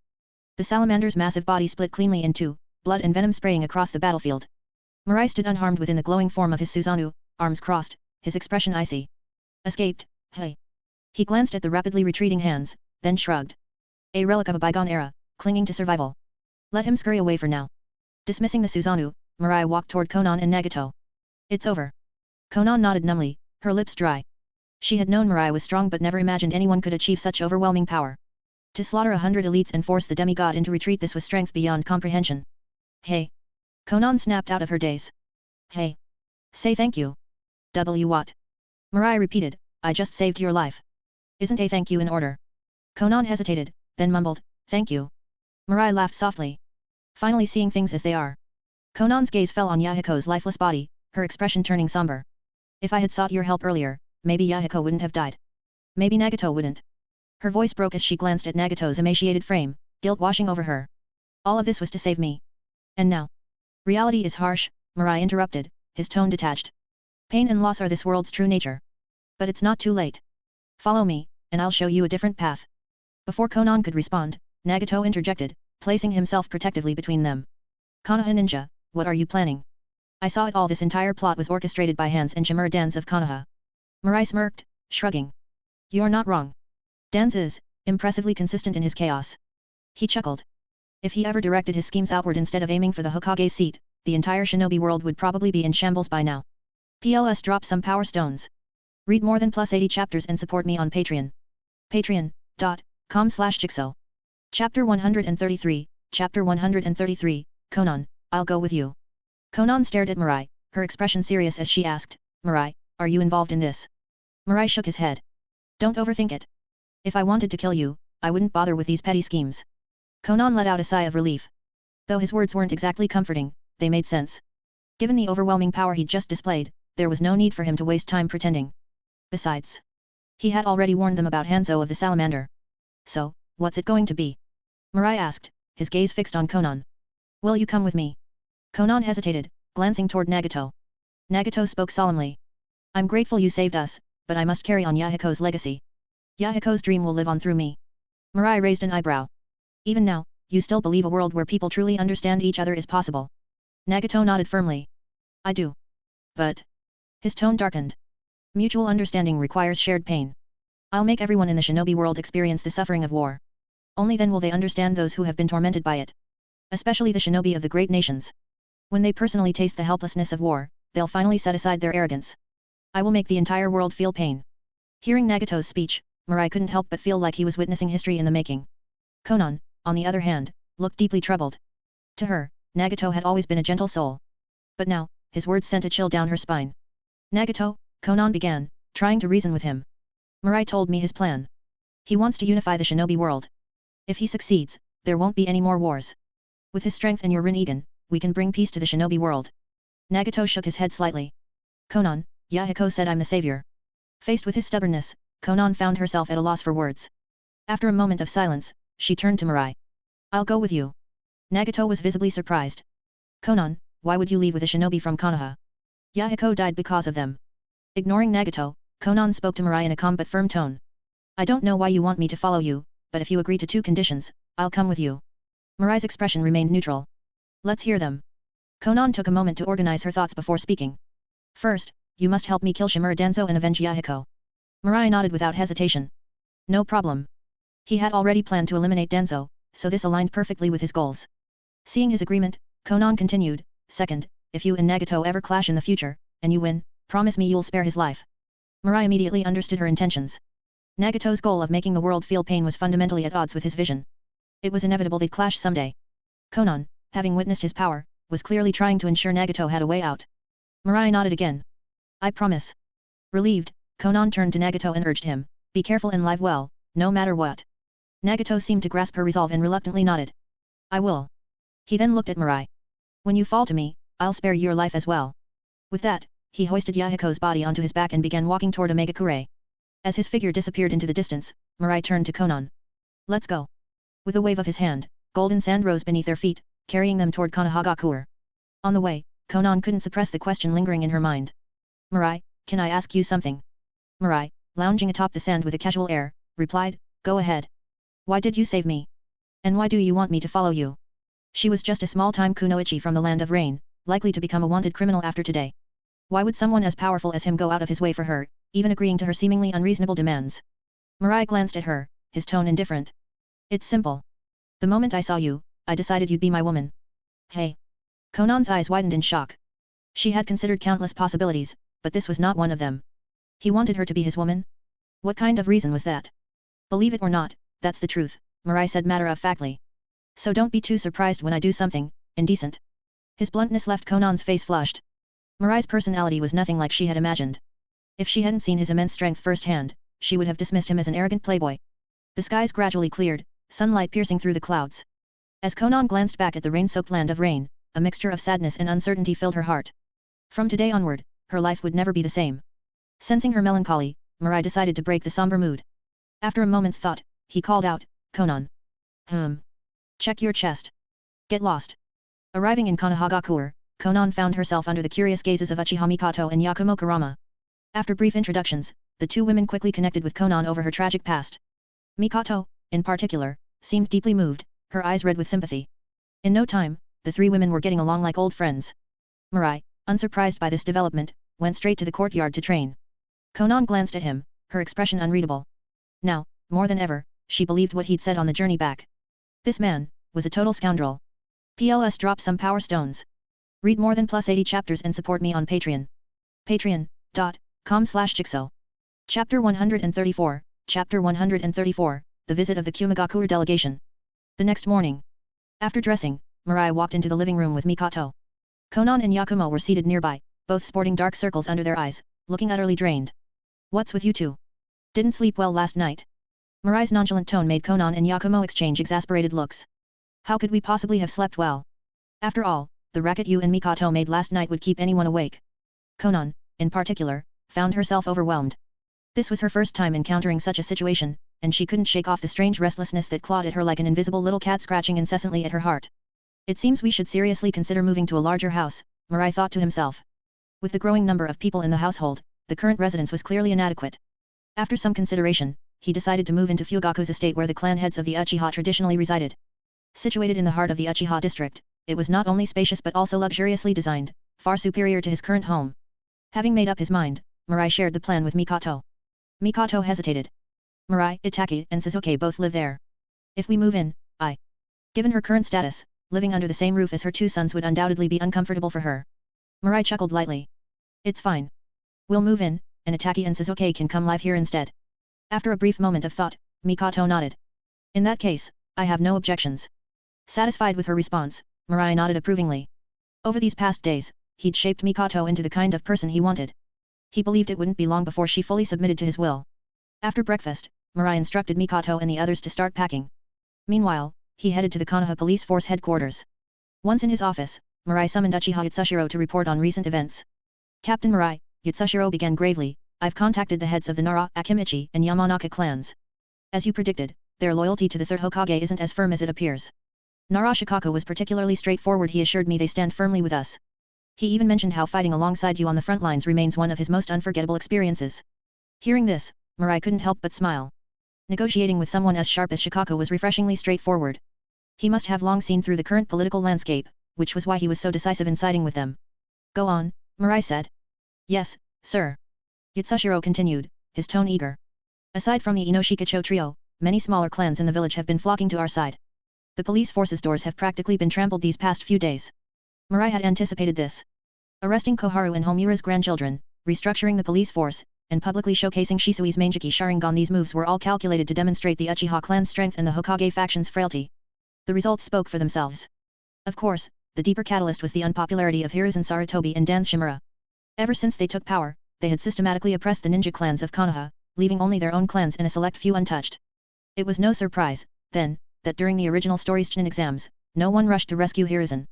Forget the four Violet Flames formation. If Konoha couldn't break a barrier maintained by Fortunin, they didn't deserve their title as the strongest hidden village. Sensing Mirai's good mood, Yatsushiro hesitated briefly before continuing. Captain, there's only one issue: the Hyuga clan. Mirai raised an eyebrow. What about the Hyuga? They outright rejected our proposal for an alliance, Yatsushiro said with a snort. The Hyuga elders are stubborn traditionalists. They won't stand against the third Hokage. Frankly, I think it's a waste of time trying to win them over. Mirai chuckled. No, we can't leave them out. The Hyuga are a cornerstone of Konoha, just like us. If we're to establish ourselves as the legitimate rulers, their support is essential. They refused because they haven't felt the weight of their predicament yet. Once they've suffered a little, they'll come crawling to us. Intrigued, Yatsushiro asked, Captain, do you have a plan? Mirai waved his hand dismissively. Let's not rush. Is there any other news? Yatsushiro thought for a moment before replying, nothing major, but the Kumigakure delegation has arrived in the village. It seems they're here to negotiate war reparations. A glint flashed in Mirai's eyes. Opportunity knocks. Wow. So this is Konoha. A young girl with short, golden hair exclaimed as she strolled through the village streets. The bustling markets and vibrant scenery left her in awe. Her skin was pale and luminous, her features finely sculpted. Though she appeared quite young, her figure was already striking, hinting at her future allure. Walking beside her was a white-haired, dark-skinned boy, whose lethargic demeanor starkly contrasted her enthusiasm. Meh, the boy yawned, unimpressed. The girl frowned. Darui, can't you be a little less of a downer? Darui offered a sheepish grin. Ah, sorry, Samui. Samui sighed deeply, muttering to herself, calm down. Calm down. At the front of their group, a towering, muscular man turned his stern gaze toward them. I brought you here to Konoha to broaden your horizons. Don't cause trouble. Yes, Yagami-sama. Samui and Darui responded in unison. Yagami frowned as he turned back to the road. The recent war had dealt Kumigakure a heavy blow. Their reputation had plummeted, funding from their daimyo had been slashed by a third, and even missions had grown scarce. It had taken them over a year to scrape together enough money and scrolls for reparations. But as he took in the bustling streets of Konoha, a growing unease settled in his chest. If Konoha finds the payment insufficient, what then? Kumigakure couldn't afford another conflict with Konoha, not now. PLS drop some power stones. Read more than +80 chapters and support me on Patreon. Patreon.com/Jigsaw. Chapter 135, Chapter 135, Blood for Blood. Night had fallen. The streetlights were extinguished, and the clamor of the day had faded into silence. Yagami sat cross-legged in his room, deep in thought about the negotiations scheduled for tomorrow. A sudden breeze swept through the room, prompting him to yawn. But in the next moment, his pupils contracted sharply. The doors and windows had been tightly shut. Where had the wind come from? His hands instinctively reached for the long blade by his side, but a calm voice stopped him in his tracks. Don't bother. Struggling won't make the slightest difference, weapon or not. Yagami turned toward the source of the voice. By the moonlight, he could see the intruder's face clearly. Uchiha Mirai. The same man who severed the fourth Raikage's arm on the battlefield and slaughtered countless Kumigakure shinobi. How could he be here? Gee gulp. Uchiha Mirai, what do you want? Yagami abandoned the idea of reaching for his weapon. As Mirai had said, his strength was meaningless in front of this man. I ask, you answer, Mirai said coldly. Understood. Yagami felt an oppressive aura emanating from those eyes that seemed like they belonged to a demon from the depths of hell. He nodded nervously, not daring to utter a single word more. Satisfied, Mirai continued at a deliberate pace. I'm here to make a deal with you. You're going to send people to the Hyuga clan and kidnap one of their members. He handed Yagami a map. This is the location. Take it. That's it. Yagami had expected Uchiha Mirai's sudden visit to involve some intricate plan requiring his full cooperation. But it was just a kidnapping? He had countless questions but dared not voice a single one. Remember, Mirai's tone turned icy. If this mission fails, there will be no negotiations tomorrow. The implied threat left Yagami with no choice but to nod in agreement. Though he didn't understand why Mirai wanted to target the Hyuga, the plan clearly aimed to put pressure on them. For the sake of tomorrow's negotiations, he had no choice but to comply. Oh, and one more thing, Mirai added as he turned to leave. If your men die, you must demand blood for blood from the Hyuga. Otherwise, declare war again. What? But... Yagami stammered in disbelief. Kumagakure was desperate for peace. How could they possibly start another war? Do as I say, Mirai said, his voice laced with menace. The spineless third Hokage will cave. Be as aggressive as you like in the negotiations, it might even yield unexpected results. And if you don't follow my instructions. He paused, letting the weight of his words sink in. I'll come to Kumagakure myself for some fun. Yagam's thoughts immediately flashed to Mirai's towering Susanoo, hundreds of meters tall. He felt his stomach churn. What kind of nightmare is this? When he snapped back to reality, Mirai was already gone. Yagam scrambled out of bed and rushed into the next room to rouse his subordinates. Hokage clan compound. Hayashi Hokage strolled through the courtyard, conducting his nightly patrol. His brow furrowed when he noticed the light still on in his wife's room.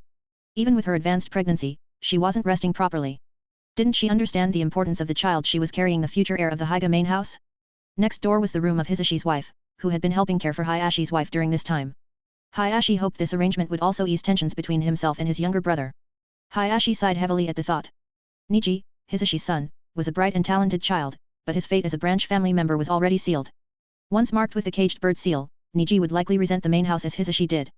If he could, Hayashi would abolish the clan's divisive system. Unfortunately, the Hokage clan wasn't yet under his sole authority. Lost in thought, Hayashi was startled when a shadowy figure darted out of Hisashi's wife's room, carrying a limp boy. Niji. Hayashi immediately recognized the child. The intruder was after the Hokage clan's Byakugan. Without hesitation, Hayashi gave chase, but the figure moved swiftly, widening the gap between them. As the shadow neared the village's edge, Hayashi's worry deepened. Suddenly, a blade flashed, and the intruder collapsed, pierced through the heart. Hayashi caught up and found himself face to face with Uchiha Mirai. Thank you, Captain Mirai, Hayashi said, his voice tinged with relief. Mirai waved off the gratitude, patting Hayashi's shoulder. It was nothing, clan leader Hayashi. Handing over the unconscious Niji, Mirai added, I'd love to chat, but I'm busy looking for a stray black cat. Take care. With that, he vanished into the shadows. Hayashi was perplexed but quickly turned his attention back to Niji. After ensuring the boy was unharmed, he let out a long breath of relief. Just then, the third Hokage, Hiruzen Sarutobi, arrived with a squad of ANBU. Hayashi, what happened here? Hiruzen asked, his expression grim. Hayashi explained, someone tried to steal the Byakugan. The intruder has been dealt with. Nonsense, a booming voice interrupted. A burly man stormed forward, his face livid. We came to Konoha seeking peace, and you accuse us of theft. Hayashi frowned but then noticed the intruder's Kumagakure headband lying on the ground. His expression darkened. Hokage-sama, I speak the truth. This man infiltrated our compound and tried to abduct Niji. Hayashi pointed to the body. If you doubt me, ask Uchiha Mirai, he's the one who stopped him. Before Hiruzen could respond, Yagam's cold voice rang out. Don't bother with excuses. Your people killed our ninja, then blamed us for your own crimes. Turning to Hiruzen, Yagam sneered, if Konoha can't provide an explanation, we'll have no choice but to resume the war. What do you want? Hiruzen asked, his brow furrowed. Simple, Yagam said with a cruel smile. Blood for blood. Hayashi clenched his fists, sweat trickling down his forehead. Things had just gotten complicated. PLS drop some power stones. Read more than +80 chapters and support me on Patreon. Patreon.com/Jigsaw. Chapter 136, Chapter 136, Hokage Hisashi. 3 days later. The delegation from Kumagakure, led by Yagam, left Konoha, pulling along the lifeless body of Hokage Hisashi. Yagam's face was brimming with smug satisfaction. This visit to Konoha had yielded gains far beyond his expectations. During the negotiations, he had maintained a strong and assertive stance, albeit with some trepidation. To his surprise, the third Hokage and the others had actually chosen to compromise. What was initially thought to be an unsatisfactory amount of reparations ended up being halved, and all they had to offer in return was a non-aggression pact. But agreements like these? Who truly takes them seriously? Beyond the reparations, the most shocking concession was Konoha's willingness to hand over a member of the Hokage clan as a scapegoat for their deceased ninja. Hokage Hisashi, the branch family head of the Hokage clan, had taken his own life. And now, they were even allowed to bring his body back to Kumagakure. The strength of a branch family head aside, the body of a bloodline limit ninja was an incredibly valuable resource. This was the Byakugan. Its rarity surpassed even that of the Sharingan.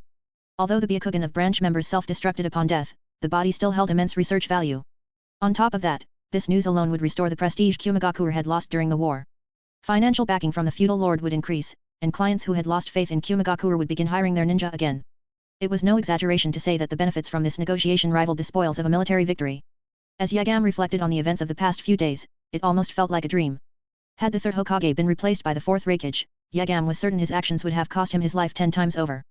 Beside him, Samui noticed the pleased expression on Yagam's face and asked curiously, Yagam-sama, you seem quite pleased. Did the negotiations go well? Yagam nodded. Indeed. The results were exceptionally fruitful. When I return, I might even receive commendation from Reikage-sama himself. And, he added, lowering his voice, I obtained critical intelligence during our time in Konoha. Samui's curiosity deepened. What kind of intelligence, my lord? Yagam's tone grew serious. Konoha is far weaker than it appears. Their internal conflicts are tearing them apart. During his brief stay, the death of the Hyuga branch family head had revealed the intensity of the infighting among Konoha's upper echelon. If things continued this way, Kumagakure might one day have the opportunity to rise again. Looking at Samui and Darui, Yagam cautioned them, you must remain united in the future. Never let division seep into our village. Even with strength like that of Uchiha Mirai, a divided village will only crumble. Yes, sir. Uchiha clan grounds. In a secluded training ground, Mirai sat cross-legged on the ground, gazing intently at his palm. Chakras swirled in his hand, spinning chaotically. Raise Nan. A sky-blue sphere, nearly a meter in diameter, formed in his palm. Mirai raised his arm, channeling wind nature chakra into the already formed Raise Nan. The Raise Nan began to grow unstable, violent wind blades forming around it. Wind release, Rasen Shuriken. Steadying his focus, Mirai adjusted the chakra flow. Gradually, the Rasen Shuriken stabilized. The turbulent energy became more restrained, its deadly edge sharpening. Taking a deep breath, Mirai began shrinking the Rasen Shuriken. The clear blue of the technique darkened, turning pitch black. A foreboding aura of destruction spread from the jutsu. Suddenly, the technique grew erratic, its smooth form warping. Seeing this, Mirai immediately retracted his chakra, suppressing the unstable jutsu. After a moment, the Raise Nan dispersed in a flicker. Looking at his now numb right hand, Mirai activated his Mangeki Sharingan. Thanks to the abilities of his ocular technique, Saruta Haiko no Mikato, his mangled arm began to heal. Torn chakra pathways severed by the wind nature chakra were mended in moments. Failure did not deter him. This advanced version of the wind release, Rasen Shuriken spiraling ring was a pinnacle technique. Success wouldn't come easily. But with his eyes granting him near limitless attempts, mastering it was only a matter of time. Just then, Uchiha Inao appeared before him. Captain Mirai, Hyuga Hayashi has requested to see you. Mirai rose to his feet, a faint smile on his lips. Let him in. Clan leader Hayashi, what brings you here today? Hyuga Hayashi's voice was solemn. Captain Mirai, we both know the answer. Let's skip the formalities. I'm here to form an alliance between the Hyuga and Uchiha clans. Mirai's expression remained impassive. Hayashi, I've said it before, Sarutobi Hiruzen isn't worth following. Had you come to me earlier, perhaps your brother wouldn't have died. Hayashi clenched his fists tightly, his voice cold. Captain, there's no need for mockery. The thought of his brother, Hisashi, filled Hayashi with a murderous rage. The lies spun by the Kumagakure shinobi had been riddled with inconsistencies. The wounds on their deceased ninja clearly pointed to blade injuries, not gentle fist. Yet, to preserve peace, the third Hokage had forced Hisashi to commit suicide while claiming he'd done everything possible to protect him. Recalling Hisashi's despairing expression in his final moments, Hayashi wished he could kill Sarutobi Hiruzen himself. Mirai stepped forward, his tone resolute. I will overthrow Sarutobi Hiruzen and his cronies. I'll expose their hypocrisy for all to see. But there is one condition. Hayashi's gaze sharpened. What condition? Mirai smiled faintly. The Hyuga clan must bow to the Uchiha. We can ally, but the Uchiha will lead. Hayashi frowned deeply. The elders in my clan won't accept such terms. The Hyuga had always regarded themselves as Konoha's nobility, equal in status to the Uchiha. To bow before them would be unthinkable to the clan's elders. Mirai sneered. Hayashi, relics of the past may cling to survival, but if they stand in the way of progress, they must be removed. Besides, don't you wish to abolish the main and branch family system? I can help you. PLS drop some power stones. Read more than +80 chapters and support me on Patreon. Patreon.com/Jigsaw. Chapter 137, Chapter 137, Byakugan. Hearing Mirai voice the secret buried in his heart, Hayashi took a startled step back. How do you know that? Hayashi asked, his voice laced with disbelief. Mirai pointed to his own eyes, the Sharingan glinting ominously. In front of these eyes, no secret can remain hidden. Hayashi fell silent, his thoughts turbulent. Ever since his younger brother, Hyuga Hisashi, had the caged bird seal carved into his forehead, their relationship had grown strained. Those once warm familial bonds were replaced by a widening chasm. Every time Hayashi saw the resentment in Hisashi's gaze, a deep dissatisfaction with the clan's main and branch house system welled up in his heart. But as the Hyuga clan leader, change was easier dreamt than done. He had shelved the matter for years. Then, on his deathbed, Hisashi had gripped Hayashi's hand tightly, his reddened eyes filled with earnestness. Brother, I chose to die willingly. Please, look after Niji for me. I know you resent the main and branch house system as much as I do. I always hoped we could work together to change it. But now, that chance is gone.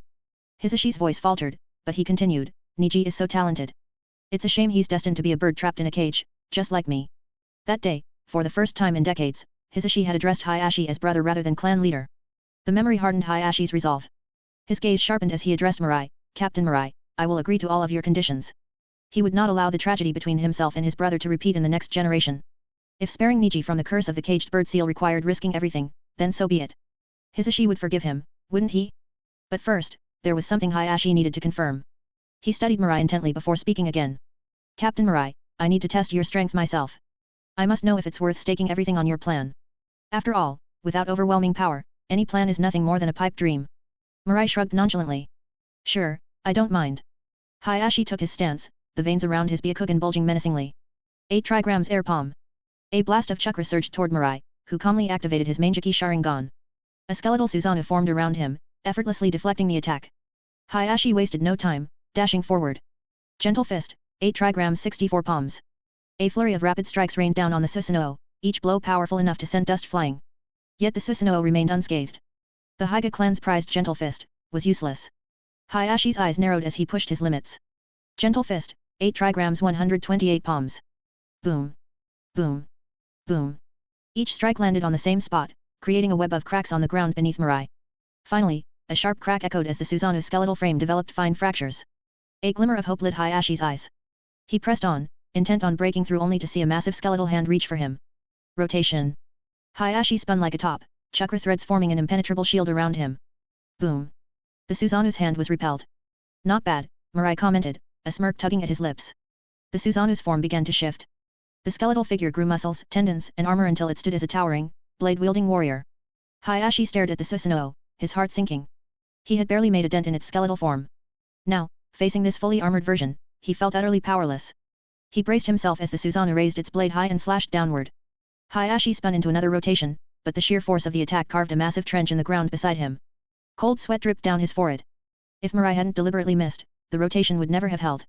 Even this smaller Susanoo was terrifying.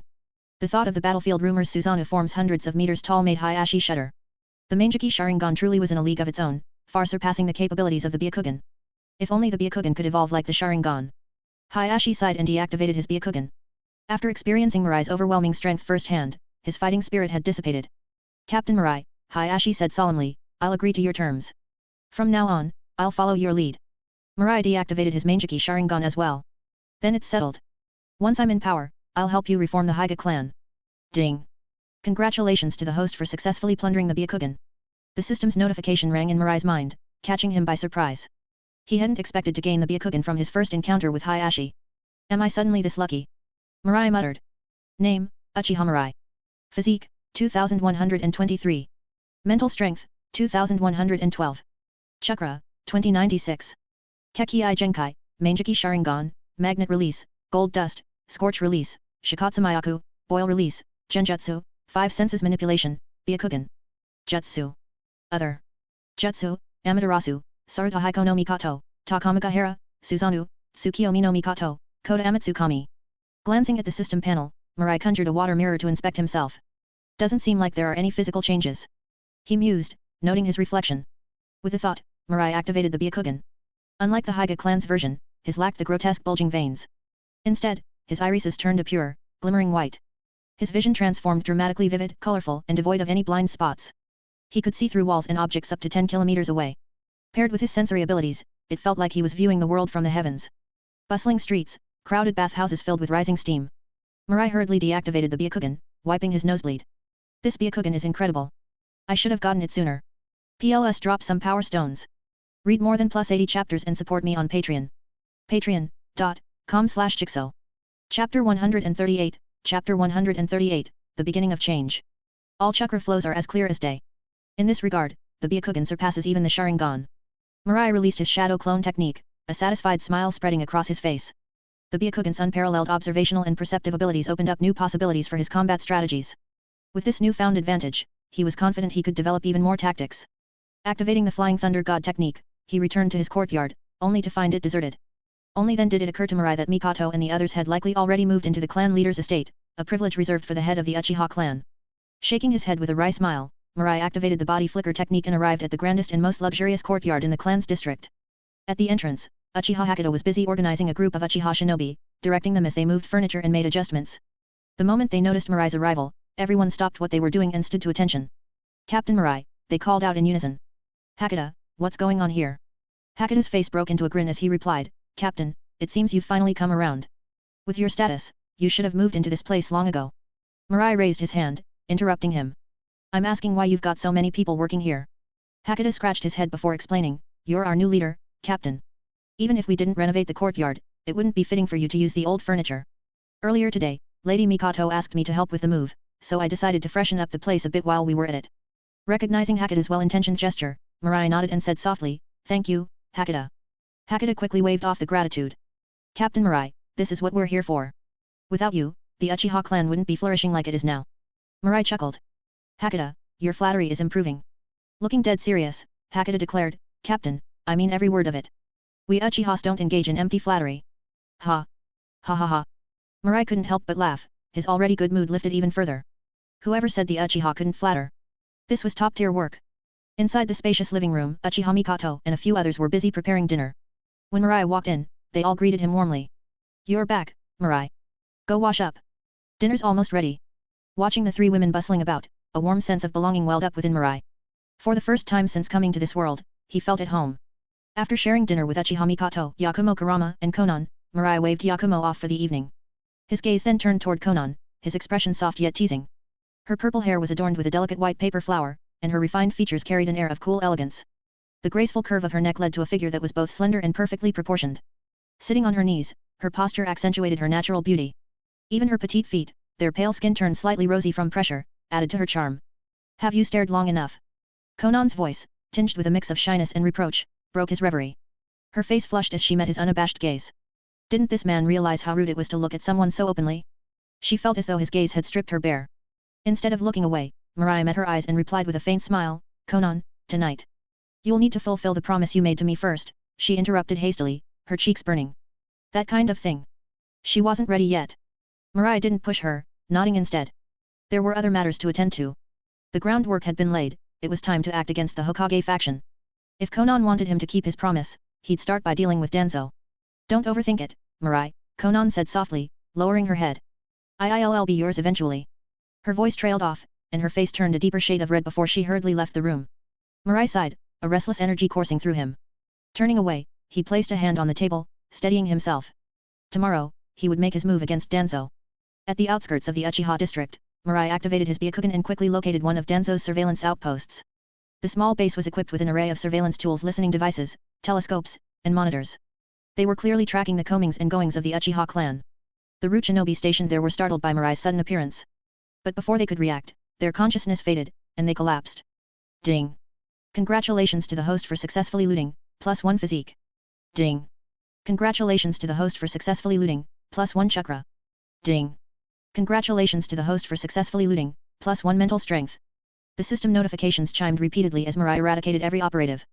Once he had eliminated the other nearby outposts, Mirai piled up the bodies of the Root agents and dumped them in front of the police force headquarters. The sight left the non-Uchiha recruits stunned and fearful. Even though they had undergone training, it was unmistakable these shinobi were part of the Hokage's ANBU. What was Captain Mirai planning? These shinobi have been secretly monitoring the Uchiha district. I suspect they have ulterior motives. Hakata, summon the clan leaders here immediately. Shisui, take the other Uchiha members of the police force and guard the district.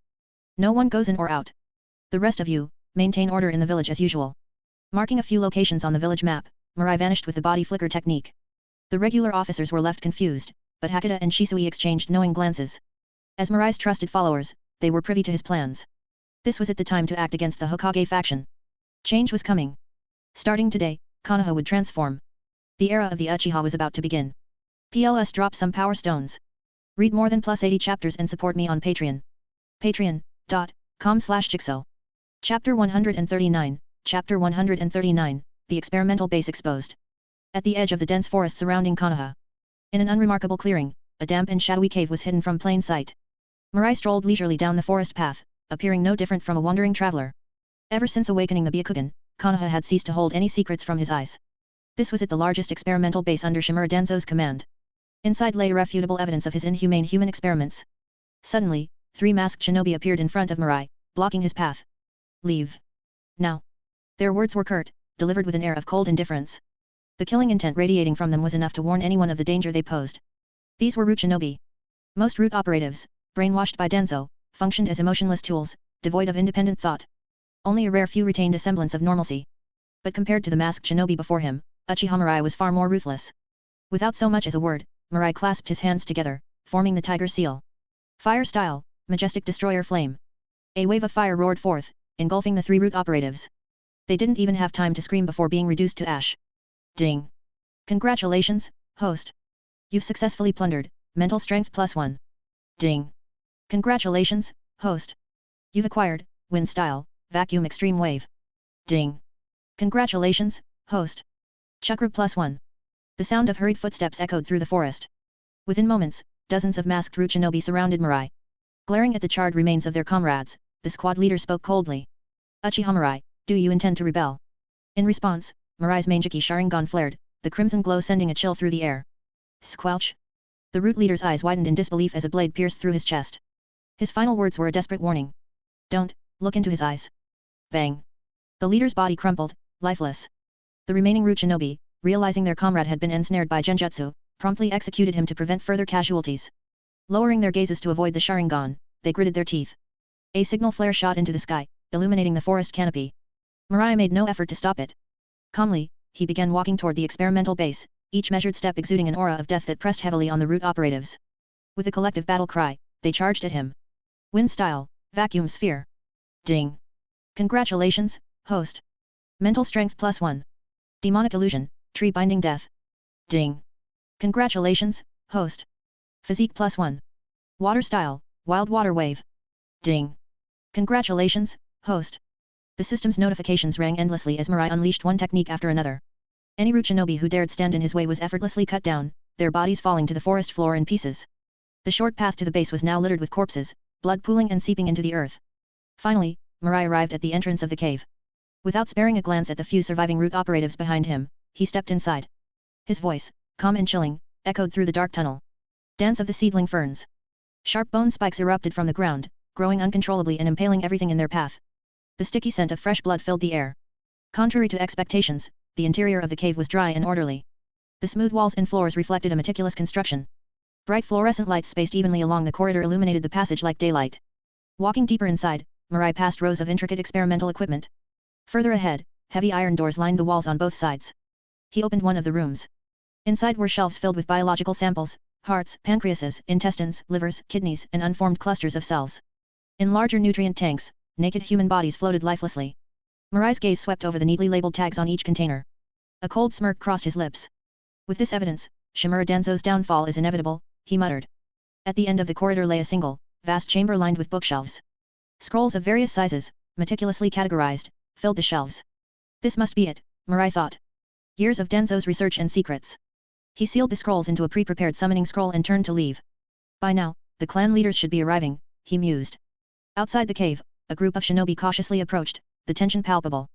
Hakata-sama, where exactly are we going? One of them asked nervously. The stench of blood is overwhelming. Stay alert, another warned. As they entered the clearing, the gruesome sight of severed bodies and dried blood greeted them. Their hearts raced.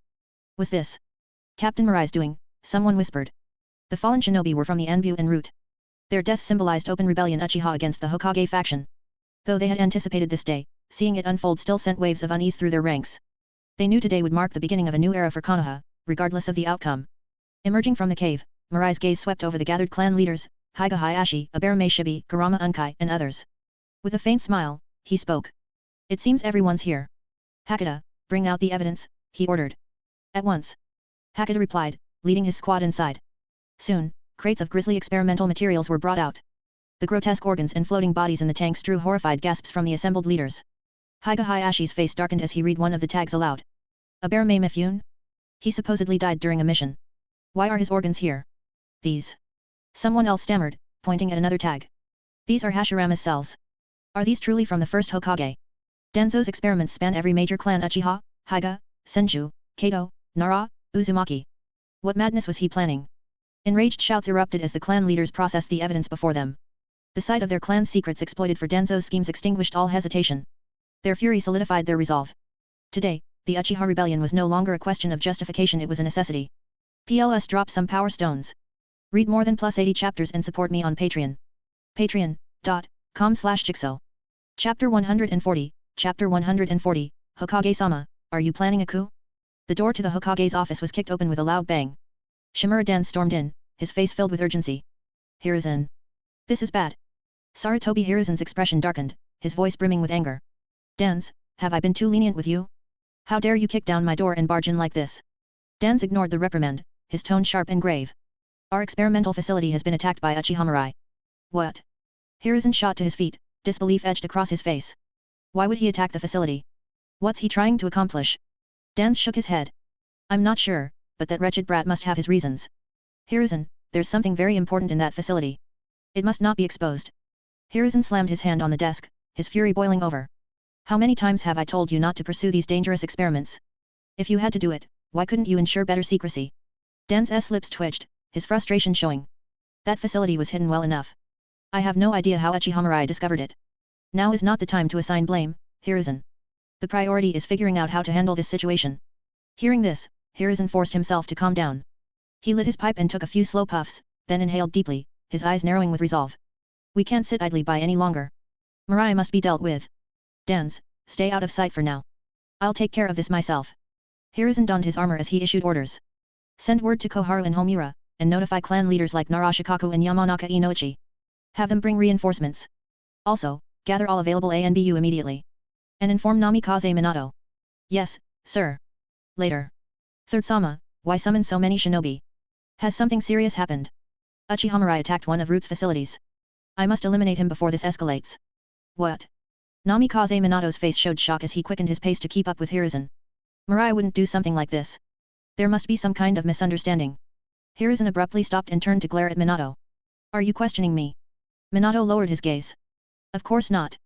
Hiruzen's tone softened slightly. I don't want to believe it either, but the facts speak for themselves. It's no secret that the Uchiha have a tendency to walk dangerous paths. The two arrived at the experimental facility, only to be greeted by a gruesome scene: corpses scattered across the ground, blood soaking the earth. Hiruzen's face turned grim, and Minato furrowed his brows. Could Mirai really have done this? If it's true, how should he respond? On one side was the village. On the other, a treasured friend. For the first time, Minato felt truly conflicted. At the entrance to the Root facility, Mirai stood, arms crossed, as Hiruzen and his forces arrived. He smirked. Took you long enough.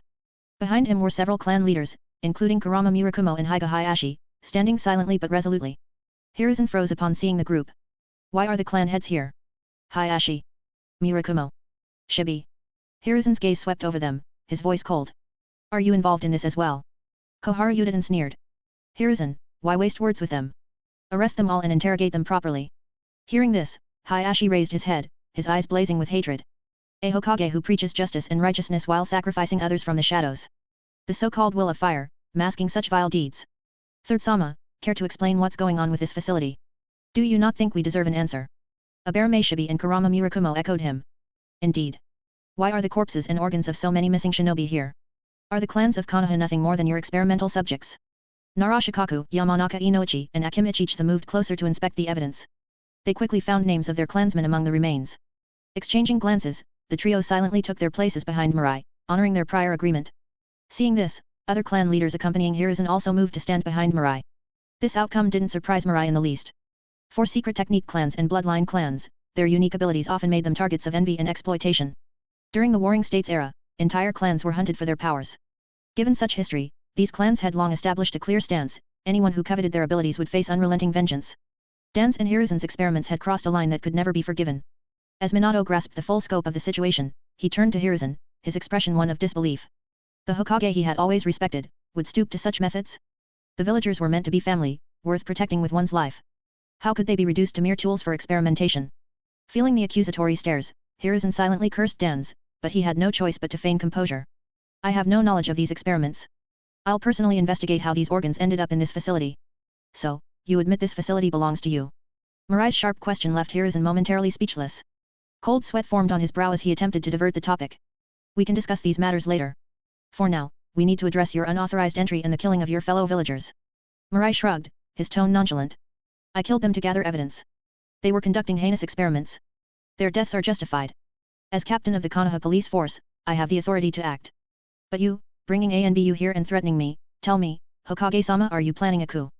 PLS drop some power stones. Read more than +80 chapters and support me on Patreon. Patreon.com/Jigsaw. Chapter 141, Chapter 141, Shikatsumayaku Piercing Burial. Hokage-sama, are you planning a rebellion? Sarutobi Hiruzen's eyes widened in shock as Mirai's words sank in. In all his years as Hokage, such an accusation had never crossed his mind, let alone been hurled directly at him. A Hokage, accused of treason? The notion was utterly absurd. Yet, Hiruzen's gaze shifted to the group of clan leaders standing behind Uchiha Mirai. Despair flashed in his eyes. These clan heads weren't just ordinary villagers, they were the backbone of Konohagakure. The vast majority of the village's elite shinobi hailed from their ranks. While no single clan posed a threat to his authority, their unity under Mirai painted a different picture entirely. For the first time, Sarutobi felt his iron grip on power slipping away. Uchiha Mirai, how dare you speak to the Hokage like this? Rebellion? The ones betraying the village are you.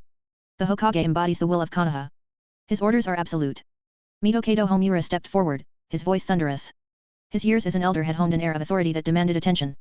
Pointing an accusatory finger at Mirai, Homura's eyes blazed with fury. Higa Hayashi, Abarame Shibi, Narashikaku, do you all intend to throw your clan's futures away by siding with the Uchiha? Enough, Mirai muttered coldly. What did you say? Amaterasu. Black flames erupted and engulfed Homura instantly. His agonized screams echoed through the room as he collapsed, writhing in pain. Two guards rushed forward in an attempt to douse the flames, but the moment the fire touched them, it began to spread. The flames devoured everything: clothes, skin, and even the earth beneath their feet, leaving nothing untouched. Water and sand proved futile against the inferno. The gathered crowd instinctively stepped back, their faces pale. In moments, Homura and his guards were reduced to smoldering charcoal. Yet, the black flames continued to dance, a haunting presence in the clearing. An eerie silence fell. No one had anticipated that Mirai would go so far, killing a Hokage advisor without hesitation. Uchiha Mirai, you're courting death. Enraged by the death of their clan head, a dozen Mitokado elites drew their weapons and charged. Unmoved, Mirai calmly raised his arm, spreading his fingers wide. Shikatsumayaku, 10-finger bullets. Hundreds of tiny bone projectiles rained down, tearing through the attackers with precision. Mirai lowered his hand, holding two fingers in a familiar seal. Shikatsumayaku, piercing burial. Squelch. Squelch. Sharp, unrelenting bone spikes erupted from within the Mitokado shinobi, skewering them like pincushions. Blood pooled at their feet as they crumpled to the ground. The onlookers drew sharp breaths. It was too brutal. Too efficient. Too overwhelming. These weren't ordinary foot soldiers. The Mitokado shinobi were highly skilled, with some among them being seasoned jonin. Yet they had been annihilated as if they were nothing. Koharu Yudiden, who had been mustering the courage to launch her own attack, froze. Mirai was nothing like their previous adversaries.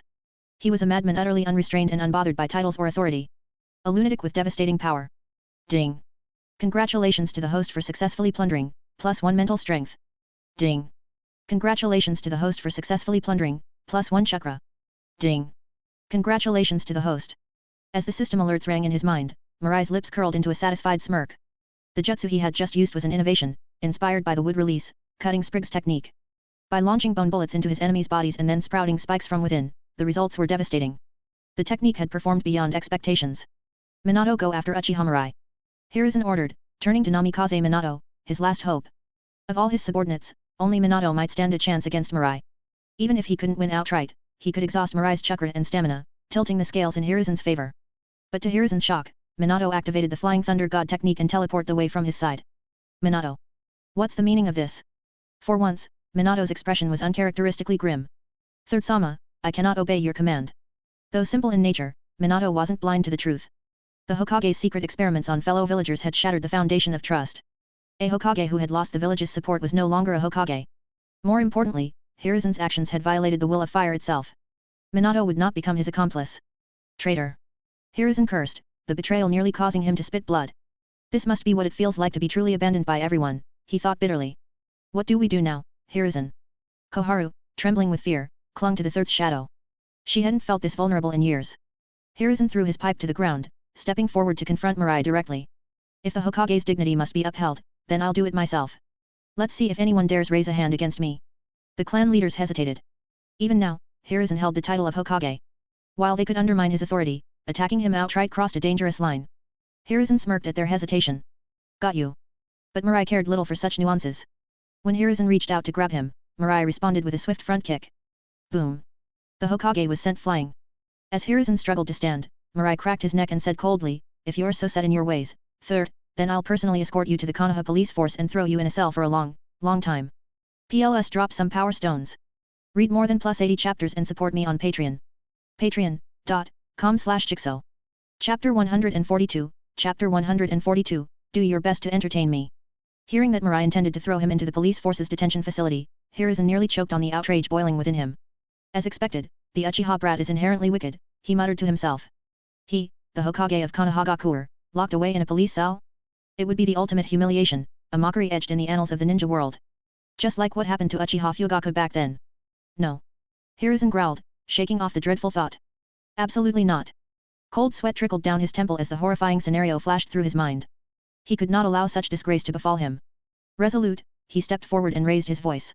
Uchiha Mirai, today I'll show you what it means to be a true shinobi. Sarutobi removed his Hokage hat and robes, revealing his lean, wiry frame. A powerful aura erupted from him, a suffocating presence that made the air heavy. This was the third Hokage, the man who had led Konohagakure for decades, not through empty words but through unshakable strength. Mirai, unfazed, turned to his companions and waved them off. Step back. If you get hurt, I'm not taking responsibility. Relieved, the onlookers, including Narashikaku, Aberame Shibi, and Inyazukitsum, retreated several hundred meters. They weren't eager to face Mirai's wrath if things went sideways. The tension gave way to anticipation as they realized what was about to unfold. A battle between Uchiha Mirai and the third Hokage, Shikaku murmured, his expression eager. This is a once-in-a-lifetime spectacle. The ANBU members, following Sarutobi's orders, also pulled back to give the combatants room. Meanwhile, Koharu, sensing the winds of change, had quietly vanished with her clan members at the first opportunity. Sarutobi steadied his breathing, drawing out his chakra. He had successfully maneuvered the situation into a one-on-one duel, the best outcome he could hope for under the circumstances. With no retreat left, it was time to go all out. Opening his summoning scroll, Sarutobi retrieved two massive shuriken. In a blur of motion, he launched them at Mirai while forming a series of hand seals. Shuriken Shadow Clone Jutsu. The two shuriken multiplied into dozens, filling the sky as they descended on Uchiha Mirai. But Mirai simply snorted in derision. From the gourd at his waist, torrents of golden sand erupted, forming a dense barrier. Thud. Thud. Thud. The shuriken struck the sand with muffled clangs before falling harmlessly to the ground. Sarutobi wasted no time, weaving more seals. Fire style, Fire Dragon Flame Bullet. A fiery dragon roared toward Mirai, its blazing heat distorting the air. The impact was deafening as flames engulfed Mirai's silhouette. Without pause, Sarutobi followed up. Earth style, Earth Dragon Bullet. The ground split apart, forming a colossal dragon of rock and soil that plunged into the flames. Lightning release, Thunderbolt. Water style, Water Severing Wave. Wind style, Wind Blade. One after another, Sarutobi unleashed an onslaught of elemental jutsu, each blending seamlessly into the next. The area where Mirai stood became a maelstrom of destruction, obscured by swirling dust and crackling energy. The spectators stood in awe. Even seasoned shinobi like Higa Hayashi and Shibuya Aberame couldn't hide their amazement. Incredible. The third truly deserves his title as the professor of ninjutsu, Shibi remarked. When the dust finally began to settle, Sarutobi, slightly winded, fixed his gaze on the battlefield. To his dismay, Mirai emerged unscathed, encased in the crimson armor of a skeletal Susanoo. Is that all you've got, third? Mirai's voice dripped with mockery. Or is this just your warm-up? Sarutobi gritted his teeth. Then consider this the real fight. He created a shadow clone, and both he and the clone performed hand seals in unison. Combination jutsu, Earth Fire Dragon Stream. A monstrous dragon of molten rock surged forth, slamming into the Susanoo. Without missing a beat, Sarutobi followed up with another combination technique. Lightning Water Dragon Blast. The raging water dragon, crackling with electricity, smashed into the crimson giant. The earth trembled under the sheer force of the combined attacks. As the dust cleared again, Mirai's Susanoo appeared, showing cracks but still standing strong. Mirai's smirk deepened as he stared down at the winded Hokage. Not bad, he admitted. For someone without any Kekkei Genkai, you've brought the 5 elemental ninjutsu to an impressive level. But his tone grew colder. Still. Mirai's chakra flared.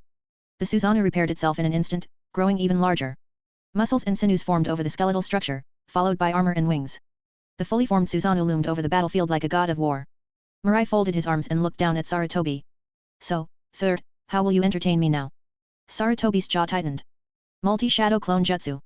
With 4 clones now at his side, Sarutobi bit his thumb and slammed his hand onto the ground. Summoning jutsu. With a puff of smoke, the white-furred monkey king, Inma, appeared. Hiruzen, what's going on? Inma asked, frowning at the enormous Susanoo.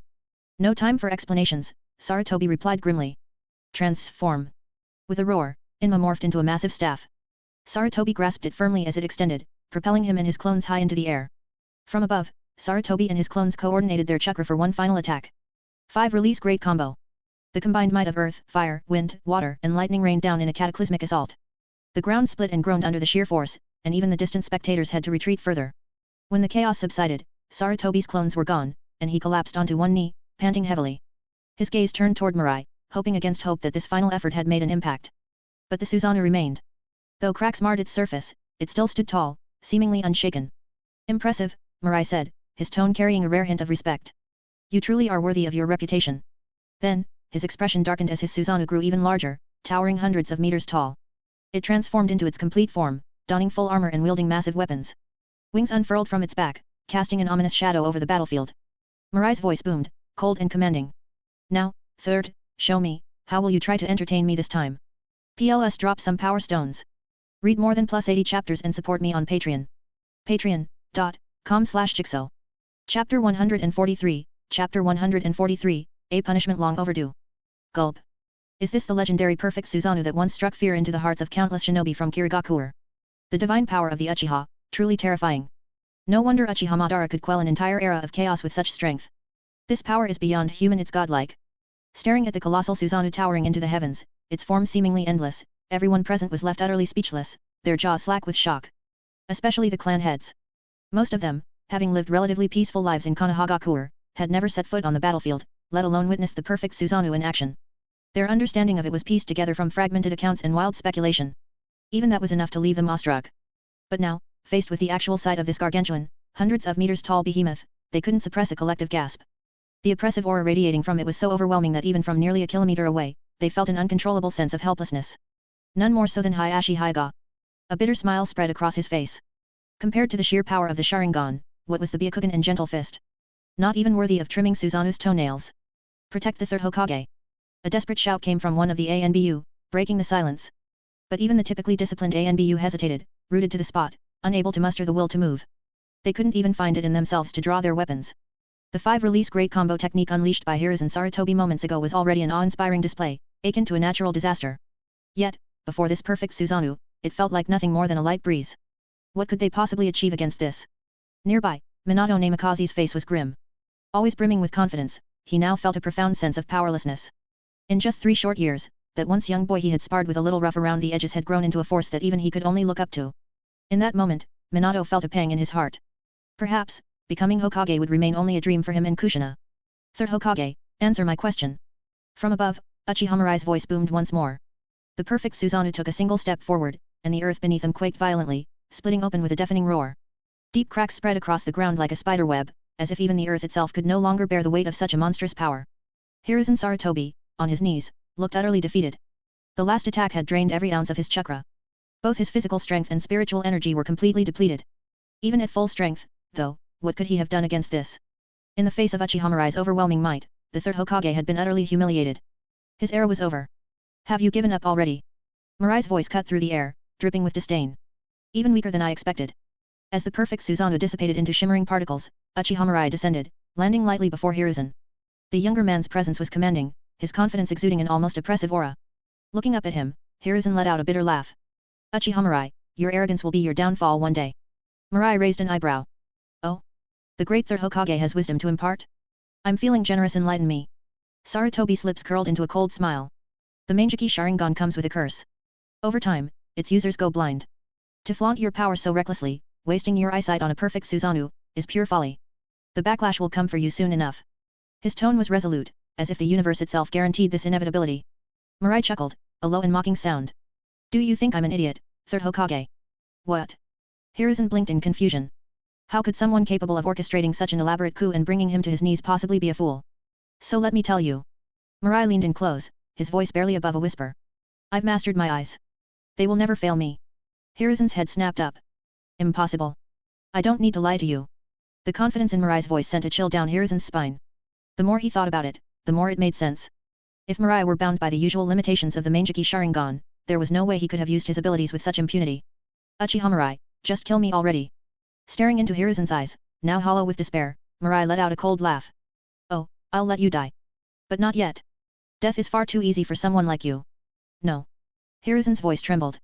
I'll make sure you're remembered as a stain on this village, no, on the entire shinobi world. Your legacy will rot as you are condemned to eternal disgrace. The words struck like a blade through Hiruzen's heart. He could endure defeat, endure losing everything. But his carefully constructed image? His reputation? Never. Monster. You're crueler than any enemy I've faced, Hiruzen spat. I once planned to nurture you, make you my successor. Why do you hate me so much? Slap. A sharp crack echoed as Mirai's hand struck Hiruzen across the face. The old man stared in shock, his wrinkled cheek stinging with humiliation. You. Slap. Another blow silenced him. Suppressing the Uchiha, tarnishing their name, while turning a blind eye to Danzo's ambitions. You deserve this. Slap. Driving Hitaki Sakumo to disgrace and suicide. You deserve this. Slap. Eradicating the Senjo clan and letting Tsunade's line end. You deserve this. Slap. Abandoning your students, leaving Konoha in shambles. You deserve this. The relentless strikes left Hiruzen's face swollen and unrecognizable. The once proud Hokage now sat motionless, his spirit crushed. Finally, Mirai stepped back, his anger vented. Turning to the stunned crowd, he spoke with authority. Hakata, lock up the Hokage and the ANBU in the dungeon. Yes, Mirai-sama. The Uchiha clan members sprang into action, their faces brimming with long-suppressed elation. For too long, they had endured the humiliation of being under Hiruzen's thumb. Now, the tables had turned. As the captives were led away, Mirai addressed the gathered clan heads. Keep today's events quiet. We'll unveil the truth when the time is right. The clan heads exchanged uneasy glances but nodded in unison. They had seen Mirai's power firsthand. Resistance was futile. For now, survival meant obedience. Watching their submission, Mirai allowed himself a small smile. From today onward, Konoha was his. And next on his list? Shimura Danzo. PLS drop some power stones. Read more than +80 chapters and support me on Patreon. Patreon.com/Jigsaw. Chapter 144, Chapter 144, Konoha Police Force Headquarters. Dungeon. The sound of footsteps echoed, prompting Uchiha Fugaku to lift his head slightly. What greeted him was a sight he would never forget. One by one, ANBU members, their faces hidden behind masks, were escorted in by Uchiha clan members. Their spirits were broken, a stark contrast to their usual composed and formidable demeanor. Clang. Clang. Clang. The heavy iron doors slammed shut, leaving an oppressive silence in their wake. Fugaku couldn't hold back his shock and shouted, Hakata. What is going on? What have you done? Uchiha Hakata smirked coldly. Clan leader Fugaku, these ANBU fools dared to come after Captain Mirai. Naturally, we captured them all. What? This is madness. Absolute madness. Fugaku's face turned deathly pale. His worst fears had come to pass. Under the leadership of Uchiha Mirai, the clan had gone far beyond the point of no return in their rebellion. Capturing so many ANBU in one fell swoop was tantamount to declaring war on the Hokage. The Uchiha clan was now walking the path of rogue shinobi. And worse. The clan might face annihilation. Realizing this, Fugaku's voice turned frantic, his tone teetering on hysteria. You idiots! Do you even understand what you've done? The ANBU are directly under the Hokage's command. If they came from Mirai, it's because the third Hokage himself ordered it. At his outburst, Hakata's smirk grew deeper. Of course we know the ANBU follow the Hokage's orders. That's why. He gestured behind him. We brought the third Hokage along, too. Fugaku's gaze followed the direction of Hakata's hand. There, flanked by two Uchiha guards, stood Sarutobi Hiruzen. Shackled hand and foot, the Hokage was dragged into the farthest depths of the prison. Fugaku's pupils contracted sharply. His cries of anger and despair abruptly ceased. Desperation clawing at his mind, Fugaku slapped himself hard across the face. The sharp pain reminded him that he wasn't dreaming. Thud. His legs gave out, and he collapsed onto the cold, damp floor. In that moment, his entire worldview shattered. It was one thing to be captured by Mirai himself. But the third Hokage? The ruler of Konoha? This was beyond comprehension. Sarutobi Hiruzen was Konoha's highest authority. No one dared to oppose his orders. But now. Fugaku stared upward, his voice trembling. Hakata. What happened while I was imprisoned? Hakata's expression twisted into one of disdain. This pathetic man was once their clan's leader? If not for Captain Mirai's rise to prominence, the Uchiha clan would still be groveling at Sarutobi Hiruzen's feet, wouldn't they? Suppressing his disgust, Hakata finally answered, I can't disclose everything that's happened. But there's something personal I can share with you. Fugaku clung to the words like a lifeline. What is it? Lady Mikoto has abandoned you and pledged herself as Captain Mirai's personal servant. What? Your son, Itaki, has also forsaken you. He now sees you as a source of shame and proudly follows Captain Mirai's will. And Suzuki, well, he's only 2 months old, so there's not much to say about him yet. Hakata sneered. Don't worry, though. Captain Mirai has no plans to kill you yet. When the Hokage's faction has been utterly destroyed and the Uchiha clan sits at the pinnacle of Konoha, Captain Mirai will come to answer all your questions. That day won't be far off, ha ha ha ha. Hakata's maniacal laughter faded into the distance. Fugaku lay sprawled on the damp, shadowed floor, his lifeless eyes staring blankly at the ceiling. How had it come to this? In the future he had envisioned, compromise was the only way forward. But now. His reputation lay in ruins. His wife had left him. His children rejected him. Even the Hokage, whom he had feared and respected, was imprisoned alongside him. Fugaku closed his eyes, his voice a broken whisper, was I, truly wrong? The next day. Konoha Police Force Headquarters. Uchiha Hakata strode into Captain Mirai's office, his steps quick and deliberate. Captain, as per your orders, the allied clans have stationed their forces in a 10-kilometer perimeter around the village. No one can leave without your approval, not even a fly. Mirai nodded impassively. Good. However. Hakata hesitated, his expression troubled. What is it? Hakata knelt on one knee, bowing his head. Captain, Uchiha Fugaku has committed suicide. Mirai raised an eyebrow. Suicide? Yes. Hakata's tone turned solemn. Before his death, he ranted about how he would never accept this reality and swore that you would never humiliate him. Captain, I believe this was my fault. I may have said too much to him yesterday. Please punish me. Mirai waved a hand dismissively. There's no need. What I set out to achieve is inevitable. Dead or alive, Fugaku is irrelevant. Even if I have to use Edo Tensei, I'll ensure he witnesses the downfall of Sarutobi Hiruzen and the Uchiha clan's ascension. Hakata felt a chill crawl down his spine. He had encountered countless ruthless individuals before, but Captain Mirai was in a league of his own. A living nightmare. Bowing deeply, Hakata excused himself. If there's nothing else, Captain, I'll take my leave. Mirai gestured for him to wait, his focus still on the document he was writing. After a while, Mirai stretched and handed the paper to Hakata. Deliver this to the Konoha News Agency. Make sure it's published in tomorrow's edition. Yes, Captain. Taking the document, Hakata couldn't help but glance at its bold, eye-catching headline. Midnight screams and missing lingerie, the corruption hidden in Konoha's shadows. The insect thriving in darkness, exposing the rotten core of Konoha's power. 3 minutes to uncover the truth of the Dark Shinobi. PLS drop some power stones. Read more than +80 chapters and support me on Patreon. Patreon.com/Jigsaw. Chapter 145, Chapter 145, Gecko Hey 8. After leaving the Konoha Police Force headquarters, Uchiha Mirai headed straight to the Hokage Tower. Inside the Hokage's office, the atmosphere was heavy with change. Ever since Sarutobi Hiruzen's arrest, the influence of the Sarutobi faction had crumbled entirely. The coup had gone smoother than anyone could have anticipated, with almost no resistance. In a matter of days, Uchiha Mirai had seized control of every facet of Konoha's administration. While Mirai's own formidable strength played a critical role, the support of the clan leaders had been invaluable. Now, all that remained was to wait for the right moment to utterly discredit Hiruzen. When that time came, Mirai could officially claim the title of Hokage without challenge. As for Namikaze Minato, once Mirai unified the entire shinobi world under one banner, he planned to pass the mantle of Hokage to Minato. That way, he could fulfill the man's long-held dream. Seated in the Hokage's spacious and comfortable chair, Mirai idly flipped through the stack of documents piled on the desk. Most were mundane reports about the village's daily operations, and he quickly lost interest. The current Hokage system, in Mirai's opinion, was deeply flawed. Why should a single person, no matter how capable, be expected to make decisions on everything, from trivial disputes to major policies? Even someone with Naruto Uzumaki's boundless energy had been worn down to exhaustion by the job. The thought of enduring such a grind made Mirai's head ache. Once he took over as Hokage, the first order of business would be to establish a team of elite secretaries. They would handle the grunt work, leaving him free to focus on key decisions. Efficiency and elegance just as it should be. Just as Mirai was about to leave the office, a personnel scroll from the ANBU division caught his eye. Uzuki Ujio. The name stirred a memory, a young woman with striking violet hair. Mirai murmured her name under his breath. It had been a while since he last saw her, yet the image of her flustered expression during their last training session remained vivid. Since he had free time today, why not pay her a visit and offer some swordsmanship guidance? With a faint smile, Mirai activated his sensory techniques Kagura's Mind Eye and Byakugan. In seconds, he pinpointed Ujio's location. With a flicker of movement, his figure vanished from the office. When he reappeared, Mirai stood in the training grounds where Uzuki Ujio was practicing. Mirai-senpai. Ujio froze mid-swing, her face a mix of surprise and nervous excitement. But as Mirai's gaze fell on the bone-hilted blade in her hand, realization dawned on her. I had some free time, Mirai explained casually, and it's been a while since our last session. Thought I'd check in and see how your progress is coming along. A surge of warmth filled Ujio's heart at his words. She never expected someone like Uchiha Mirai, a towering figure in the shinobi world, to take the time to remember her, let alone seek her out. And his willingness to personally mentor her could only mean one thing: she had earned his recognition. A spark of pride lit within her. To be acknowledged by a ninja widely regarded as the strongest in the world, it was an indescribable honor. Before she could respond, another figure approached, pale-skinned, dark circles under his eyes, and carrying an air of tension. You're Uchiha Mirai, aren't you? The boy's tone carried a hint of challenge. I heard you're planning to teach Ujio swordsmanship.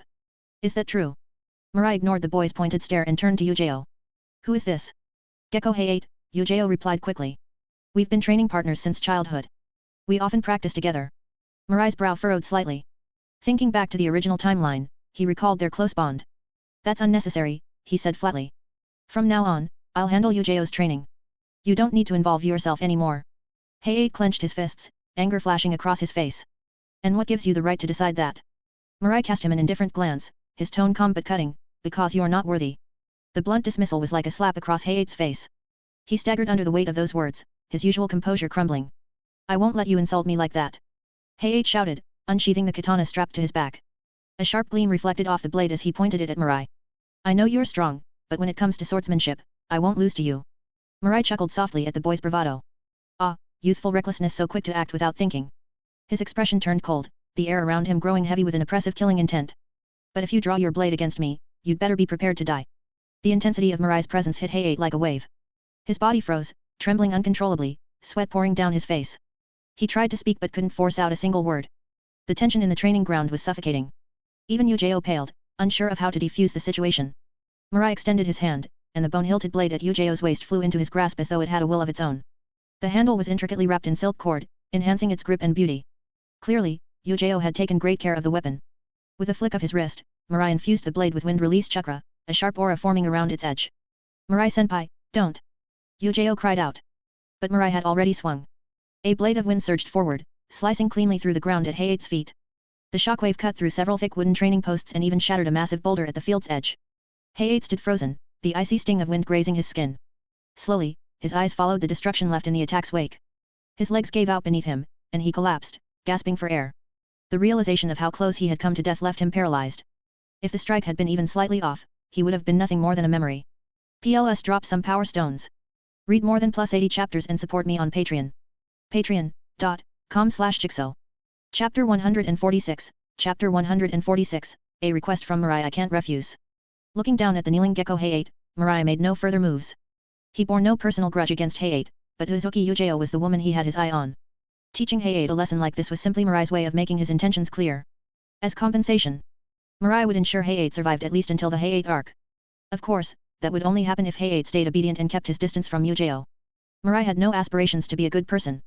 Reincarnating into this world and gaining absolute power, Mirai wasn't about to hold back or compromise himself. Uchiha, let's go. Returning the bone blade to Uchiha, Mirai firmly took hold of her slender wrist and led her away. Mirai-sama. Uchiha hesitated, glancing back at Hayate before bowing her head and hurriedly following Mirai out of the training grounds. At the dango shop, Mirai bought 10 skewers of tricolored dango.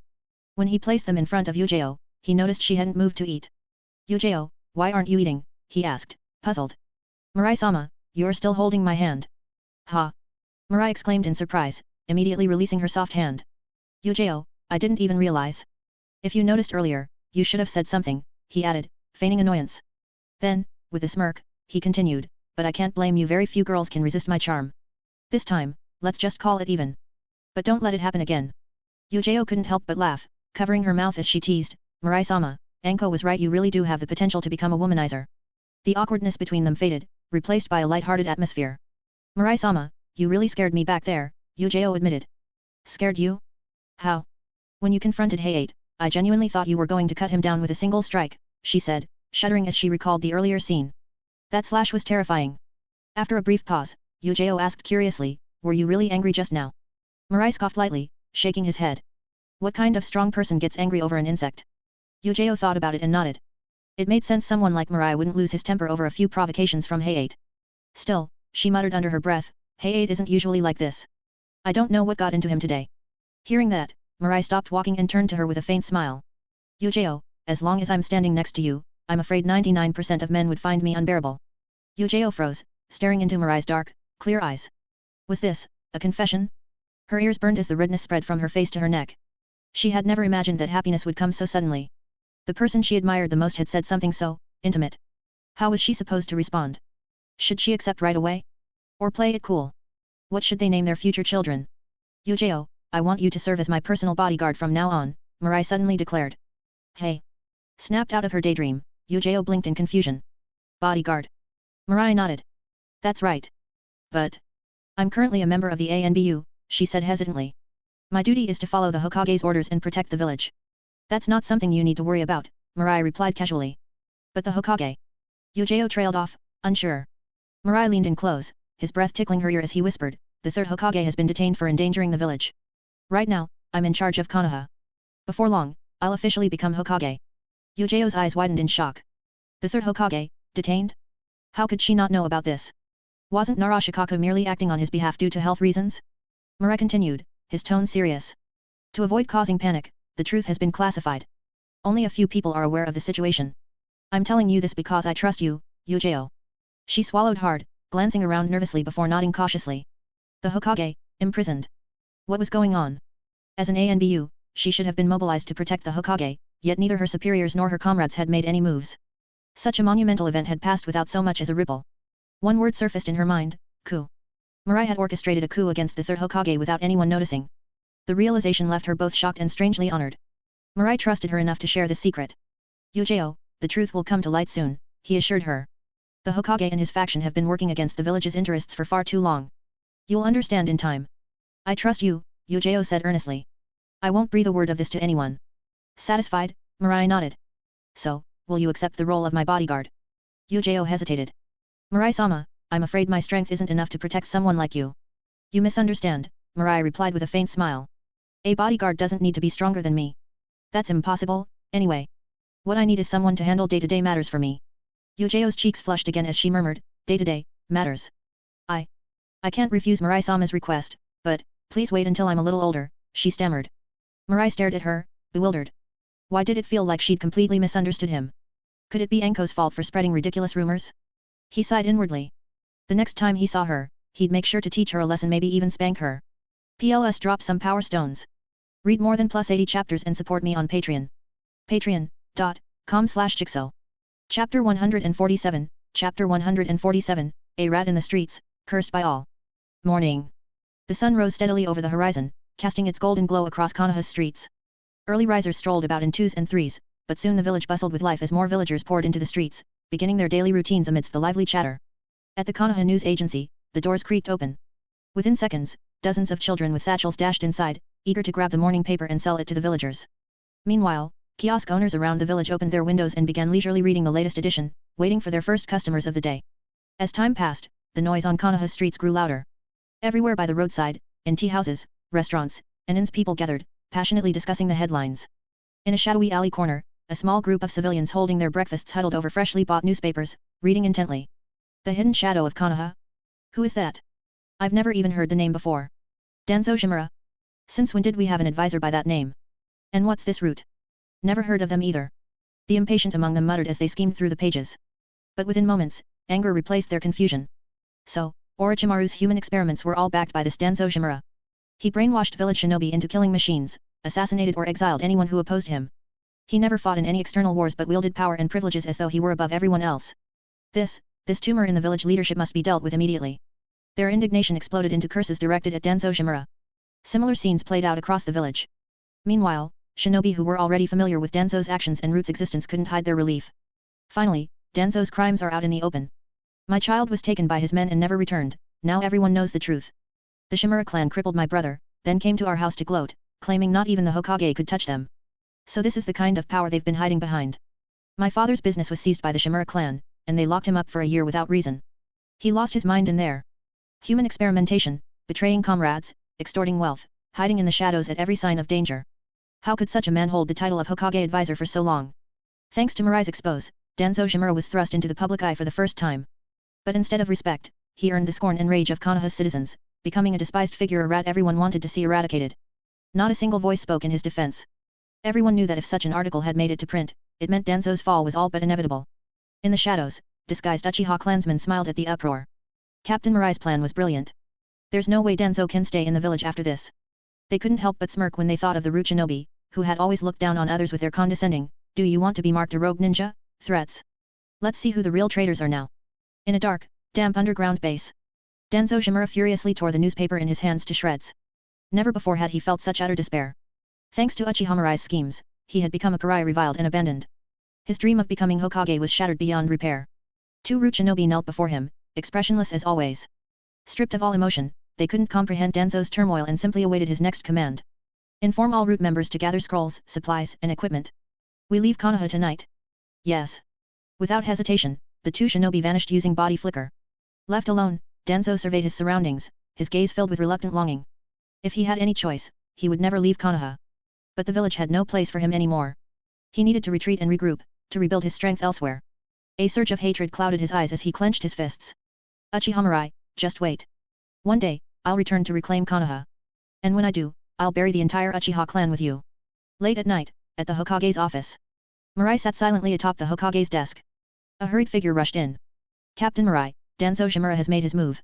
Seeing Nara Shikaku's weary expression, Mirai placed a reassuring hand on his shoulder. Shikaku, you've worked hard these past few days. After tonight, there will be no more Danzo Shimura in this world. As Mirai vanished, Shikaku exhaled deeply. Despite being just a teenager, Mirai's sheer presence was more intimidating than Hiruzen himself. By sheer force of will and power, he had turned the tide for the Uchiha clan. Looking ahead, Shikaku had no doubt Konoha's future would force them all to tread carefully. Outside Konoha, deep into the night. Though the oppressive heat of the day lingered in the air, Danzo Shimura felt a chill gnawing at his heart. How much longer? He asked one of his subordinates impatiently. Another 10 minutes, the youth replied. Danzo waved him off irritably. No. We move now. Yes. Surrounded by about 200 root shinobi, Danzo advanced toward Konoha's outskirts.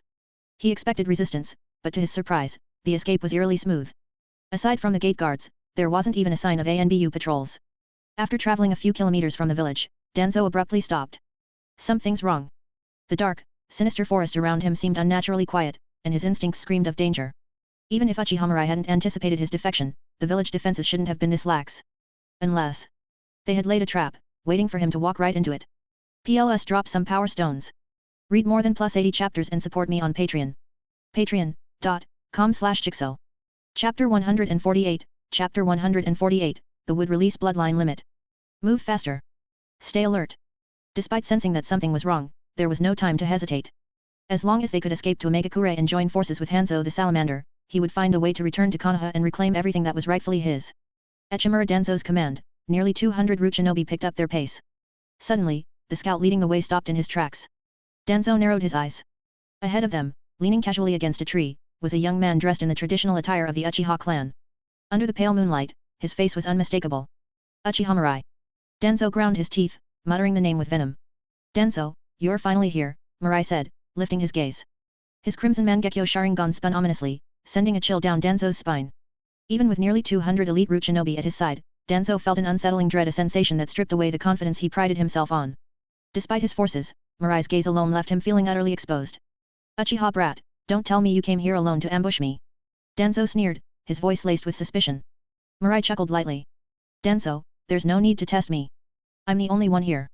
Danzo's tense expression eased slightly, even forming a faint smirk. Arrogance and overconfidence, that's the Uchiha curse. If I were you, I'd have brought along those loyal enough to die as pawns just to whittle down my opponent's strength. How laughable. Mirai raised an eyebrow. Danzo, are you trying to lecture me with the lessons of your own failure? You'll never understand. I prefer working alone because I have the power to handle anything on my own. Danzo's mind flashed to an old memory, a certain someone, just as proud and domineering as this boy in front of him. The Uchiha truly were insufferable. Shaking the thoughts from his head, Danzo barked, kill him. Without hesitation, the root shinobi charged at Mirai. Like moths to a flame. Mirai's voice was calm as he summoned his chakra. Boil release, skilled mist technique. A thick, acidic mist poured forth, and the leading shinobi screamed in agony. Within seconds, their bodies dissolved completely. The remaining root ninja reacted quickly, forming seals in unison. Wind release, great breakthrough. A violent gust scattered the acid mist, but their relief was short-lived. A massive wall of golden sand surged up before them. Magnet release, sand binding coffin. The sand engulfed several shinobi who couldn't react in time. Magnet release, gold sand burial. Crunch. Blood sprayed into the air as dozens of shinobi were crushed into dust by the immense pressure. Ding. Congratulations to the host for successfully plundering, chakra +1. Ding.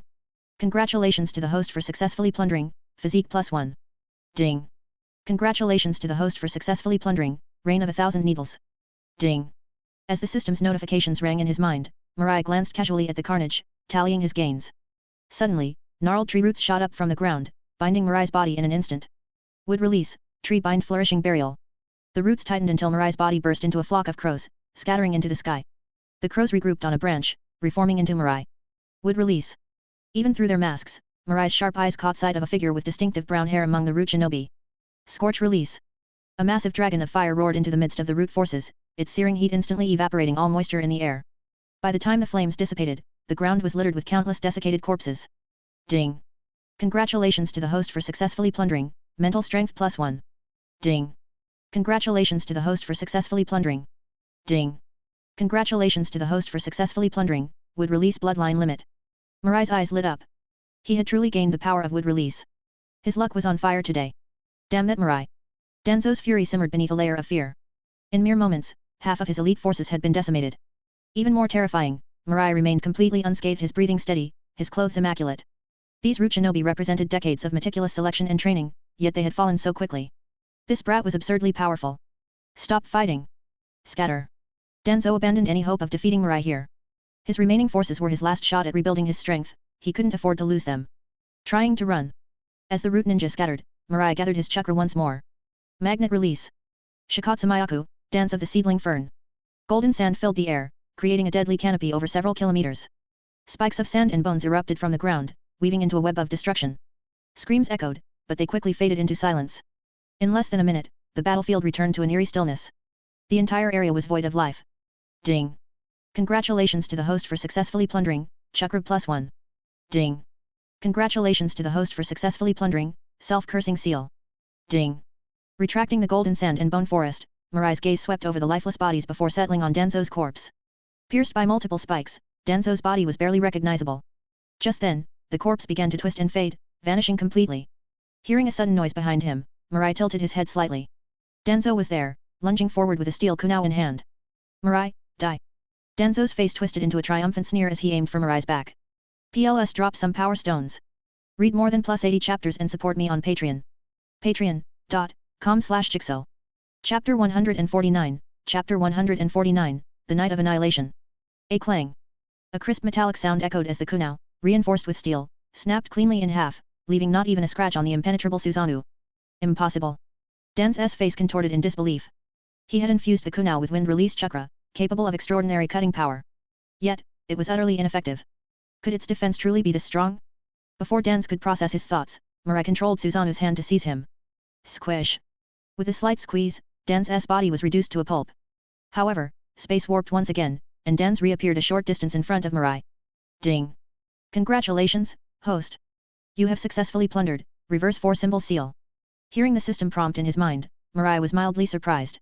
I received a reward the last time I killed Chimera Danz. I didn't expect to get another one this time. Not bad. You brat, you can't kill me, Danz snarled. Wind release, vacuum wave. A flurry of massive, scythe-like wind slashes struck Susanoo. Yet, aside from leaving faint white marks that vanished almost instantly, they had no effect. Amaterasu. Black flames engulfed Chimera Danz. Ding. Congratulations, host. You have successfully plundered, wood release, binding technique. Curse you, Uchiha. Danz reappeared once more, his gaze seething with resentment. Facing Mirai in battle, he truly understood despair. He couldn't even breach Mirai's defenses, yet Mirai could take his life effortlessly. Even with 10 Sharingan at his disposal, things weren't looking good. As Danz frantically calculated his next move, Mirai clapped his hands together. In an instant, thick wooden tendrils emerged and tightly coiled around Danz. Crack. His organs were crushed under the immense pressure, and his life slipped away. Ding. Congratulations, host. You have successfully plundered, +1 mental strength. He can even use wood release. I put so much effort into acquiring a fragment of wood release's power. Revived again, Danz looked at Mirai's Mangeki Sharingan with envy. He had already deduced that Mirai's Sharingan could copy Kekkei Genkai, but to think he could replicate even wood release? Danz had spent decades trying to harness Hashirama's power but still couldn't fully control it. Yet Mirai had gained it in mere moments of battle. If only that power were mine. Blaming others to suppress his jealousy, Danz silently cursed Sarutobi Hiruzen for being weak. If only he had eradicated the Uchiha earlier, this power would have been mine. Shaking off these thoughts, Danz forced himself to suppress his greed. He'd already used up 4 Sharingan. Survival was his only priority now. As long as he lived, he'd have a chance to rebuild. Dan's activated body flickered at its peak, instantly distancing himself by over 100 meters. But suddenly, he felt a strange distortion, and before he realized it, his body was back where he started. Thud. Dan stared in panic at the blade piercing his heart. This again. What is this cursed technique? His composure cracked. He had thought the protection of his subordinates, coupled with 10 Sharingan capable of Izanagi, guaranteed his safety. Yet, none of it mattered.